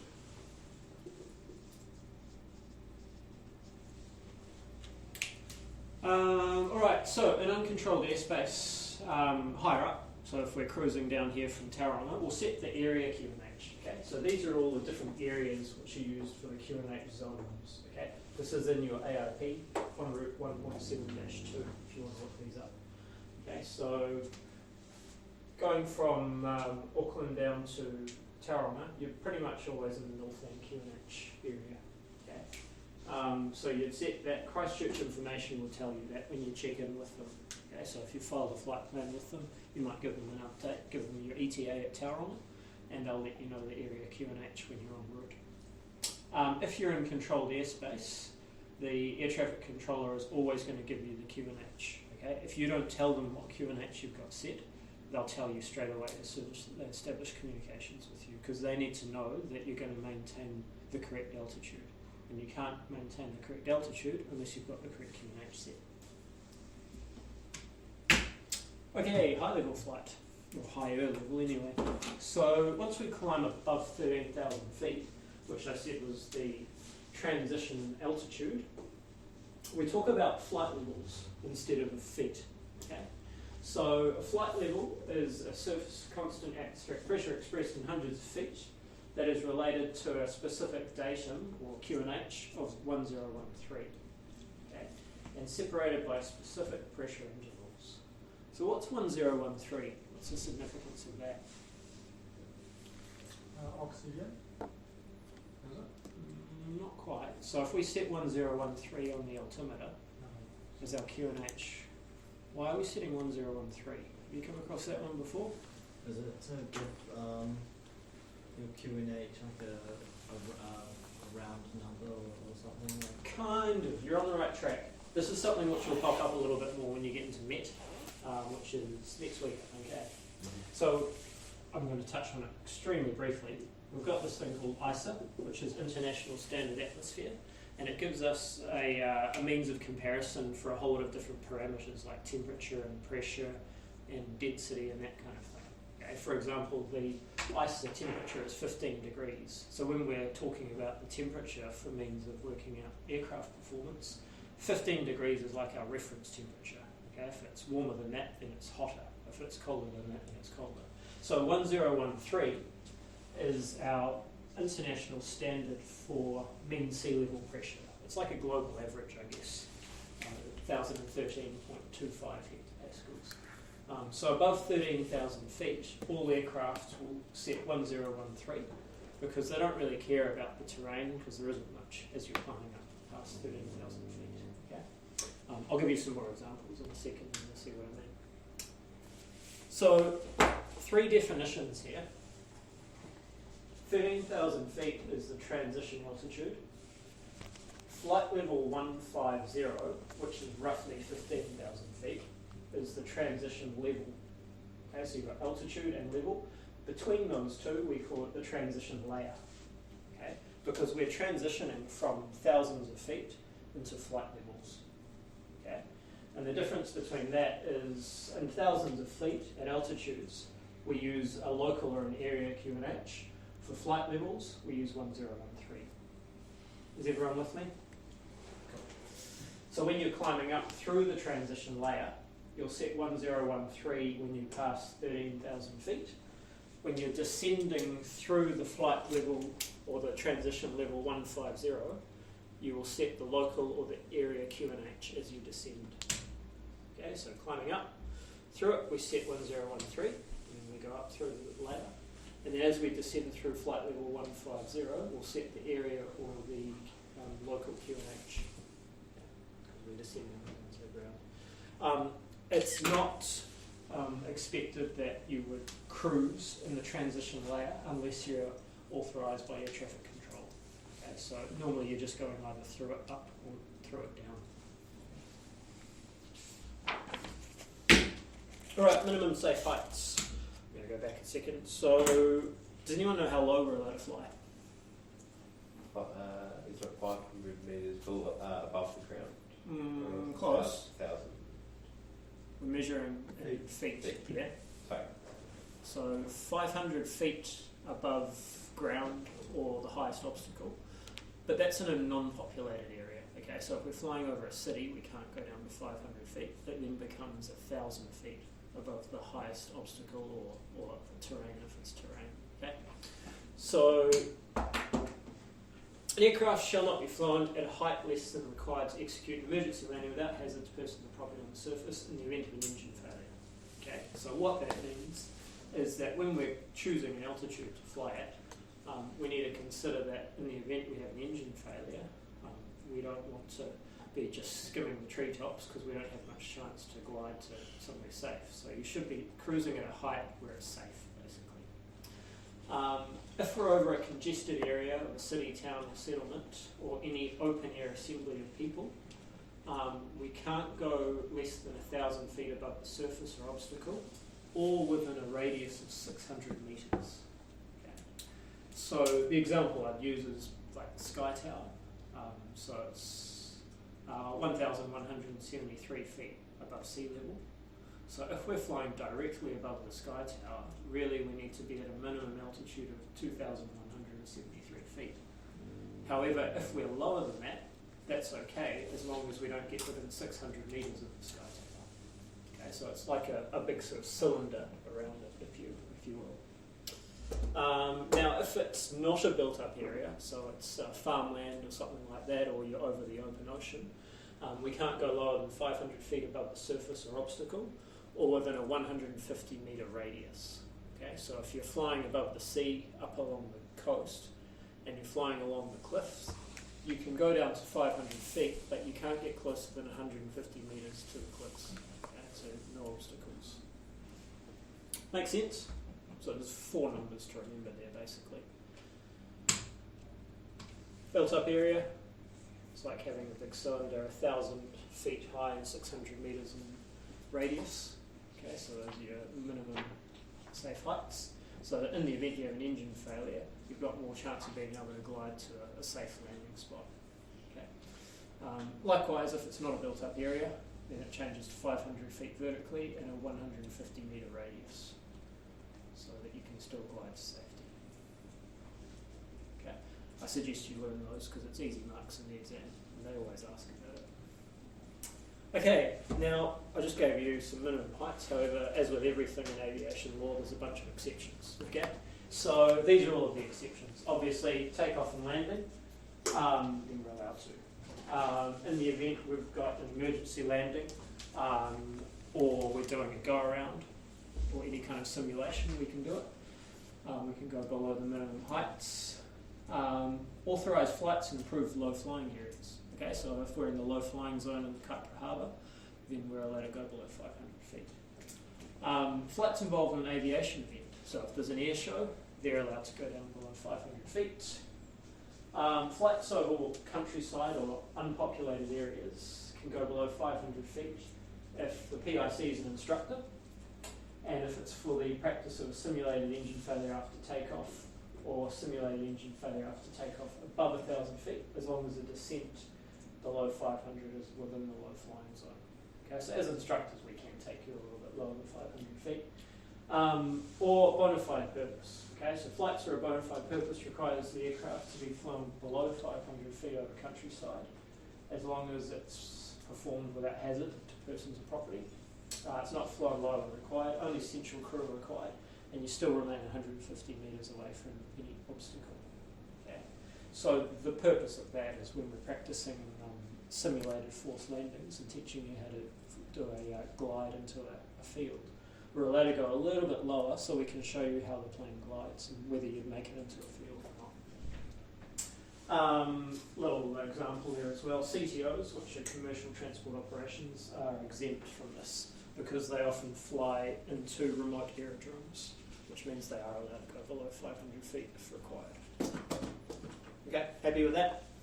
So that's all your minimum heights. Alright, so cruising track altitude requirements. So when we're cruising, so we're going long distance, maybe from Auckland down to, I don't know, Rotorua, we're tracking south. There's a standard altitude that we need to cruise at, if possible, so that any northbound traffic is separated vertically from us. Okay? So the way we work it out is if it's below 3,000 feet or within 1,000 feet of the ground, this doesn't apply. Okay? You just pick your altitude and go with it. As soon as we're above 3,000 feet, then we need to remember North Odd, South Eden. Does it actually bring it up? Yeah, follow your nose. Okay, so if you're tracking north, it's odd numbers plus 500, and if you're tracking south, it's even numbers plus 500. Okay, so for example, if I'm tracking from Auckland up to Whangarei, so that's north, so I might choose to cruise at 3,500 feet, or 5,500, or 7,500, and so on. If I'm tracking down to Rotorua, then I would choose 4,500 or 6,500. Okay, so it's odd or even plus 500. Now I suggest you learn these numbers because they often give the question that's right on the boundary. For example, they might say if you're tracking 270 degrees magnetic, what's a suitable cruising altitude? And of course, that's pretty damn close to that. So learn where they actually start and finish as well. Any questions on that one? It's all explained in the book pretty clearly as well, and it gives some good examples of it. And page 11-6 and 11-7. Yeah. All right, if we're going a bit higher, so we're above the transition layer, at or above flight level 150, and up to and including flight level 275, then we use flight levels instead of altitudes, but it's the same concept. Okay? So north is odd flight levels plus 500, starting at flight level 155. South is even plus 500, beginning and including flight level 165. Okay? Now these ones that I've given you are all VFR cruising altitudes. Okay? If it's an IFR aircraft, it's exactly the same, but they don't add the 500 feet. So an IFR aircraft might choose 4,000 feet if they're south, or 5,000 if they're north. Okay? So it's an automatic way to get some vertical separation from cruising aircraft. And that's it for VFR magnetic track altitudes. Questions? Too easy. Okay. Alright. We'll get into all the exciting stuff now.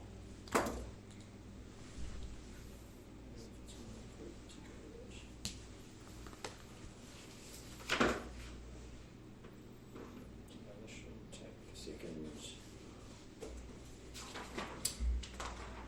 Now, we call this the miscellaneous section because it's basically just a whole lot of random facts about all sorts of different things. Some of them are pretty interesting. It doesn't take us too long to get through it all. And then we'll have a look at emergencies as well. In particular, section 13 and 13A of the Act are worthwhile knowing about. What's the Act? Civil Aviation Act. What year was it? 1990. Sounds good. Okay. So what sort of information will we find in the Act?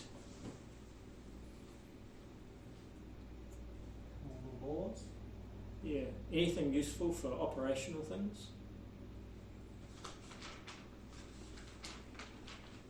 Not really, yeah.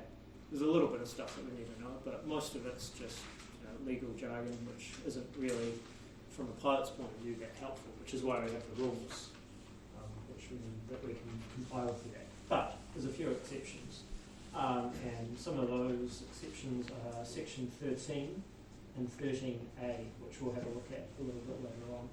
Okay. I suggest you do have a look at the Act online and just have a flick through it. Don't read the whole thing, it'll put you to sleep pretty quickly. But have a wee look at it and just look at the different sections, because there are a few that you will need to know. Did Rob bring it up on the computer? So you got to see how long the actual Act is. Pretty massive. Alright, stand by while this seems to download. I don't know why it's not already on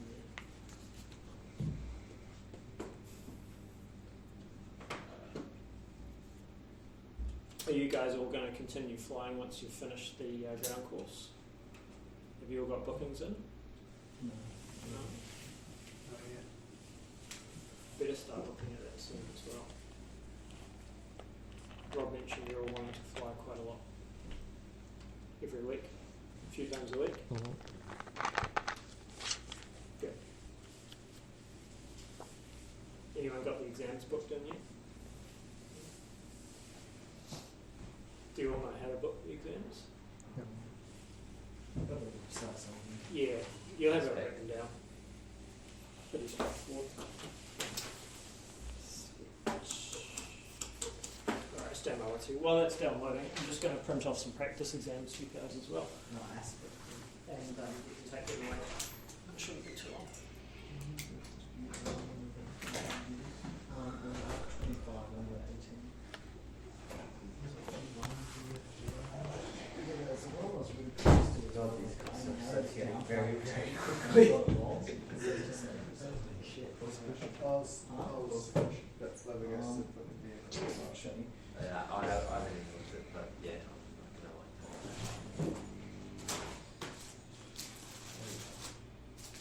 Have you looked at the options to go down the ATCs?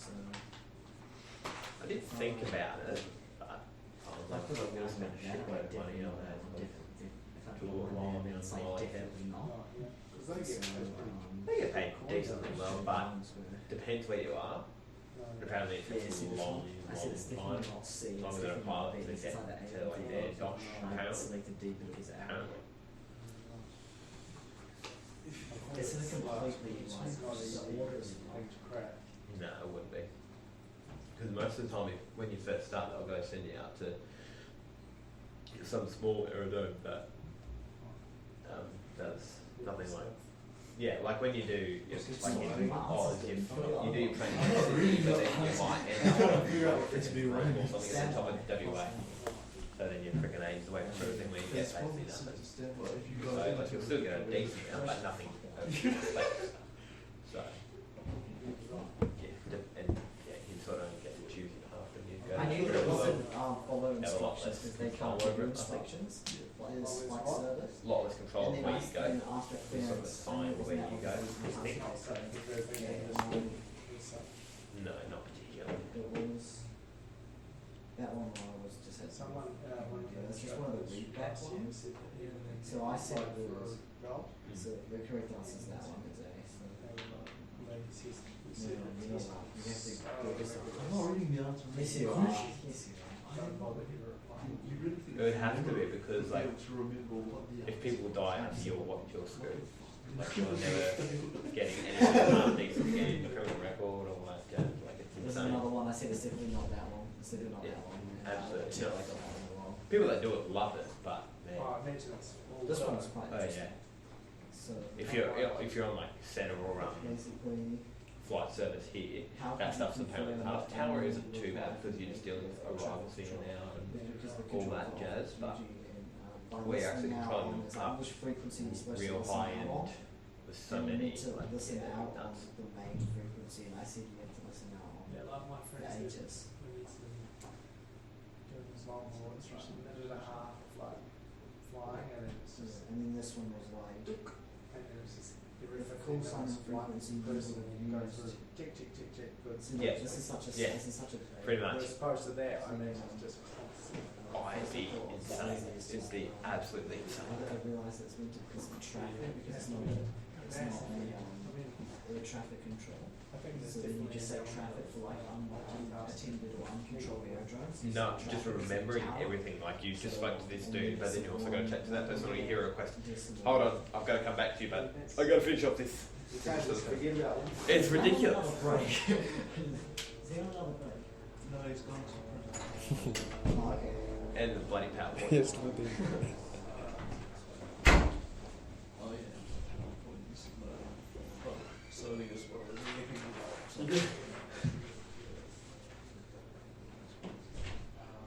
So yeah, and then it starts on the answers. And then you've got some more questions. And then it's just the whole order of it's kind of muddled Is up. that the radio one? Yeah. That was a pain in the butt. That Yeah. looks very good. I passed it. Like 4%. Yeah. What score did you get? 74, 18 out of 25 to 74%. Nice.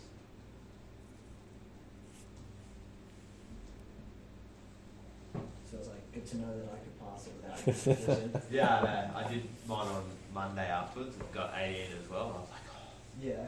And just. so I was, yeah, so I'm like, oh, if I can actually study for this, then I'm gonna Yeah, like, yeah. well, What do you reckon you'd get? no, 50 maybe. Yeah. Oh yeah, it's I reckon. Which ones did you mostly get wrong? Did you go through which ones you got wrong, or some of them were like, hang on, I'll go. like it? Because when I re-looked at mine, my biggest one was the actual phraseology of what you had to report back was where I screwed up a Yeah, lot. that was me as well. It was just like, this is like your position report should be.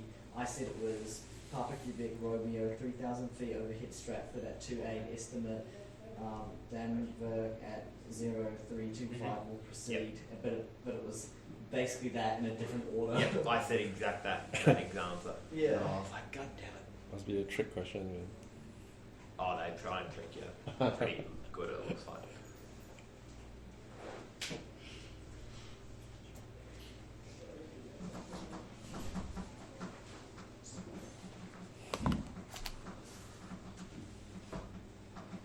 Should you talk at all about whether you go down the instructor or think instructing I would like to do. It's just how many jobs are around, but I think it'll be pretty good.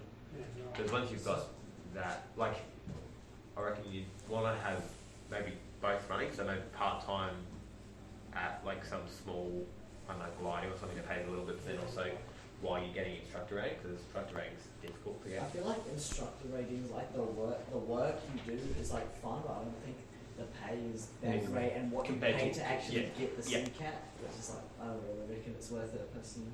Because there's tons of fun, like small aviation jobs you can get. Exactly.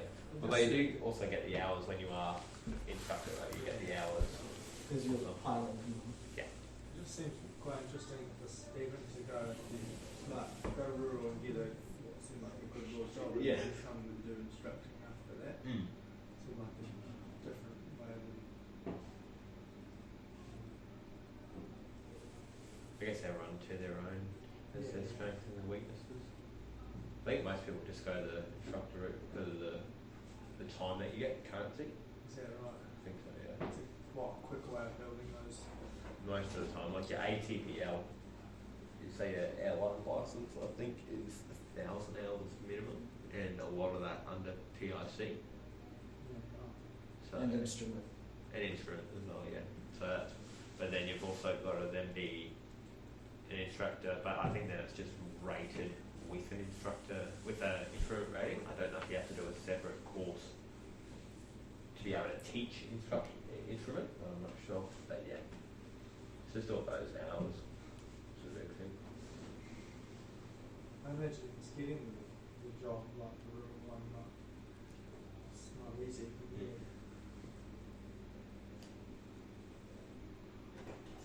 But I feel like there's a lot more older instructors than there are older pilots per se.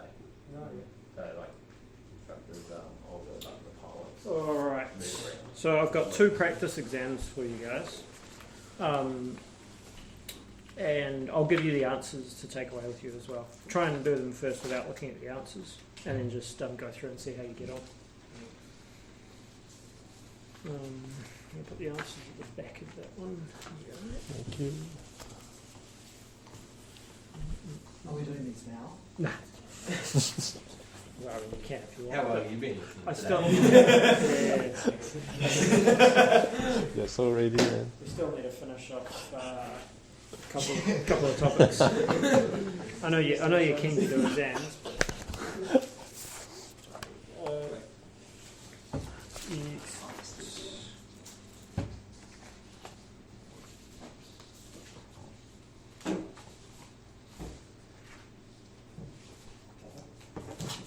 Perfect. So the answers for this one are at the back of it. So that you in case you want to test yourself. Do the same with this one as well. Thank you. Go. Oops. Yeah,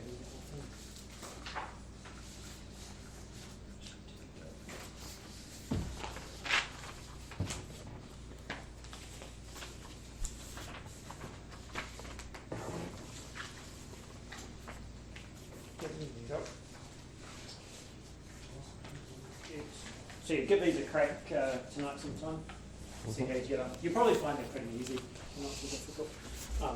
As I'm sure you're aware, all of the exams are multi-choice. So that one there where it's got your answer, that's just for better knowledge of it? Yeah, it's just the way that question's laid out. I would normally have like 4 different options of things laid out for you. So this is kind of the random section where all of the stuff that doesn't belong anywhere else gets put. Each little bit is pretty short. Probably only take us 10 minutes or so to get through all of this. The book summarises all the different points quite nicely as well. Alright, so flight over water. Flight over water, especially in a single engine aircraft, is inherently a little bit more dangerous in some ways, I guess, because in the event of an engine failure, it's pretty hard to land in a field when there isn't one. So, under Part 91, an aircraft that's operated over water needs to be equipped with a life jacket per person when it's flying more than gliding distance. Pretty much common sense, isn't it? And when flying more than 50 miles from shore in a multi-engine aircraft, you must have a life jacket as well. Okay. If you've got a single engine, which is what SE means, and you're greater than 100 miles from shore, or multi-engine greater than 200 miles from shore, you also need a life raft. Okay, and it needs to have a survival locator light, survival kit, and some kind of pyrotechnic signaling device, and you must have an ELT as well. Okay, straightforward common sense survival stuff really. Right, if it's a multi-engine aircraft, more than 5,700 kilograms, and more than 200 miles from shore, it needs to have an additional ELT as well. But that's a fairly large aircraft, nearly 6 tons.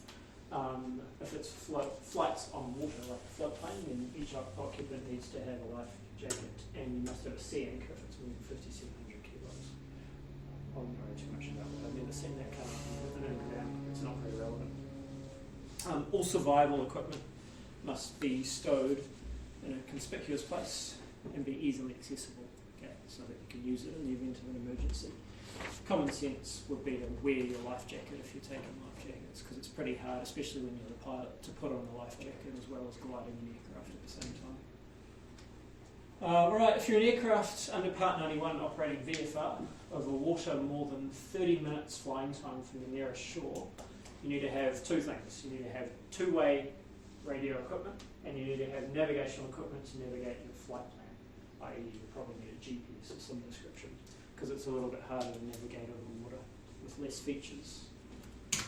Right, so that's just a summary of all of the different flight over water requirements for single engine. So more than 30 minutes from shore, you need navigation and communication equipment. More than 100 miles from shore, you need ELT and life raft. More than gliding distance, you need life jackets. Okay, everyone happy with that? It's all in the book as well. Is the barrier over 30 minutes? It depends what route you take. Remember, this is 30 minutes from the nearest shoreline, so most of the time it's not. Because even though you have more than 30 minutes from barrier or North Shore, there's like islands and peninsulas along the way, which means you're actually quite close to land for a lot of the way. That's all Part 135 stuff. You don't need to worry about. It's just extra information. Right, parachuting operations. This is all pretty straightforward. Parachute operations, to an extent, come under Part 91 a little bit, and they've also got their own separate section, which is Part 105 as well, for adventure aviation. So in addition to holding a parachute drop rating, the PIC of a parachute drop aircraft needs to ensure that the aircraft has a standard category airworthiness certificate, appropriate configuration, i.e. the door can come off or open if it needs to, sufficient room and free from snags. Okay, there's a lot of ropes and bits and pieces moving around, so you don't want anything getting caught. The aircraft flight manual authorises the door to be removed or opened in flight for obvious reasons. Non-parachutists must occupy the seats and wear a seat belt, and also wear and know how to use a parachute and receive an emergency briefing. Okay. If you guys remember, it was a few years ago, the PAC 750, the pink one that went into Lake Taupo. It was, I think it was Skydive Taupo, because there's a couple of outfits that operate out of there, and one of them has a pink PAC 750, and it had an engine failure. It was quite high up, and all of the occupants managed to jump out and deploy the parachutes, including the pilot, and the plane just went to the water. So it was a pretty good outcome, and that's why they have to use parachutes, even if you're not intending on jumping. But yeah, worth looking up if you're interested in it. Parachutists brief the pilot and command details of descent, so that when they jump out, the PIC is responsible for all of the parachutists which will jump out of their aircraft until they get on the ground. And each parachutist needs to be authorised by the holder of an aviation recreation organisation certificate. Alright, glider tow ops. So in addition to holding a glider tow rating, the pilot in command of a glider towing aircraft needs to ensure that the airspeed of the tow aircraft remains below the glider's max speed. Okay, so it can't go too fast. Towing does not exceed maximum load in the aircraft flight manual. The tow hook and line need to meet approved standards. Takeoff, glider release, and emergency signals conform with standard procedures, so they're all hand signals. The takeoff distance required doesn't exceed 85% of the distance available to take off it. So there's a bit of a safety margin there. And the aircraft can maintain a climb of 200 feet per minute at 1,000 feet above aerodrome elevation.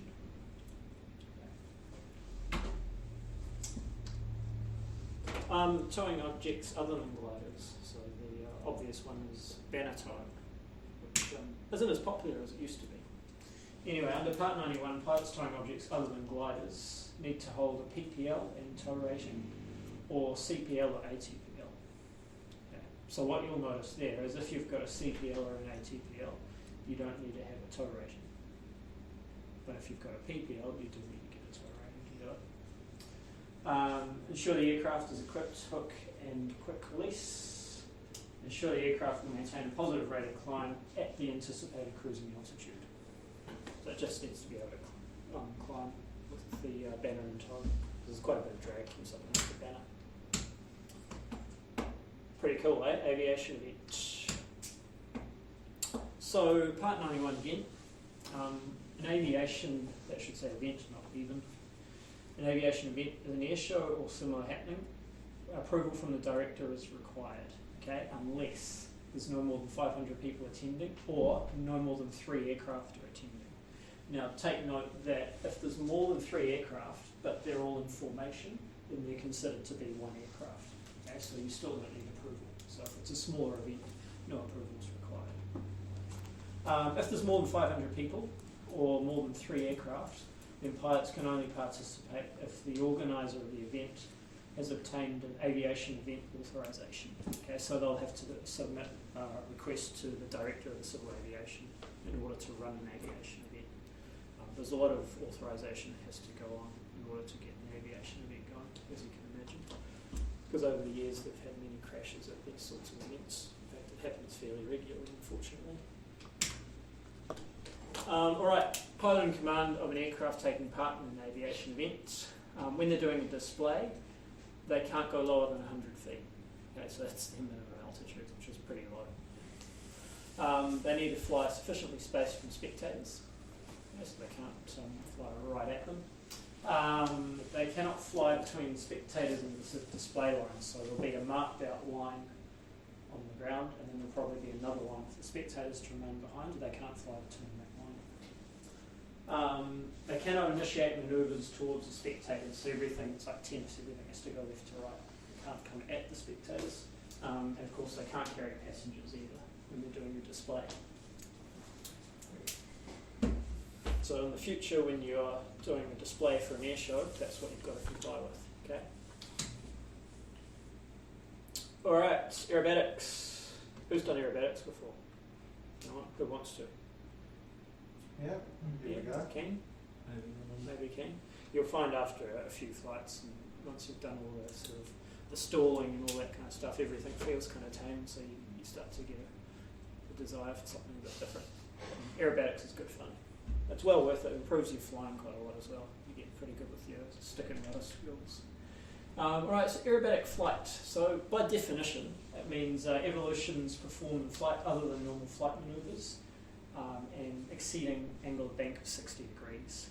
Okay, anything more than 60 degrees is considered aerobatic or a semi-aerobatic manoeuvre. Without an aerobatic manoeuvre, without a current aerobatics rating, it must be allowed by the flight manual, must be above 3,000 feet, and you can't carry passengers.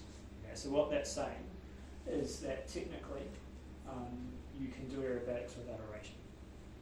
It doesn't mean you should. I definitely recommend against it, but yeah, by law, as long as you're above 3,000 feet and you don't have passengers, and the aircraft flight manual allows it, then you can do it.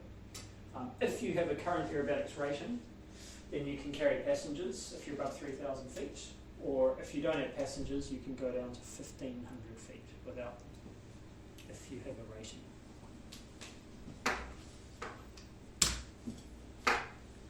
Any questions on aerobatics? As an aside, we do offer an aerobatics ground course as well, which is like a good precursor to doing the aerobatics rating. Tim Marshall normally runs that. Usually it takes half a day on a Saturday. It's quite a cool course. And then you can get started on your aerobatics rating. So if you do get the chance, or you've got a bit of spare money, it's well worth it. Okay, firearms. So once again, there's this rule that says that we cannot carry firearms or store them in an aircraft, but there's a whole lot of exceptions where you can. Okay? So we're going to look at all those exceptions. Okay, so if you're carrying a gun of some description, it can be carried as long as it's disabled and stowed in an inaccessible place. It's solely being used for the carriage of persons associated with the firearm, and the operator permits the firearm on board and the firearm is disabled. What would be an example of that? Any ideas? No Hunting? Hunting? So what were you going to say? Oh, yeah, I thought you meant like how it would be disabled. Oh, okay, yeah, quite right. Obviously, just making sure there's no cartridges and taking out the all the bits and pieces. Hunting is the main example. So that's the purpose of that flight, is to take people to go hunting. They need to take their firearm with them. Okay. The aircraft's carrying livestock and mobilisation is required. Okay, pretty straightforward. Or the aircraft is a helicopter and it's been operated for the purposes of shooting wild animals or immobilising animals on the ground. Okay, so helicopter hunting basically. If that's the situation, you can't load the firearm until you're in the shooting area, so you can't have a loaded firearm en route to where you're doing your hunting. Discharge can't cause harm or hazard to persons or property, and the discharge is made clear of congested areas. That's a bit of constant stuff really. Right, night operations. So we're back to part 1, which is definitions and abbreviations. So the definition of night is the time between EECT and BMCT. What do those two things mean? End of evening and beginning morning. Civil twilight. Civil twilight, that's the one. Between the two of you, you got it right. Okay. End of evening civil twilight to the beginning of morning civil twilight. Okay. So civil twilight is just where the sun sits 6 degrees below the visible horizon. So I think that's what I thought it would. Now that's the definition of evening or morning civil twilight. The sun is 6 degrees below the horizon. As an aside, if you want to check the daylight tables, you can go to Gen 2.7 and it has all of the zones of New Zealand, all the way from the North Island down to the South Island. And it goes basically week by week as to when sunrise and sunset is. So that by law you know when's night and when's day for purposes of logging flight time. Right, night operations. So if we're doing night operations, there's some minimum equipment we need. You would have looked at minimum equipment already for day operations. So part 91, in addition to all the other stuff we need to have navigation or position lights, which is a red, a green and a white light on the back. Anti-collision lights, which is some kind of flashing light. A rate of turn and slip indicator, which is this one here. Okay, so it shows you a rate of turn and also whether the plane is flying in balance or not, or whether it's slipping. Instrument illumination for all required instruments. So each of the instruments that you need must also be lit. Each crew member requires a torch. When you're manoeuvring on the manoeuvring area, you must have position lights, which are those red, green and white lights. And if it's a water-based aerodrome, you need to conform with international regulations for preventing collisions at sea by maritime law. Okay. Part 135 we're not worried about, because that's not in PPL law. Right, there's a cool photo of the aircraft going into land at night. Aerodrome lighting, I think we've pretty much covered that already pretty well. There's an excerpt from North Shore that we looked at earlier. Night VFR. So under part 91, if we want to do our night rating, we do that with an instructor who's authorised to conduct night flying instruction. For night flying currency, you can't act as a PRC unless you've done 3 takeoffs and landings within the preceding 90 days at night. on that type of aircraft. Okay, so it's both type and day or night specific. You also have to have demonstrated competency in takeoff and landing manoeuvres to an A or a B Cat instructor, and that can count as currency instead. Okay. Alright, uncontrolled airspace, day or night, VFR Met minima, so that's all the same as what we looked at earlier. Same with the control zone. And remember, at a controlled aerodrome, the Met minimas are a little bit more conservative, so we need 1,500 foot ceiling and 5K's visibility at night. Also note, if it's at a controlled aerodrome, we can't have special VFR at night time. Okay, so those are the minimum conditions. Just going back to your requirements, minimum. Is that for in terms of the number of times for taking off? Is that for type as Yes, well? yeah, it is. So to be, for example, if I've been flying a 172 and a Robin, and I haven't flown a Robin during the night for 6 months, but I've been flying a 172 at night for quite a while, then I may be current at night on a 172, but not by day. And likewise, I could be current at day on a Robin, but not at night. But there's no interchangeable requirements. Can you count touch and goes as multiple like takeoff and landings? Yeah. So you can like cut all of that. So each time you do a touch and go, it counts as a landing. And unattended aerodrome, of course. So at night time at North Shore, we need a minimum ceiling 1,500 feet and minimum 8K's visibility. Dropping of articles. Did you look at the video at the beginning of this for dropping of articles, where you drop the flower bomb into? We didn't see the video before we talked about it. Okay. If you get the chance to, it's well worth having a look. This article is actually, I don't know if you've seen it, it's up in the bar if you want to have a read of it. The aircraft was rented, that aircraft there, that was rented from North Shore.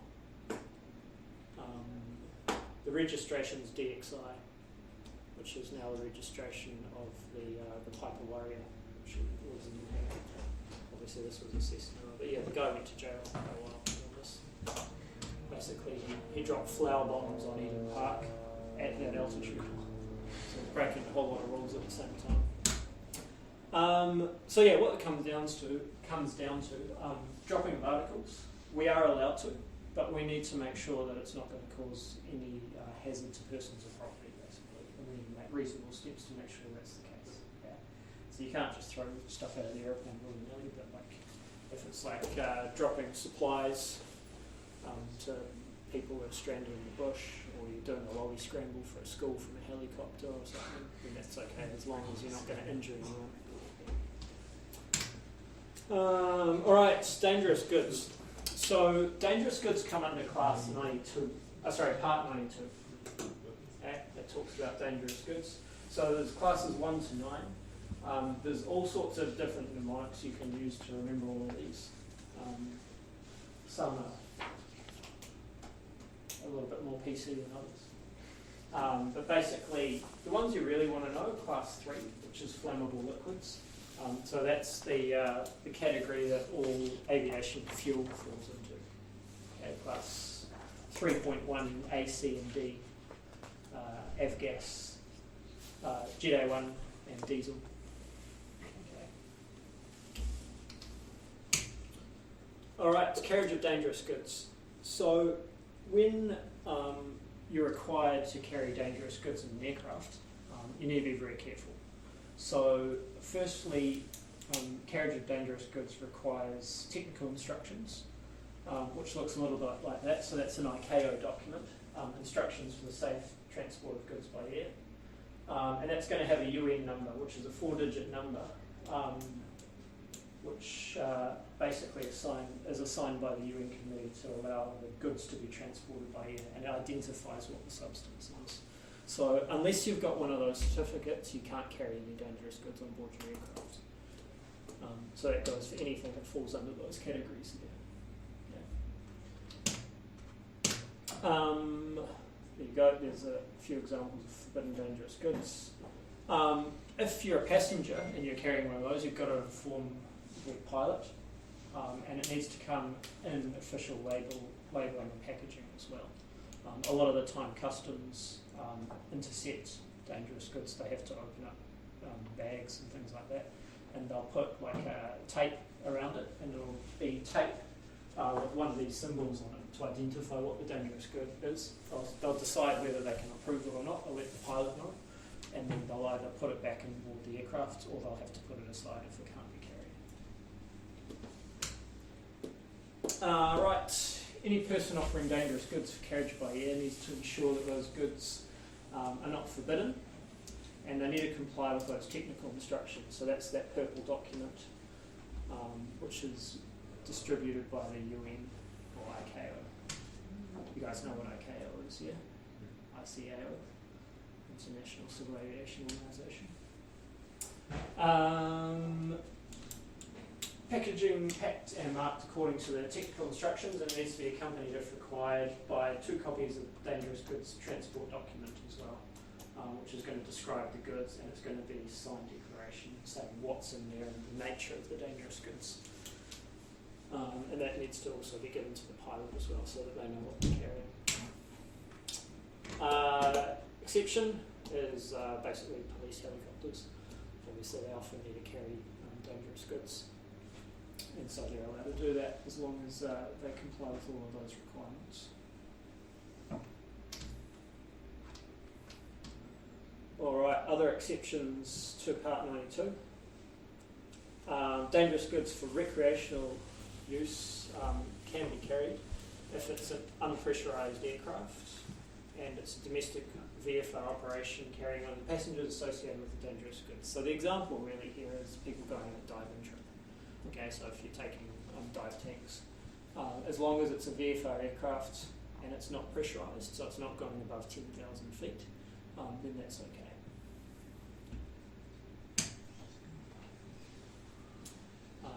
That's exactly the same thing, just about the documentation required to carry the dangerous goods. And that's all the dangerous goods. Any questions with that? It's a pretty small section in terms of PPL law, and it doesn't usually have that much in the exam, if anything, so I don't write too much about it, but there's a little bit in the last section of the book, page 12-12. Just has a little bit of a run through that. It's worthwhile just learning the 3 different types of class 3.1 liquids as well, for avgas, Jet A1 and diesel. Alright, emergencies, and then we're done. Now, emergencies, as you can imagine, has a little bit of overlap with radio as well.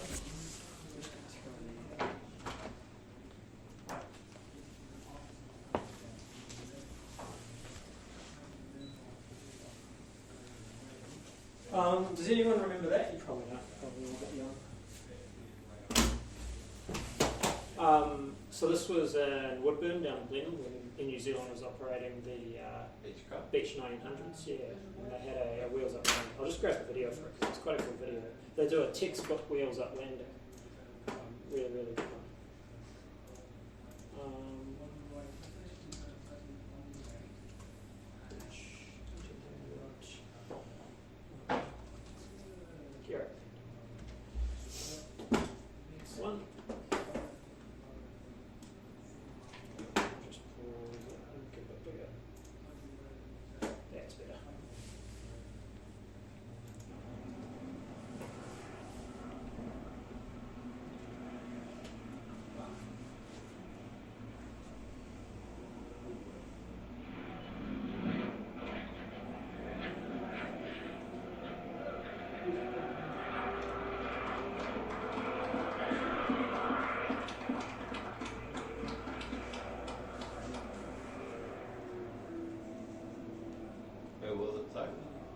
Woodburn down in Blenheim, right at the top of the South Island.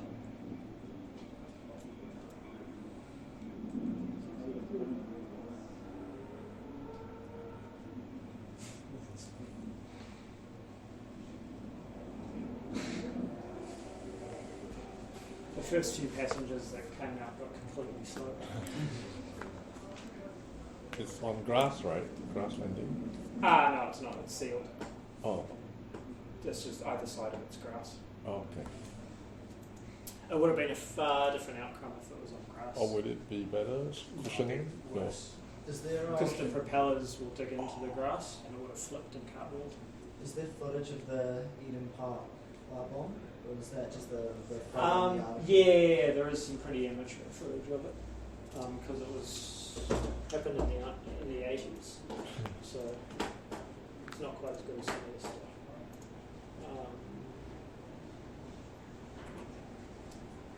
It's the Springbok.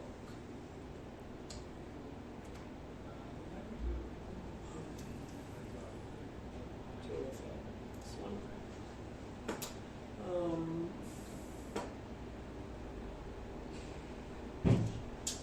It's changed now to quite an unusual feeling of tenseness because there is a light plane circling the ground and dipping it low and dropping things into the crowd. There originally was a series of pamphlets dropped onto the playing field which were cleared up. Those are the gestures from the crowd as the plane comes over yet again. There's the plane coming in very low over Eden Park. It seems to me to be just above the grandstand height. Flower bombs have landed on the field and they're going to be cleared away as the All Black team comes on.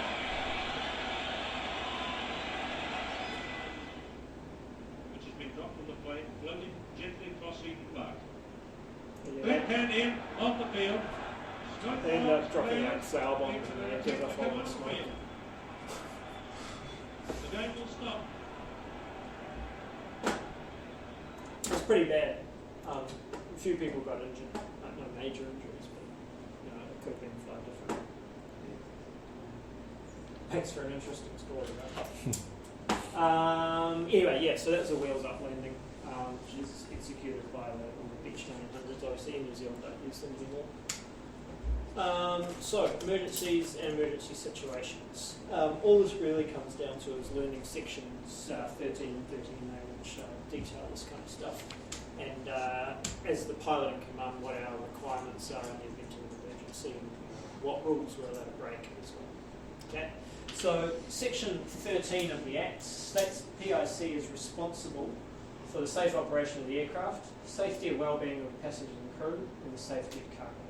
Okay, so that's our primary responsibility, is the safety for everyone. We have the final authority to control the aircraft and the maintenance of discipline by all personnel on board. Okay, so whilst the pilot in command is in command of the aircraft, then they're in charge, so what they say goes.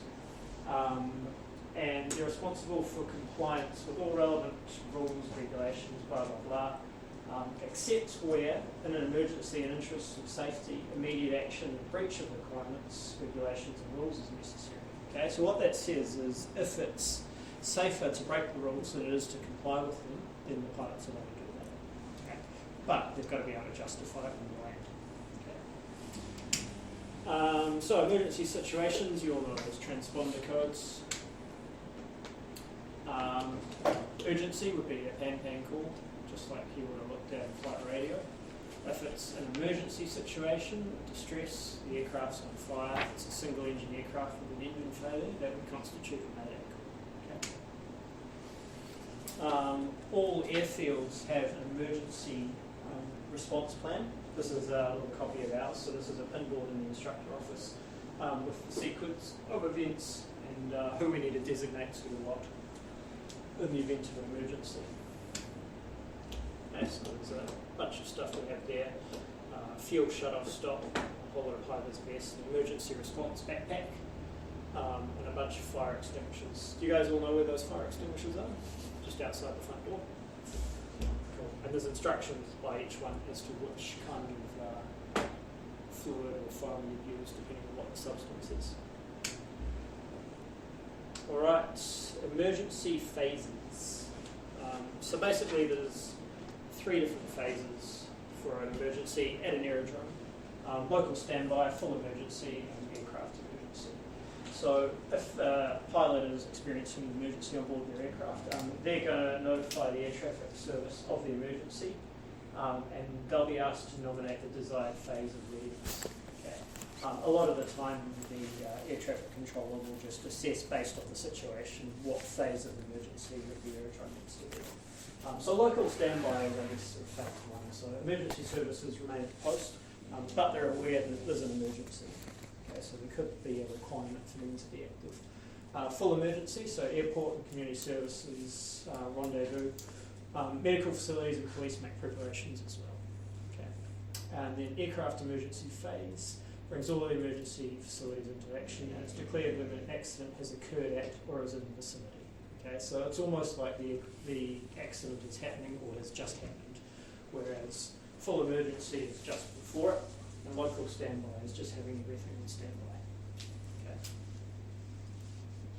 There's a good little explanation of this in the book as well. So we're looking at page 13, chapter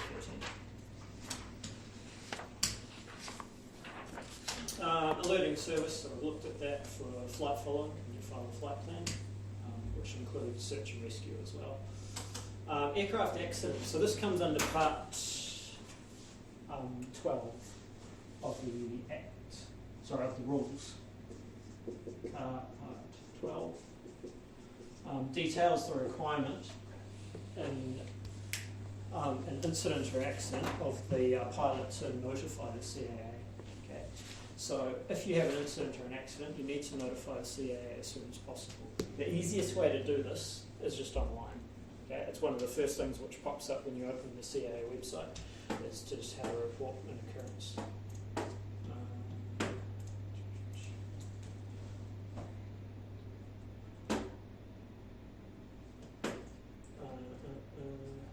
Say that, it's not there. It's a little bit further down, I think. It's displaying it a little bit strange. It's because I've zoomed out. There you go. So submitting a 005, and that's where you go and put in your occurrence report. Okay, and that takes care of your part 12 requirements, which is what it says there. Accidents that require notification are accidents which involve death or serious injury, or damage to the aircraft, or structural failure which adversely affects the strength, performance, or flight characteristics of the aircraft, and it requires major repair or component replacement. Details must be provided by the PIC within 10 days of that happening. They also need to advise the police if it's an accident involving death, injury, or third-party property damage. If the PIC is unable, the operator of the aircraft can do so as well. Okay, access to aircraft involved in an accident. So if an aircraft has an accident, the idea really is to leave the aircraft where it lays. Okay, so that an investigation can happen. So you're not meant to access, interfere, or remove an aircraft or any components unless the CAA authorises you to. However, they may permit you to remove people or livestock from the aircraft, protect the aircraft from any further damage, disconnect recorders or ELTs, and prevent obstruction to the public or air navigation if no alternative is available. Okay, so if it's really in the way or if it's causing a safety concern, then it may be authorised to be removed. Part 135 doesn't matter. Part 135 comes up when you start doing the CPL. And the signals from ground to air in the event of an emergency.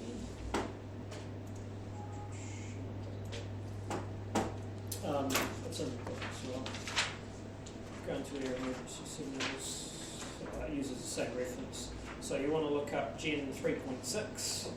Table 3.6-2. Okay, it's just got all the signals that are used for help. Alright, if there's an emergency which happens in flight, then you may breach the rules in the interest of safety. You're expected to transmit a hand and mayday call. However, if the emergency is not in flight, it happens on the ground, but you need to fly because of it, there's a few more limitations. So you can breach the rule in the interest of safety as long as the extent of the breach only goes as far as necessary, so you're not using it as an excuse to break all the rules. There's no other reasonable means of dealing with the emergency. The degree of danger of breach is less than the danger from deviation of the rule, i.e. it's safer to break the rule than it is to comply with it. It has to be a registered New Zealand aircraft. Okay, it can't be something which isn't registered. It doesn't breach airworthiness requirements, so it's still an airworthy aircraft. And operation is exercised by a lawfully entitled person, i.e. the person which takes the helicopter or the aeroplane is a pilot with a current pilot license and a current vehicle. Okay, so there's a few more limitations if the aircraft's on the ground and you're wanting to breach the rules because of it. Alright, and there's a bit of stuff on search and rescue if you look at G3.6-6 as well in the ARP. Is there an example of emergency not in flight? Like, Emergency not in flight, so I've got a good example of that. There was a while ago where there were some trampers lost in the bush, and there was a guy who was a helicopter pilot who didn't have a current medical, and he decided he wanted to go and find them and save them. And by all means he did. He took this helicopter, went and rescued the trampers and brought them back. But there was a court case afterwards because he didn't have a medical. So therefore if we go back and have a look at the requirements, he wasn't a lawfully entitled person, okay? Because in order for your license to be current, you must have a current medical as well. So he got taken to court and prosecuted because of it, even though he effectively saved these people's lives who were lost in the bush. Okay, so it's one of those things. If it came down to it, you probably would, but there are consequences if the emergency doesn't happen in flight. Obviously, if it happens in flight, i.e. it's a single pilot operation and the pilot has a heart attack, well, you've got no choice. You know, if the person who's landing the aeroplane doesn't have a pilot license, then so be it. Make sense? Any questions on all of the stuff we've looked at? No? Pretty straightforward. Yeah, excellent. Have a run through those practice exams tonight or tomorrow night when you get a chance. See how you get on. They're pretty straightforward. You probably won't find them too difficult. If you've got any further questions, bring them back to me or ask one of the other instructors and we can help you out with them, okay? So we'll start on tech soon. Let's take 15 minutes and then we'll get cracking into that. Sound good? Cool.